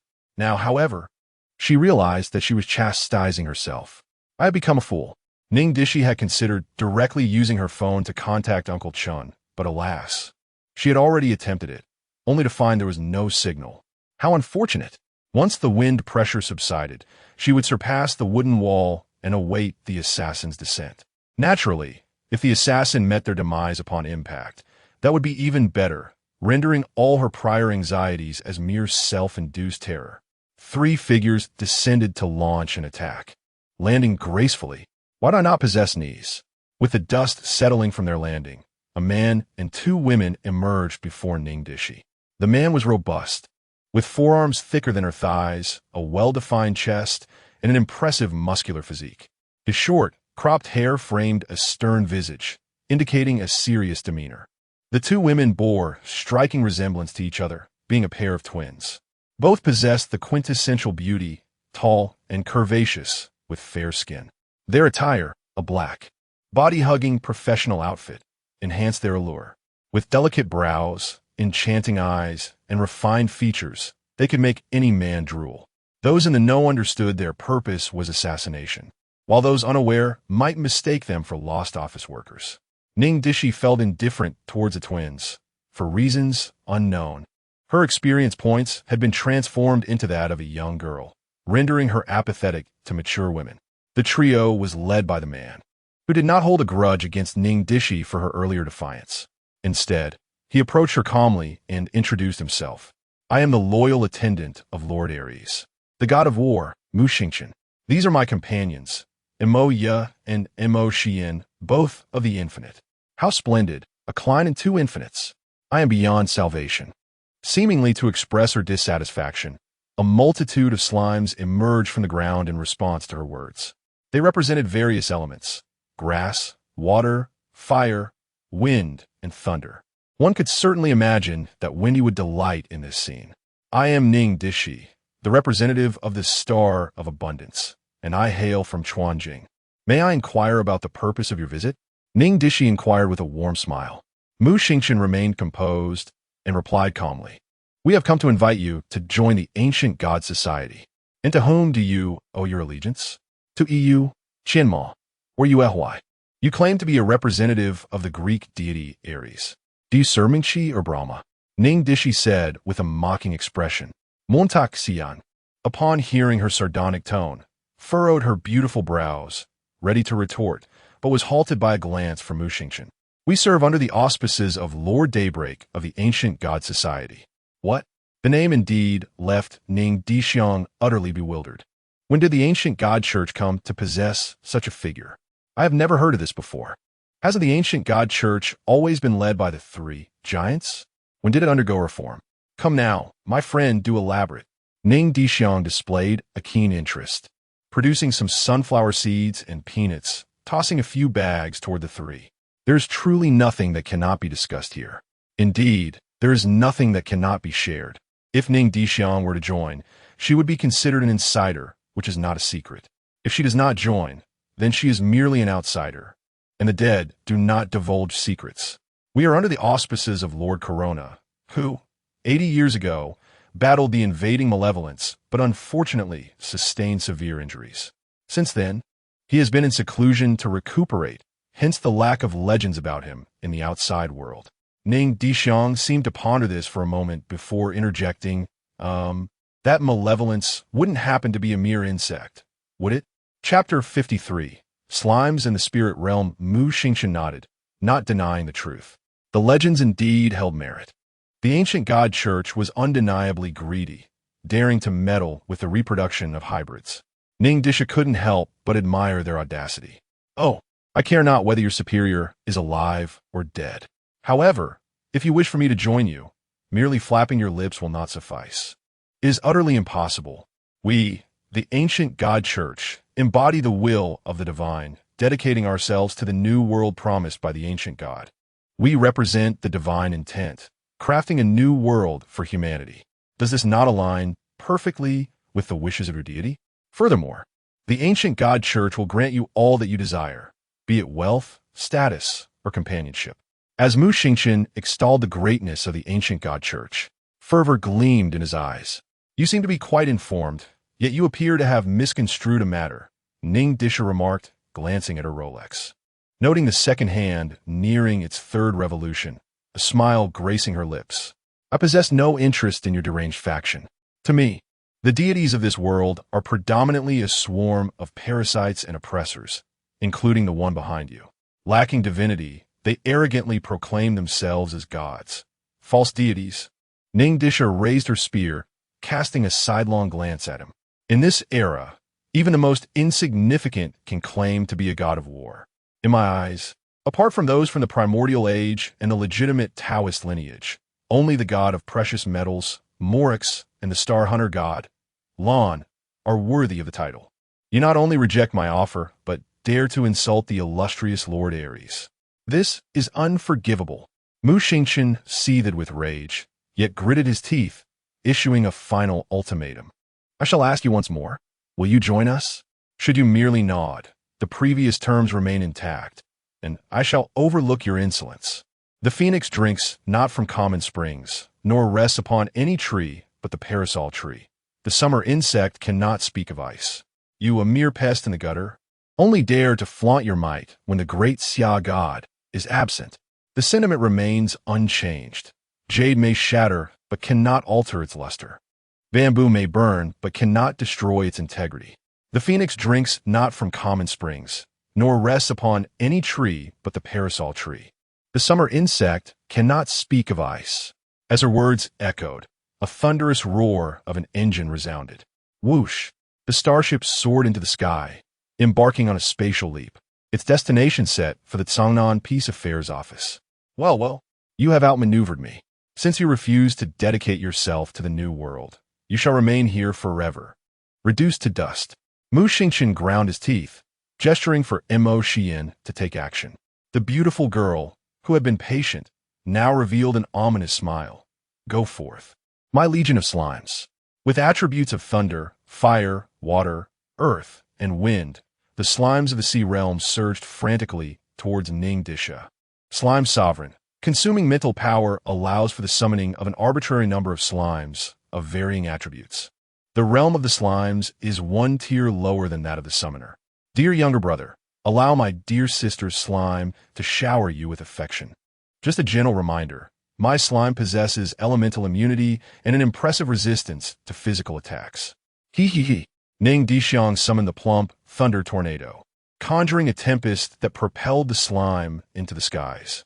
As anticipated by Ning Dishuang, the wind element can disperse all other elements except for the grass element. Much akin to Genshin's mechanics. Water evaporates in a fire, while water and grass can generate a multitude of small grass slimes. Fire ignites grass, water electrifies with thunder, and thunder amplifies the fire, leading to a cataclysmic overload explosion. With just a single tornado, Mo Xian's army of slimes suffered catastrophic losses. As for the remnants, a mere gentle prod from my spear would suffice to whisk away a charming little slime. What does it matter how high their physical resistance is? With the horn of the star-breaking king bug, Skalakabas, what difference does it make between damage and true damage? No matter how thick their health bar, one blow is all it takes. Such is the fate of Luz. Witnessing her army dismantled by a forbidden artifact, Mo Xian was taken aback and hurriedly ordered the slimes of the same attribute to cluster together. However, Ning Dishuang had no intention of letting this opportunity slip away. He charged toward Mo Xian, poised to end her. Just as his spear was about to pierce her throat, ready to claim a life, Mo Yao intervened. The spirit field activated, momentarily disorienting Ning Dishuang. Seizing the chance, Mo Xian dodged to the side and delivered a powerful punch to Ning Dishuang's chest, sending him flying. Yet, she paid the price of a gash on her left shoulder. The spirit field is a high-risk forbidden domain, classified as 096. It is an exceedingly rare realm capable of manipulating surrounding magnetic fields to control electronic devices, and it possesses the ability to transmute one's consciousness and spirit into a magnetic force. Even if the physical body perishes, as long as the brain governing the region of mental power does not wholly decay, consciousness and spirit can persist in the form of a magnetic field. It can also be wielded regardless of one's mental prowess to restrain the emotional fluctuations of the target, creating an immobilizing effect. Sister, you have been too careless. Do not let Lord Mu down. Mo Yao shook her head, gently chiding her younger sister for her recklessness. I'm sorry, Mo Xian gritted her teeth, responding. Montakya, how much longer can you maintain this ability? Mu Xingchen inquired, unable to bear the tension, calculating the time.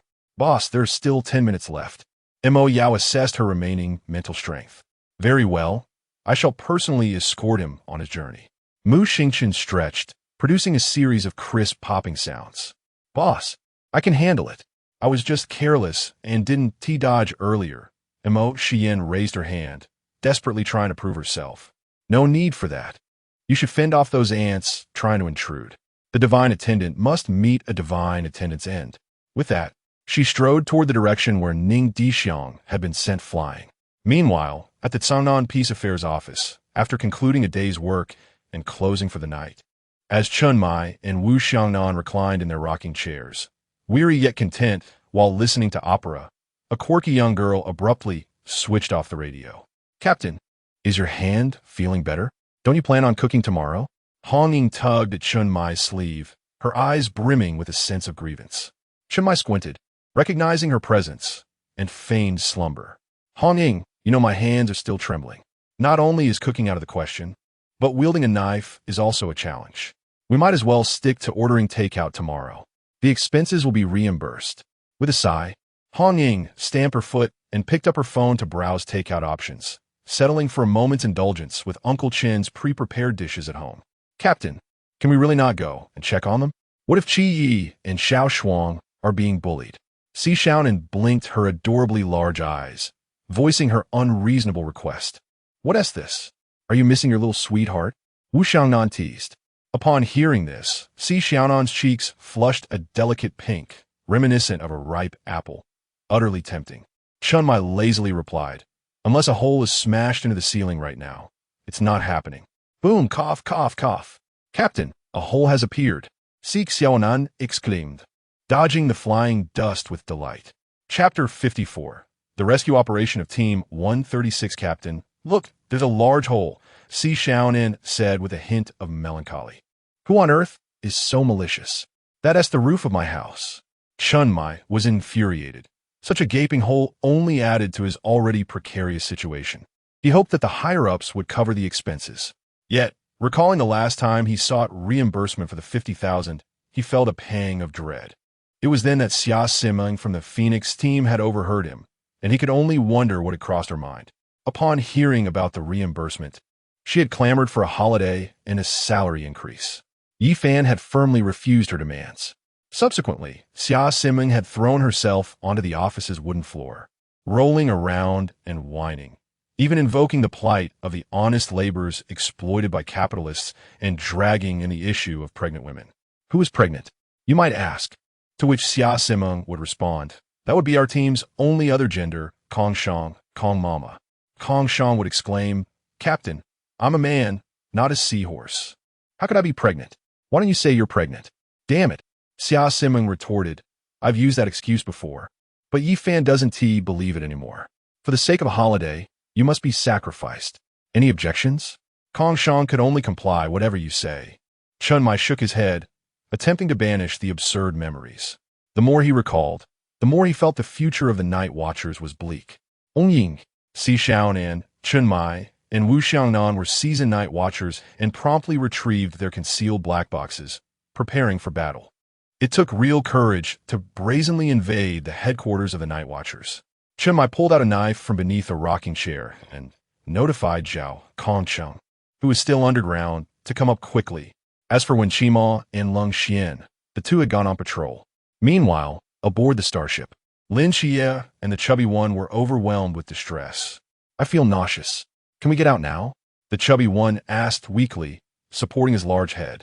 "I don't know how to operate this," Lin Qiye replied, both of them battling their queasiness as they searched for any buttons to press. "Look, there's a red button here with eject written on it." "Don't." Lin Qiye attempted to stop him, but the chubby one pressed it first. Immediately, the lights within the starship turned red, causing discomfort, and a mechanical female voice echoed, 5, 4, 3. "Did I make a mistake?" the chubby one stammered. Lin Qiye wanted to say nothing, for he had seen, through the mortal realm, a small line of text beneath the red button: "Self-destruct, do not touch." In those final moments, Lin Qiye wished not to cast blame. He was simply filled with regret and guilt, regret for not having seen Annie and Ajin, for not having provided them a better life. Regret gnawed at Lin Qiye for failing to disseminate the news of Brother Ning's assault. He felt he had betrayed Ning Dishuang. Contemplating this, tears welled in his eyes and cascaded down his cheeks. As the countdown reached its conclusion, a kaleidoscope of memories flickered before him.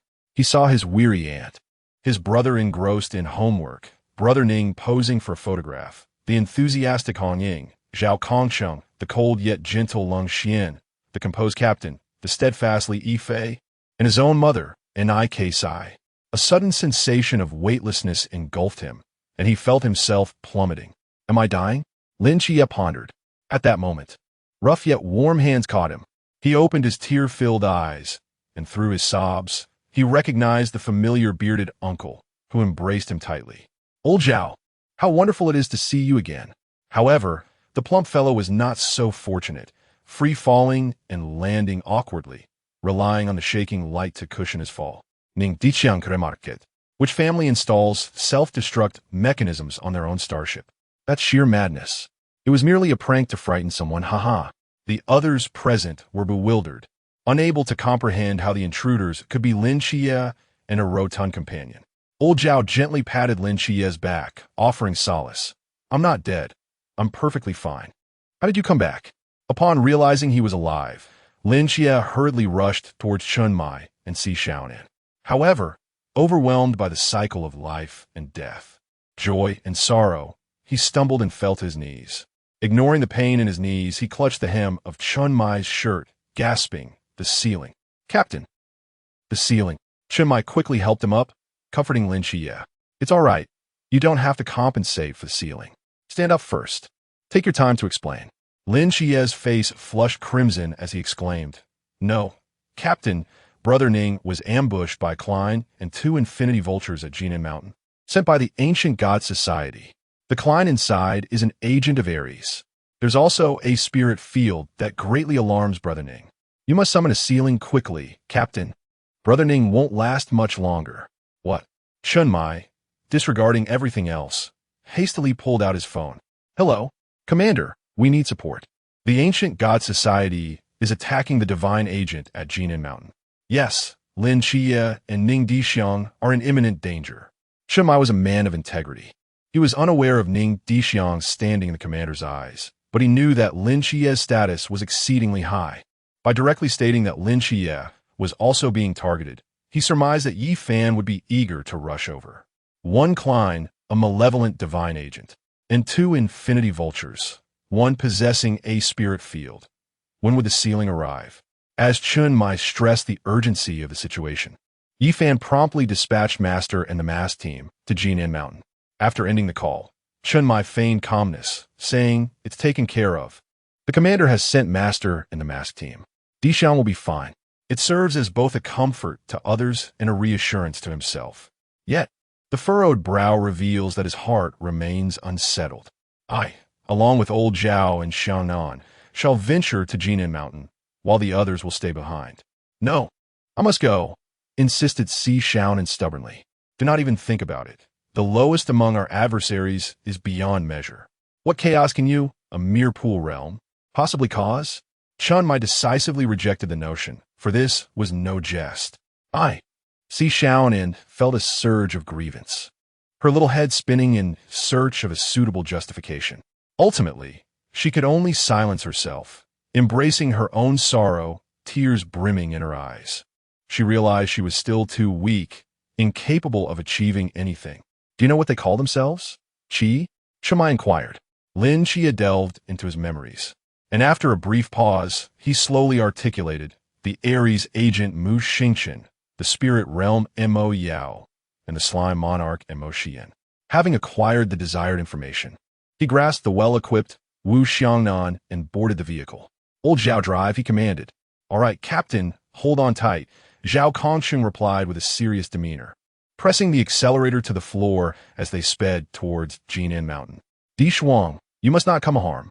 Chun Mai's eyes brimmed with anxiety as he incessantly urged old Zhao to drive faster, ever faster.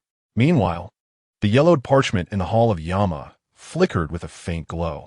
"Should the Ning Dishuang encounter misfortune, Chun Mai would ensure that the ancient God Church would comprehend the true essence of Black Wuchang, the authentic nature of Shiva's resentment."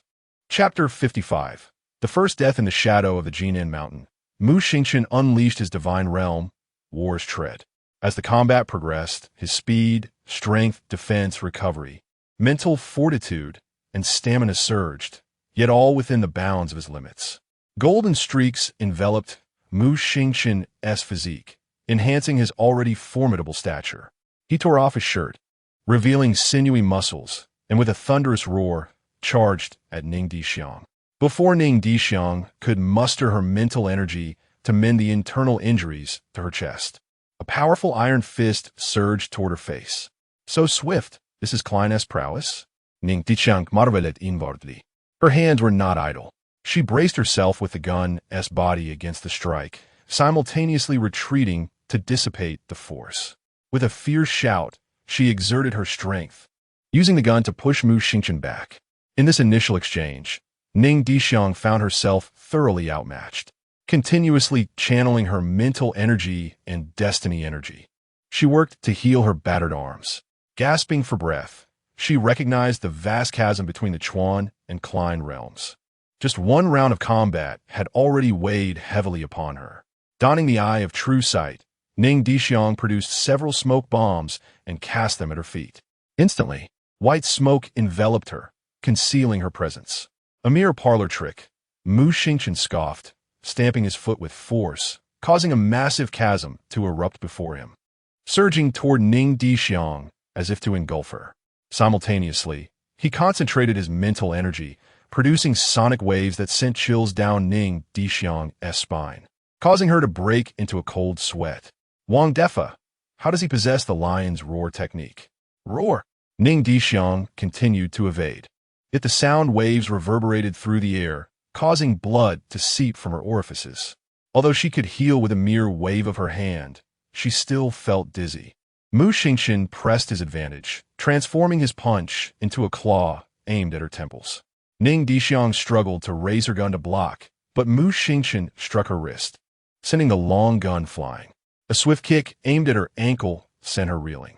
In an instant, he pivoted and delivered a crushing flying kick to her head. Ning Dishuang writhed in pain, unable to rise. That last blow had nearly claimed his life. Had it not been for the longevity pill concealed beneath his tongue, he might have already met his demise. Remembering Wang Mian's words about honing her marksmanship, she realized that relying solely on brute strength would eventually lead to her downfall. Since the long gun had slipped from her grasp, she resolved to engage in a more primal contest of strength. With a flick of her will, she summoned the gun back into the narrow passage of fate. The wrath of affliction activated, and her armor fused with her body. The second round commenced. Though I may yearn for this picturesque scene, it remains unattainable, yet I invite all to admire it alongside me. Accelerate, bolster defenses, and mitigate pain. Ning Dishuang charged at Mu Xingqian with her blade, targeting his chest and abdomen, only to have Mu Xingqian evade with a nimble motion. Unperturbed, she retaliated with a kick to his lower body, sending him flying. The damage was minimal, yet allowed her to regain some ground. I had not anticipated your transformation to be so formidable, but is merely superficial. If that is the case, I shall wield a weapon and engage you in a contest of prowess. Let's put an end to this tedious charade. Mu Xingqian brushed off the dust from his attire and removed the pendant from his neck, cradling it in his hand. In a flash of white light, a tang saber materialized in his grasp. Mu Xingqian, was born beneath a canopy of auspicious clouds. At 3, I practiced boxing. At 4, I wielded a staff. At 5, I trained with firearms. And at 6, I mastered the blade. By the age of 20, I became the retainer of Lord Ares. Today, to perish beneath my blade is your privilege. Mu Xingqian uttered these words with an impassive demeanor. As his voice faded, he lunged forward, ready to seal Ning Dishuang's fate. Ha ha ha, you think you can kill me? Today, it is you who shall meet your end. Ning Dishuang cackled maniacally, brandishing his weapon and charging towards Mu Xingqian. Yet Mu Xingqian appeared unfazed, casually tossing his blade with a deliberate slowness that even Ning Dishuang, unassisted by his magical form, could easily evade. Noticing his opponent merely standing still, Ning Dishuang hastened forward, swiftly closing the distance. Just as the blade was poised to pierce his foe's chest, it halted. Ning Dishuang felt his body temperature plummet, warmth flooding from his chest. His arm became unresponsive. Lowering his gaze, he discovered the blade had plunged from behind into his own heart. Impossible. How could there be a weapon capable of so effortlessly breaching the defenses of a magical form? No, there is energy of destiny upon it. The blue. Recognizing the critical hit, Mu Xingqian waved his hand, the lethal edge transforming back into the pendant. Returning to his grasp, he turned away without a hint of hesitation. He had already pronounced Ning Dishuang's death sentence. To steal another glance would be a waste of his time. Mo Xian, Mo Yao. Target eliminated. We may depart, Mu Xingqian stated in a tone devoid of emotion, as if he had merely crushed an insignificant ant. Hee, I knew the boss was the strongest. It's just right for me to teach this ignorant brat a lesson. Mo Xian chimed in, linking her arm with his, delightfully ensnaring him in a mass of slime. Mo Yao, glancing at the time, remarked, I thought the boss would play a little longer. After all, there's still time. The trio laughed and chatted, completely indifferent to the dying Ning Dishuang.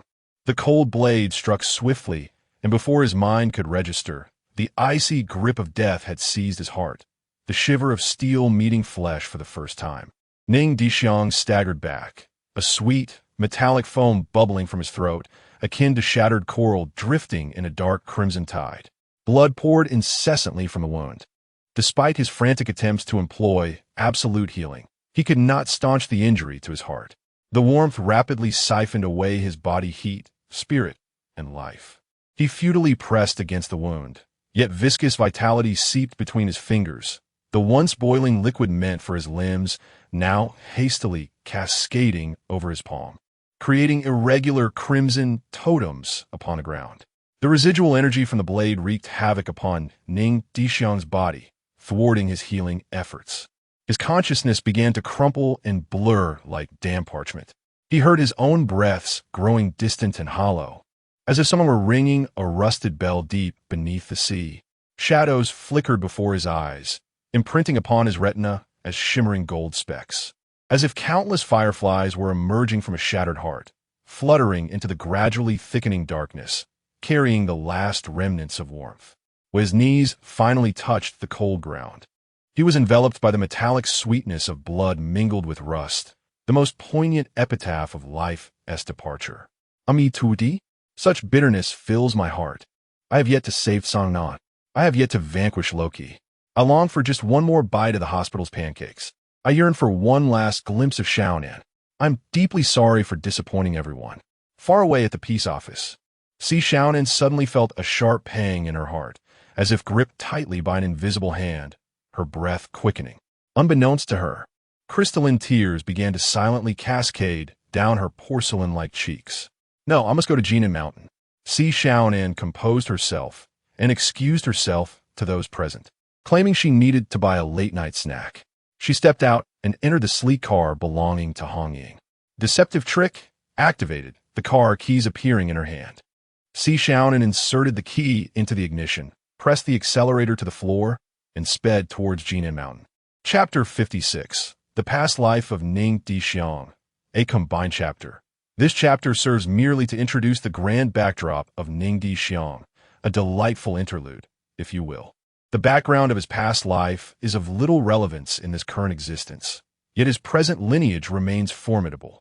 Future explorations into parallel universes and multiverses will not be addressed, save for the occasional whimsical Easter egg. As Ning Dishuang once again opened his eyes, he was astonished to find himself vibrant and lively. The wound upon his heart had healed, yet an unseen force severed his connection to the bountiful blessings of the universe. To put it plainly, he was now merely an ordinary individual endowed with an infinite storage space. A decade of arduous cultivation had come to naught, much to his chagrin.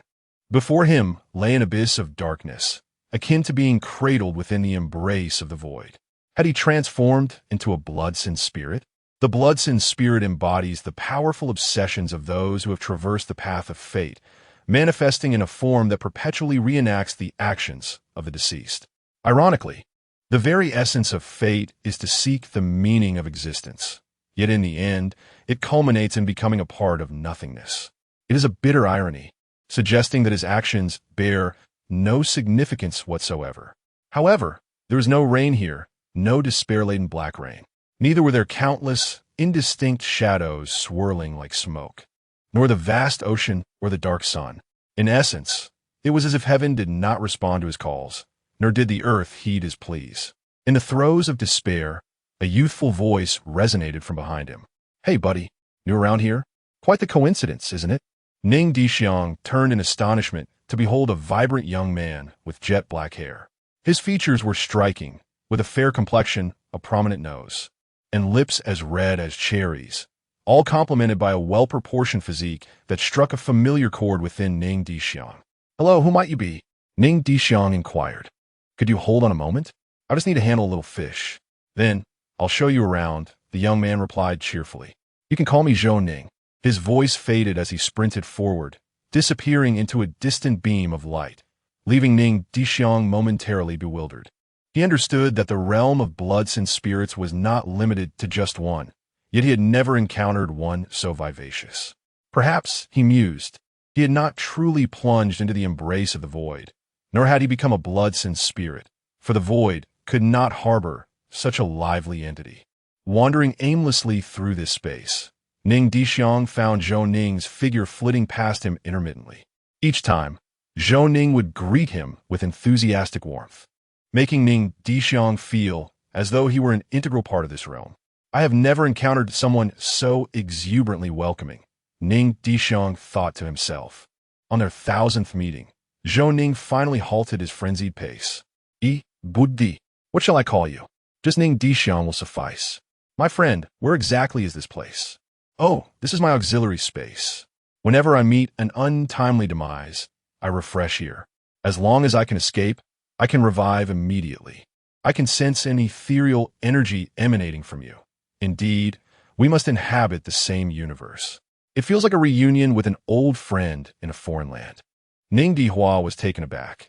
After all, how could one casually divulge the existence of an extraordinary ability to an outsider, especially to someone met for the very first time?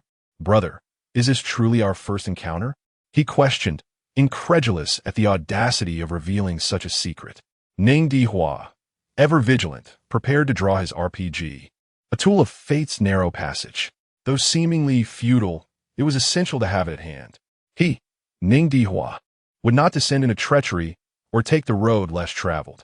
Zhou Ning, seemingly oblivious to Ning Dihua's tension, jovially draped an arm around his shoulder. What is so secretive, my friend? Are you not aware of your past life? Ning Dihua shook his head, acknowledging the fragmented memories of his previous existence. Apart from books and games, he recalled little else, yet he had never lingered on this thought. Zhou Ning, shedding his playful demeanor, began to recount. I learned this from a fellow traveler. A man, shrouded in shadows and donning dark glasses, once visited me. He revealed that he hailed from a realm known as Honkai Impact 3 and was a researcher. According to his studies, our former selves were powerful beings from a higher dimension. Our souls, along with their memories, shattered into countless fragments, dispersed across various times and spaces. Through the cycles of different realms, we were formed. We are not only brothers, but also counterparts, bound by a fundamental blood connection. Zhou Ning pondered carefully before affirming. Yes, that is precisely what he said. I believe his name was Qiye. Listening to this, Ning Dihua felt an absurdity wash over him, as if his 17 years of existence were but a jest. He grappled with the notion that he possessed no unique soul of his own. What then remained of his identity? What significance did his past 17 years hold? Under the name Ning Dihua, was there anything that truly belonged to him? He was merely a fragment of a so-called powerful being's memory. In other words, was he merely an illusion? Not even a complete person? Did he lack the right to love? What, then, was the purpose of his existence? Tears streamed down Ning Dihua's face as he cried out in anguish, his heart heavy with grievance and resentment. Purple chains began to entwine around his arms, gradually spreading across his entire being. His form became increasingly indistinct, fissures appearing upon his skin. The edges of his silhouette melted into a chaotic gray. Zhou Ning, though surprised, was not entirely unprepared for such a transformation. Calmly, he retrieved a Sumeru-style grass element divine eye, channeling elemental energy to manipulate the ambient grass elements in the air, providing healing to the disoriented Ning Dihua. Zhou Ning's eyes glowed with a golden radiance, akin to an unwavering candle flame, as a verdant light enveloped Ning Dihua, restoring his clarity and halting his disintegration. With a serious expression, Zhou Ning inquired, "Do you have a beloved?" He then produced a tea set, boiling water to brew tea, and began to share his own tale. I was born in the Aozong Mountains, nurtured by the true monarch of water and overlapping mountains. From a young age, I have harbored a profound fear of pain, a concern that has not escaped the attention of the true monarch. You're aware of this. I could easily seek employment in the realm of Liyue, within the Hall of Life, under the aegis of the Geo Archon, and spend my days sheltered by his protective wings. Yet, I find myself unable to let go. Zhou Ning paused momentarily, then continued. I cannot forget that foolish girl who performed 182, 376 solo dances, my deity, Fanina. She sits alone upon her throne, weeping, enveloped in a solitude devoid of companionship. She stands in the opera house, repeatedly seeking validation from the crowd, her heart heavy with doubt and bitterness. These vivid images perpetually haunt my mind, rendering me incapable of release. The words, "Please listen to me, I truly am a deity," shatter my heart, leaving me in a state of turmoil. Thus, I yearn, in my own way, to offer her warmth and support. This is why I departed from Liyue, traversing the towering cliffs of the giant abyss, wandering through the Sumeru rainforest, crossing the desert, and entering Fontaine. I have descended into the depths, vanquished hilichurls, survived encounters with ruined hunters, and clashed with the Black Serpent Knights. Along this arduous journey, I have been fortunate to receive divine favor, which has granted me these gifts. Zhou Ning unfurled her cloak, revealing 6 visions, 6 external magical organs. While it is a rare feat for an ordinary person to possess even one, I have 6 in total. After sipping her tea, she continued her tale. Upon learning of my heritage, I too questioned the significance of my existence. However, the tears she shed while seated upon her throne, each droplet, and the weight upon my heart serve as proof of my vitality. She embodies the essence of my purpose. So, what is your wish? After a brief pause, Zhou Ning resumed. The nature of reality remains unclear to me, and I am indifferent to it. All I know is that love is undeniably real. For me, Lady Fanina is my everything. Though I possess the ability to resurrect infinitely, the agony of each death lingers in my memory, etched deeply into my soul. Yet for the sake of my beloved Fufu, every sacrifice is worthwhile. As you have just witnessed, to extinguish the threat posed by the Star-Eater whale to Fontaine, I have expended 1,000 lives. Reflecting on it now, it truly is exhausting. Soon, I shall need a well-deserved rest. Ning Dishuang listened in silence, as still as a statue. Zhou Ning took another sip of tea and added, "Perhaps in your eyes, we possess neither a past nor a future. However, the present is all that we can seize. We need not become entangled in the question of our identities. I simply know that I am Zhou Ning, the disciple of the true monarch of waters and mountains, the great hero of Fontaine, and the beloved of Fanina. This is my truth." When that farcical and absurd trial came to its conclusion, the warmth of Fanina's skin, her body heat, the softness of her flowing hair, all served as affirmations of my existence. The roses outside the Mo Meng Palace have bloomed, not solely for Fufu, but also for me. Fufu need not masquerade as another. I too can embrace my true self. As Zhou Ning, I shall continue to live. The tale of that formidable being has drawn to a close. Now, it is my turn. We shall inscribe our own narrative with the essence of our flesh and blood. Still the same question, my friend. Do you have a beloved? What is your wish? Zhou Ning gazed intently into Ning Dishuang's eyes, awaiting his response. After a long pause, Ning Dishuang slowly replied in a hoarse voice, I have someone I care for. I wish to save my family. I want to vanquish those malevolent deities who seek to annihilate my home.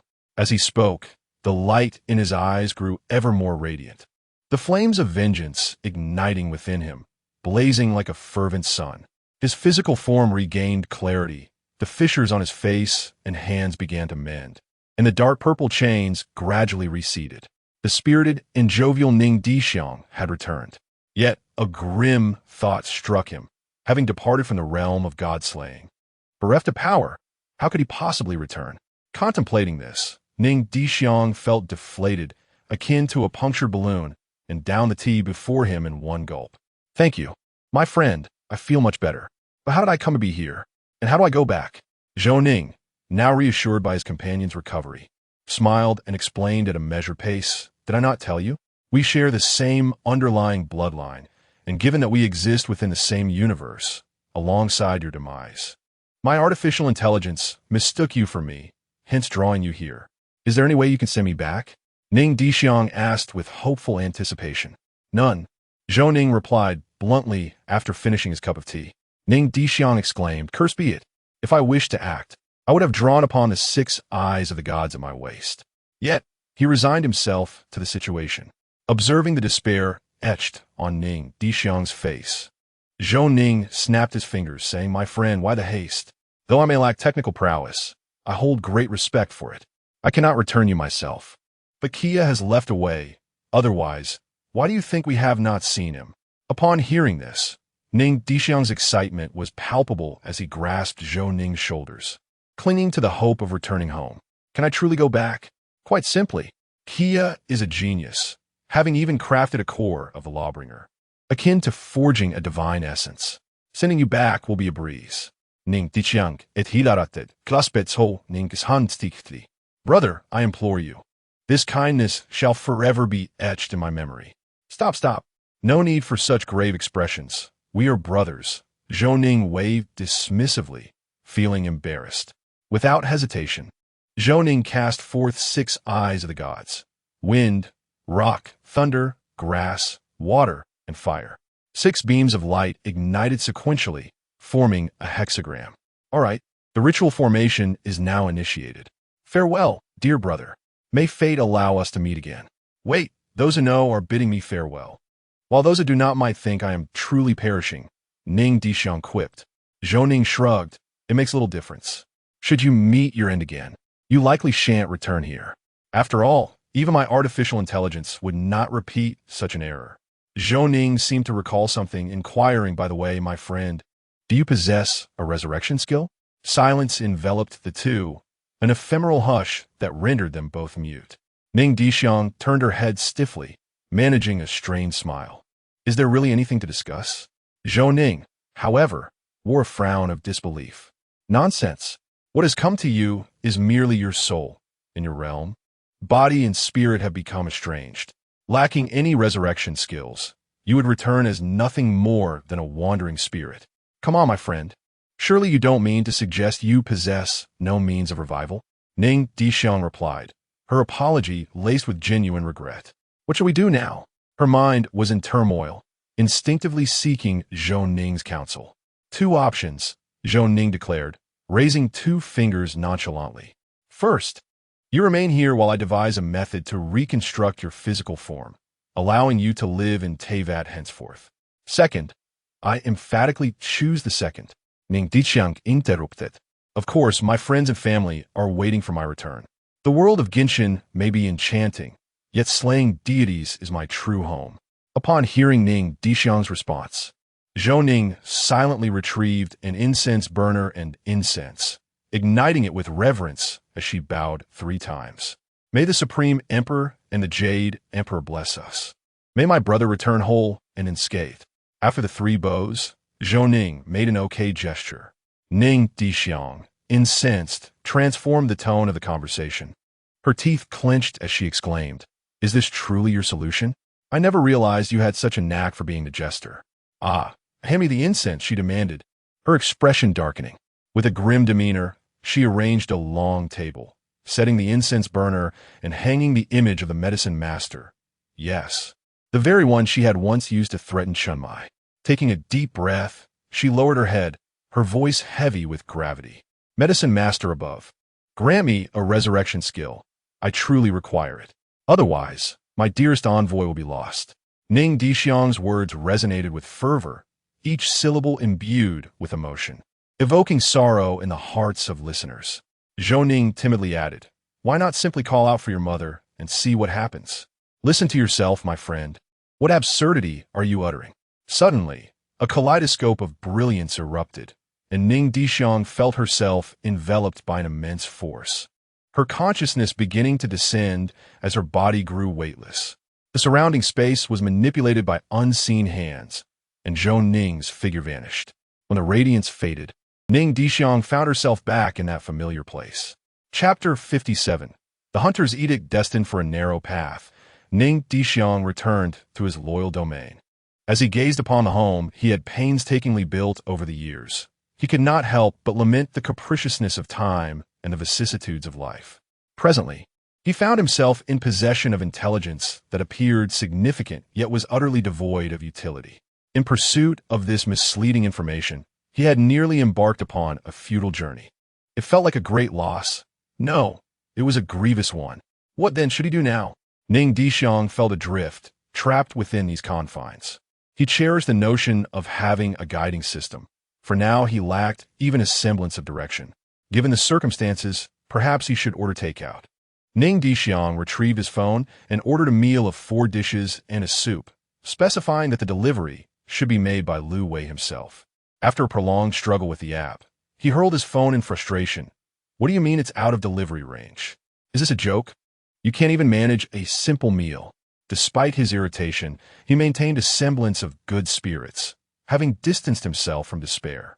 Yet, the plan to have Lu Wei escort him had already crumbled before it could commence. In the midst of his grievances, a scattering of yellow star-like points appeared before Ning Dishuang, forming a pathway. He followed the markers to the innermost recesses of his domain. Before the golden column of light stood a small mound of earth, the composition of which was unknown. Embedded within was a hauntingly beautiful blue longbow. Ning Dishuang fell silent, yet his heart swelled with joy. Salvation had arrived.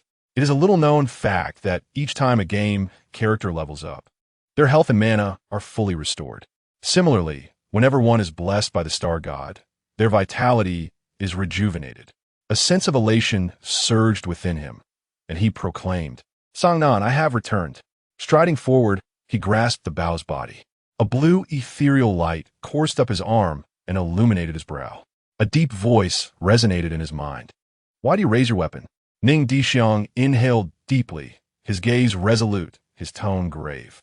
"For vengeance. They have all attacked me, bullied me. It hurts, truly it hurts.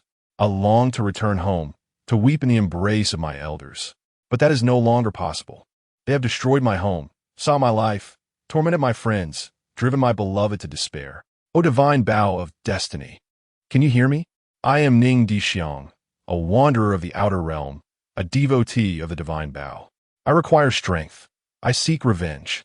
I demand their demise. I seek blood for blood. Vengeance upon Loki. Vengeance upon Asgard. Vengeance upon Gaia. Vengeance upon Olympus. Vengeance upon Cthulhu. With blood and hatred, I will pursue relentlessly. With my life as bait, I shall not perish, nor shall I rest."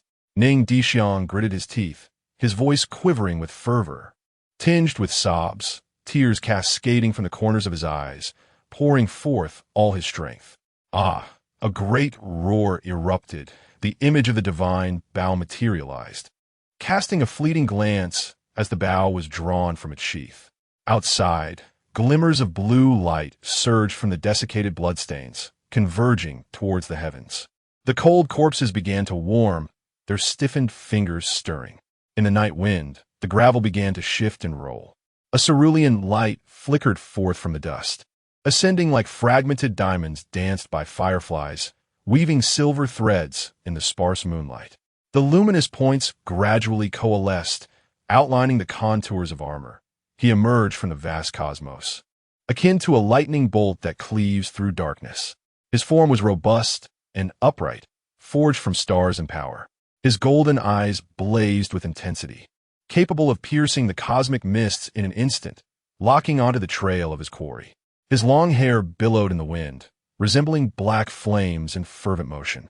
In his grasp, he wielded a colossal bow that shimmered with mysterious radiance, its body adorned with ancient and intricate runes, narrating the enigmas of the universe.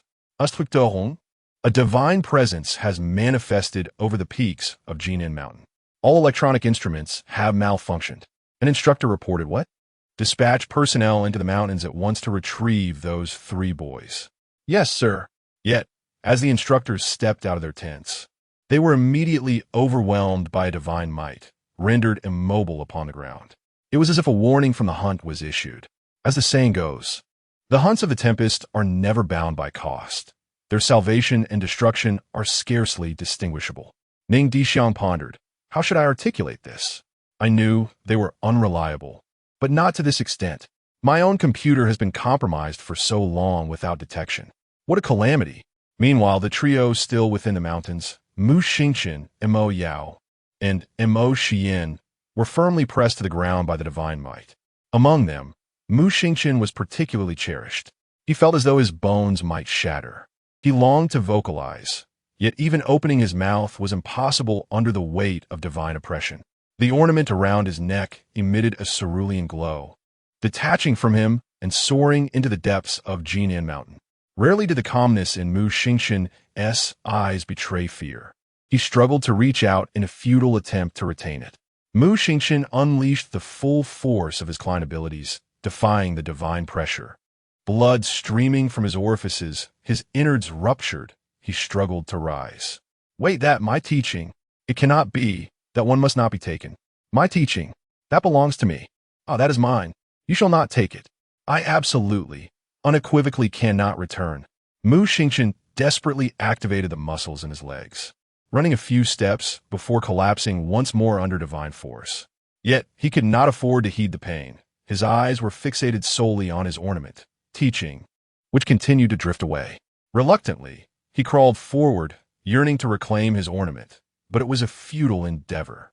Indeed, when Mu Xingchen was born, auspicious clouds filled the sky, yet the celebration was not for him, but for the weapon teaching. Or rather, the longbow, Fate's starlight, bestowed upon humanity by the divine bow of destiny. Fate's starlight, a shooting star of the hunt, transforms into any cold weapon. The vengeance of the hunt shall arrive as foretold, consuming the energy of fate, spiritual power, guaranteeing its strikes.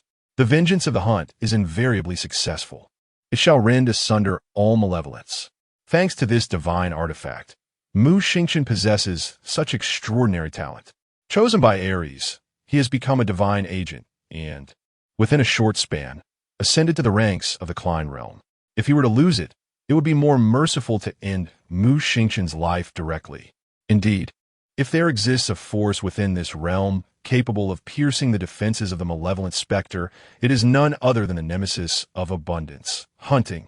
A fortunate child, through a serendipitous twist of fate, received the gift of the imperial bow, yet harbored the audacious ambition to usurp the lives of its denizens. Ultimately, he reaped the bitter fruits of his own malevolence. The Fate's starlight soared before Ning Dishuang as the energy within him surged forth, merging seamlessly with the ornament. This union manifested a longbow, which fell into Ning Dishuang's grasp, providing the support he needed to rise. With great difficulty, he stood, expelling a mouthful of congealed blood, while his body began to mend from its injuries. As he grasped the longbow, the essence of Fate's starlight flooded his consciousness. Simultaneously, a divine ruin materialized within Ning Dishuang's causality hunt. The effect was straightforward. It marked both those who attacked him and those he wished to target. A mark that could not be erased. The next strike would inevitably find its mark. In that moment, the footsteps of the hunt had arrived. The parasites of this world, the oppressors, should tremble in fear. Ning Dishuang knocked an arrow and began his quest for vengeance. I have proclaimed it. Today, only you shall perish. Mu Xingchen, fear not, nor is there any need for flight. No matter where you run, the celestial arrows of the hunt shall descend, binding you to the past, present, and future. Rest assured, you shall not tread this path alone. Your comrades, your divine beings, I shall send them all down in the name of hunting. A blue ethereal flame ignited in Ning Dishuang's eyes, determined to incinerate all in its path. The first arrow aimed at vengeance, harnessing Fate's starlight. It soared towards the distant Mu Xingchen. Gently, it pierced the left breast, shattering the heart. Mu Xingchen fell, unwilling to accept his fate, his eyes forever unclosed. The second arrow let declare the arrival of hunting to this world. Chapter 58. The imperial bow proclaims its ethereal sound with the arrow of light. The second arrow shall declare the arrival of the hunt to this world. The imperial bow proclaims its ethereal sound solely through the arrow of light. Ning Dishuang summoned all her mental fortitude to shoot an arrow into the starry sky. The phantom of the imperial bow, with its celestial arrow drawn, gleamed with golden eyes ablaze. The errant energies in the air coalesced upon the bow, forming a colossal arrow that plummeted from the heavens. In that instant, it seemed as though the entire world had been illuminated. The previously pitch-black night suddenly radiated with the brightness of day. The immense arrow traversed the stars and the sun, transforming into a myriad of arrows that cascaded like raindrops onto Jinan Mountain. In a heartbeat, Jinan Mountain was leveled to the Jinan plain by the light arrows commanded by the imperial bow. Having loosed 2 arrows, the figure of the imperial bow began to wane into a spectral presence. The destiny energy left from the hunt within the Star of Fate was nearly exhausted. Ning Dishuang relentlessly pressed on, channeling her mental energy to activate the causal pursuit, locking onto Mo Yao and Mo Xian. Ah, they're surprisingly still alive. This is indeed a tale worthy of a lifetime of boasting. Though the two women yet drew breath, they were in a dire state, their bodies encrusted with dirt, bones shattered, and skin marred with numerous gashes, evoking a sense of pity. Without hesitation, Ning Dishuang drew the bowstring taut as a full moon. 2 arrows were released, piercing through their skulls, leading to their fragrant demise.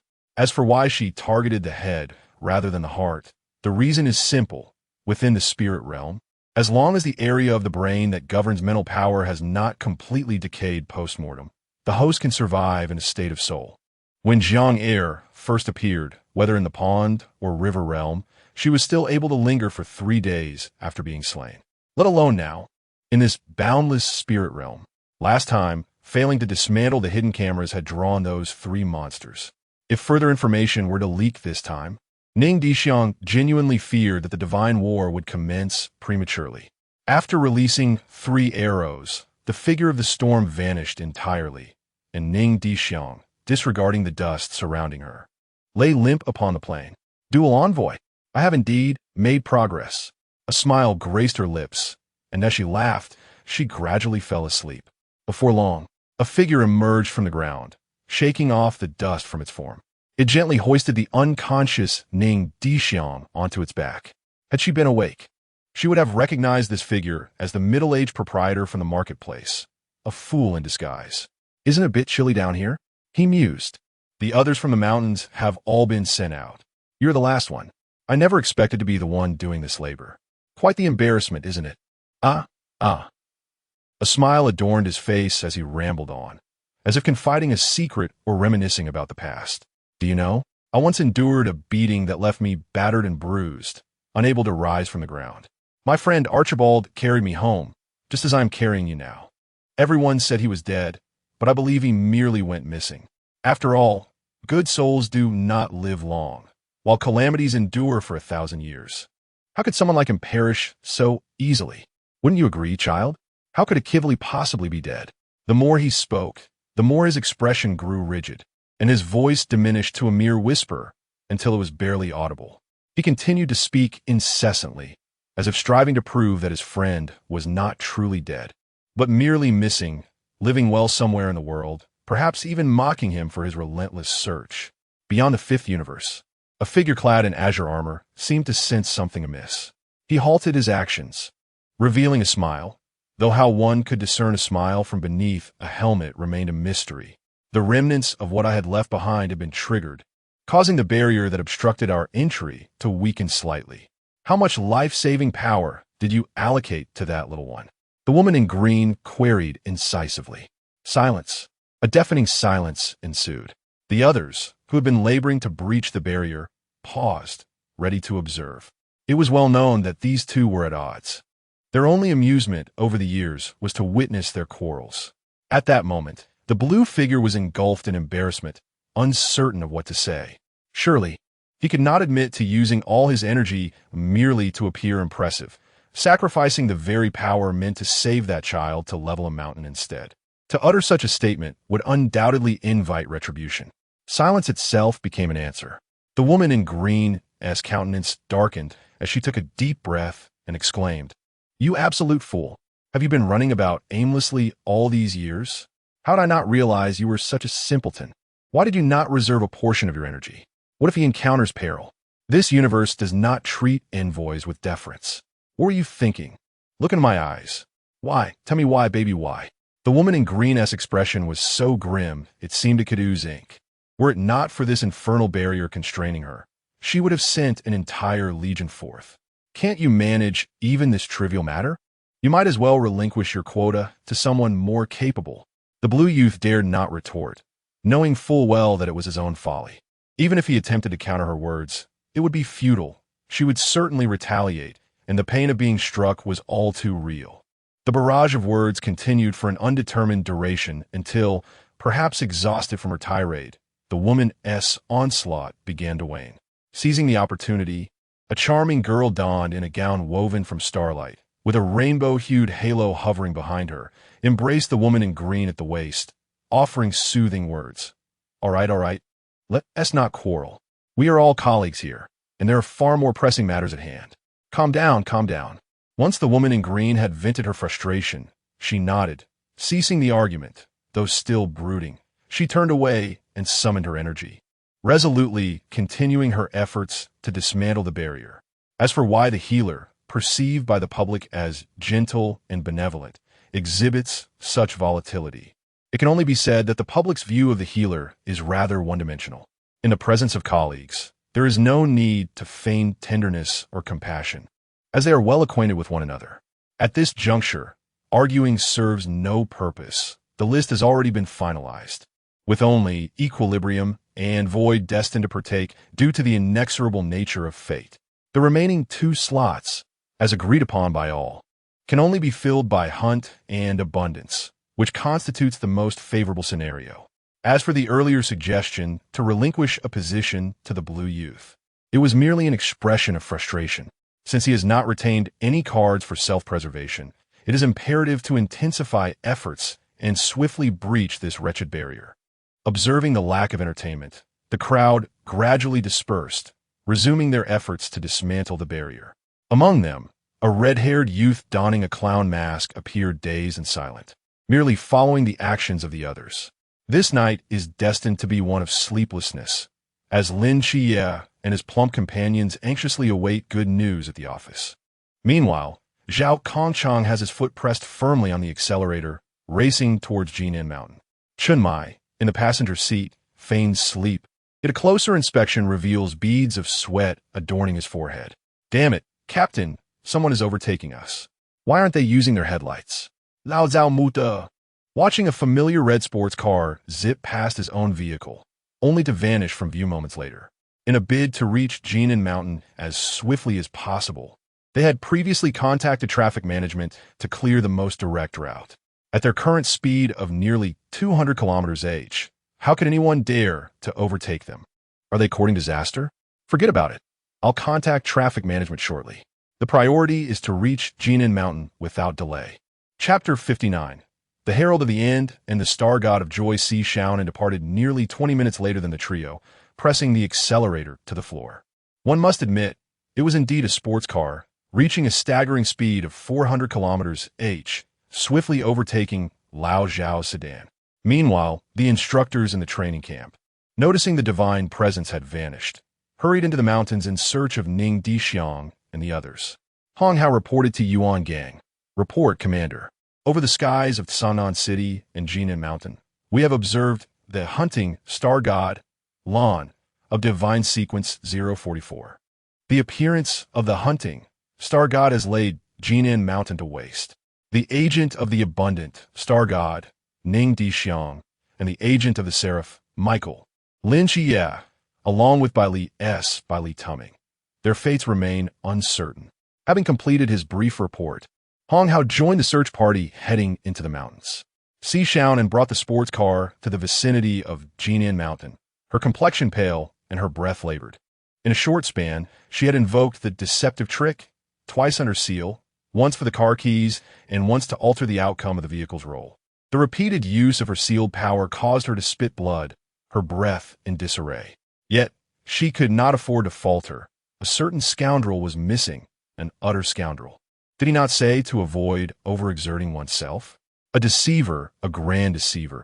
Si Xiaonan murmured softly, and before she realized it, crystalline tears began to cascade silently down her porcelain-like cheeks. She walked toward the Jinan plain, determined to bring him back, to return him home. Step by step, memories of the past weeks surfaced in her mind. Sister Xiaonan, be gentle when you hit. I'm afraid it will hurt. Sister Xiaonan, it hurts, TT. Sister Xiaonan, Uncle Chun was too harsh today. Sister Xiaonan.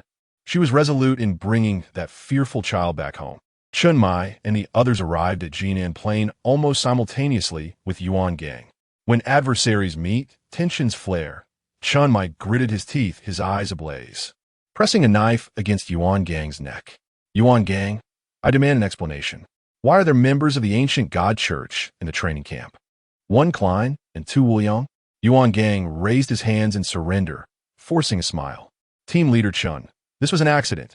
Please lower your knife, if you would. However, Chun Mai was not appeased, his grip on the blade unyielding. Explain to me what the hell constitutes an accident. What the hell do you mean by an accident?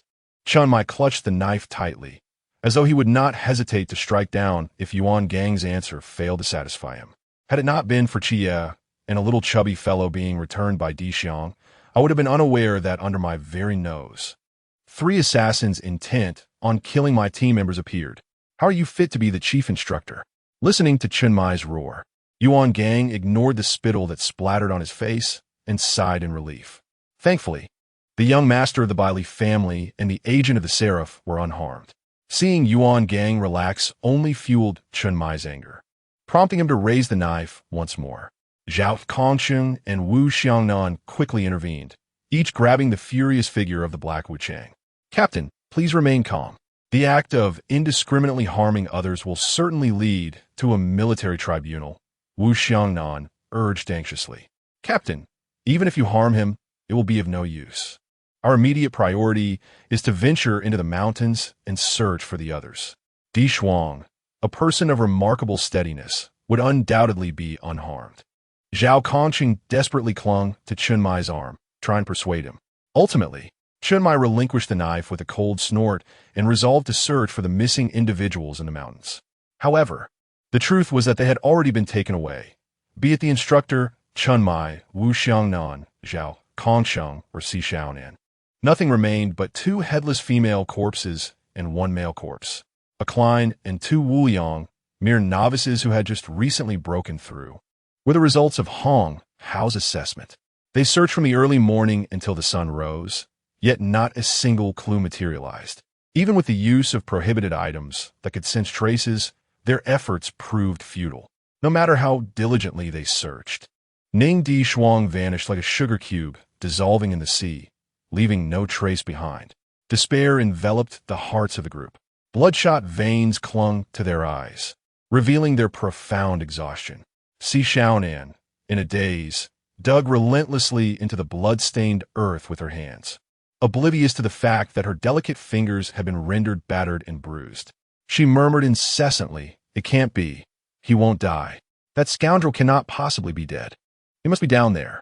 Zhao Kongchang sighed, dragging his weary body, and urged her, "Xiaonan, you haven't closed your eyes for nearly 6 hours. Rest for a while and let someone else take over." Si Xiaonan stubbornly shook her head, her voice hoarse. "Uncle Zhao, I can feel him down there." Zhao Kongchang could only smile helplessly. 2 hours ago, she had said the same thing. He wondered how this young girl, a mere beginner, could endure for so long. Just as Zhao Kongchang contemplated knocking her out for a moment of rest, Si Xiaonan suddenly exclaimed, startling him. "Yes, the compass. And that strange person gave me the compass.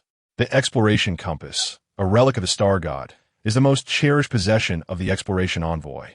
Now bestowed upon the future, the envoy hopes that they do not suffer the same fate as those before them, separated by realms. Its function is simple: to locate, to seek, to guide." Trembling, Si Xiaonan extracted the compass, draining her remaining mental strength, her heart fervently praying for it to reveal the direction. "Please, please, I do not wish to lose him." The compass needle spun incessantly, and after a long moment, the slender pointer directed itself forward. A rift in space appeared, and without hesitation, Si Xiaonan stepped through it. What the hell? What did she acquire this? Zhao Kongsheng hurriedly sought out the captain to report the situation. Meanwhile, on the other side, a middle-aged man sat beside the bed, continually caressing 2 masks. On the bed, Ning Dishuang slept soundly. At his feet, a black cat rested with its eyes closed, stretching lazily shortly thereafter. It spoke softly. "You should not have said those things earlier. You should not feel sorrow. Such rambling does not align with your destiny." The man remained unconcerned, casually stroking the masks. "Come on, Elio. We are merely the human manifestations of the star god. To weep and to laugh, unbound by the constraints of fate. What significance does it hold? Otherwise, why do you suppose the apothecary in the emerald garb and the figure of azure did not engage in conflict? Yet you are not in the same position. That fierce battle nearly cost you your life. Presently, you exist merely as a projection, a celestial avatar compelled to follow the dictates of destiny. Indeed, you are correct in part, but you are mistaken in one regard. Although my true self has sustained grave injuries, I shall nonetheless endure until the final act of our narrative, until the conclusion of our script. Furthermore, how can you presume that in the preceding chapter, I was not in pursuit of amusement? Elio fell silent, continuing to feign indifference. Ah, it appears someone approaches. The elder ceased his caressing gestures, adjusted his attire, and spoke. Chapter 60, Masks and Merlin. A rift in space unfolded as Si Xiaonan stumbled into the cozy room. You have arrived, the man greeted with a polite smile, his plump face radiating warmth. However, Si Xiaonan paid no heed. At that moment, her gaze was solely fixated on her beloved Ning Dishuang. Xiao, I truly have no face left, haha. The man, unfazed, merely chuckled in jest. I intend to take him away. Once assured that the person before her was merely asleep, Si Xiaonan's taut nerves began to ease slightly. Yet, she fixed her bloodshot eyes upon the man, articulating each word with intensity. The man replied, I have a name, Hakamili. How truly embarrassing. When he awakens, I shall return him to your training camp. Without allowing Si Xiaonan to protest, Hakamili firmly declined. He then placed a pill into Si Xiaonan's mouth. Now consume this. Otherwise, your little lover will be heartbroken. The moment the pill touched her tongue, its bitterness flooded her senses, causing her eyes to involuntarily narrow and her expression to contort. She instinctively attempted to expel it, but Hakamili sealed her mouth with his energy until she swallowed it entirely. Si Xiaonan vowed she had never tasted anything so bitter. Her tone wavered momentarily. Is this part of your assassination plot against me? Hakamili remained silent, merely observing as the pallor of the young girl, as cheeks gradually returned to a healthy flush, and her injured fingers healed, transforming back into delicate, graceful digits. After a lengthy pause, Hakamili sighed. Ah, you're not her. But perhaps this is for the best. She is simply missing. You merely share her appearance. Hua, I merely want to play with my dear sister. Surely no one is spreading rumors of my demise, right? Surely not. All right, you may leave now. With a wave of his hand, a rift in space appeared beneath Si Xiaonan's feet. Before she could react, she was transported back to the Jinin plane. It was utterly illogical. Once Si Xiaonan departed, Ning Dishuang stirred awake. Oh, my friend, you are a bit late to awaken. Your beloved just left as you came to consciousness. Ning Dishuang silently cursed, wondering who had sealed him in bed with their energy. What a disgrace. With a cheerful faade, he thought, well then, big brother, I shall take my leave. No, you cannot leave. Aha! What does this mean, foolish brother? Do you wish to detain me, a devoted follower of the imperial Bao? You have yet to collect your mask. Very well, I shall take it. He reached out for the mask eagerly. Hakamili readily handed him 2 masks, one red and one blue, both adorned with smiling faces. Now, can I depart? Do you not wish to hear their story? Ning Dishuang began to utter a word, but his mouth was sealed once more. Ning Dishuang thought, if I were not currently outmatched, I would certainly confront you with a cane for that pert backside. Hakamili chuckled. Since you wish to hear it, I shall summarize it briefly. Ning Dishuang retorted, how did you deduce that I wanted to listen? They are the remnants of my companions. Once we traversed the cosmos. Once we wielded swords across the lands. Once we reveled in the beauty of nature. We are the masked wanderers. Within these remnants lies the last whisper of their souls, ready to engage in battle once more. The god of pleasure informed me that their presence alongside you would grant them greater joy. As he spoke, Aha struck a pose he deemed remarkably striking. Ah, I see. The gear bearers have arrived. Ning Disha immediately donned a warm smile. What are the capabilities of these two, and how should I address them? The crimson one belongs to Ding Chuyang, while the azure one is Zhang Ning's. Though they are but lingering souls, they still possess the prowess of humanity's pinnacle in this world. Upon hearing this, Ning Disha's eyes sparkled with excitement. These are not mere event NPCs, but rather true paternal figures. Ah, no, I mean genuine paragons of truth. Dear brother, rest assured, I shall ensure that these 2 esteemed brothers experience what true joy truly means. I vow in the name of the emissary of abundance. Ning Disha pounded his chest in assurance, flagpoles sprouting from his back. Aha merely smiled, seemingly indifferent to his oath. Well then, may I take my leave? Certainly. As long as you can rise, you may depart immediately. Ning Dishuang tossed aside the covers, performing a nimble leap, only to crash onto the floor. What has happened to my legs? Even abundance cannot remedy this. Aha calmly held his teacup, taking a delicate sip. You inquire about the source of the tea. Naturally, it is derived from Ning Dishuang's narrow fate. Aha quipped, it is a fine brew. But that begs the question of you. Releasing that wooden bow entirely resulted in backlash, causing a slight rift in your soul. Otherwise, how could you believe a light arrow released from the Chuan realm could level a small mountain? However, this was also within the tacit approval of that wooden entity. You should rest here for 2 days. Afterward, I will escort you back. Of course, I do not provide meals. Should you perish from hunger, that would indeed be amusing. Ha. With that, Aha turned and departed with the black cat, vanishing from Ning Dishuang's view. Ning Dishuang exclaimed, "Wait, I haven't even asked for your name yet. How can you leave like this?" The pair, one person and one cat, exchanged glances as they exited the room. Aha tugged at the cat's tail, shaking it up and down. The distressed cat yowled in response. "Why can't I reveal my identity? Why? This is hardly amusing at all." The black cat seized a moment to escape Aha's grasp, licking its paw. "Now is not the time. If your identity is exposed before the actors, the script will have to be rewritten. This is the finest script yet, and it must be the last." With that, Leo transformed back into an ordinary black cat, climbing to a high perch to close his eyes and sleep. In the peacekeeping office, thanks to the starship's supersonic flight coupled with the intimidation of a self-destruct button, Lin Qiye entered the pool realm ahead of schedule, unlocking the chamber of the Grand Mage Merlin. At this moment, Lin Qiye was earnestly requesting the Archmage to employ divination magic. This was of utmost importance to him, for he was truly concerned about his elder brother's well-being.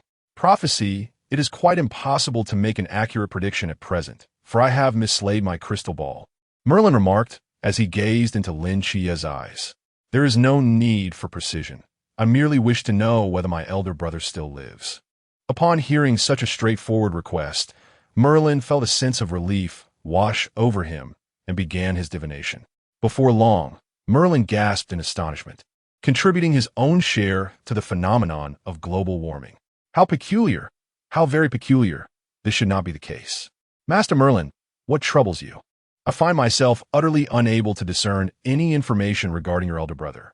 His existence defies all expectation. There are no traces to be found in the past, present, or future. He resembles a specter that does not belong to this world. Regardless of the method I employ, I cannot glimpse his fate, as if someone has deliberately obscured all knowledge of him. He is even more enigmatic than that girl. Lin Qiye wore a strange expression. Master, could it be that you are incapable? Hearing such teasing words stirred Merlin's competitive spirit as a man. How could a man admit defeat? Just wait, I possess ultimate magic. Lin Qiye silently rejoiced, for his brother was indeed shrouded in mystery. What a clever maneuver. Chapter 61. Ning Dishuang returned to his loyal training camp. As time passed, long strands of black hair covered the ground. Merlin finally did do something. His face flushed, he laughed uproariously. I figured it out. Ahaha, I've succeeded. I have become a master mage. Ahaha. The truths of the world are now clear to me. Lin Qiye, startled, looked up, feeling a sense of impending doom. Was he truly such a troublesome person? Why did he have to open the door today? A virtual panel appeared before him. Merlin's healing progress, -80. Please assist Merlin in treating his mental illness. Upon reaching the specified treatment values, 1, 50, 100, a portion of Merlin's abilities may be randomly drawn. Lin Qiye exclaimed, "What the heck? Who can explain the situation to me?" The mysterious star god, scratching his jellyfish hat, pondered, should I not have let him discover Little Frost? Did I inadvertently drive him mad? I've heard that this old ding, no, this little ding, is rather significant. Never mind, it's not my concern. He was already troubled to begin with. With no pressing matters today, I shall indulge in music at the brothel. As a result, the chance for Lin Qiye to acquire summoning magic before the new year was forcefully delayed until his graduation, but that was a tale for another time. The scene shifted to the Jinan plain. Si Xiaonan gracefully landed, performing a perfect lowly sit. How adorable! Zhao Kongqing exclaimed. How did you return so quickly? Wu Xiaonan added. Where did this come from? Chen Mai remarked. After all, she is Dish's soldier. It's normal. Nonsense. The chief instructor gasped. Did a Lin sister just drop from the sky? Si Xiaonan bashfully scratched her head. Captain, I found Little Frost. Chen Mai inquired. Where? Wu Xiaonan asked. Where is he? Zhao Kongcheng stated. As long as he is safe, that's what matters. Si Xiaonan rubbed her head, standing up to say, Little Frost has sustained some injuries. He'll be back in a couple of days. He is staying at a friend's house for now. Perhaps concerned that the others would not believe her, she added loudly. I met with Little Frost before. He possesses an artifact, the Forbidden Sequence 555 Optical Deception. Optical deception allows the user to become optically invisible. During invisibility, one cannot move, attack, or defend. Si Xiaonan was both clever and rational. The new recruit training was very strict, even during Wang Mian's era. There had been no attacks on the training camp by the ancient god church. This time, with Little Frost being targeted by 2 Wu Yang and 1 Klein, it was impossible for there to be an insider. Therefore, it was imperative to conceal Little Frost's connections as much as possible. She was not a mere ornament seeking attention. She wanted to protect her troublesome younger brother in her own way. Upon hearing this, along with Si Xiaonan's subtle gestures, Chen Mai nodded in understanding. All right, let us inform the headquarters. We should head back. Since Dishuang is unharmed, there is no cause for alarm. Ah, yes. I must find an opportunity to deal a blow to that scoundrel Yuan gang. Yuan Gong. There is absolutely no need for that. Upon learning that Ning Dishuang was safe, everyone breathed a sigh of relief. After enduring 7 or 8 hours of mountain search and rescue, the ordeal had finally come to a close, and fortunately, there were no casualties. Mu Xingqin, Mo Ya, and Mo Xian inquired, Is there anyone to feed us peanuts? The following day, the spirited Peng Peng and the weary Lin Qiye returned to their training camp. Qiye, why do you look so worn out? Are you feeling unwell? I have some medicine. Do you need it? Peng Peng asked with concern, poking Lin Qiye's cheek with her small hand. Lin Qiye remained silent, merely offering a wry smile in response. I'm fine, just a bit worried about Brother Ning. I'll be all right in a couple of days. Peng Peng quickly chimed in. I'm quite worried about our leader too, but he is destined to survive. Besides, haven't we already received news? He is safe now. Lin Qiye's pallor was not solely due to concern for his elder brother. There was also Mei Lin. Mei Lin, who was initially a relatively harmless case of schizophrenia, had worsened following the previous prophecy, now exhibiting tendencies towards manic depressive disorder. This left Lin Qiye scurrying about, managing restraints, sedatives, and prescriptions, which accounted for his haggard appearance. During this time, he had also inadvertently drained his caretaker, Li Yifei, who had grown weary as well, having been treated like a beast of burden by Lin Qiye. After a day of tireless effort, Lin Qiye managed to improve Mei Lin's treatment progress from -80 to -60.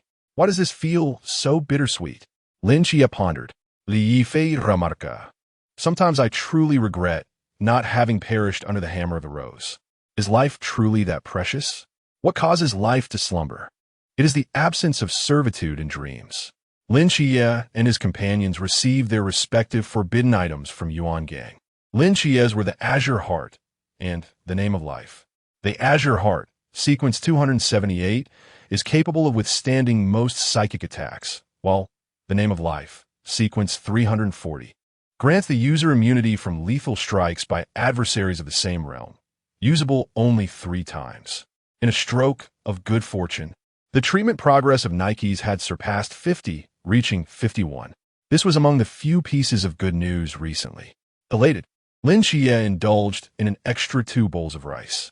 Nikes was now able to leave the psychiatric hospital for short periods and could also draw upon a second ability. Much like in the original text, Lin Qiye regrettably did not obtain extraordinary fertility, but instead acquired the dark power, Profound Corruption. Profound Corruption. The primordial darkness corrupts everything in its vicinity. Any object or creature enveloped by the profound darkness falls under your control. Range and control strength increase with 1 psychic power. Interestingly, Lin Qiye could activate Profound Corruption for 5 minutes, while Wang Mian could only do so for 5 seconds.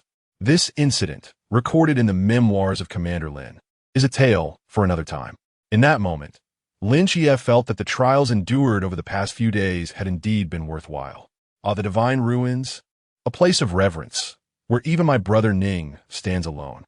Yet, this is not what thrills Lin Qiye the most. It is the fact that Nyx can momentarily step outside her confinement. Nyx, one of the 5 primordial deities of Greece, embodies unparalleled strength. Her essence can be summed up in 2 words: invincible. Had Nyx been able to emerge 2 days ago, not even Ares himself would have dared approach without facing dire consequences. Lin Qiye mused, I have a mother who reigns supreme and wreaks havoc indiscriminately. Just jesting. Even the supreme can be vanquished. He chuckled softly. But tell me, why adorn me with a jellyfish head? And this silly tuft of hair, paired with a blue suit? Ning Dishuang tugged at her own tuft, her brow furrowed in confusion. It is rather endearing, though I wonder if Si Xiaonan would appreciate it. It simply struck me as amusing, she replied. Now that you have fully recovered, it is time for your return. With that, a rift in space materialized beneath Ning Dishuang's feet. In an instant, she vanished. Ning Dishuang sighed. I do find these manipulations of space and time quite irksome. One day, I shall take an axe to them all. Chapter 62. The vengeance of Nemesis upon discovering that Nyx could briefly leave the confines of the hospital. Lin Qiye gazed into his mother's eyes and inquired, Mother, would you like to step outside for a moment? Although she was uncertain of his words, Nyx replied, If you're by my side, I would be most willing. After a moment's contemplation, she nodded in agreement. Very well, then come with me. Taking Nyx's wrist, Lin Qiye gradually detached their consciousness from the psychiatric institution. Moments later, Lin Qiye opened his eyes on the rooftop. Turning his head, he beheld a woman of exquisite beauty, adorned in a gown of starry fabric, exuding an aura of nobility and elegance, steeped in charm and mystery. A hint of confusion flickered across Nyx's flawless visage as she approached the edge of the building, gently grasping the railing while surveying the tranquil training camp and the distant, luminous Cangnan. She spoke softly, Danes, is this truly your divine realm? Before Lin Qiye could elucidate that this was indeed the real world, a rift in space tore open above them. A figure emerged, knees slightly bent like a coiled spring, and as his boots touched the ground, he descended with grace, firmly establishing a wide stance while bracing himself with one hand on the ground. It was Ning Dishuang's new skin, the Ahad edition. To Nyx, he resembled a cerulean-haired creature descending from the heavens. His tousled short hair and curled ends formed a jellyfish-like silhouette, topped with a whimsically defying tuft. Dressed in a cerulean suit adorned with golden embellishments, he bore a grand, trailing cape.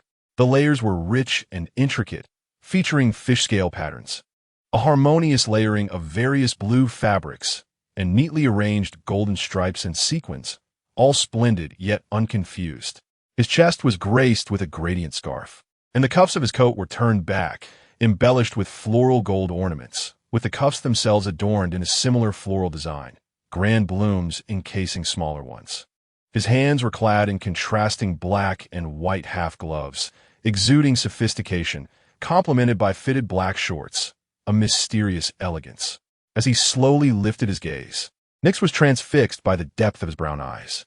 Qiye, it has been quite some time. Will you not introduce me to this lovely lady? Ning Dishuang jested with a smile. Nyx was familiar with him. Indeed, he was Lin Qiye's mother. Whether it was bestowing the dark laws or fracturing Olympus, she had sacrificed immensely for Lin Qiye, embodying beauty, affection, gentleness, intellect, and strength as a truly remarkable woman. The last time Ning Dishuang had encountered such a mother was Kafka. Simultaneously, Ning Dishuang silently mused. Lin Qiye's stepfather is not without merit. After all, one could argue that this adoptive father had saved his life, as well as Zhao Kongqing's, leaving no regrets. Rounded off, it would be quite reasonable for him to refer to me as father. Ning Dishuang continued to ponder whimsically. The title of this book could easily be altered to Slaying the Gods, beginning with the fool in a mask delivering me to Nyx's embrace. Ahem, what absurd thoughts am I entertaining? Ning Dishuang quickly cast aside this perilous notion. Her heart was steadfastly devoted to Si Xiaonan. In this lifetime, Ning Dishuang vowed to protect three things: the mask of joy, the abundant tapestry of hunting, and most importantly, Si Xiaonan. The camera and the photos of women's clothing were placed within the mask. The moment he beheld Ning Dishuang, Nixus felt his knees weaken slightly, each step feeling as though he were treading upon clouds. His hands instinctively intertwined and then released, his fingertips trembling uncontrollably, his nails nearly digging into his palms to prevent himself from collapsing. "Child, may I gaze into your eyes?" Nixus had already formed an answer in his heart, but wished to confirm it once more. Ning Dishuang, perplexed yet adhering to the principle of respecting elders and cherishing the young, met his gaze. In that moment, Nixus beheld a pair of eyes, sparkling with starlight, underpinned by a hue of vengeance. Although she appeared a fragile child, her eyes were ablaze with an infinite fury, a wrath capable of incinerating the world. She anxiously brushed her face with her hand, softly sobbing. Memories flooded back to her, the daughter who had perished in her embrace, whose eyes were also filled with rage. The daughter who sweetly called her mother and lamented before her death, "Mother, I can no longer avenge my brothers and sisters." As these recollections surfaced, tears cascaded from the corners of Nixus's eyes. She clung desperately to Ning Dishuang, holding tightly to this child who might be her daughter. You are. Nemesis, aren't you? You must be Nemesis." Ning Dishuang instinctively patted Nixus's back while casting a questioning glance at Lin Qiye, seeking clarity on the situation. He was unaware of this segment in the original narrative. How had he come to be identified as Nemesis? Not to mention, his gender was entirely incongruous. Surely, one could not be deemed a girl merely based on a delicate appearance. Nemesis, the goddess of vengeance in ancient Greek mythology, represented retribution for arrogance and wrongdoing. Yet what connection did she have to him? At that moment, Lin Qiye was equally bewildered, unsure of how to proceed. "Child, my child, how wonderful you have returned. Promise your mother that you shall not seek vengeance. Will you? I beg you. I implore you. Mother has lost everything, truly. Everything. Only you and Dainados remain. Promise me, will you? I beseech you." Nixus's fragmented sobs mingled with intermittent cries, each tear falling heavily upon Ning Dishuang's suit, soaking a considerable area. Her throat felt constricted, as if a damp ball of cotton were lodged within, forcing each word to emerge amid suppressed sobs. She incessantly repeated her pleas, imploring the child before her to stay, tightly embracing Ning Dishuang, fearful of losing her child once more. Mother? It was a warmth unlike anything Ning Dishuang had ever experienced. Never before had anyone held him in such a manner, nor provided him with such comfort. He longed to acquiesce, to reassure Nixus that he was indeed Nemesis, that he would abandon vengeance, and that he would exist as a carefree child under the protection of a mother. An orphan, he had always believed he had no need for paternal or maternal love. Yet he realized he was not as cold-hearted as he presumed. He too yearned for parents who loved him. Yet Ning Dishuang could not acquiesce. She was not Nemesis, and she was resolute in her quest for vengeance. As long as Loki remained unscathed, Asgard would endure, and slumber would elude her. Upon acquiring the heart of the whirlwind, Ning Dishuang pledged to extinguish Loki's life and annihilate Asgard. Those who had arrogantly deemed themselves superior would likewise taste the bitterness of retribution. I shall ensure that all the haughty and conceited false deities perish in the twilight of the gods. When I embarked on the path of hunting, I prepared myself to sacrifice my very existence. With tears brimming in her eyes, Ning Dishuang extricated herself from that warm embrace. She endeavored to maintain a facade of indifference and spoke each word with gravity. "I apologize, my lord, I am not him. I shall persist, traversing the path of hunting until the very last moment of my life." Upon hearing the child's heartless words, Nyx felt an acute pain in her heart, her body turning cold and breath becoming a struggle. The last time she felt such helplessness and despair was when Zeus slaughtered his own offspring. Meanwhile, Lin Qiye found himself engulfed in deeper despair as an invisible virtual panel materialized before his eyes. Warning, warning. Nyx's healing progress, 51. Nyx's healing progress, 48. Nix's quality progress, 40. Nix's healing progress, 30. Lin Qiye. Oh heavens, what have I done wrong? Why does fate deal me such a cruel hand? Chapter 63. Mother Lin Qiye hurriedly stepped forward, grasping Nix's hand. Mother, my sister has just returned. Her mind is a bit disoriented. I will talk to her. Observing the resolute gaze of Lin Qiye, Nix felt a sense of reassurance wash over her. Although tears continued to fall, the decline in her mental state had ceased. In that moment, she was no longer the goddess of night, one of the primordial deities of Greece. She was merely a mother unacknowledged by her children.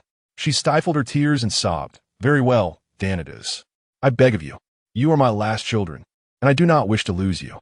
Lin Qiye pulled Ning Dishuang into a corner and began his endeavor to persuade. Whether emotional appeals would be effective was uncertain. Perhaps not, given the nature of his elder brother, who was known to extract benefits from every situation. He genuinely feared being sent off as a gigolo. But what exactly was a gigolo? Ning Dishuang, I earnestly request your assistance. Ning Dishuang merely stared quietly, signaling Lin Qiye to commence his performance. Elder brother, you know that I lost my parents at a young age. I have finally found a mother. Yet, misfortune has not spared me. My mother has succumbed to mental illness, perceiving everything as her child. Thus, I implore you, Ning Dishuang, help me stage a performance for my mother, will you? Ning Dishuang remained silent, fidgeting with his hands and retrieving a pink backpack. Lin Qiye contemplated for a while, then turned to the tearful beauty.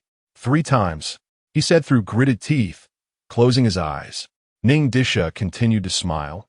It is better to share joy than to enjoy alone. Lin Qiye pondered this, indeed. He cannot suffer alone. I will enlist Cao Yuan and Fatty as well. Ning Dishuang's eyes sparkled with delight. His collection was assured.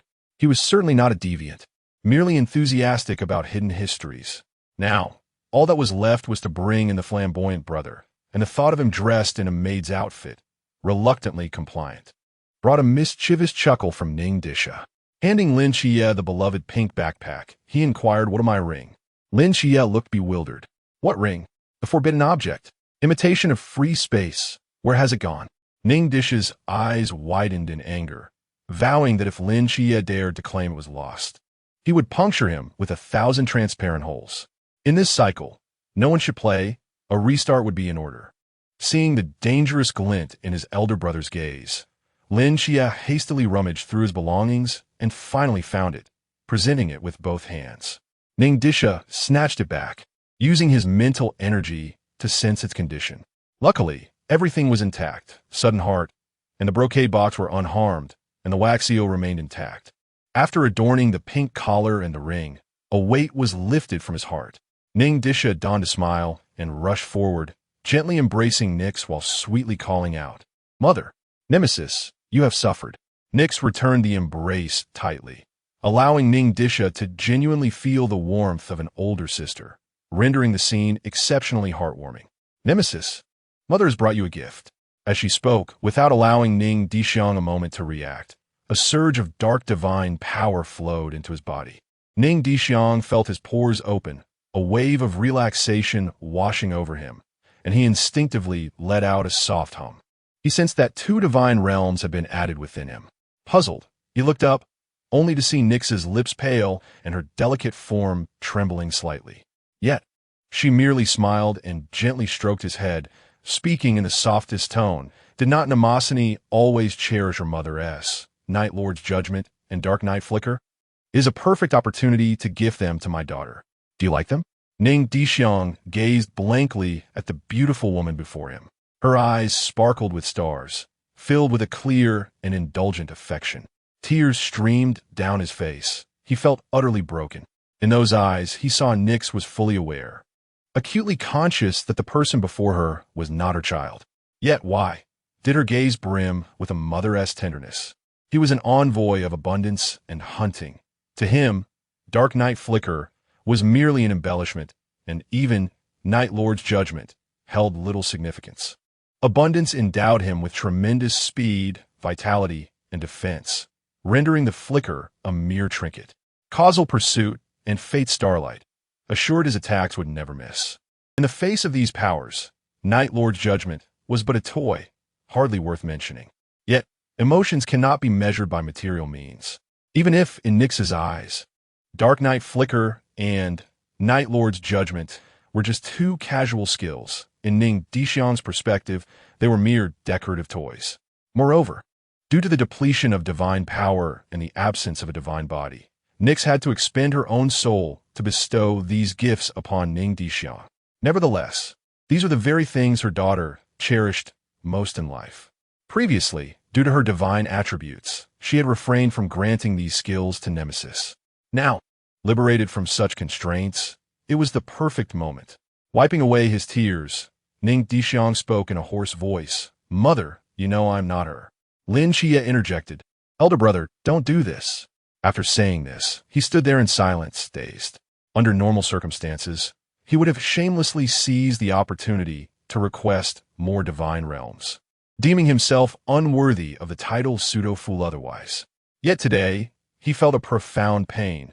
His meager conscience was severely troubled. To deceive a grieving mother in the guise of her daughter weighed heavily on his heart. He could no longer continue this charade.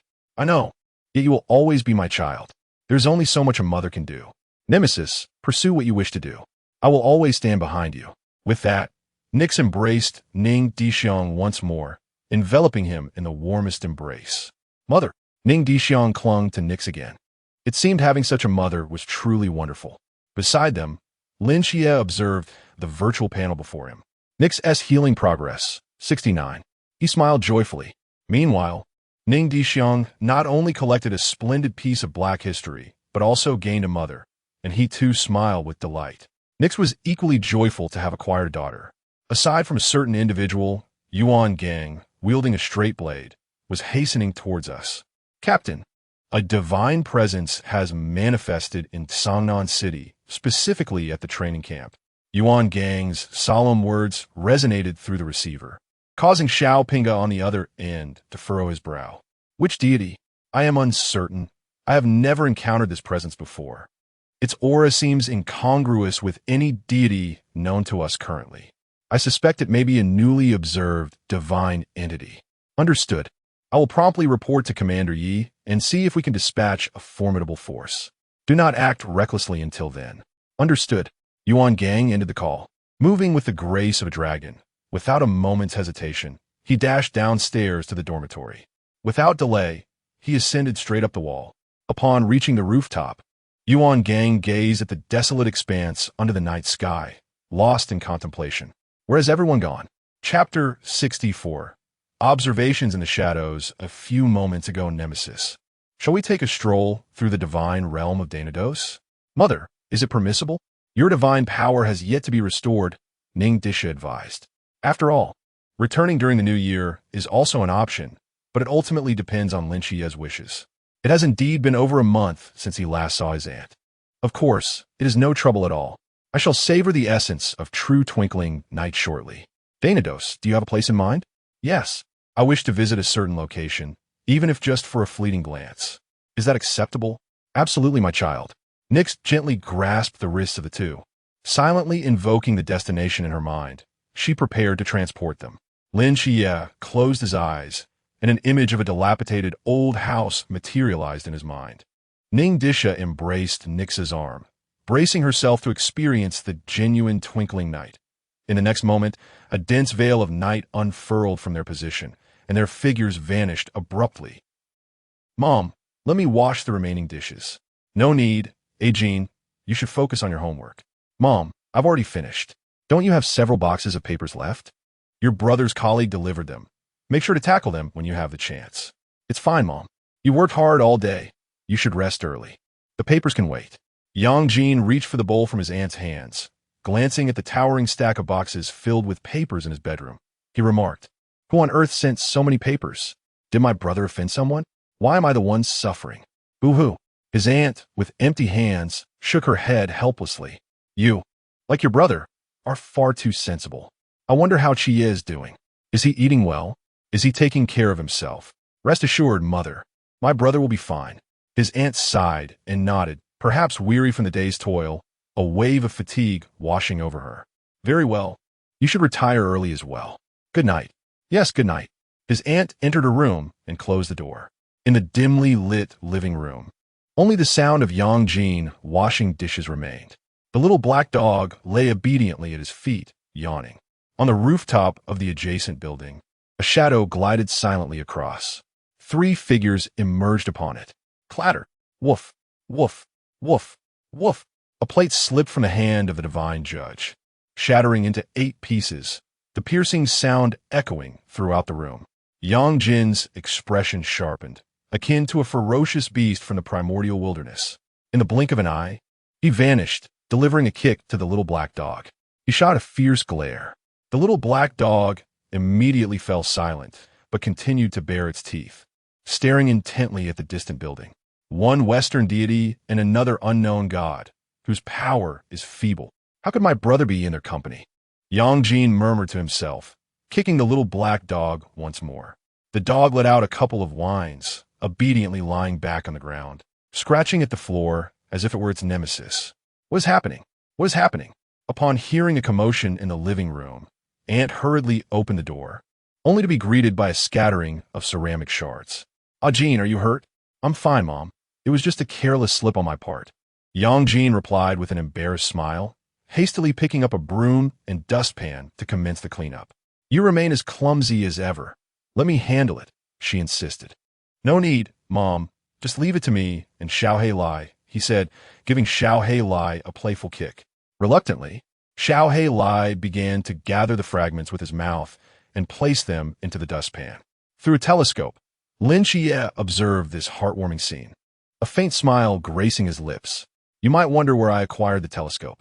I picked up a few during my procurement trip. They were military grade and quite costly, he explained. Ning Dishuang muttered, Have you really finished 3 boxes so quickly? Impressive. Indeed, let us purchase some more. Saying this, she pulled out Lin Qiye's phone and ordered dozens of sets of papers, filling in the address in the old town, with the recipient humorously named as Qiye's colleague, the only Nan. Perfect. Upon hearing this, Lin Qiye could not help but twitch his lips. Sister, must it be this way? Did Ah Jean offend you? And why not use your own phone? Oh, I just dropped mine the other day. I have no spare device. So I had to borrow yours, she replied. Lin Qiye could only silently pray that there were no papers in heaven. Nikes watched the 2 bicker from behind, a look of satisfaction spreading across his face. Donna's, is he your friend? Nikes asked, pointing at Yang Jin in confusion. He's family, just like my mother is, came the reply. Family. The confusion in Nike's eyes deepened. Indeed, Lin Qiye said after a long observance, reluctantly lowering the telescope. All right, Mother, shall we return? Is it that soon? Does Nemesis have any places she wishes to visit? Ning Dishuang remained silent. She wished to go back and see, but at this hour, she should be asleep. Before the words could escape her lips, Lin Qiye cheerfully interjected, Mother, sister actually has a place she wishes to go. Don't you want to see your son-in-law? Upon hearing the term son-in-law, Nike's eyes instantly sparkled. Quickly, Donna's, tell me the location. I shall lead you there. In an instant, darkness enveloped them, and when they opened their eyes again, the 3 had arrived at the villa of the Hongying family. Ning Dishuang observed quietly, noticing that the delicate young girl had yet to sleep. Her fair face, illuminated by soft lighting, appeared even more radiant. She was holding a needle and thread, seemingly crafting a doll. Sister, who do you think Xiaonan is making this for? Lin Qiye nudged Ning Dishuang, inquiring. Ning Dishuang's lips curled into a restrained smile. Akinto a fiktivundak. She remained silent, merely adjusting her focus. Nikes also caught sight of the young girl, his face brimming with joy. Having already welcomed a grandson, he wished for a granddaughter to accompany him. Meanwhile, Si Xiaonan, engrossed in sewing her doll, seemed to sense something, lifting her gaze towards the distant night, yet saw nothing. She then returned to her task, stitching diligently. Ning Dishuang observed in silence until Si Xiaonan turned off the lights and drew the curtains, reluctantly lowering her telescope. Why do I feel like a pervert? She mused. Mother, it's getting late. We should return. Very well. It shall be as you wish, Nemesis. The dense darkness once again enveloped the trio. In the blink of an eye, they found themselves atop the dormitory building. Ah, is that not Instructor Yuan? What brings him to the rooftop at this hour? Contemplating the meaning of life, perhaps? As soon as they landed, Ning Dishuang noticed Yuan Gang, poised with a blade in hand, his expression serious and vigilant. Dishuang, you have returned? His face brightened with joy upon seeing the long-missing Ning Dishuang, as the burden he had carried in his heart was finally lifted. Yet in the next moment, Ning Dishuang's actions swiftly conveyed that his relief was premature. Mother, it is his inaction that nearly cost both Dana and me our lives at the hands of Ares' agent, she lamented, clinging to Nick's arm and struggling to shed tears, resembling a child who, having faced bullying, seeks solace from a parent. Yuan Gang retorted, that is hardly necessary. My friend. Chapter 65. The beaten Yuan Gang mother. It is her inaction that has endangered both Dana and me, nearly leading us to our demise at the hands of Ares' agent. We almost lost the chance to see our mother again. Sobi, Sobi, Sobi. Ning Dishuang gazed at Nix with tear-filled eyes, her voice trembling with sorrow. Her genuine emotions poured forth. The pain of being pierced by the hunt was excruciating, and the more she reflected on it, the more aggrieved she felt. When in her life had she ever suffered such torment? Nix looked down at the weeping Ning Dishuang, affectionately stroking her hair, softly reassuring her, do not worry, Nemesis, mother shall avenge you. Upon hearing this, Ning Dishuang wiped away her tears and quickly added, Mother, he is our friend, please do not harm him. After all, the mastermind behind this incident is already dead. He has committed no grave offense. Very well, leave it to Mother, she knows what to do. Nix gently caressed the white-haired bundle in her arms, her gaze fixed with a fierce intensity on Yuan Gang. The surrounding darkness surged, pressing down on Yuan Gang, making it difficult for him to breathe. With a clenched jaw, he unleashed the aura of the sea realm. Yet, it was futile. 3 seconds later, he lay on the ground like a dead dog, battered and bruised. His body was covered in numerous minor wounds, none severe enough to damage his bones. Indeed, Nix had exercised restraint in her actions. After a long pause, a sense of responsibility compelled Yuan Gang to rise. He had yet to reach the pinnacle of his power. He had not yet become the Yuan god. He could not afford to fall. Leaning against his sword, he braced himself against the pressure and spoke with a calm demeanor, Deputy Captain of the Great Xia 006 team. Yuan Gang. May I inquire your esteemed name? Nix, she replied, looking down upon Yuan Gang with no trace of kindness for the one who had put her children in peril. Ah, it is an honor to meet your excellency, the goddess of night. Yuan Gang hesitated, then continued. May I ask what brings you here? Nix tilted her head in contemplation before responding slowly. I am searching for my son and daughter. What? What are you saying? Why is it that every character is familiar to me, yet the combined sentence eludes my understanding? Yuan Gang fell silent, his mind racing. She is here to find the agent. Lin Qiye cleared his throat, stepping in as a translator. Ah, the agent. I see. So the goddess is here for the agent. Yuan Gang's expression shifted as he grasped the situation. So have you found him? Yes, Lin Qiye interjected before either could speak further. He realized he was the only sane person in the room. Where? That would be me. Yuan Gang, taken aback, exclaimed, Oh, I see. It is not such a big deal. Merely an additional dual deity agent. No need for alarm. What nonsense. Is that so? Are you not the agent of the Mijala? Lin Qiye's words struck like cold water into boiling oil, causing Yuan Gang to pitch his voice higher in surprise. I cannot play both sides? Your Excellency possesses the qualities of a formidable leader, Ning Dishuang thought to herself, while deftly recording Lin Qiye's words about playing both sides. Perhaps I can encourage Fang Mo to acknowledge his father when we meet again. Hee, that certainly sounds amusing. After all, Fang Mo is officially certified by the Carp as a likely illegitimate child of Lin Qiye. Although it may be false, it does not preclude him from enjoying himself. Upon hearing this, Yuan Gang turned to Nikes, his eyes filled with confusion and bewilderment. Your Excellency, this. Nikes pulled the grinning Ning Dishuang into her embrace, and, with utmost seriousness, declared, What my son says is absolute truth, and this is my daughter. Are you also straddling 2 boats? Yuan Gong cautiously inquired. What nonsense is this? It is clearly a manifestation of profound maternal love, yet you twist it into something else. Ning Dishuang retorted, feeling as though she was being likened to a scoundrel. Yuan Gang was left speechless, and, after a long pause, he finally managed to speak. Now that the agent has been located, may your excellency take your leave? Just as Nikes was about to scold him, Lin Qiye quickly stepped forward, wrapping his arm around her, and gently urged, "Mother, you have been out long enough. It is time for you to return and rest." Ning Dishuang nodded in agreement, concerned about any potential impact on Nike's divine essence from prolonged exposure. "Very well," Nikes replied without hesitation. "Nemesis, remember to take good care of your brother, and also look after yourself. Donatos, you must also protect your sister and take care of yourself. And do visit home often." "Understood, mother. See you tomorrow." They both responded in unison. Lin Qiye waved his hand, and Nike's figure gradually faded until she completely vanished into the night, as if she had never been there. After a long silence, Yuan Gang finally spoke. "Can one of you explain the current situation to me? Especially you, Ning Dishuang, returning with such a grand affair. I had just returned when I encountered my mother, who then bestowed upon us 2 divine relics." Ning Dishuang explained calmly. "What mission have you received as agents?" "To find something. To visit home often. Our mother has only us 2 left." "What does that mean?" Lin Qiye's response was rather conventional, while Ning Dishuang was unyielding in her shocking revelations, leaving Yuan Gang at a loss for words.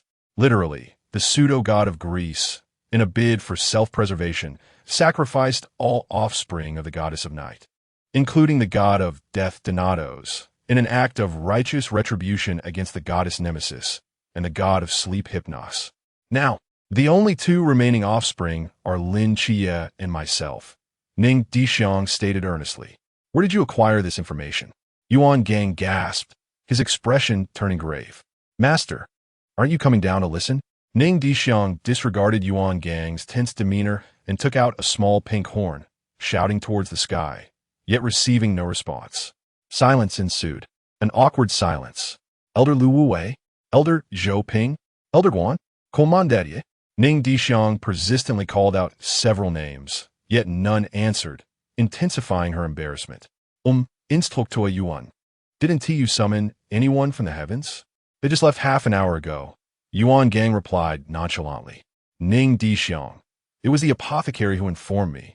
As you know, he is omnipotent. Does Instructor Yuan have any other matters to attend to? You need only to be assured that Nix will not bring us harm." When faced with uncertainty, it is customary for Ning Dishuang to deflect blame onto the celestial deity. Regardless of whether others believe him, he remains steadfast in his conviction. Yuan Gang currently finds himself in a quandary, rubbing his trigeminal nerve in exasperation. He ultimately inquires, "So, you 2 are now the dual agents of the gods. Do your patrons, Michael and the medicine master, have any objections?"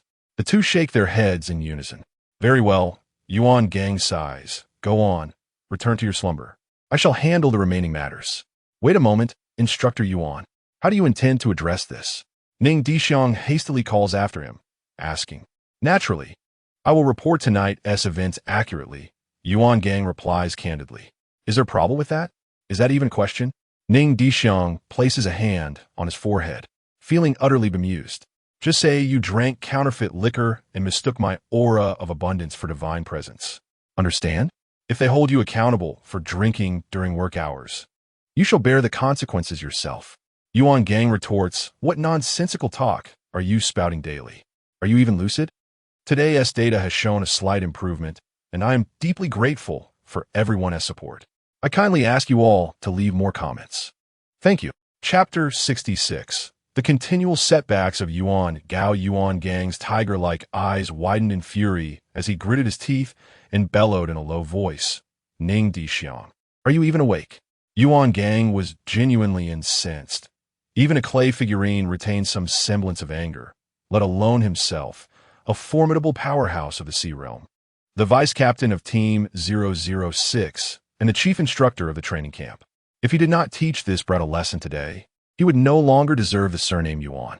Ning Dishuang produced a stack of photographs and tossed a portion to Yuan Gang, each depicting various angles of Nikes mercilessly thrashing Yuan Gang. However, it must be noted that it was entirely reasonable for a young man to harbor resentment after narrowly escaping an assassination attempt. Ahem, Dishuang, you could have been more straightforward. Pray tell, what is the rationale behind your actions? Yuan Gong reluctantly conceded. After all, if these images were to be disseminated on the Night Watcher's internal network, it would spell social ruin for him. One must inevitably face death, whether light as a feather or heavy as a mountain. But social demise is simply intolerable. Ahem, instructor. Though my mother is Nike's, I am a reasonable person, Ning Dishuang replied. You see, the last time I engaged in friendly sparring with Captain Wang, I was ambushed the very next day by an avatar of the deity Klein, accompanied by 2 high-risk snipers. What kind of situation is that?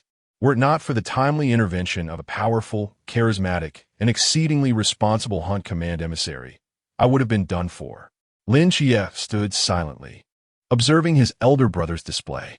He harbored suspicions that the Hunt Command emissary mentioned by Ning Dishuang was none other than himself, and he was quite likely one of the 3 divine avatars. Lin Qiye mused, when will I ever be able to rise again? He resolved to ensure that his servant, Li, would keep a close watch on Merlin from now on. Instructor, although my mother is Nike's, if we endure another assassination attempt like this, we will truly be unable to withstand it. This time it was Klein, but who knows if a deity will personally intervene next time? It is unrealistic to expect the ceiling to guard us at all times. Do not even mention personal protection. You could not even defeat Captain Wang.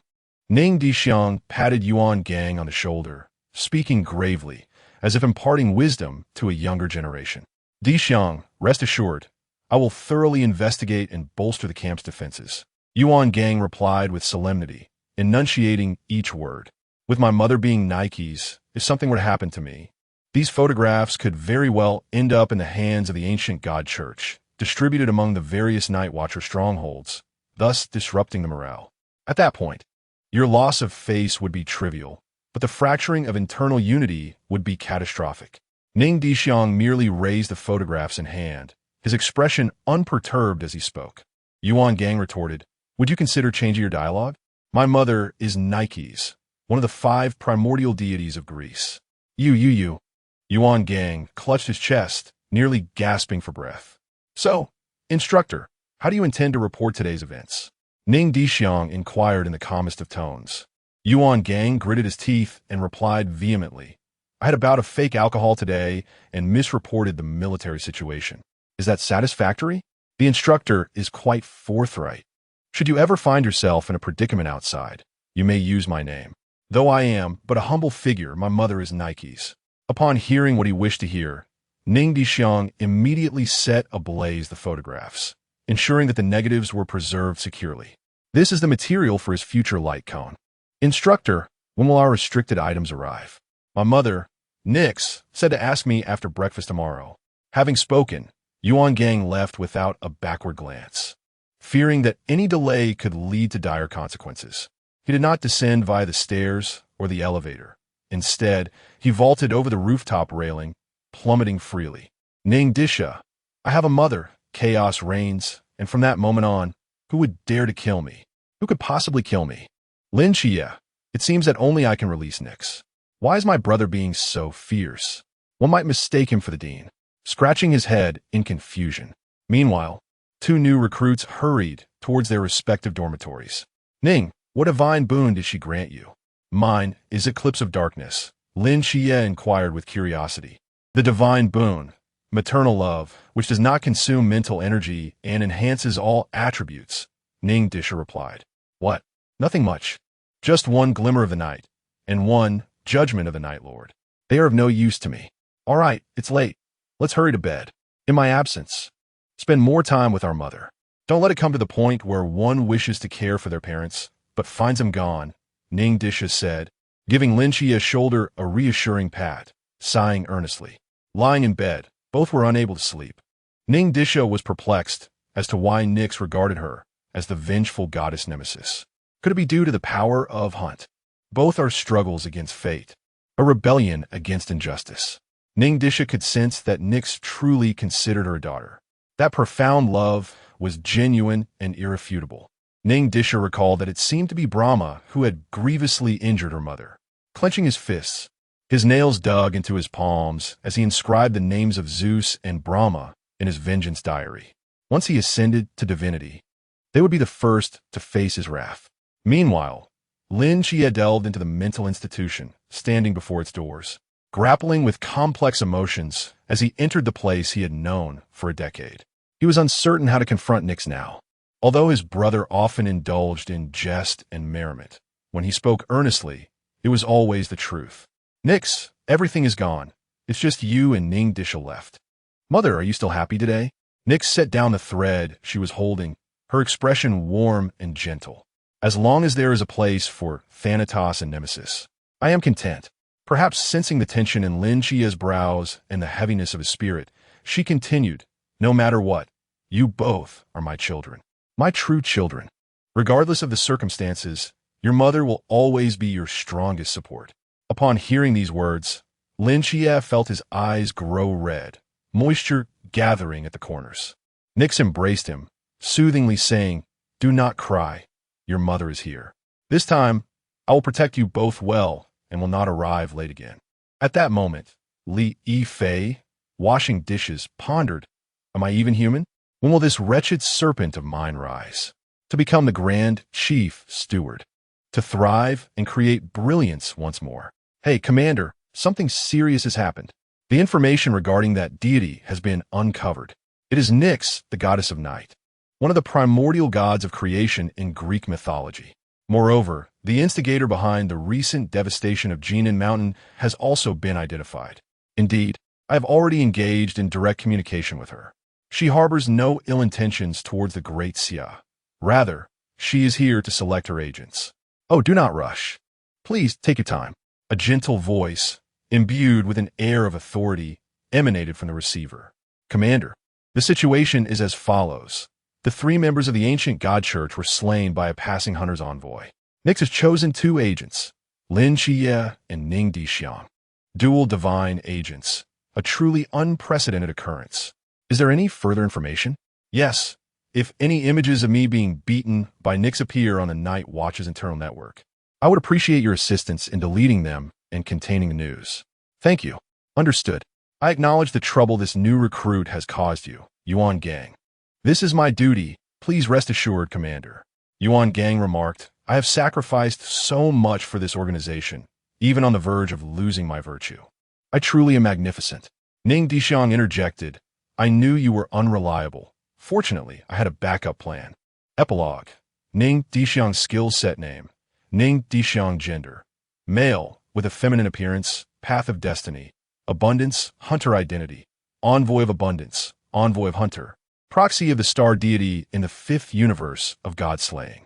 Other identities remain unknown. Divine ruins. Absolute healing. By consuming mental energy, one can release energy to heal all forms of life, including carbon-based and silicon-based beings, as well as other entities, restoring them to their peak condition. As the user's understanding and practice of the abundance path deepens, the mental energy consumed will gradually diminish. Note, theoretically, it can restore physical and mental stamina, but there are inherent costs, as there are no perpetual motion machines in existence. Causal pursuit. The effect is straightforward. It marks both the attackers and the targets of your attacks. This mark cannot be erased, ensuring the next attack will hit without fail. Judgment of the Night Master.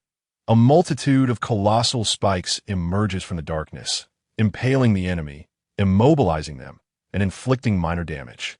The effectiveness diminishes during daylight and in certain realms. Skills. 1. Wrath. Upon activation, the body gradually transforms into a shadowy form, diminishing rationality and inciting rage. Simultaneously, healing capacity and speed increase, as well as defense and agility, while reducing pain sensitivity. Note, an ideal skill for the reckless who fear pain. 2. Metamorphosis. Utilizing destiny energy, it endows life with new forms of capability, employed in the creation of various functional artifacts. Note, similar to the principles of the ruler of logic, yet its exceedingly low efficiency confines this skill to logistical support. 3. Amnesia. Upon contact with foes, it creates illusions. Note, only the rudiments of the ruler of knowledge have been acquired. 4. Night Flicker. A blink ability with increasing mental energy consumption as the number of uses rises. and greater energy depletion with increased distance. During the day, one's mental energy depletes, yielding various items. 1. Imitation, extraordinary object, blue-silver bind, a seed-like extraordinary item that, when thrown, ensnares enemies. The strength of the binding is determined by the amount of mental energy or fate energy infused into it. 2. Nutritional surplus, a shield-type extraordinary object that withstands 3 attacks from foes of a higher realm. A maximum of 8 can be utilized at once, colloquially referred to as 8 eggs. 3.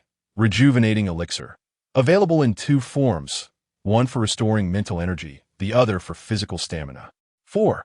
Longevity pill, possessing the ability to resurrect the deceased. Even a common person can extend their life by a decade upon consumption. Ineffective against spirits and deities. 5. Veil of breath, conceals one's realm aura, diminishing presence, manually operable. 6. Light as a swallow, allows the user to hover 5 centimeters above the ground, enabling slow movement back and forth. 7. Celestial ring, bestows a radiant glow upon you, slightly brighter than a light bulb. 8. Pure black refrigerator, powered by solar energy, entirely black in color. Upon pressing to open, ingredients will not intermingle in flavor. 9. Fingerprint lock, can only be unlocked by specific fingerprints. 10. Unknown brocade box, contains mysterious treasures of unknown nature. 11. Star vessel, a mode of transportation, incomplete, designed for 2, exhibiting remarkable speed. 12. Star-shattering divine spear, a spear-type extraordinary object, incomplete, made possible through the generous support and selfless contributions of the Star Kingworm, possessing the power to rend all asunder. 13. Fateful starlight, the ever-changing hunting star, which can be transformed into any cold weapon. The vengeance of the hunt will inevitably arrive, consuming fate energy, mental energy, and guaranteeing a hit. This vengeance is infallible, capable of tearing apart all malevolence. 14. Sudden heart, transformed from the essence of sudden flesh and blood, usable by those of the boundless realm and above. Upon activation, it morphs into an indomitable sword tree, wielding immense power. Note, without the protection of the abundant star deity, one shall be pierced by the hunting star within 10 minutes. Likewise, it is born of the sudden heart. To surpass or become, it means that if one's understanding of abundance is weaker than that of the sudden, one may be usurped and reborn. 15. 10,000 arrows command. Please observe carefully, ensuring usage within the service area of Tree and Sea Company, a subsidiary of the Starry Sky Railway. Can only be used once, preferably in conjunction with a revolver. Upon successful use, your enemy shall face a just and righteous beating. Note, do not bully the weak or indiscriminately slay the innocent. Otherwise, this beating may fall upon you, and you shall be met with the wrath of the Silver Gun. Sir Azura, Bobo Shark. Chapter 67. The Star God of Memory. Fully the following day, after the morning exercises, Ning Dishuang encountered several acquaintances and discreetly acquired a few steamed buns and soy milk from the cafeteria before making her way to Yuan Gang's office. Coach Yuan, I have arrived, she announced as she entered the office with the familiarity of returning home. To her surprise, she found a grotesque figure, with a greenish face and no teeth, sitting at the desk, his imposing stature adding to his fearsome appearance. Enough howling, it's me, Yuan Gang. Coach, who has laid a hand upon you? You should seek treatment. Your mother, came the gruff reply. Coach, why are you cursing? Ning Dishuang frowned in discontent and retorted. It was the goddess of the night who struck me, and due to the laws, it cannot be treated. I must wait for it to gradually fade. Feeling a bit embarrassed, Ning Dishuang scratched her head, realizing that it was indeed her mother who had delivered the blow. My apologies, Coach. What about the forbidden item? She quickly redirected the conversation. When it came to the laws, she found herself utterly powerless.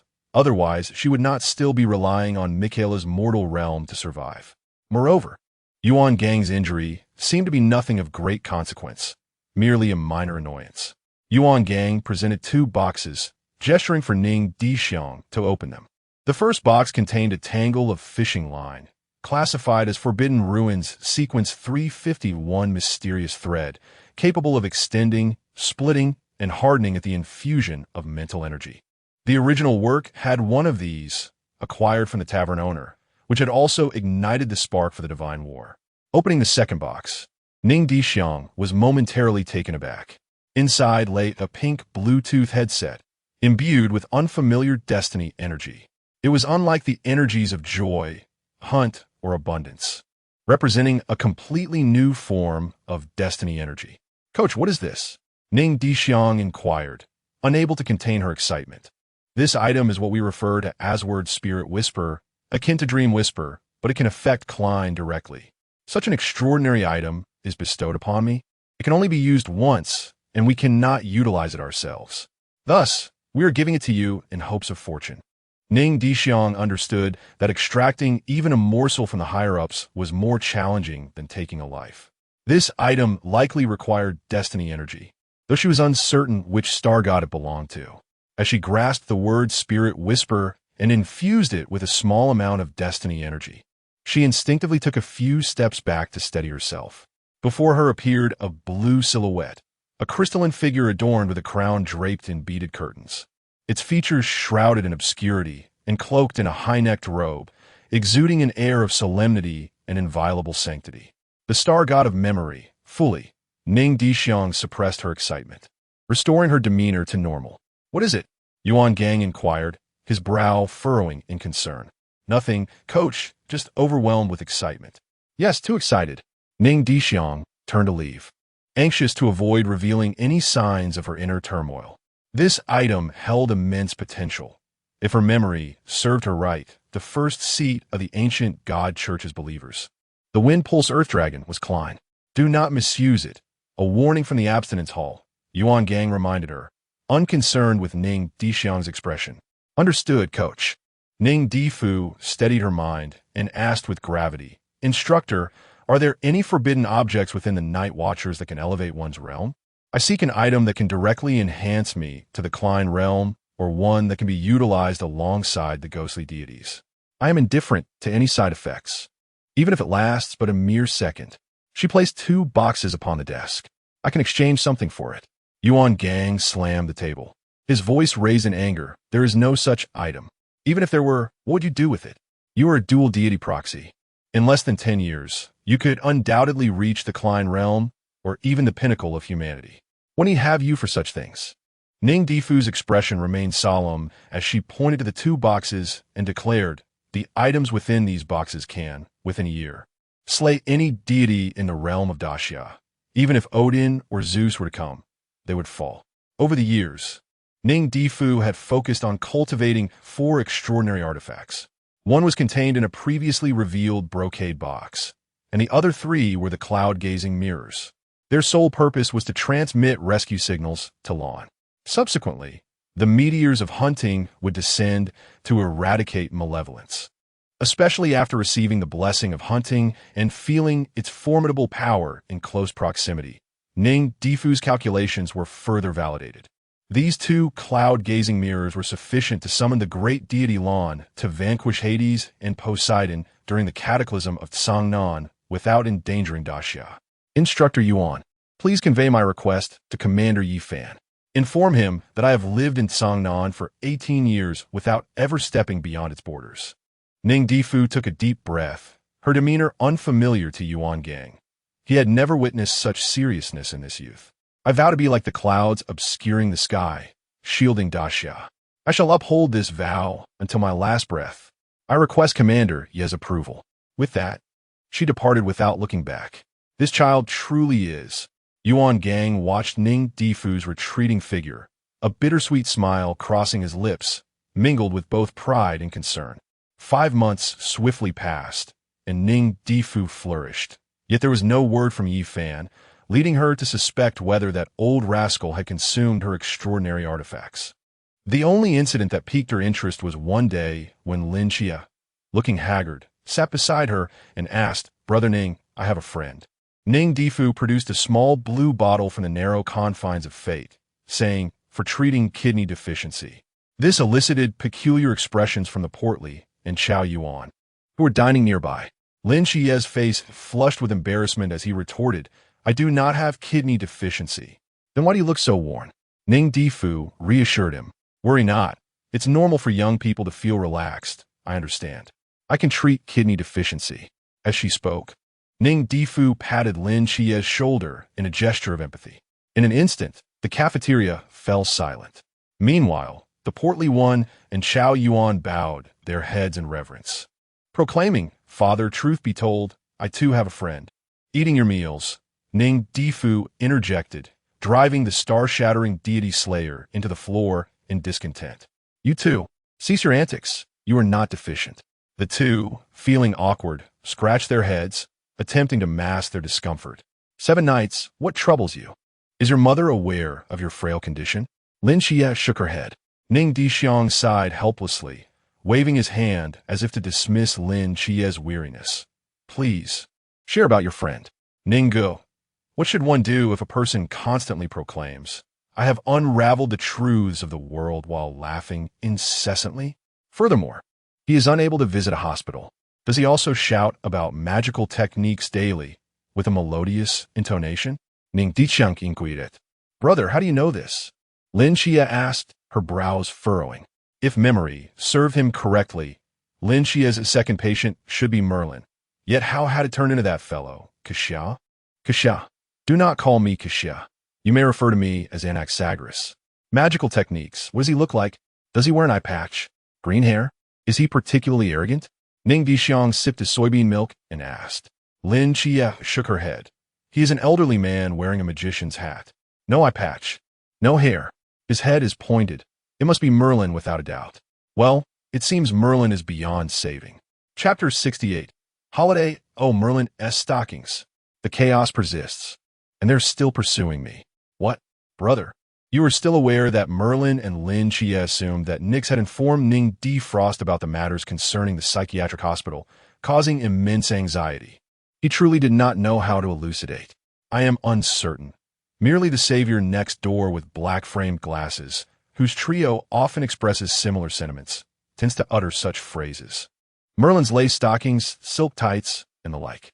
Ning Dishuang shrugged, extracting paper and pen to jot down some medication for Lin Qiye. You need not worry. Aside from this medication, you might also try giving him the Earth Beast doll. It is a rather silly, predominantly purple long-necked dinosaur. Of course, if you were to tear the doll to shreds before him, the effect might be even more pronounced. The last remark was merely a casual jest, yet unfortunately, a certain fool took it to heart. That evening, Li Yifei toiled tirelessly to craft numerous Earth Beast dolls. After administering the medication to Merlin, Lin Qiye cautiously inquired, My Lord Merlin, how do you feel? Do not call me Merlin. Refer to me as Lord Anaxagoras. Very well, Lord Anaxagoras. Allow me to show you what I have brought. Lin Qiye subtly waved his hand behind him, as Li Yifei wheeled in a cart filled with dolls. Upon seeing the various sizes of purple creatures, Merlin's eyes sparkled with delight. He rushed forward, embracing the dolls with his cheeks, akin to a child who has just received a cherished toy. After a while, Merlin set down the dolls and turned to Lin Qiye, his gaze now clear. My lord, are you feeling better? I am much improved. Lin Qiye sighed in relief, glancing at the virtual panel displaying Merlin's healing progress, -5. Adhering to the principle of inquiring when in doubt, seeing that Merlin could converse normally, Lin Qiye directly asked, What ailment do you suffer from? I am merely a scholar in pursuit of the true world. How could I possibly be ill? I have been searching for the authentic reality. Have you found it? Li Yifei, who had been silent for a long time, finally spoke. Indeed, I have glimpsed a great mechanical head, a jellyfish head, several clown masks, and a black cat. They were all aboard a golden train. And then, we sang like cats together, meowing and meowing. I playfully acted coy before you. Oh, meow, meow, meow. Can you imagine an elderly figure, perhaps in their 70s or 80s, attempting to be cute and playful before you? Lin Qiye and Li Yifei certainly bore witness to such a sight. Ning Dishuang urged, Quick, capture this on video. This will surely be a bestseller. Li Yifei. Plan B. Lin Qiye hurriedly prompted, as his body could no longer endure the sight before him. Li Yifei, quick-witted and agile, within moments, tore the adorable Earth Beast doll to pieces right in front of Merlin. As anticipated by Lin Qiye, Merlin ceased his singing. However, upon witnessing the scattered remains of the earth beasts, he was momentarily taken aback, his body trembling, and green hair began to sprout from his head. "You shall not be forgiven." Merlin's eyes blazed with fury, and in a fit of rage, he brandished a gun, unleashing a barrage of shots towards the two individuals while incessantly shouting about magical prowess. Terrified, they darted about, narrowly escaping a flurry of projectiles as they fled outside the door. However, just as Lin Qiye was about to shut the door, he caught sight of the virtual panel hovering above Merlin's head, and darkness enveloped him as he collapsed to the ground. Merlin's healing progress, minus 150. Meanwhile, in a different setting, the long-absent leader of Cangnan, Chun Mai, sat confidently on a leather sofa in Yuan Gang's office, sipping dragon well tea and idly kicking Yuan Gang's desk. Yuan Gang, the subject of this encounter, stood meekly to the side, his face bearing not only old scars but new injuries as well.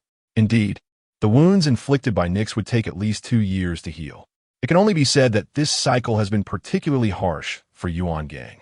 The situation at hand was as follows. "I require a brief respite for the new recruits. Just 4 days would suffice." "This is unacceptable. It contravenes regulations," Yuan Gang replied vaguely, asserting his position. Chun Mai, however, did not press the matter, taking a step back, then grant a leave of absence solely for Qiye and Disha. After all, the new year is a time for family reunions and shared meals. Yuan Gang continued to shake his head, resembling a battered pig. "No, there is no precedent for granting leave in the training camp. Nor is there a precedent for new recruits being assassinated," came the retort, referencing a Klein and Tu Wuliang. Yuan Gang responded, "Could you perhaps choose different terminology?" "Ning Dishuang, my mother, Nix, the primordial goddess of creation from Greece." Yuan Gang exclaimed in frustration, "Damn it, your mother." Ning Dishuang looked bewildered, while Yuan Gang continued, "May your mother enjoy good health, and all things go well." "Captain Shun, you have been around long enough. Spare me the riddles. Do you possess any intelligence?" Chun Mai's demeanor shifted, his casual air replaced with a piercing intensity. "Recently, a number of intruders have appeared, targeting the new recruits." "What? They have become bold," Yuan Gang's fists clenched. "I never imagined that there would be rats daring enough to stir trouble. Do they think that just because the tiger does not roar, Yuan Gang, can be trifled with like Hello Kitty? What do they seek?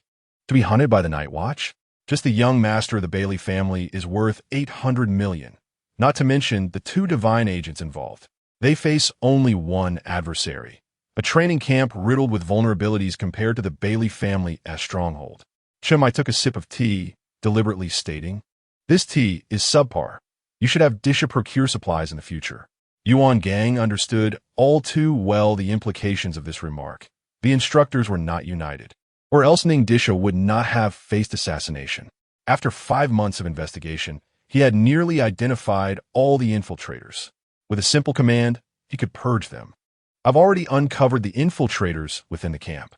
If over 100 instructors cannot protect them, what makes you think that Team 136 can safeguard Lin Qiye and Ning Disha?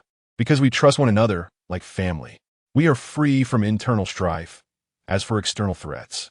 Chun Mai prepared his own tea leaves and brewed half a cup, a faint smile gracing his lips. "Our Team 136 has never feared external dangers." As Chun Mai remarked, the objective of the training camp is exceedingly ambitious, with the instructors and logistics personnel numbering over 100.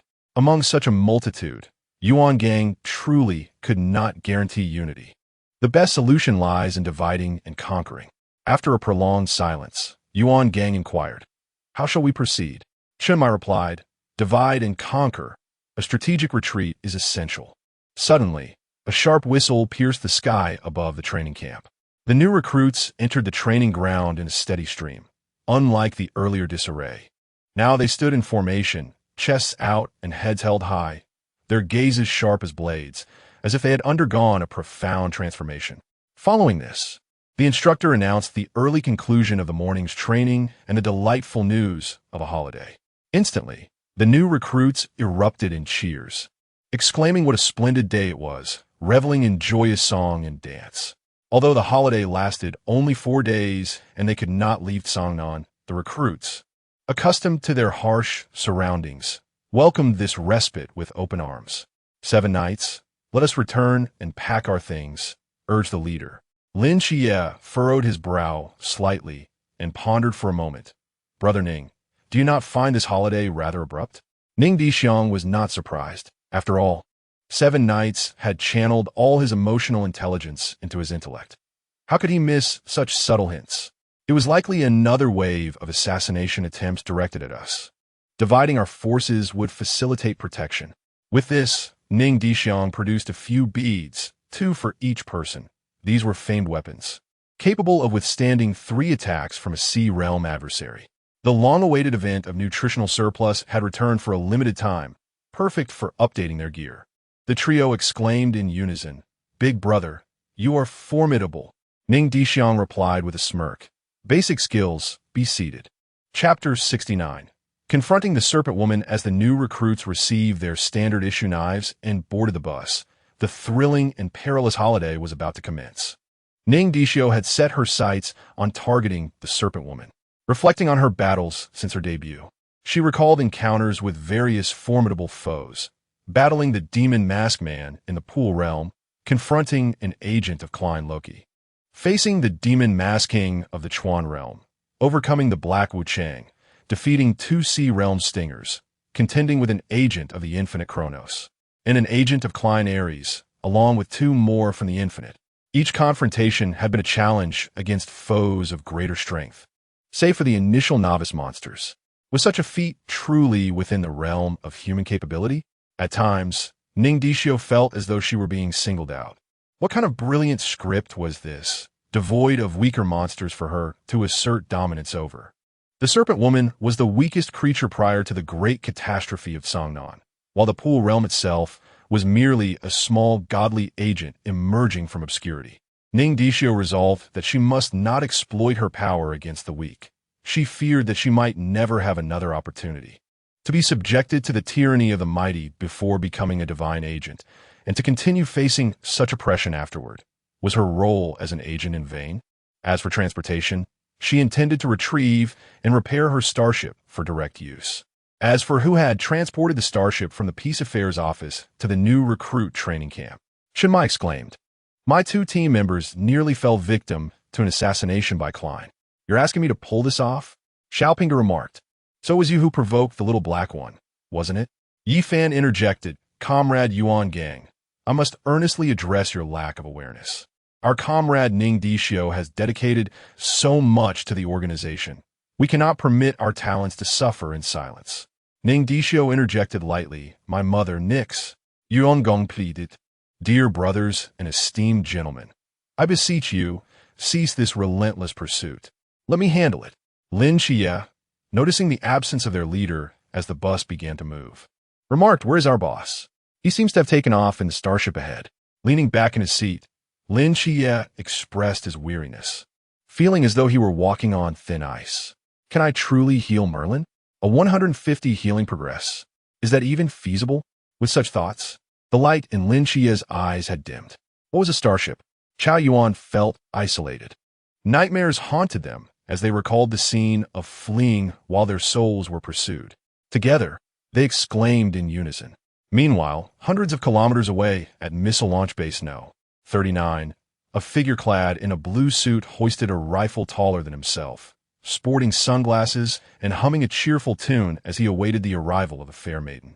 Before long, a sultry figure appeared within Ning Dishuang's line of sight, clad in revealing attire, her graceful silhouette accentuated by long, flowing hair and bold makeup.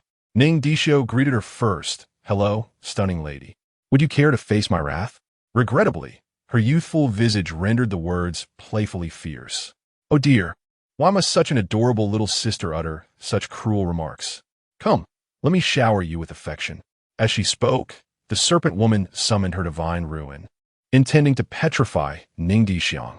With a smirk at the corner of her lips, Ning Dishuang averted her gaze and activated the preset blue-silver binding, ensnaring the Serpent Woman like a zongzi. In your next life, may you never cross paths with me again. Farewell, never to return." She hurled her spear towards the Serpent Woman's face. Just at that precarious moment, A gust of fierce wind swept through, causing the spear to narrowly miss its target. Ning Dishuang pondered, "Am I the protagonist, or are you?" Enraged, she deduced that the newcomer was Han Xiaoyan from the Sea Realm. Retrieving her spear, Ning Dishuang prepared to draw her bow and capture both intruders. The buzzing in her ears left the serpent woman momentarily dazed. Had it not been for Han Xiaoyan, she would have met her demise. Struggling against the vines, the serpent woman feigned composure and retorted, "I didn't realize my sister was such a violent, wicked woman." Ning Dishuang furiously shouted, "Han Xiaoyan, are you a dog? Why are you everywhere?" The newcomer appeared astonished. "Have you heard my story?" "No, but I will soon paint your face with tales of my own." Ning Dishuang snarled as she brandished her longbow, preparing for a fierce onslaught. Han Xiaoyan, however, had no intention of lingering. He could sense the threat emanating from her bow. Without hesitation, he activated the Great Wind Disaster. With a slight lift of his halberd, whirlwinds suddenly materialized, whipping up the earth in a frenzy, howling winds, and snowflakes descending like feathers, obscuring the sky. A colossal eye of wind appeared overhead, causing the military camp walls nearby to tilt ominously. Trees and soil around them were swept into the air, rolling like clothing in a storm. As if the apocalypse had arrived. "Let us depart. Otherwise, none of the people in this base shall survive." Ning Dishuang was threatened, left mute with frustration, unable to voice her torment. If he disregarded the lives of the base's inhabitants, eliminating the two would pose no challenge. With her demonic transformation and the ability to shatter all with the star fragment god-slaying technique, dispatching a sea realm intruder, especially one seeking death, would be effortless. Yet to take lives while preserving the base was beyond Ning Dishuang's skill set. She was no saint, and sacrificing an entire base for two insignificant individuals was beyond her. "You are formidable. Rest assured, we shall meet again soon. At that time, I will surely shatter your head." Han Xiaoyan regretted this outcome, but could only leave with the serpent woman. "Farewell, little sister. I hope you enjoy the little gift from the ancient god church." As Ning Dishuang pondered the situation, a series of rumbling sounds reached her ears. 5 missiles? What the hell? She cursed, realizing the treachery at play. Abandoning all else, she noted it down in her mental ledger before boarding her ship and flooring the accelerator. Should I establish an artificial intelligence? Perhaps call it Jarvis or Fairy. Never mind. I'll decide later. Recalling the original story, where the missiles exploded at a speed of 200 ms, equivalent to 0.6 Mach. She reasoned that even if Hong Ying's gun had absorbed some momentum, these 5 missiles could not exceed 2 Mach. At such velocity, Starship could easily keep pace. Return first, I miss Xiaonan, not really. Lin Qiye, for reasons unknown, has recently been listless, as if drained of all vitality. Who knows if he can withstand the shards of missiles? He must return first. Lin Qiye, brother, would you not like to come in and check on the progress of the treatment? Driving the Starship to an unnamed earthen mound along the bus's route, Ning Dishuang executed a daring parachute jump without a parachute. Ning Dishuang dove downward, her gaze piercing with a mesmerizing blue flame igniting in her eyes. Drawing her bow in midair, this arrow pierced through the galaxy. Initially, I contemplated transferring the last 300 words from the previous chapter, but upon reflection, it seemed a bit unethical, so I decided against it. The prior chapter contained a bit more content, depicting Lin Qiye being forced to flee in disarray by Malin. I wonder when this book will receive a rating? Surely it must surpass those 2 unfinished works in quality. I hope all esteemed readers can urge for updates. Leave abundant comments and shower with free gifts. Thank you. Chapter 70. Homeward bound as 5 arrows were released, a wave of weakness washed over me. Indeed, it proved to be somewhat taxing. After all, the infallible effect of Fate's starlight was excessively domineering, demanding a prodigious amount of mental energy. It was more suitable for a decisive moment. This explains why Mu Xingchen refrained from employing it for long-range assassination. Still plummeting through the air, Ning Dishuang wiped the perspiration from her brow and retrieved a prefabricated parachute. In this era, even vegetables could be pre-prepared. Thus, crafting a parachute from vines ahead of time seemed quite reasonable. Hong Ying, Uncle Chun, and Sister Xiaonan upon seeing those she had longed for day and night. Well, aside from the moments of amusement, Ning Dishuang's cheeks flushed crimson, revealing her shyness. During the past 5 months, she had contemplated sneaking away. However, Yuan Gang seemed to have taken some strange medicine, checking on them every night. Had it not been for the ban on certain items, she would have surely shown him what it meant to face their mother, Nikes. Achoo! Is someone thinking of me? Yuan Gang, rubbing his rounded face. Mused, I wonder if the captain can manage everything in my absence. As she descended to within 10 meters of the ground, she released the vines and landed gracefully, adjusting her attire that had become disheveled by the wind and snow. Sister Xiaonan, Uncle Chun, Hong Ying, how long it has been. With that, she enveloped Si Xiaonan in a warm embrace, the long-missed softness igniting her imagination. However, the girl in her arms was blushing fiercely, as if blood could drip from her cheeks. You scoundrel! You lecher! Did I permit you to embrace me? Yet, the warmth and delightful fragrance were undeniable. Si Xiaonan thought to herself, but did not resist. After what felt like an eternity, Si Xiaonan became aware of the gazes of 2 others. Reason and shyness overtook her mind. She pushed Ning Dishuang away, glaring at her in indignation before retreating behind Hong Ying. Dishuang, how did you descend from the heavens? Chun Mai inquired with genuine concern, taken aback that the obedient child in his eyes had actually fallen from the sky. Moreover, your attire is rather unique. At that moment, Ning Dishuang was dressed as she had been upon returning to the training camp. A blue suit, a jellyfish-inspired headpiece, and an anti-gravity hairstyle, giving her an endearing appearance. Hee, it's a special design. Isn't it adorable? I thought, given the recent frequency of being bullied, I might turn the tables for once. I possess intelligence that the Medusa agent of the ancient god church intends to infiltrate the missile base to launch an attack on the new recruits. I specifically went to thwart that plan. Uncle Chun, you know me. Since I embarked on this journey, I have faced every realm except for the pinnacle of humanity and the realm of Qi. Upon hearing this, Chun Mai felt an immense sorrow.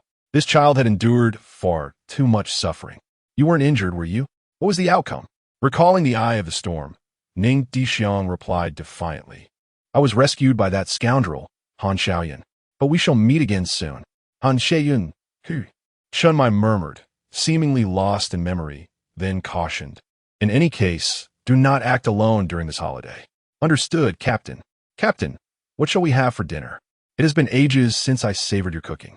Tomorrow, I shall prepare braised pork and sweet and sour ribs. All your favorites. Hooray! In a prearranged 5-star hotel, Pang Pang and Cao Yuan settled in, while Zhua Gu ventured into the wilderness with his companions. Lin Qiye, on the other hand, returned to the office, where, apart from familiar faces, Hong Hao also made an appearance. Instructor Hong, do you have any plans? Ning Dishuang inquired, puzzled, but soon deduced the reason. It was likely a scheme to use Lin Qiye as bait. Our internal intelligence indicates that the ancient god church has set its sights on Lin Qiye, dispatching personnel into the city for an assassination attempt. We hope that Lin Qiye will venture out more in the coming days. Wait, why is it always about assassinating Qiye? What about me? According to our intel, the ancient god church believes that, due to the demise of those 3 individuals, you have grown too formidable, and they deem it unwise to engage you directly. Hong Hao replied thoughtfully. So, they plan to use Qiye as bait? It's a regrettable situation. Hong Hao shook his head in resignation. They have already endured for 5 months. They can afford the wait, but we cannot. However, there is no need for excessive concern, as several instructors have covertly infiltrated the city to ensure Qiye's safety. Additionally, with your capability to contend with Wang Mian, we should be able to manage. Thus, we must capture them all within the next 4 days.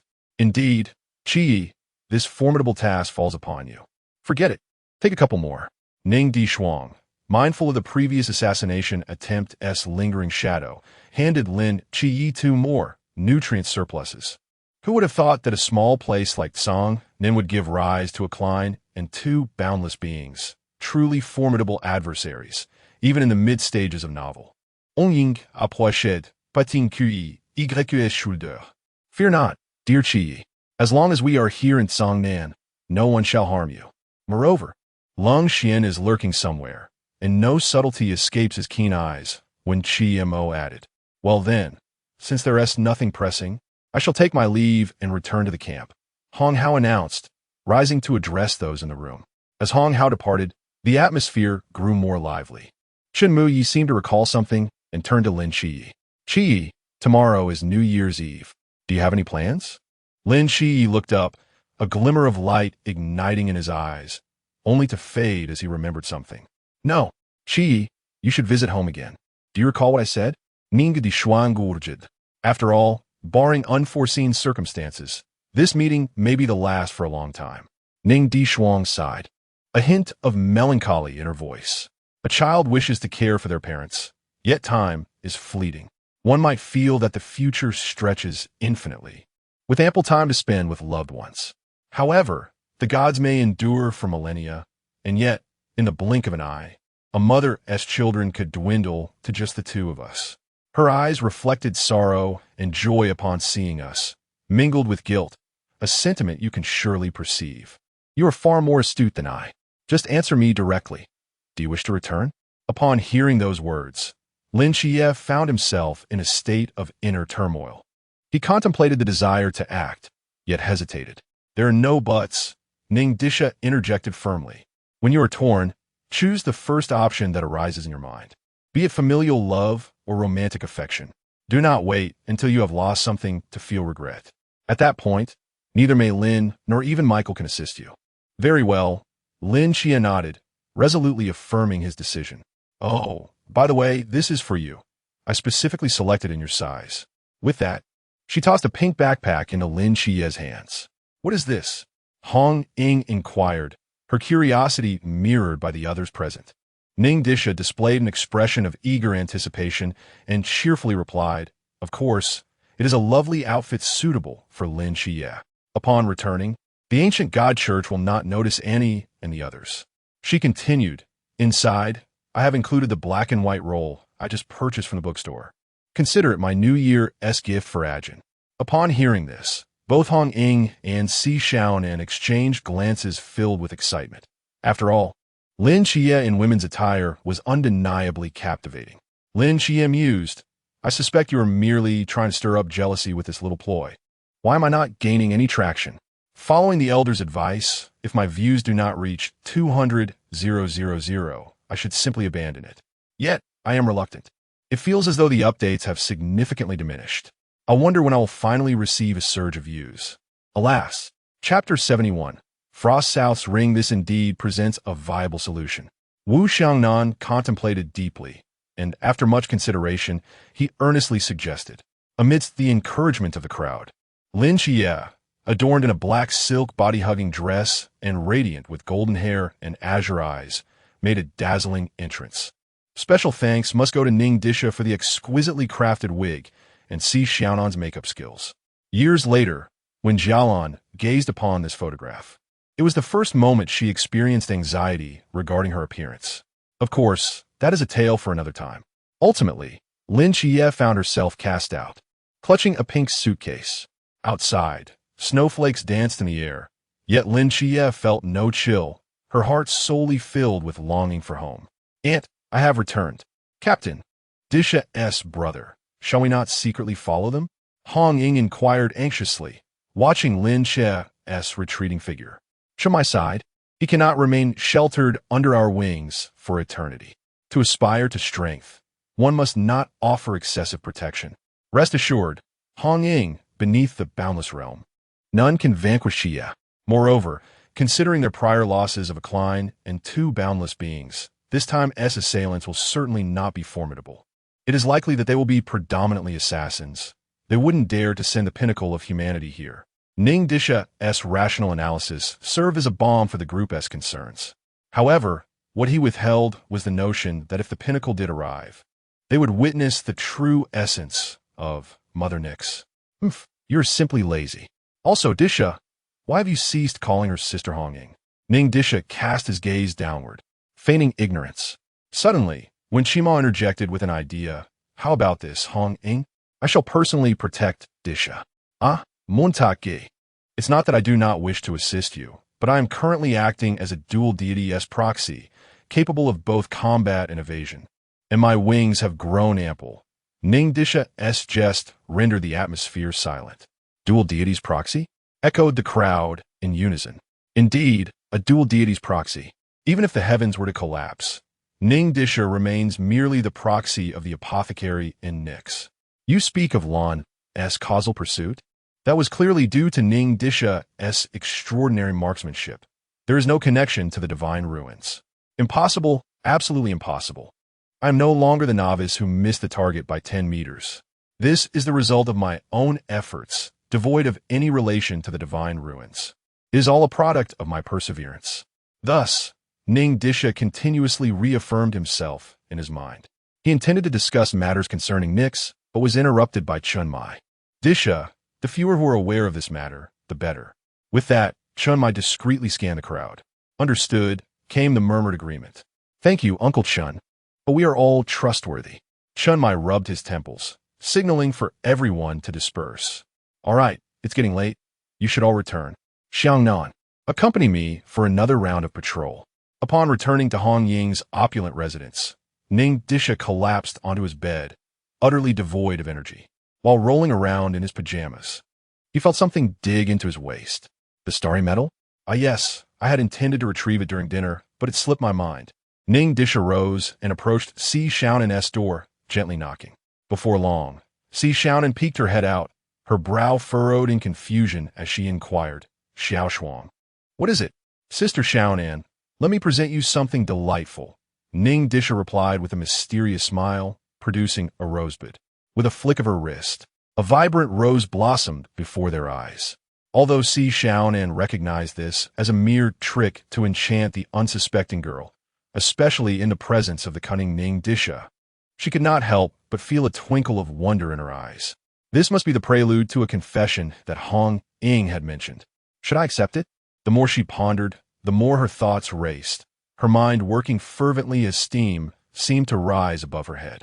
As she brushed her fingers along the base of the rose, a ring of emerald green appeared nestled within its petals. Do you like it, Sister Xiaonan? Ning Dishuang's voice was soft, akin to a gentle spring breeze, intoxicating in its warmth. Yet, when Si Xiaonan took a closer look, her face flushed crimson, as if kissed by the evening glow of twilight, radiating with vibrant allure. No, don't think about it. We've only known each other for a few days. Isn't this too soon? She exclaimed, pushing it back with her delicate hand. Seeing that Si Xiaonan had misunderstood, Ning Dishuang decided to quell her teasing. Sister Xiaonan, do you remember when I vanquished 2 stinging insects? This is a reward for my forbidden item. The imitation of a free space. I cannot accept that. It belongs to you, Si Xiaonan insisted. Ning Dishuang gently placing the ring onto Si Xiaonan's middle finger, her lips brushing softly. Please don't refuse. You know I have my own storage space. That night, I sensed the pain in your hand. Do not do that again. It pains me. After a brief pause, she added playfully, don't refuse. This is my heartfelt intention after all. Sister Xiaonan, with the charming tone and her exquisite features, Si Xiaonan felt that to refuse further would be akin to a crime. Ultimately, she found herself inexplicably acquiescing, even reaching out to pat Ning Dishuang's head. Surprised that her ploy had worked, Ning Dishuang realized that she would have to employ such antics sparingly in the future, as it sent shivers down her spine. Just as Ning Dishuang was poised to confess her feelings, she sensed the activation of 2 nutrient surplus signals.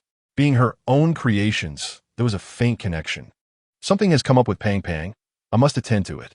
Good night, Sister Xiaonan, she stated, donning a serious expression. I want to go too. Si Xiaonan exclaimed, genuinely frightened. After one real, stinging insect and one Klein incident, she was apprehensive about what mischief her Shuang might be up to again. Is this what I wish to orchestrate? Ning Dishuang replied, bemused. I wonder which genius devised this script. It's no wonder it lacks popularity. All right, she finally conceded. The adversaries this time were 4 former night watchmen at the pool stage, posing little danger. Ning Dishuang scooped up Si Xiaonan and leapt from the window, summoning her starship with a clear destination, the Kailansky Hotel. What do you think of my starship? Ning Dishuang boasted from the driver's seat, showcasing the silver-white interior. which contrasted beautifully with its emerald exterior, evoking a sense of cleanliness and comfort. "It's quite lovely and cozy," Si Xiaonan replied. "Sister Xiaonan, fasten your seatbelt. We are ready to embark." Meanwhile, Pang Pang and Cao Yuan were reveling in the thrill of freefall. "Ah, cease your wailing, my portly companion. With Dishuang's shield in our possession, what is there to fear?" Cao Yuan, clutching the hilt of his sword, wore an expression devoid of turbulence. "How outrageous! That scoundrel dared to launch a surprise attack while I was bathing? Has he no sense of shame? Fortunately, I possess this." Dola A Pang retrieved the shaking light. A golden radiance burst forth, transforming into two fluffy clouds of white cotton candy, alleviating the weight of both individuals. Once they landed steadily, Cao Yuan regarded the plump figure, clad only in a towel, with a bemused expression. "Pray tell, where have you stowed the free space?" The portly one's face darkened. "What business is it of yours?" "This is my first attempt at writing romantic scenes, and it may seem somewhat awkward. Any constructive feedback would be greatly appreciated." Chapter 72.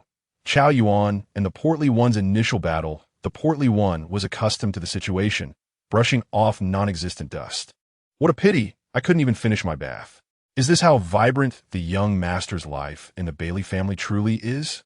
Humph, they can only revel for tonight. Tomorrow, my bodyguards will arrive, and they shall face the consequences. But first, we must survive this evening." The portly one glanced around in confusion, unsure of what Cao Yuan meant. With a grave expression, Cao Yuan pointed to the street, slowly articulating, "Do you not find it excessively quiet here? Is it? I can hear the roar of engines." "What?" Before Cao Yuan could respond, a shuttle descended from the night sky, landing before the two. "Portly one, Yuan, I have arrived." A familiar voice reached their ears, bringing tears to their eyes. "Brother, I didn't expect you to have such a high standing in the new recruits, Shuang," Si Xiaonan teased. However, upon seeing the portly one clad only in a bath towel, Ning Dishuang felt her eyes might burn out. "This is utterly scandalous." Just as Si Xiaonan leaned in for a better look, Ning Dishuang hurriedly obstructed her view. "Be good, let's not look at that." Si Xiaonan huffed in response. "Portly one, where are your clothes?" "Boss, I was ambushed while bathing, so I only have this robe." "Here, change quickly." Ning Dishuang tossed a pink backpack to the portly one. "Boss, why is it women's clothing?" The portly one pondered as he regarded the oversized maid outfit. "You couldn't fit my size anyway." Ning Dishuang shrugged. "Yuan, do you want it?" "Well, if it's Dishuang's request, I suppose it isn't out of the question." "Ahem, I'm only interested in women." Observing Cao Yuan's indulgent expression, Ning Dishuang hurriedly clarified, fearing that Cao Yuan might awaken some extraordinary traits. Qi also returned home in women's clothing. Not wearing it seemed somewhat out of place. Thus, Cao Yuan donned a maid outfit as well. However, after witnessing the two in such glaring attire, Ning Dishuang silently incinerated all the maid outfits in her spatial storage. For individuals had come, two main attackers, one controlling the formless space, and another concealed in the shadows to provide cover fire. Those two main attackers will give you a bit of practice. Sister Xiaonan, please help me locate the one providing cover fire. I will breach this formless space first." Both nodded in agreement. As they spoke, the formless space unfolded, isolating them from the outside world. After handing a black box to Si Xiaonan and cautioning her to be careful, Ning Dishuang employed Night Flicker and vanished into the darkness with Si Xiaonan. Just as the two disappeared, two figures appeared before the portly one and Cao Yuan.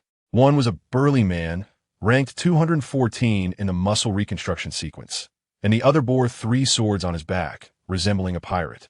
Who would have thought that the young master of the Bailey family had a penchant for women's clothing? Enough chatter, let us make this swift.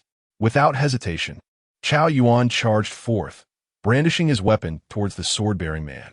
The blade was unsheathed, and a malevolent flame surged forth from the void, enveloping Cao Yuan's entire being, forming a terrifying demonic armor. The flames coiled around the blade, and with a single swing, a blade aura forged from black flames struck towards the three-blade man. The three-blade man exclaimed, "Am I to confront the Black King? Is this a farce?" Cold sweat dripped down his brow as he instinctively raised his blades, clashing with the frenzied Cao Yuan. The sharp sound of grinding echoed ominously, causing his eardrums to throb painfully. It felt as though he were resisting not a human, but the full force of a mammoth. The ground beneath him cracked inch by inch, and his entire skeletal structure resonated with agony. Seeing his initial attack thwarted, Cao Yuan unleashed a flurry of strikes, the immense kinetic energy coursing through the blade, relentlessly ravaging the three-blade man's body, accompanied by a series of sinister chuckles. The three-blade man's legs buckled, and he collapsed to his knees, blood seeping from his grazed skin.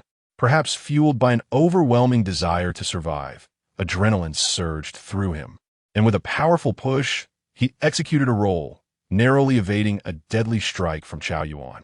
In stark contrast to Cao Yuan's overwhelming assault, the chubby figure had grown bored and was engrossed in a game. The shield was simply too formidable. No matter how the burly man utilized muscle restructuring to diminish his size and thereby enhance his strength and speed, he could not penetrate the shield capable of withstanding 3 attacks from the sea realm. Yawning, he remarked, "Haven't you eaten? Put in more effort." After taunting, he returned his full attention to his screen. "Such a show-off. All you do is flaunt. The damage output of a meat dog on my keyboard surpasses yours. Where's the jungler? Come on, don't just gather your herbs." Defeat. He cursed, tossing his phone aside in frustration. With a swift motion, he retrieved one transforms into 3,000 from beneath his skirt and hurled it into the air. The blade light sliced through the atmosphere, instantly transforming from 1 to 2, then from 2 to 4. Moments later, a torrent of swords descended like a flood upon the diminutive man. The chubby figure scoffed disdainfully. "You are the most pathetic batch of assassins I have ever encountered. Now, pay me the stars, your lives." The man gasped in alarm, scrambling away in a desperate bid for escape. Meanwhile, outside the boundless void, an elderly man and a young boy sat on the stone steps, engaged in casual conversation. If the boy's ironclad grip on the old man's shoulder was any indication, it was a scene filled with warmth. "Old Han, we've been chatting for quite some time. Why not tell me who your employer is? After all, as former night watchman, you should have some semblance of principles left. Look at what you're doing now. You've even blown up hotels. TSK, TSK, TSK. This is hardly the demeanor of a night watchman." Old Han remained silent, wooden and unresponsive. "I know you owe someone a favor. Let me take a guess. Is it Bailey Xin who set you on this path?" At these words, beads of cold sweat broke out on Old Han's brow, his body instinctively trembling. "TSK, TSK, TSK. It seems I've guessed correctly." Ning Dishuang released Old Han, igniting a cigarette. "Since you wish to harm my friends, prepare for death. Once I finish this smoke, you shall rest beneath the earth." With that, she stood to leave, channeling her mental energy to remain vigilant, ready to execute a Night Lord's judgment, to pin any would-be saviors to the cross. As the cigarette extinguished, tendrils broke through the concrete ground, emerging from beneath the surface. They slowly dragged Old Han into the earth until he vanished from sight. "Farewell, may we not cross paths in the next life." The concrete surface was restored, with additional kicks to obliterate the void. It was time to see how Sister Xiaonan was faring. Just as the three-blade man and the slender figure found themselves at a disadvantage, a flurry of arrows descended, interrupting the offensive rhythm of Fatty and Cao Yuan. The arrows possessed immense force, striking Cao Yuan and Fatty in succession.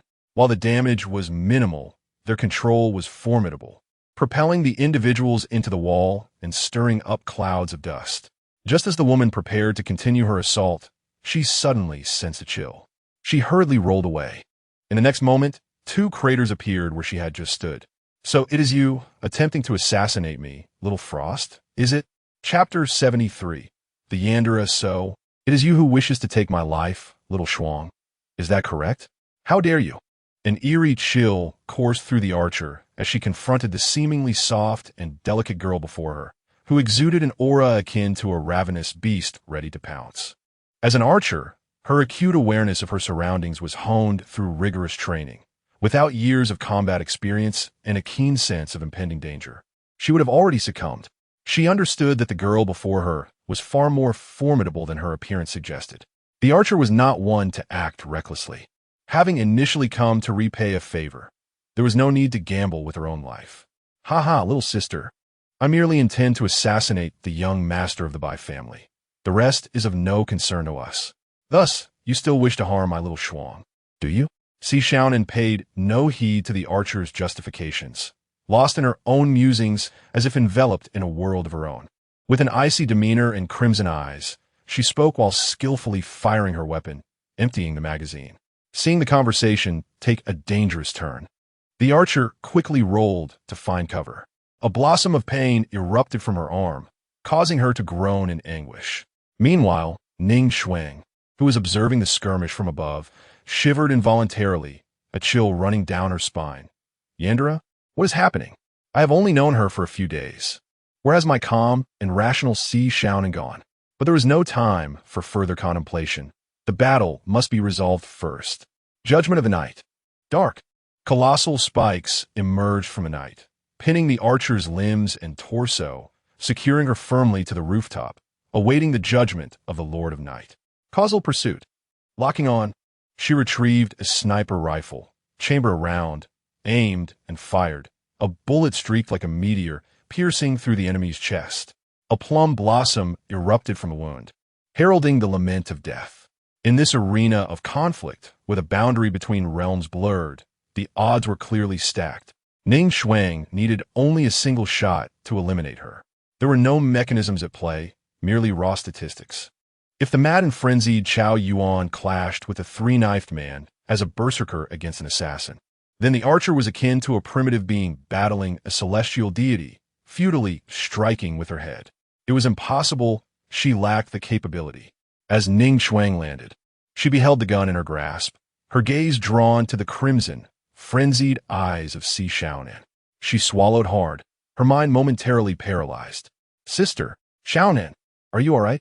Upon seeing her, Si Xiaonan donned a guise of innocent charm, waving cheerfully. Little Shuang, you've arrived. Come closer. Ning Dishuang's heart raced, yet she obediently approached. Si Xiaonan discarded her handgun, stepping forward to embrace Ning Dishuang's slender waist, her delicate hand caressing his chest. The corners of her lips curving upward like cherry blossoms blooming in early spring, enchanting him utterly. Little Shuang, have you been watching for a long time? She teased, her fingertips pressing against his chest, seemingly releasing her pent-up frustrations. Oh no, I was merely hiding in the shadows to protect you. Ning Dishuang replied sheepishly, scratching his head. And what do you think of my earlier performance, little Shuang? Very impressive. Ning Dishuang nodded vigorously, offering his praise. With a few words spoken, Ning Dishuang felt an increased pressure around his waist, and that charming, flawless face drew closer still. Under the tranquil moonlight, though details were obscured, a hazy beauty enveloped the scene. Illuminated by the luminous pearl, Si Xiaonan could discern the rosy cheeks of her little brother Shuang, his earlobes adorned with a delicate blush. She rose on her toes, her voice a melodious whisper tinged with a hint of mischief, drawing near to his flushed earlobe. Oh, little Shuang, you seem quite afraid of me. The warm breath brushing against his ear sent Ning Dishuang's heart racing, his cheeks ablaze. Turning his head, his gaze flickered as he stammered. Not all. Si Xiaonan, unwilling to relent, tugged at Ning Dishuang's neck, exhaling sweetly like a gentle, enchanting maiden. So, does little Shuang like it when his sister behaves this way? Confronted with her relentless teasing, Ning Dishuang felt a surge of boldness.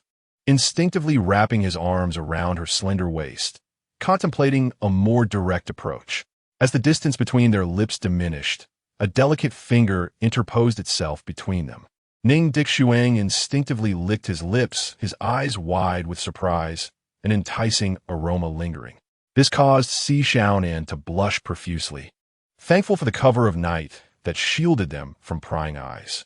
Realizing she had perhaps overstepped, Si Xiaonan quickly composed herself, the scarlet hue in her eyes fading as she laughed lightly. Ha! I won't tease you anymore, silly brother.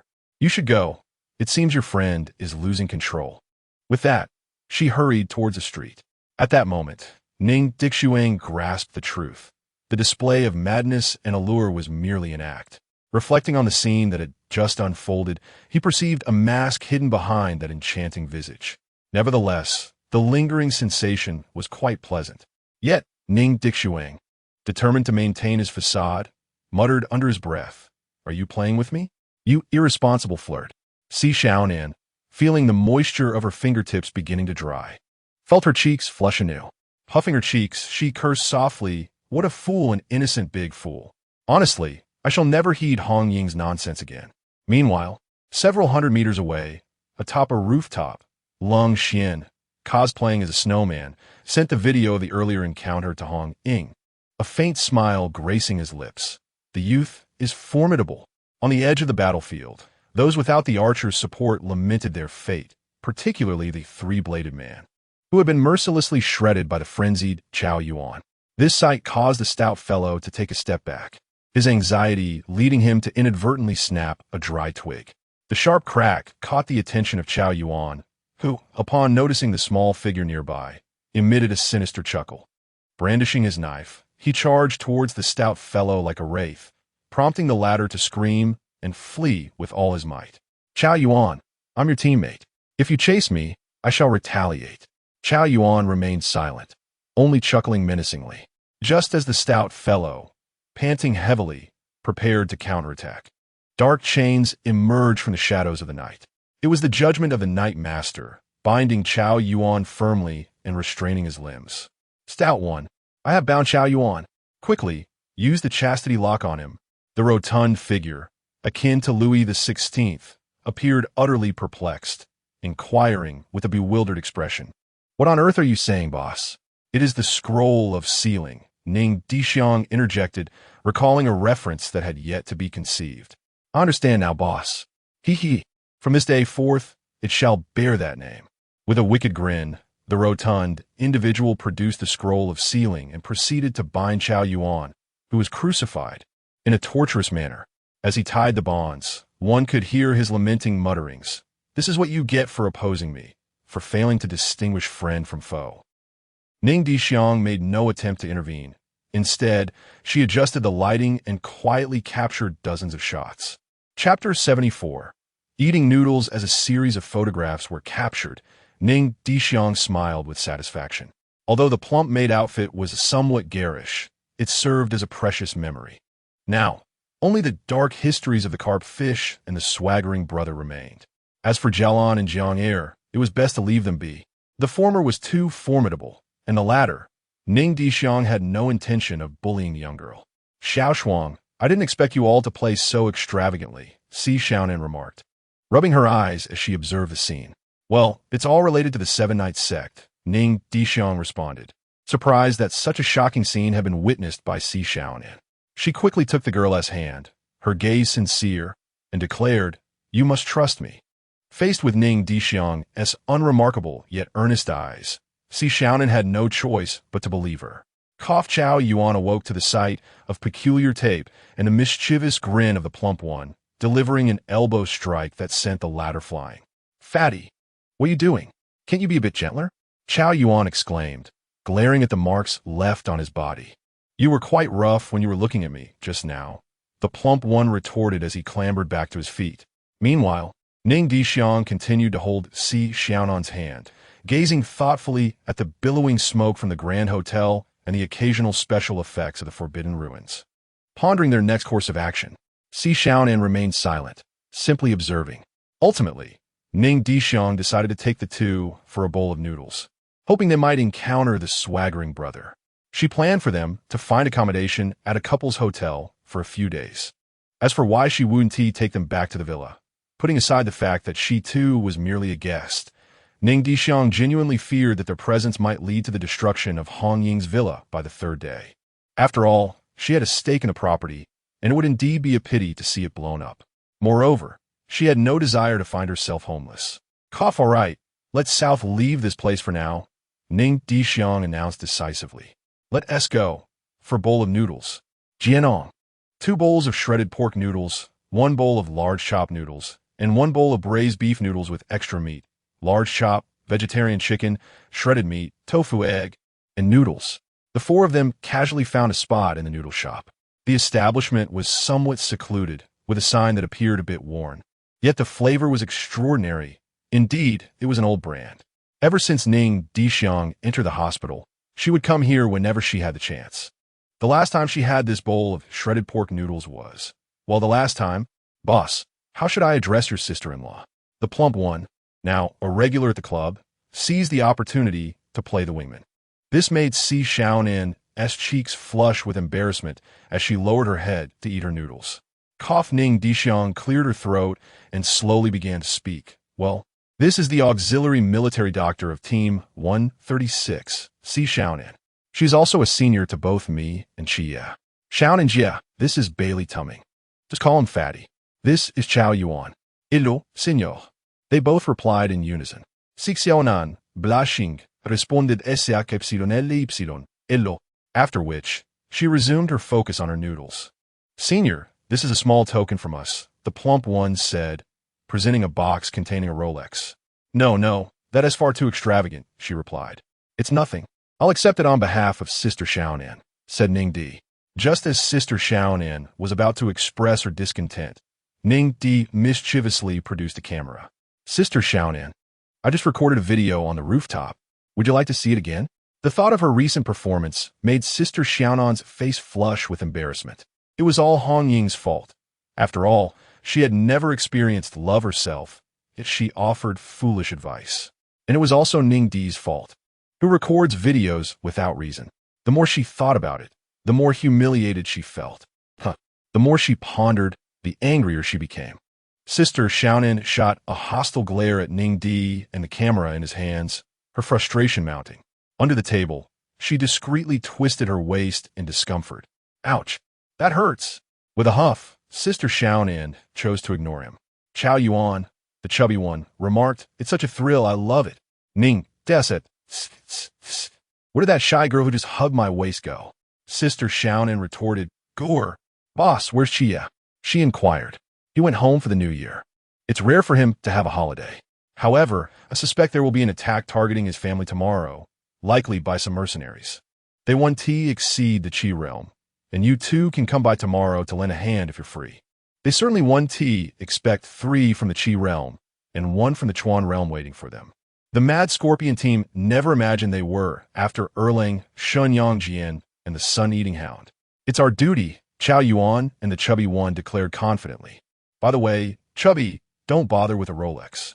If you're going to give something, make it fruits, vegetables, or perhaps a test paper from the 3rd day of the new year. Understood, boss. Once their idle chatter concluded, it was time to discuss serious matters. For Ning Di, tomorrow's attack was not particularly concerning.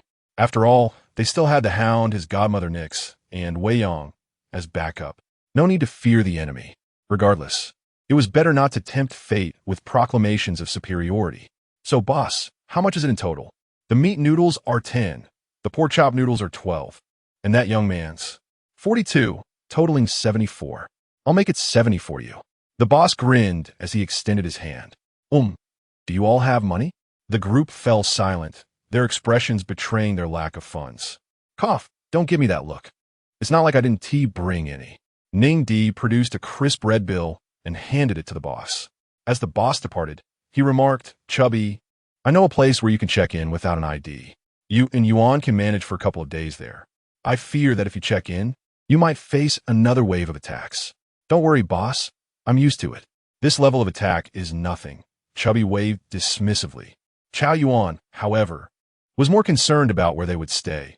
His only worry was for Qiye's safety. D, could you tell me where it is? Is it far from Qiye's home? Will it hinder tomorrow's support? Ning de flashta knowing smide. Rest assured, you'll find out shortly, and Qiye has been there before. As a few individuals engaged in discussion, for more figures entered the establishment, Zhuai and his 3 subordinates. Boss, for bowls of braised beef noodle for the newly arrived brothers. And put the bill on my tab. Upon recognizing Ning Dishuang and the others, Zhuai contemplated a refusal, but recalled that he had already treated Deng Wei, Li Qiye, and Li Liang to 2 servings of plain noodles. Gritting his teeth, he said, Boss, just 3 portions of beef and 1 of plain soup will suffice. Afterward, he approached Ning Dishuang. Thank you, Dishuang. I will repay you later. Zhuai, there's no need for such formalities. I primarily wish to discuss a business opportunity with you. Consider this an advance payment for work rendered. Let us hear it, As comrades, I will certainly offer assistance wherever possible. The frequency of updates has decreased significantly, now merely half of what it used to be, which is quite frustrating. At times, I reflect on where my writing may be lacking. Additionally, the number of comments has dwindled. Lastly, I humbly request a wave of free gifts to encourage updates and support my bookshelf. Thank you to all the readers. Chapter 75. Strolling in the Snow. Two individuals with their own thoughts. What business? Ning Di pointed at the chubby one. It's about protecting him. Personal protection. 2,000 a day. With the chubby one covering the cost. What do you think? Qingju's body trembled as he gazed into Ning Di's eyes. Is that for real? Indeed. But I would prefer if brothers would don a uniform. With that, Ning Di produced a pink backpack and 10 red notes, accompanied by a meaningful smile. All right, but this job concerns only me and does not involve the three of them. Agreed. The two exchanged glances, a silent understanding passing between them.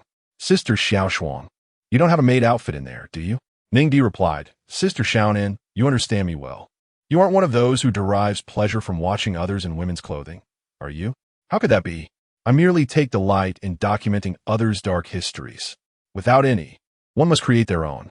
6. Posting 6 can lead to unexpected consequences. Gulp. After finishing their meal, Brother Zhua instructed the three to take the money. Spend it freely. Do not hold back. Understood? At your command, Brother Shen. They replied in unison. He then took his leave, assuming the role of the chubby one's personal bodyguard. On their way, Brother Zhua queried, D, I still do not grasp why you are offering me 2,000 to protect this chubby fellow. Come now. I am your employer. Can we not use a different term? Very well, Ba Li Tu Ming. The crux is that the chubby one and Qingyu are currently targets. He lacks combat skills, and Cao Yuan is a formidable adversary. Thus, a strong, reliable individual is required for his protection. Ah, I see. Let us proceed. Our destination is not far. The group followed Ning Di, twisting and turning until a dilapidated, secluded inn came into view. One night stand. An inn? The chubby one tightened his grip upon hearing those words. Boss, are you serious? Of course. It was here that Qingyu resolutely decided to join the night watchman. Moreover, this is one of the 2 places in Cangnan where one can check in without an ID.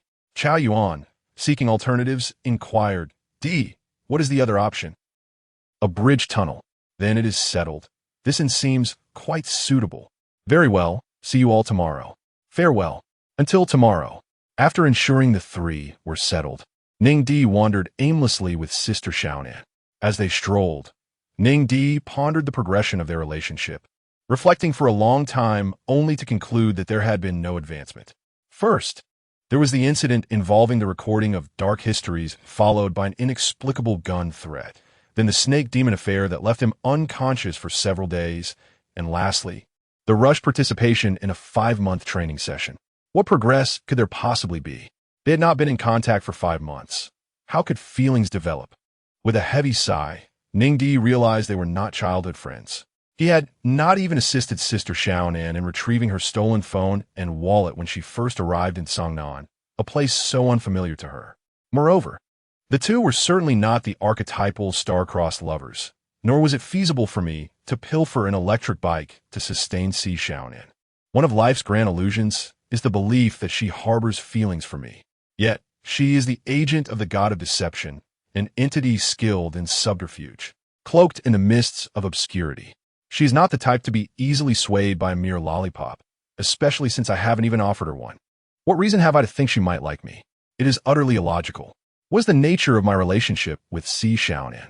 Is it romantic affection or a profound sibling bond? In my 2 lifetimes, I have found myself perplexed by this conundrum. Alas, it is truly vexing. All preparations have been meticulously arranged.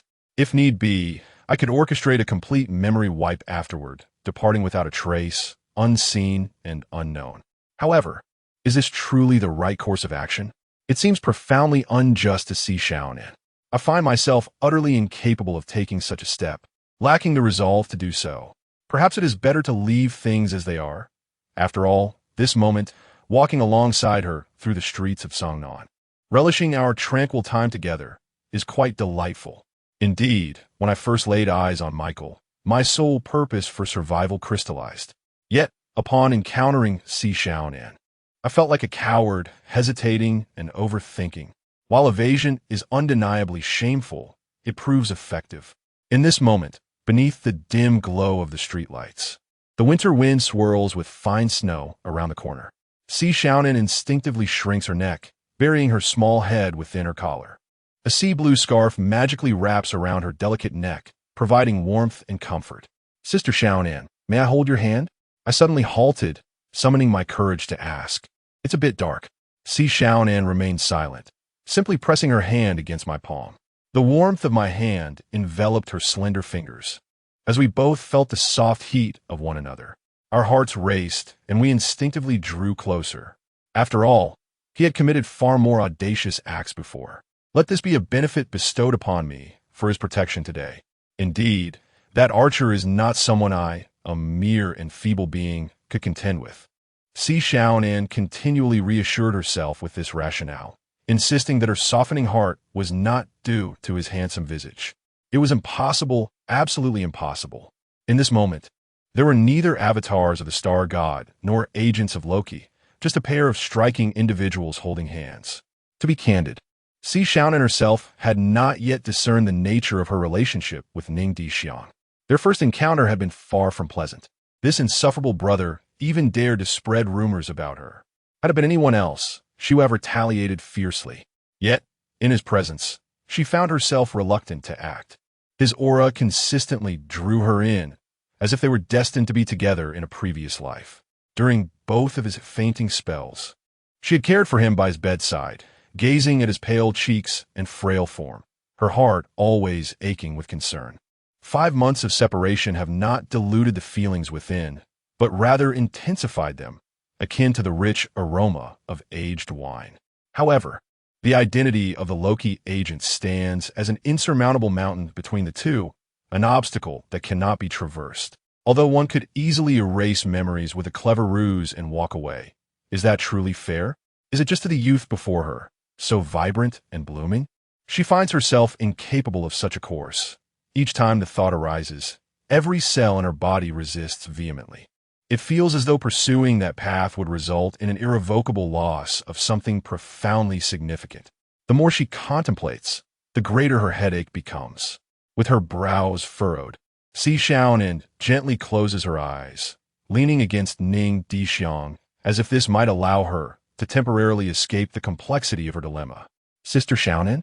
Sister Xiaonan?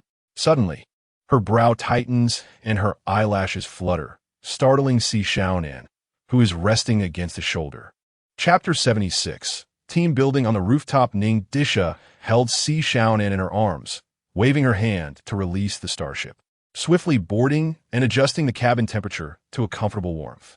She gently stroked Si Xiaonan's forehead, frowning, wondering why she was not burning up but had fainted instead. Logically, Si Xiaonan's constitution should be even stronger than her own. However, there was no time for further contemplation.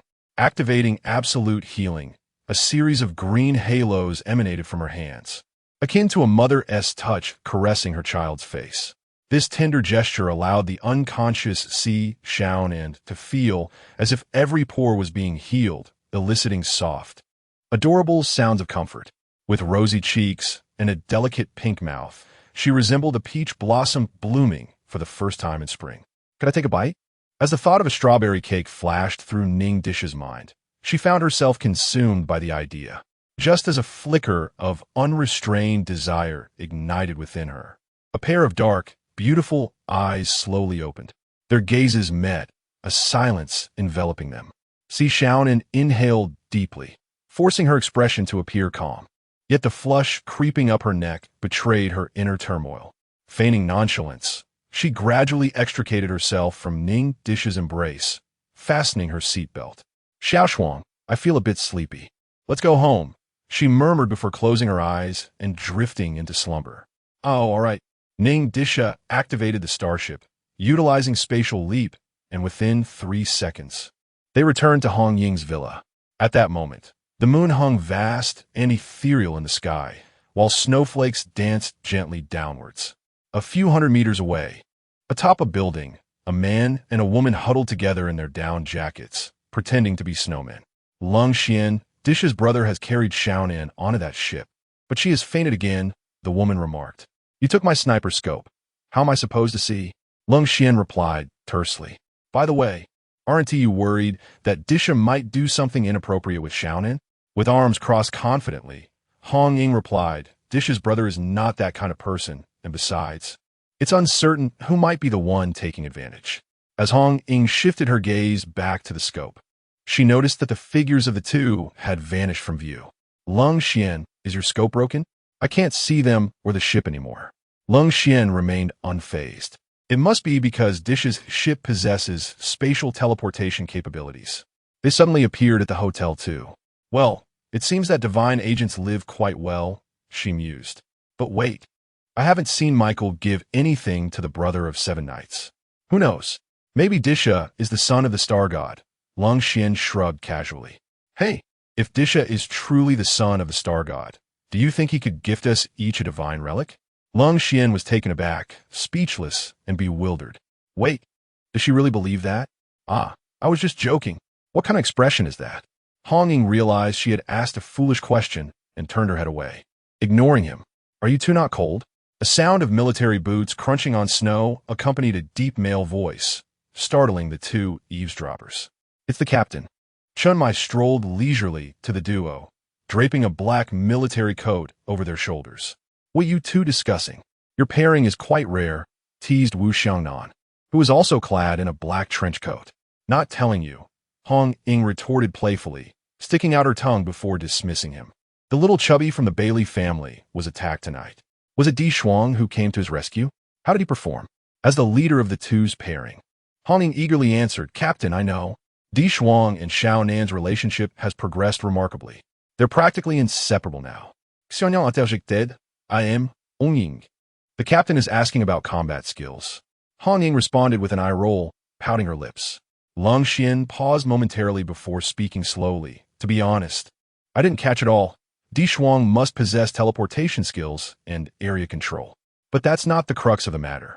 He recalled the bullet that had slain the arrow maiden, his cheeks flushing with embarrassment. His shooting skills had indeed improved tremendously. I see. Chumai chuckled softly. Very good. Is Team 136 building camaraderie on the rooftop, cosplaying as snowmen? A clear voice chimed from behind the four. Are Qimo and Old Zhao missing? The newcomer was Ning Dishuang, who emerged from the night and joined them at their gathering. Dishuang, shouldn't you be with Xiaonan at this hour? By the way, how did you find us? This was not only Hong Ying's query, but also a shared curiosity among the group. How had Ning Dishuang managed to locate them from such a distance in such a brief span? Even with teleportation, it was no simple feat. Ning Dishuang rested his chin on one hand, his tone calm and collected. Oh, I planted some vegetation in this area a few years back, which allows me to sense biological heat to some extent. There is also some at the hotel.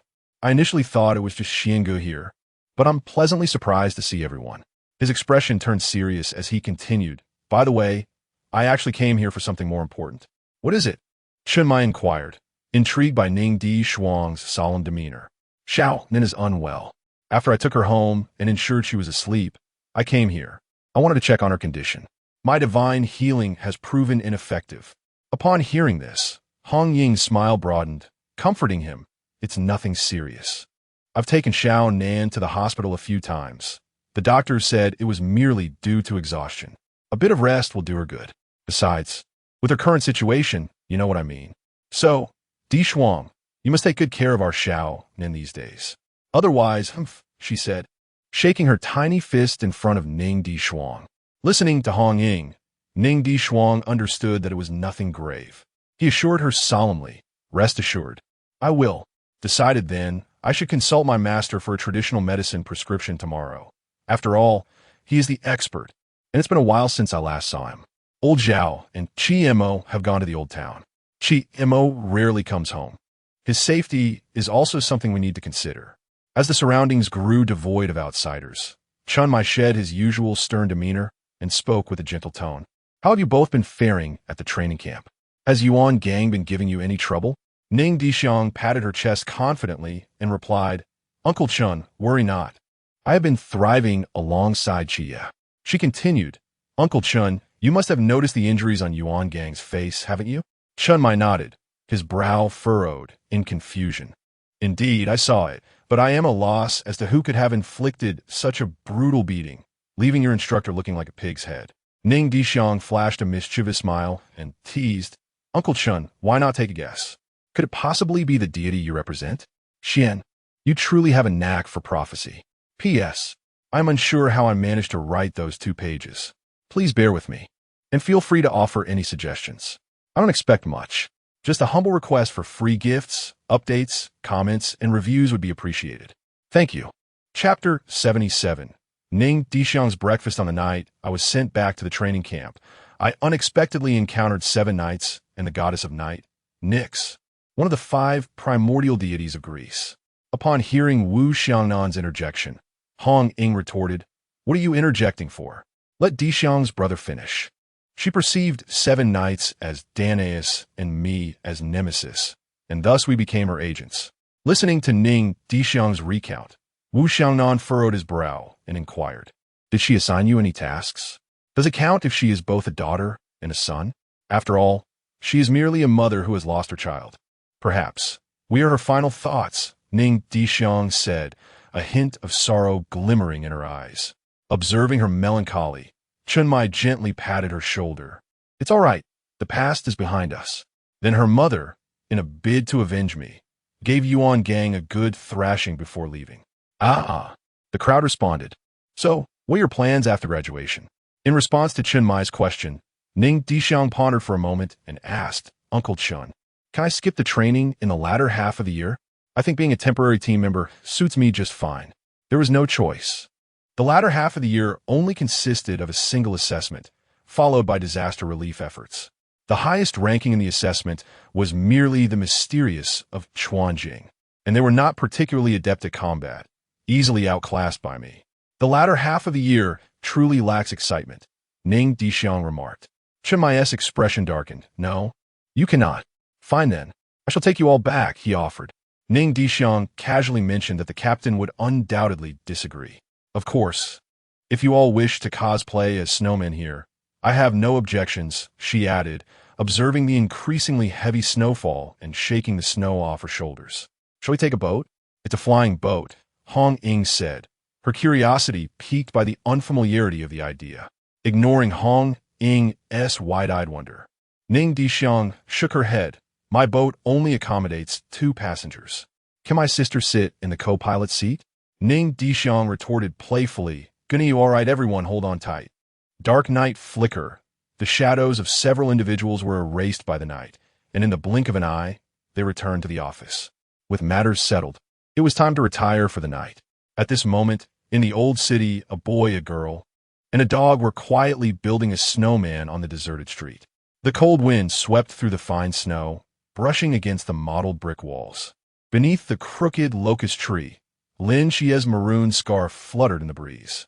Reaching out to catch a snowflake, it felt both cool and warm. Brother, stop daydreaming and come help build the snowman, Yang Jin called out, forming a trumpet shape with his hands as he beckoned his dazed brother. Little Black also chimed in with a couple of barks. Woof woof. Oh, coming. Lin Qiye cast aside his other thoughts, choosing to savor the time spent with his family. Meanwhile, not far away on a rooftop, 2 figures clad in coats watched from afar. Old Zhao, how warm and cozy they are, Zhao Kongxing teased. Not envious, just a bit sentimental. How long can such days last? With us guarding it, such days will last much longer. Care for smoke? Zhao Kongcheng offered a cigarette to Wen Qima, inquiring. Wen Qima waved his hand dismissively. No, thank you. Zhao Kongcheng felt the heavy snowflakes settling upon him. I'll keep watch. You should return and rest. However, Wen Qima shook his head. I'll stay a little longer. I'm not a novice night watchman. Zhao Kongcheng offered no further persuasion, merely lighting a cigarette and standing silently.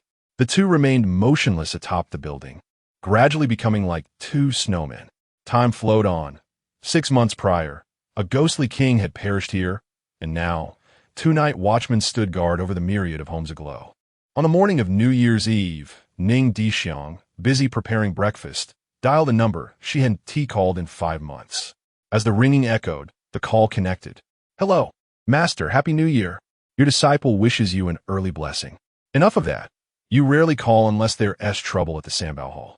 What's the matter? Running low on funds for meals? I'll transfer you some shortly.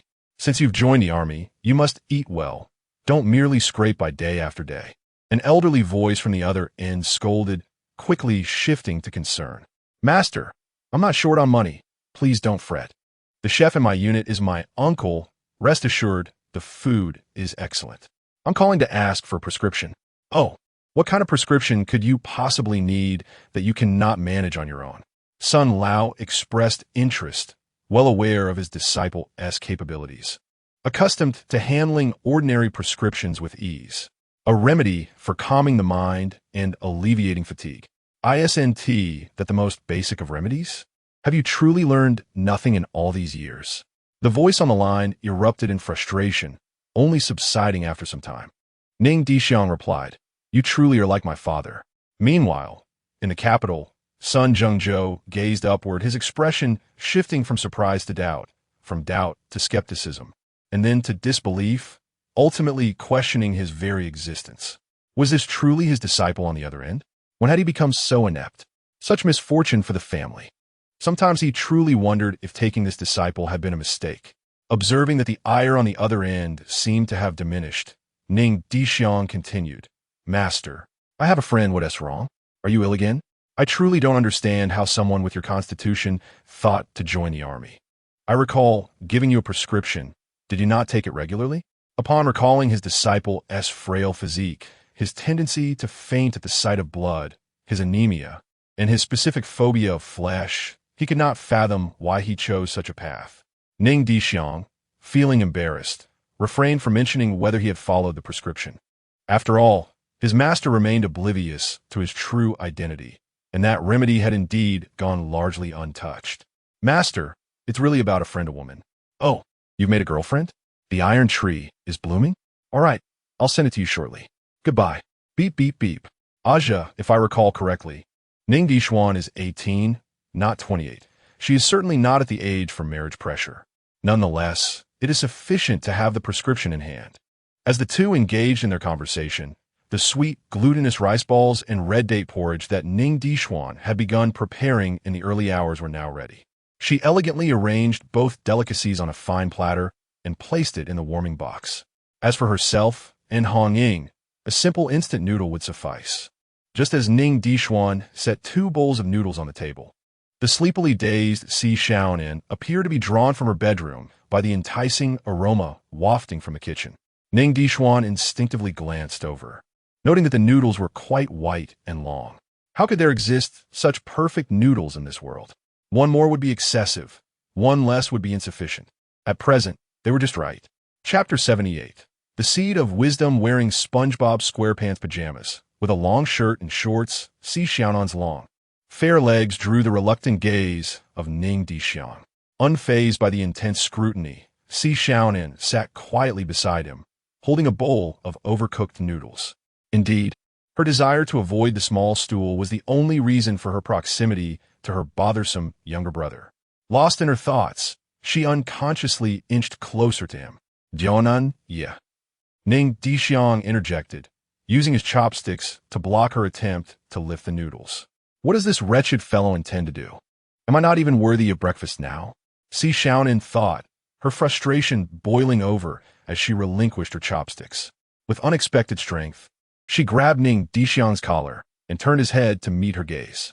Their faces were so close that he could distinctly smell her faint fragrance and see her eyelashes flutter gently. Ning Dishuang's cheeks flushed, and he instinctively averted his eyes. That bowl belongs to Hong Ying, he muttered before turning to leave. Confusion and indignation washed over Si Xiaonan, tears welling in her eyes. Was this insufferable man enamored with Hong Ying? What was so special about her? She was merely a tad wealthier, slightly more attractive, and a year older than Si Xiaonan. What was the appeal? Disheartened, Si Xiaonan abandoned her meal, burying her face in a pillow and curling up into a yellow ball, hoping to distance herself from the sorrow that enveloped her. What is troubling my dear sister? Ning Dishuang gently placed his plate on the table and retrieved a piece of Su embroidery, wiping away her tears with tender care. He teased, You've turned into a little calico cat. And no, I haven't tea, Si Xiaonan stammered. Her gaze fixated on the QQ, bouncy, glutinous rice balls and the fragrant red date porridge before her, swallowing hard. Gulps, quite appetizing, isn't it, Xiaonan Jie? I specially prepared this for you, he said, inching closer, whispering softly in her ear, what do you think? Do you like it? Without uttering a word, Si Xiaonan nodded gently, greedily inhaling the sweet, sticky aroma that filled the air. The glutinous rice balls in the porcelain bowl were coated in amber-hued syrup, glistening like pearls sprinkled with gold leaf. As she placed one in her mouth, her tongue was instantly enveloped by its rich sweetness. The soft rice skin required no chewing, melting into a gentle embrace, releasing the fragrant sweetness that blossomed in her mouth. She squinted her eyes, a smile unconsciously curving her lips, as satisfaction filled her being like the delicate fluff of willow catkins in spring, light and exuberant, warming her very fingertips. Delicious. Watching Si Xiaonan relish her meal, Ning Dishuang rested his chin on his hand, simply observing with a sweet smile, thoroughly content. Just as the tranquility of the moment settled in, a loud, boisterous voice shattered the silence. Wow, it smells divine. What delectable dish is being prepared? Hongying, good morning. I made noodles for breakfast and added sesame oil. Once again, it is the younger brother Shuang who proves to be the most considerate, preparing breakfast for us. Hongying gazed at the congealed dough and the red date porridge along with glutinous rice balls before her, lost in contemplation. Is my breakfast merely a bowl of noodles? Mine is the same. Crafting the rice balls took some time. Ning Dishuang, feeling somewhat embarrassed, scratched his head. Shall I prepare another dish? Oh, no need. This is quite satisfactory. Hongying waved her hand, beginning to relish her breakfast. By the way, the captain has summoned us to procure some vegetables shortly, as we shall prepare a grand dinner this evening. How delightful it shall be. Dishuang, tell the truth. Are you not eagerly anticipating it? It is just the remedy our weary palates require after the rigors of training. Ahem, I must admit, I am indeed looking forward to it. Ning Dishuang shyly touched the tip of his nose. Uncle Chun's culinary creations are truly astonishing, though I have partaken of them daily.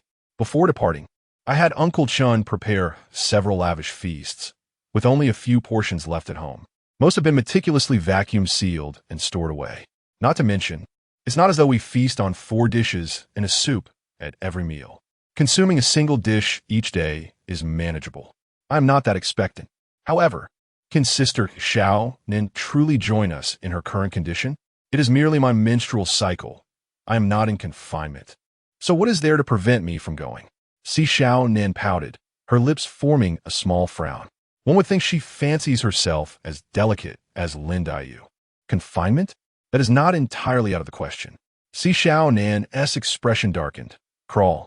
This concluded the breakfast discourse. After finishing their meal, Ning Dishuang tidied the dishes, completing the cleanup by washing everything and returning it to its proper place. The three then ventured out to purchase vegetables.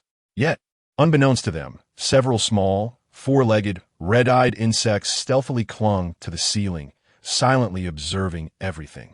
In the sewers of Cangnan City, within the intricate and foul-smelling labyrinth of pipes, countless insects stood motionless like statues, awaiting the command of their king. It is difficult to imagine that the insects which Ning Dishuang had barely managed to replace with his full array of skills now numbered in the thousands within these sewers.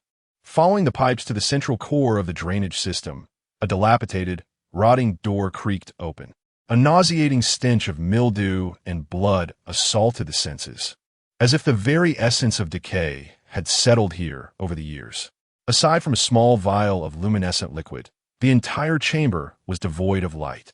At the center of the room lay a dark red operating table, marred with bloodstains. Surrounding it were an array of professional surgical instruments, including scalpels and dissection needles, alongside axes and electric saws. Nearby rested the severed head and half of the body of the Nanda serpent demon, once feared at number 2 high school, now slain by the masked team. On the opposite side, a young man clad in black, his hood drawn low, stared pensively at a pool of blood. Should one lift his hood, they would discover he wore a single red-tinted eyeglass, a devilish and manic smile gracing his lips. Ah, I see now, I see now. This is the essence of virtual energy. This is the power of fate. As the young man murmured to himself, several small insects landed upon his shoulder, buzzing softly. Oh, 3 distinct auras, 2 forms of fate energy. How intriguing, how fascinating. A peculiar aura has ventured into the old town. Alas, it seems prudent to alert Qingyu, for we have shared trials together. The youth commanded the insects, and in the blink of an eye, several statuesque creatures ignited with a crimson glow in their eyes. Soaring from the sewers, deftly evading the verdant tendrils of earth, and ascending towards the old district. The youth, known as in Qingyu, akin to his literary counterpart, deduced the true form of the non-Tua serpent demon through astute reasoning, and in collaboration with Lin Qiye and the masked team, they successfully vanquished the majority of the serpent demon's corporeal remains. Yet, in contrast to the original tale, and Qingyu uncovered the nearly digested carcass of a juvenile Zhichong within the demon's belly. Herein lies the seed of wisdom, taking root and flourishing. All things are shrouded in questions, and every enigma must possess an answer. As for the data from yesterday, it can only be said that we have regressed to a previous state. Sigh, it appears no one is paying attention anymore. It is indeed vexing. Even the readership has diminished by 20%. Is my writing truly so lacking? Chapter 79, The Scorpion and My Braised Pork. Dishuang's brothers Longjing prawns. Xiaonan Supreme Crab Pot. Hong Ying, exuberant, carried a bag brimming with goodies, exclaiming joyfully on the street, her eyes sparkling with delight. Zistuk Si Xiaonan. Do you think it's wise for Hong Ying to be this way? Moreover, crabs are cold in nature. Can you truly consume them now? Ning Dishuang esse memory. Only Hua Hua and Si Meng exhibited such buoyant spirits. As for herself, who declared that a masked fool must be unhinged, she preferred to gather black history, waiting to strike from the shadows when her enemies became complacent. There's no harm. Hong Ying has been pent up lately. Letting her vent is quite beneficial. Xiaonan feigned anger, puffing up her cheeks. It's fine to eat a little less, and besides, I am not some defenseless damsel, all right? Ning Dishuang nodded, retrieving 2 duck-billed caps and gently placing them atop Xiaonan's head, maintaining distance from Hong Ying. There was no need to lose face. The 2 followed behind Hong Ying, light-heartedly chatting as they enjoyed the benefits of their spatial storage. A chilly breeze swept by, causing their exposed skin to flush slightly, yet they remained oblivious to the cold. To outsiders, they appeared as a sweet couple taking a leisurely stroll. That is to say, no mysterious occurrences have surfaced in the past 5 months. Indeed, the captain finds it rather peculiar. Yet no matter how thoroughly we investigate, we cannot uncover the truth. It's truly strange. Is the efficiency of the crucian carp that remarkable? Nevertheless, this is a fortunate matter. After all, which boss wouldn't appreciate a worker who does not demand payment?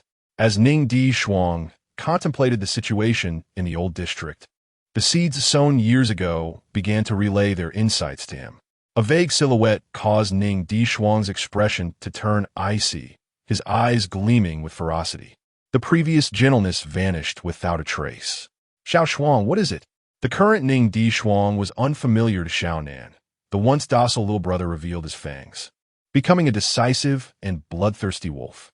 Ning Dishuang reined in his fierce gaze, restoring his gentle demeanor, smiling warmly as he said, "It's nothing, Sister Xiaonan. Just a minor issue on the 7-night side. I must make a trip there. We have almost finished our shopping. Shall I take you home first?" Speaking in a tender tone, he gently tousled Xiaonan's hair while awaiting her response. Xiaonan nodded, though unaware of the circumstances. Her rational mind informed her that if she did not acquiesce, her little brother would certainly be distressed. Seeing Xiaonan's agreement, Ning Dishuang secretly exhaled in relief. They arrived at a deserted alley where he took out the StarCraft and, using spatial traversal, transported Xiaonan and their purchased ingredients back to the office. "Uncle Chun, could you please look after Xiaonan for me?" "Thank you." With that, he departed from the office and headed towards the old district. Midway, the StarCraft's panel began to malfunction. Damn it, is it out of power? Ning Dishuang suddenly remembered that his StarCraft was merely a half-finished product, having suffered damage during their last hasty escape. In recent months, although we have utilized transformative repairs, the final product still lacks the enhancement of battery life. I did not anticipate encountering such a setback at this juncture. Fortunately, we are not far from the old city. With my skills in the Sichuan realm, I shall remedy this swiftly. Hey, Brother Zhuang, how are things on your end? Dishuang? We have encountered two sentinels, Zhao Kongsheng and Wen Qima. They are currently lurking in the shadows to ensure Lin Qiye's safety. All right, I shall arrive shortly. Dishuang remains unperturbed. Aside from the presence of the howling dog nestled within the house, each of their 6 members possesses an overnutrition status. A mere group of mercenaries cannot breach their defenses. Last night, I placed in Brother Zhuang's backpack not only a maid outfit, but also a Bluetooth headset for communication and 4 overnutrition items. Moments earlier, Brother Zhuang collided with the plump Cao Yuan and the vigilant Zhao, Kongsheng, and Wen Qima, who were guarding Lin Qiye. Upon learning that the trio were comrades of Qiye and Dishuang, Zhao Kongsheng silently lit a cigarette. What is this? A performance art? Observing the 3 men adorned in maid outfits, old Zhao fell into contemplation. Has he aged out of the trends of the youth? Cao Yuan scratched his head, feeling somewhat embarrassed. After the attack yesterday, my clothes were ruined, and I had no time to purchase new ones. These were provided by Dishuang. The plump one added, Indeed, our leader suggested we name this ensemble Victoria's housekeeping. Brother Zhuang coldly interjected, This is a requirement from the employer. Old Zhao chose not to inquire further, extinguishing his cigarette on the ground. Very well, take care. I have already contacted a sniper. As your seniors, we shall provide support. Cao Yuan politely bowed, expressing gratitude. Thank you, esteemed seniors. Meanwhile, not far away, in a black van, Scorpion 3 reported via intercom. Scorpion 3 reporting, 3 men in maid outfits have appeared. 2 slender, 1 stout. No other anomalies detected. There was a moment of silence on the intercom, followed by uproarious laughter. Haha, what a ridiculous getup. It's absolutely hilarious. Elsewhere on a rooftop, clad in snow camo, Scorpion 9 chuckled uncontrollably, his sniper rifle cast aside. The sight of 3 men in maid outfits in broad daylight was an unprecedented notion for him. Yet, one must admit, the audacious one in the maid outfit does possess a certain charm. Save him for me, will you? Scorpion 8's voice crackled through the intercom, abruptly cooling the previously warm atmosphere. Being gay is not frightening. What is truly alarming is realizing that one's comrades are gay. Both the wild scorpions and Brother Zhuang felt a tightening discomfort. Whatever, let us simply complete the task, Scorpion 1, Didera, commanded in a low voice. Didera, when you plan to act? The man on the other end of the intercom paused momentarily before responding. Miss Serpent Lady says to proceed immediately. Wait another 10 minutes. After 10 minutes, regardless of whether those in maid outfits depart or not, we shall commence our actions. The Serpent Woman. It makes us seem as if we are merely her pets. Scorpion 3, watch your words. We have all signed the sole contract bestowed by Lord Whispers. Do you wish to drag us all to our demise? In response to Didara's roar, Scorpion 3 fell silent, letting out a cold huff. It is perplexing how thoughts can change. Once pursued by the night watch like a lost dog, filled with dread, he had no choice but to join the cult of the old gods, becoming a devotee. Initially, he believed he could lead a life unrestrained, indulging in plunder and tyranny. Yet, in the end, he remains nothing more than a domesticated animal, not only with his head held in submission, but devoid of any freedom. Before joining the cult of the old gods, he toiled under the threat of death. After joining, he continues to labor under the same burden. What then was the purpose of joining the ancient city cult? The more he contemplated, the angrier he became. He truly wished to shatter everything before him. Chapter 80. Thus, I took action caught between indignation and frustration. Scorpion San found himself compelled to choose the latter. Yet, what recourse did he have? The believers were, in essence, the hired enforcers of the ancient god church, or perhaps merely the dogs nurtured by the Whisper, through brainwashing, coercion, or deception. Once one had signed the irrevocable soul contract with Whisper, they were doomed to obediently serve. The only distinction lay in the strength of the believer. The ancient god church would afford a modicum of respect to the powerful, albeit just a fraction. The foremost believer, the wind-vane earth dragon, possessed his own dedicated caretaker. As Scorpion Sen pondered this, an inconspicuous insect leisurely made its way toward the window of Lin Qiye's room. Noticing the window ajar, the insect entered, seeking to fulfill the mission bestowed upon it by its master. Upon identifying its target, it promptly executed its task. To Lin Qiye, who had yet to activate the mortal realm, the creature appeared merely as a shadow, landing on his hand and leaving behind a note before vanishing in an instant. Lin Qiye, what on earth is this? However, upon unfolding the note, his pupils constricted sharply, a fierce glint igniting in his eyes. Someone intends to harm your family. Yours lovingly, Fish. Lin Qiye attempted to compose himself, but found it impossible to quell the rising storm within. Aunt, I'm stepping out for a moment. I have a friend who wishes to go out with me. With that, he swiftly exited, grabbing the black box concealed in the dimly lit corridor as he hurried toward the entrance. One thought consumed his mind. Whoever dared to threaten his aunt and Ah Jin would face annihilation. As Lin Qiye reached the first-floor stairs, a man had just crossed the threshold. Hello there, young one, the man greeted with a warm smile, momentarily catching Lin Qiye off guard. Instinctively, he concealed the black box behind him and responded politely, Hello, you must be the dual deities agent. The ancient God Church extends its most sincere invitation for you to join us. Your family will also receive the finest treatment. Upon hearing the affiliation with the ancient God Church, Lin Qiye's gaze hardened instantly. He unsheathed his twin blades, bracing for combat. At the corner of the second-floor staircase, a small black dog lay languidly on the concrete steps, observing the tense standoff below with disinterest. Occasionally, it would scratch its back with its leg, seemingly indifferent to the chaos surrounding it, as if the world's clamor had no bearing on its existence. From the shadows, a figure emerged, scooping up the small black dog by the scruff of its neck. I got you. Well, had he arrived? The dog appeared bewildered, confusion evident in its eyes as it sniffed the air. Suddenly, its eyes widened, gleaming like brass bells. The essence of divinity had it been discovered? No. This presence differed from the malevolent deities of the West. It seemed to belong to the brother of the master. Meanwhile, the voice of Scorpion 1 Daedala crackled through the intercom. The esteemed 16th seat has ordered us to deal with those in maid outfits. Assemble immediately on the target floor. Once we capture that woman and child, the dual deities agent will be at our mercy. Scorpion disembarked, armed with his submachine gun, ready to confront the trio of performance artists. 5 figures clad in snow camouflage, Scorpion 4, V, 2, 6, and 7, emerged from the shadows.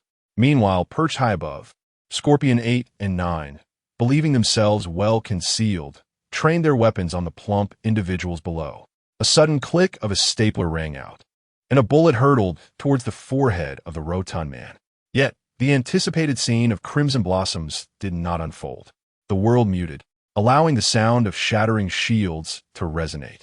A verdant shield materialized, intercepting the lethal projectile. Quick-witted, Brother Z pulled the rotund man to safety behind cover. There was a sniper. Seek refuge. Dreadfully careless, the camouflage was insufficient. The silenced sniper rifle was already challenging to detect, and the snowy weather further obscured the presence of 2 seasoned marksmen. However, Leng Xuan was no ordinary individual. Just as Brother Z secured their cover, a bullet whizzed overhead, precisely embedding itself into a snowbank atop the opposite building. In the next instant, blood erupted like a fountain, and one sniper plummeted, staining the ground with crimson. Was this the sniper Zhao Kongqing spoke of? Truly impressive. Another gunshot rang out as the man in black stowed his sniper rifle, shaking off the accumulated snow. He exhaled a deep breath and spoke into his earpiece. Old Zhao, the snipers have all been dealt with. Thank you very much. Unbeknownst to the two, whether it was the sniper Scorpion 8 lying lifeless in the snow or Scorpion 9 on another rooftop, their bodies were suddenly ensnared by emerging vines, swiftly dragged beneath the earth, leaving the surface as it once was. Only faint, mottled bloodstains remained, testifying to the presence of death. With the snipers eliminated, Old Zhao and Wen Qima emerged from the shadows, preparing to annihilate the remaining wild Scorpion squad. Upon learning that the newcomers belonged to the ancient God Church, Lin Qiye showed no hesitation. He activated both the mortal realm and the abyssal god ruins, launching his dual blades, gleaming with a cold light, toward Liang's face. Liang, unfazed, simply sidestepped with calm composure. You know, Cangnan is a splendid place. I have never experienced such a rich botanical aura. Liang's peak aura was no longer concealed as he activated plant control. A deep rumble resonated from the earth, and the surface surged like boiling mud. Countless dark green vines burst forth, their surfaces adorned with moss and dark red slime, writhing in the air like a swarm of awakened serpents. The vines were lined with dense purple barbs, clearly exuding danger, and in an instant, they wove a canopy of green, rushing towards Lin Qiye. Even Lin Qiye, seasoned in grand spectacles, could not help but draw a sharp breath. The oppressive force was overwhelming. His mind raced. He understood that engaging barehanded would be futile and promptly summoned the star blade back. The blade gleamed as it raced toward the verdant net. In a flash, however, the star blade became ensnared within the vast web, tightly wrapped by the vines. What? Not only was Lin Qiye bewildered, but Liang and the black dog in his arms were equally perplexed. The perilous forbidden realm of plant domination surprisingly managed to ensnare the stellar blade, a development that took Liang by surprise. Could it be that I have grown stronger? How peculiar.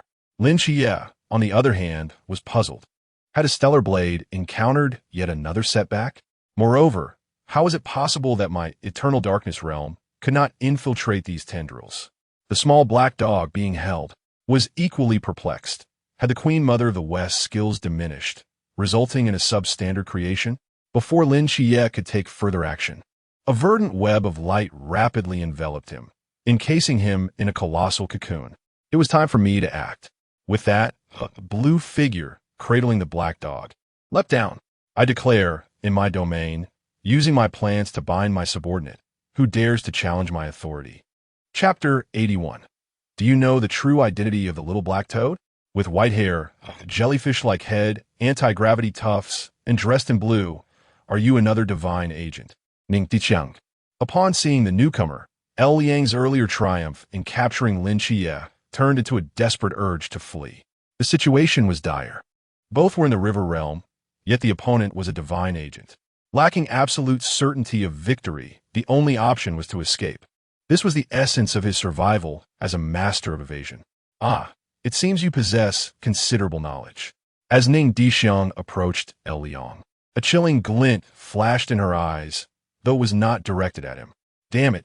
Was it the cursed historical correction force or the incompetence of the higher-ups of the Night Watch that led to the leak about the dual divine agents?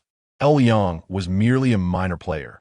Had his forbidden domain been something else, Ning Dishuang might have paid more attention. But in terms of plant control, she was the true master. Each of Ning Dishuang's steps felt as if they were pressing down on Liang's heart. He could not comprehend why he felt this way. Yet regardless of the circumstance, the advantage lay with him. A half step into the sea realm against a mid-stage river realm opponent. He was certain he could escape. With a thought, Liang summoned all his strength to activate his forbidden domain, intending to use the vines to obscure his escape. The ground trembled violently, and the bluish stone bricks beneath Ning Dishuang's feet cracked like a spider's web. From the dark fissures surged decaying leaves and mud. As inky vines burst forth from the earth, transforming into serpentine giants, their gaping maws lunging towards Ning Dishuang. The surface of the vines was adorned with protruding flesh spikes. Their tips split open like crimson suction cups, slicing through the air with a piercing sound as they coiled toward his neck and ankles. Yet, Ning Dishuang regarded the approaching vines with indifference. To tell a joke, a wild boar sentenced a fish to drowning. In this scenario, Liang was the wild boar. But Ning Dishuang was no fish. He was the true dragon of the water. Ning Dishuang placed the little black toad on the ground and gently began to applaud. 1 clap. 2 claps. 3 claps. The sound was soft yet sent shivers through Liang's heart. With the first clap, the vines that had imprisoned Lin Qiye slowly receded. Gratefully freed, Lin Qiye stumbled to his feet, exclaiming, "Brother Ning." With the second clap, the serpentine giants, their maws previously agape, retracted their fangs and gently nestled at Ning Dishuang's feet, akin to obedient puppies seeking affection. I warned you on my territory, using my plants to bind my subordinates. Who gave you the audacity? With the third clap, the serpentine vines shifted their target, lunging toward Liang. He attempted to flee, but before he could cross the threshold, the vines, like maggots clinging to bone, climbed up his calves, swiftly binding his arms and torso tightly. He struggled fiercely, trying to break free, but his efforts only resulted in the vines constricting further. The more he fought, the tighter they became, ultimately binding Liang into a secure bundle, puncturing his shoulder blade and sealing his mouth shut. In this fantastical realm, the first strike pierced his shoulder blade, sealing his power to prevent an explosive outburst. The second strike sealed his mouth, obstructing any pleas for mercy. The third strike struck his head, halting all thought. Once assured of Liang's complete inability to resist, Ning Dishuang began to cleanse the area. With the left hand raised and a fist clenched, the vines, as if summoned by an unseen command, transformed into industrious ants, commencing their diligent repairs on the cracked earth and crumbling walls. The tendrils clung to the ancient stones, tender shoots bursting forth from the wounds, rapidly maturing into resilient fibers. The fractured ground gradually healed under the embrace of the vine network. In the blink of an eye, the recently ravaged surface returned to its original state, as though nothing had ever transpired. In Lin Qiye's memory, his elder brother had always been the type to charge forward with a weapon, relishing the recording of others' dark histories. Yet today, his elder brother Ning appeared strikingly handsome and dashing. Bathed in sunlight, Lin Qiye had never perceived his brother's radiance to be so brilliant. Alas, Lin Qiye was still too young and naive to comprehend the treachery of human hearts. When a false-faced fool shines, the wisest course of action is to flee. Run fast. Run far. When the false-faced fool glows, it signifies his desire to stand atop the pinnacle of joy, ready to kick you into the mire while stepping on your head to prevent your ascent. Leaving behind your dark history, he would fashion it into a cone of light, immortalizing his name for eternity. Brother Ning, you have saved me once again. Overwhelmed with emotion, Lin Qiye longed to embrace his brother. Without you, I truly would not know what to do. Ning Dishuang, however, disdainfully recoiled. Stop this nonsense. I have no interest in men. Even if you donned black silk and a skirt, no transformation would suffice. Lin Qiye's expression darkened, sensing his brother's disdain. No need to feel bad. I simply find you distasteful. Ahem, Qiye, you actually need not have intervened just now. Why not? Setting aside my readiness to act. Uncle Chun had already purchased a Weiyang for each team member's home, worth hundreds of thousands, capable of instantly transporting a target in danger to safety. That safety being our offices underground. Is that so? Lin Qiye was genuinely astonished. He had always perceived Chunmai to be quite impoverished. Ning Dishuang rolled his eyes. What do you think? Why do you suppose Uncle Chun is so poor? Brother Ning, why did those plants respond so obediently to your command? Did I not mention? These are seeds I planted years ago. I sowed quite a few. When needed, they can be utilized directly. Ning Dishuang sruket.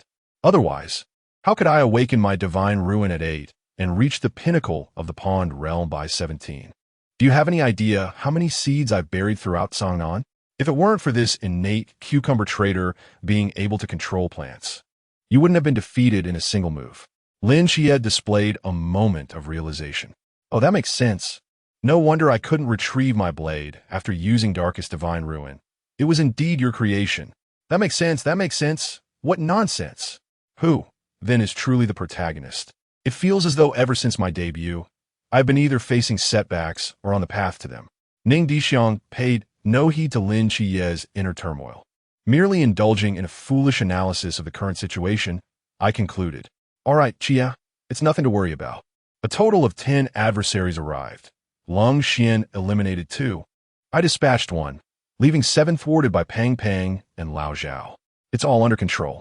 Thank you, brother. This evening, we shall have the New Year's feast. And it matters not where you choose to dine. Both places are your home. Lin Qiye nodded in agreement. As for the decisions Lin Qiye would make, Ning Dishuang expressed her unwavering support. On one hand, the next encounter would involve defeating Cthulhu and reshaping the 5th universe alongside family. on the other. It would be with comrades fractured after the Battle of Cangnan. Each choice carries its own regrets, and ultimately, this decision rests solely upon Lin Qiye's shoulders. Sensing the atmosphere had grown too heavy, Ning Dishuang shifted the conversation to a lighter topic. Qiye, there is a matter of greater significance at hand. She lifted the small, dark creature hiding behind and presented it before Lin Qiye, a mysterious expression gracing her face. Little Lin, do you know the true identity of this little fellow? Contemplating whether to extend this into another chapter, I felt the suspense could be enhanced. It's a new skill I have just acquired. Chapter 82, The 60-Year-Old Wisdom. Proving you are yourself, Seventh Knight. Are you aware of the true identity of the little black dog? Upon hearing this, Lin Qiye remained perplexed. Had he not merely picked up a stray black dog on the road? Aside from being somewhat obedient and displaying a hint of intelligence, what made it so extraordinary? In his arms, the little black dog continued to kick the air with its hind legs, its large eyes gazing up at Lin Qiye with a look of grievance, seemingly pleading for him to rescue it. Unfortunately, Lin Qiye appeared oblivious, as one could hardly expect a man whose emotional intelligence was overshadowed by his intellect to decipher the expressions on a dog's face. As Deputy Captain Qingyu aptly stated, not all science-minded men lack charm, yet you, Qiye, my friend, are even less perceptive than them. Seeing Lin Qiye's indifference, the little black dog, or rather the celestial hound, chose to resign itself. It was ready to reveal its identity and anticipated Lin Qiye's astonished reaction. However, Ning Dishuang's words plunged the dog into despair. Qiye, your dog is a male. Lin Qiye responded, so? Wasn't it said to be a mysterious identity? Why does it suddenly pertain to gender? Is it not nearly time for the dog to enter its heat? Does your dog require neutering? If not, it may become aggressive and prone to biting. Just imagine, if it were to bite someone, you would have to spend money on rabies vaccinations, which are quite expensive. 1,000 yuan a shot, and at least 3 shots are necessary. I have been a professional in dismantling little bells for 20 years. Truly a specialist in the art of disassembly. What do you say? Do you need me to perform the procedure and remove this excess flesh from your little dog? No charge. As she spoke, Ning Dishuang revealed a bright smile and casually produced a surgical knife. One must admit the convenience of having a personal storage space. Praise the narrow pathway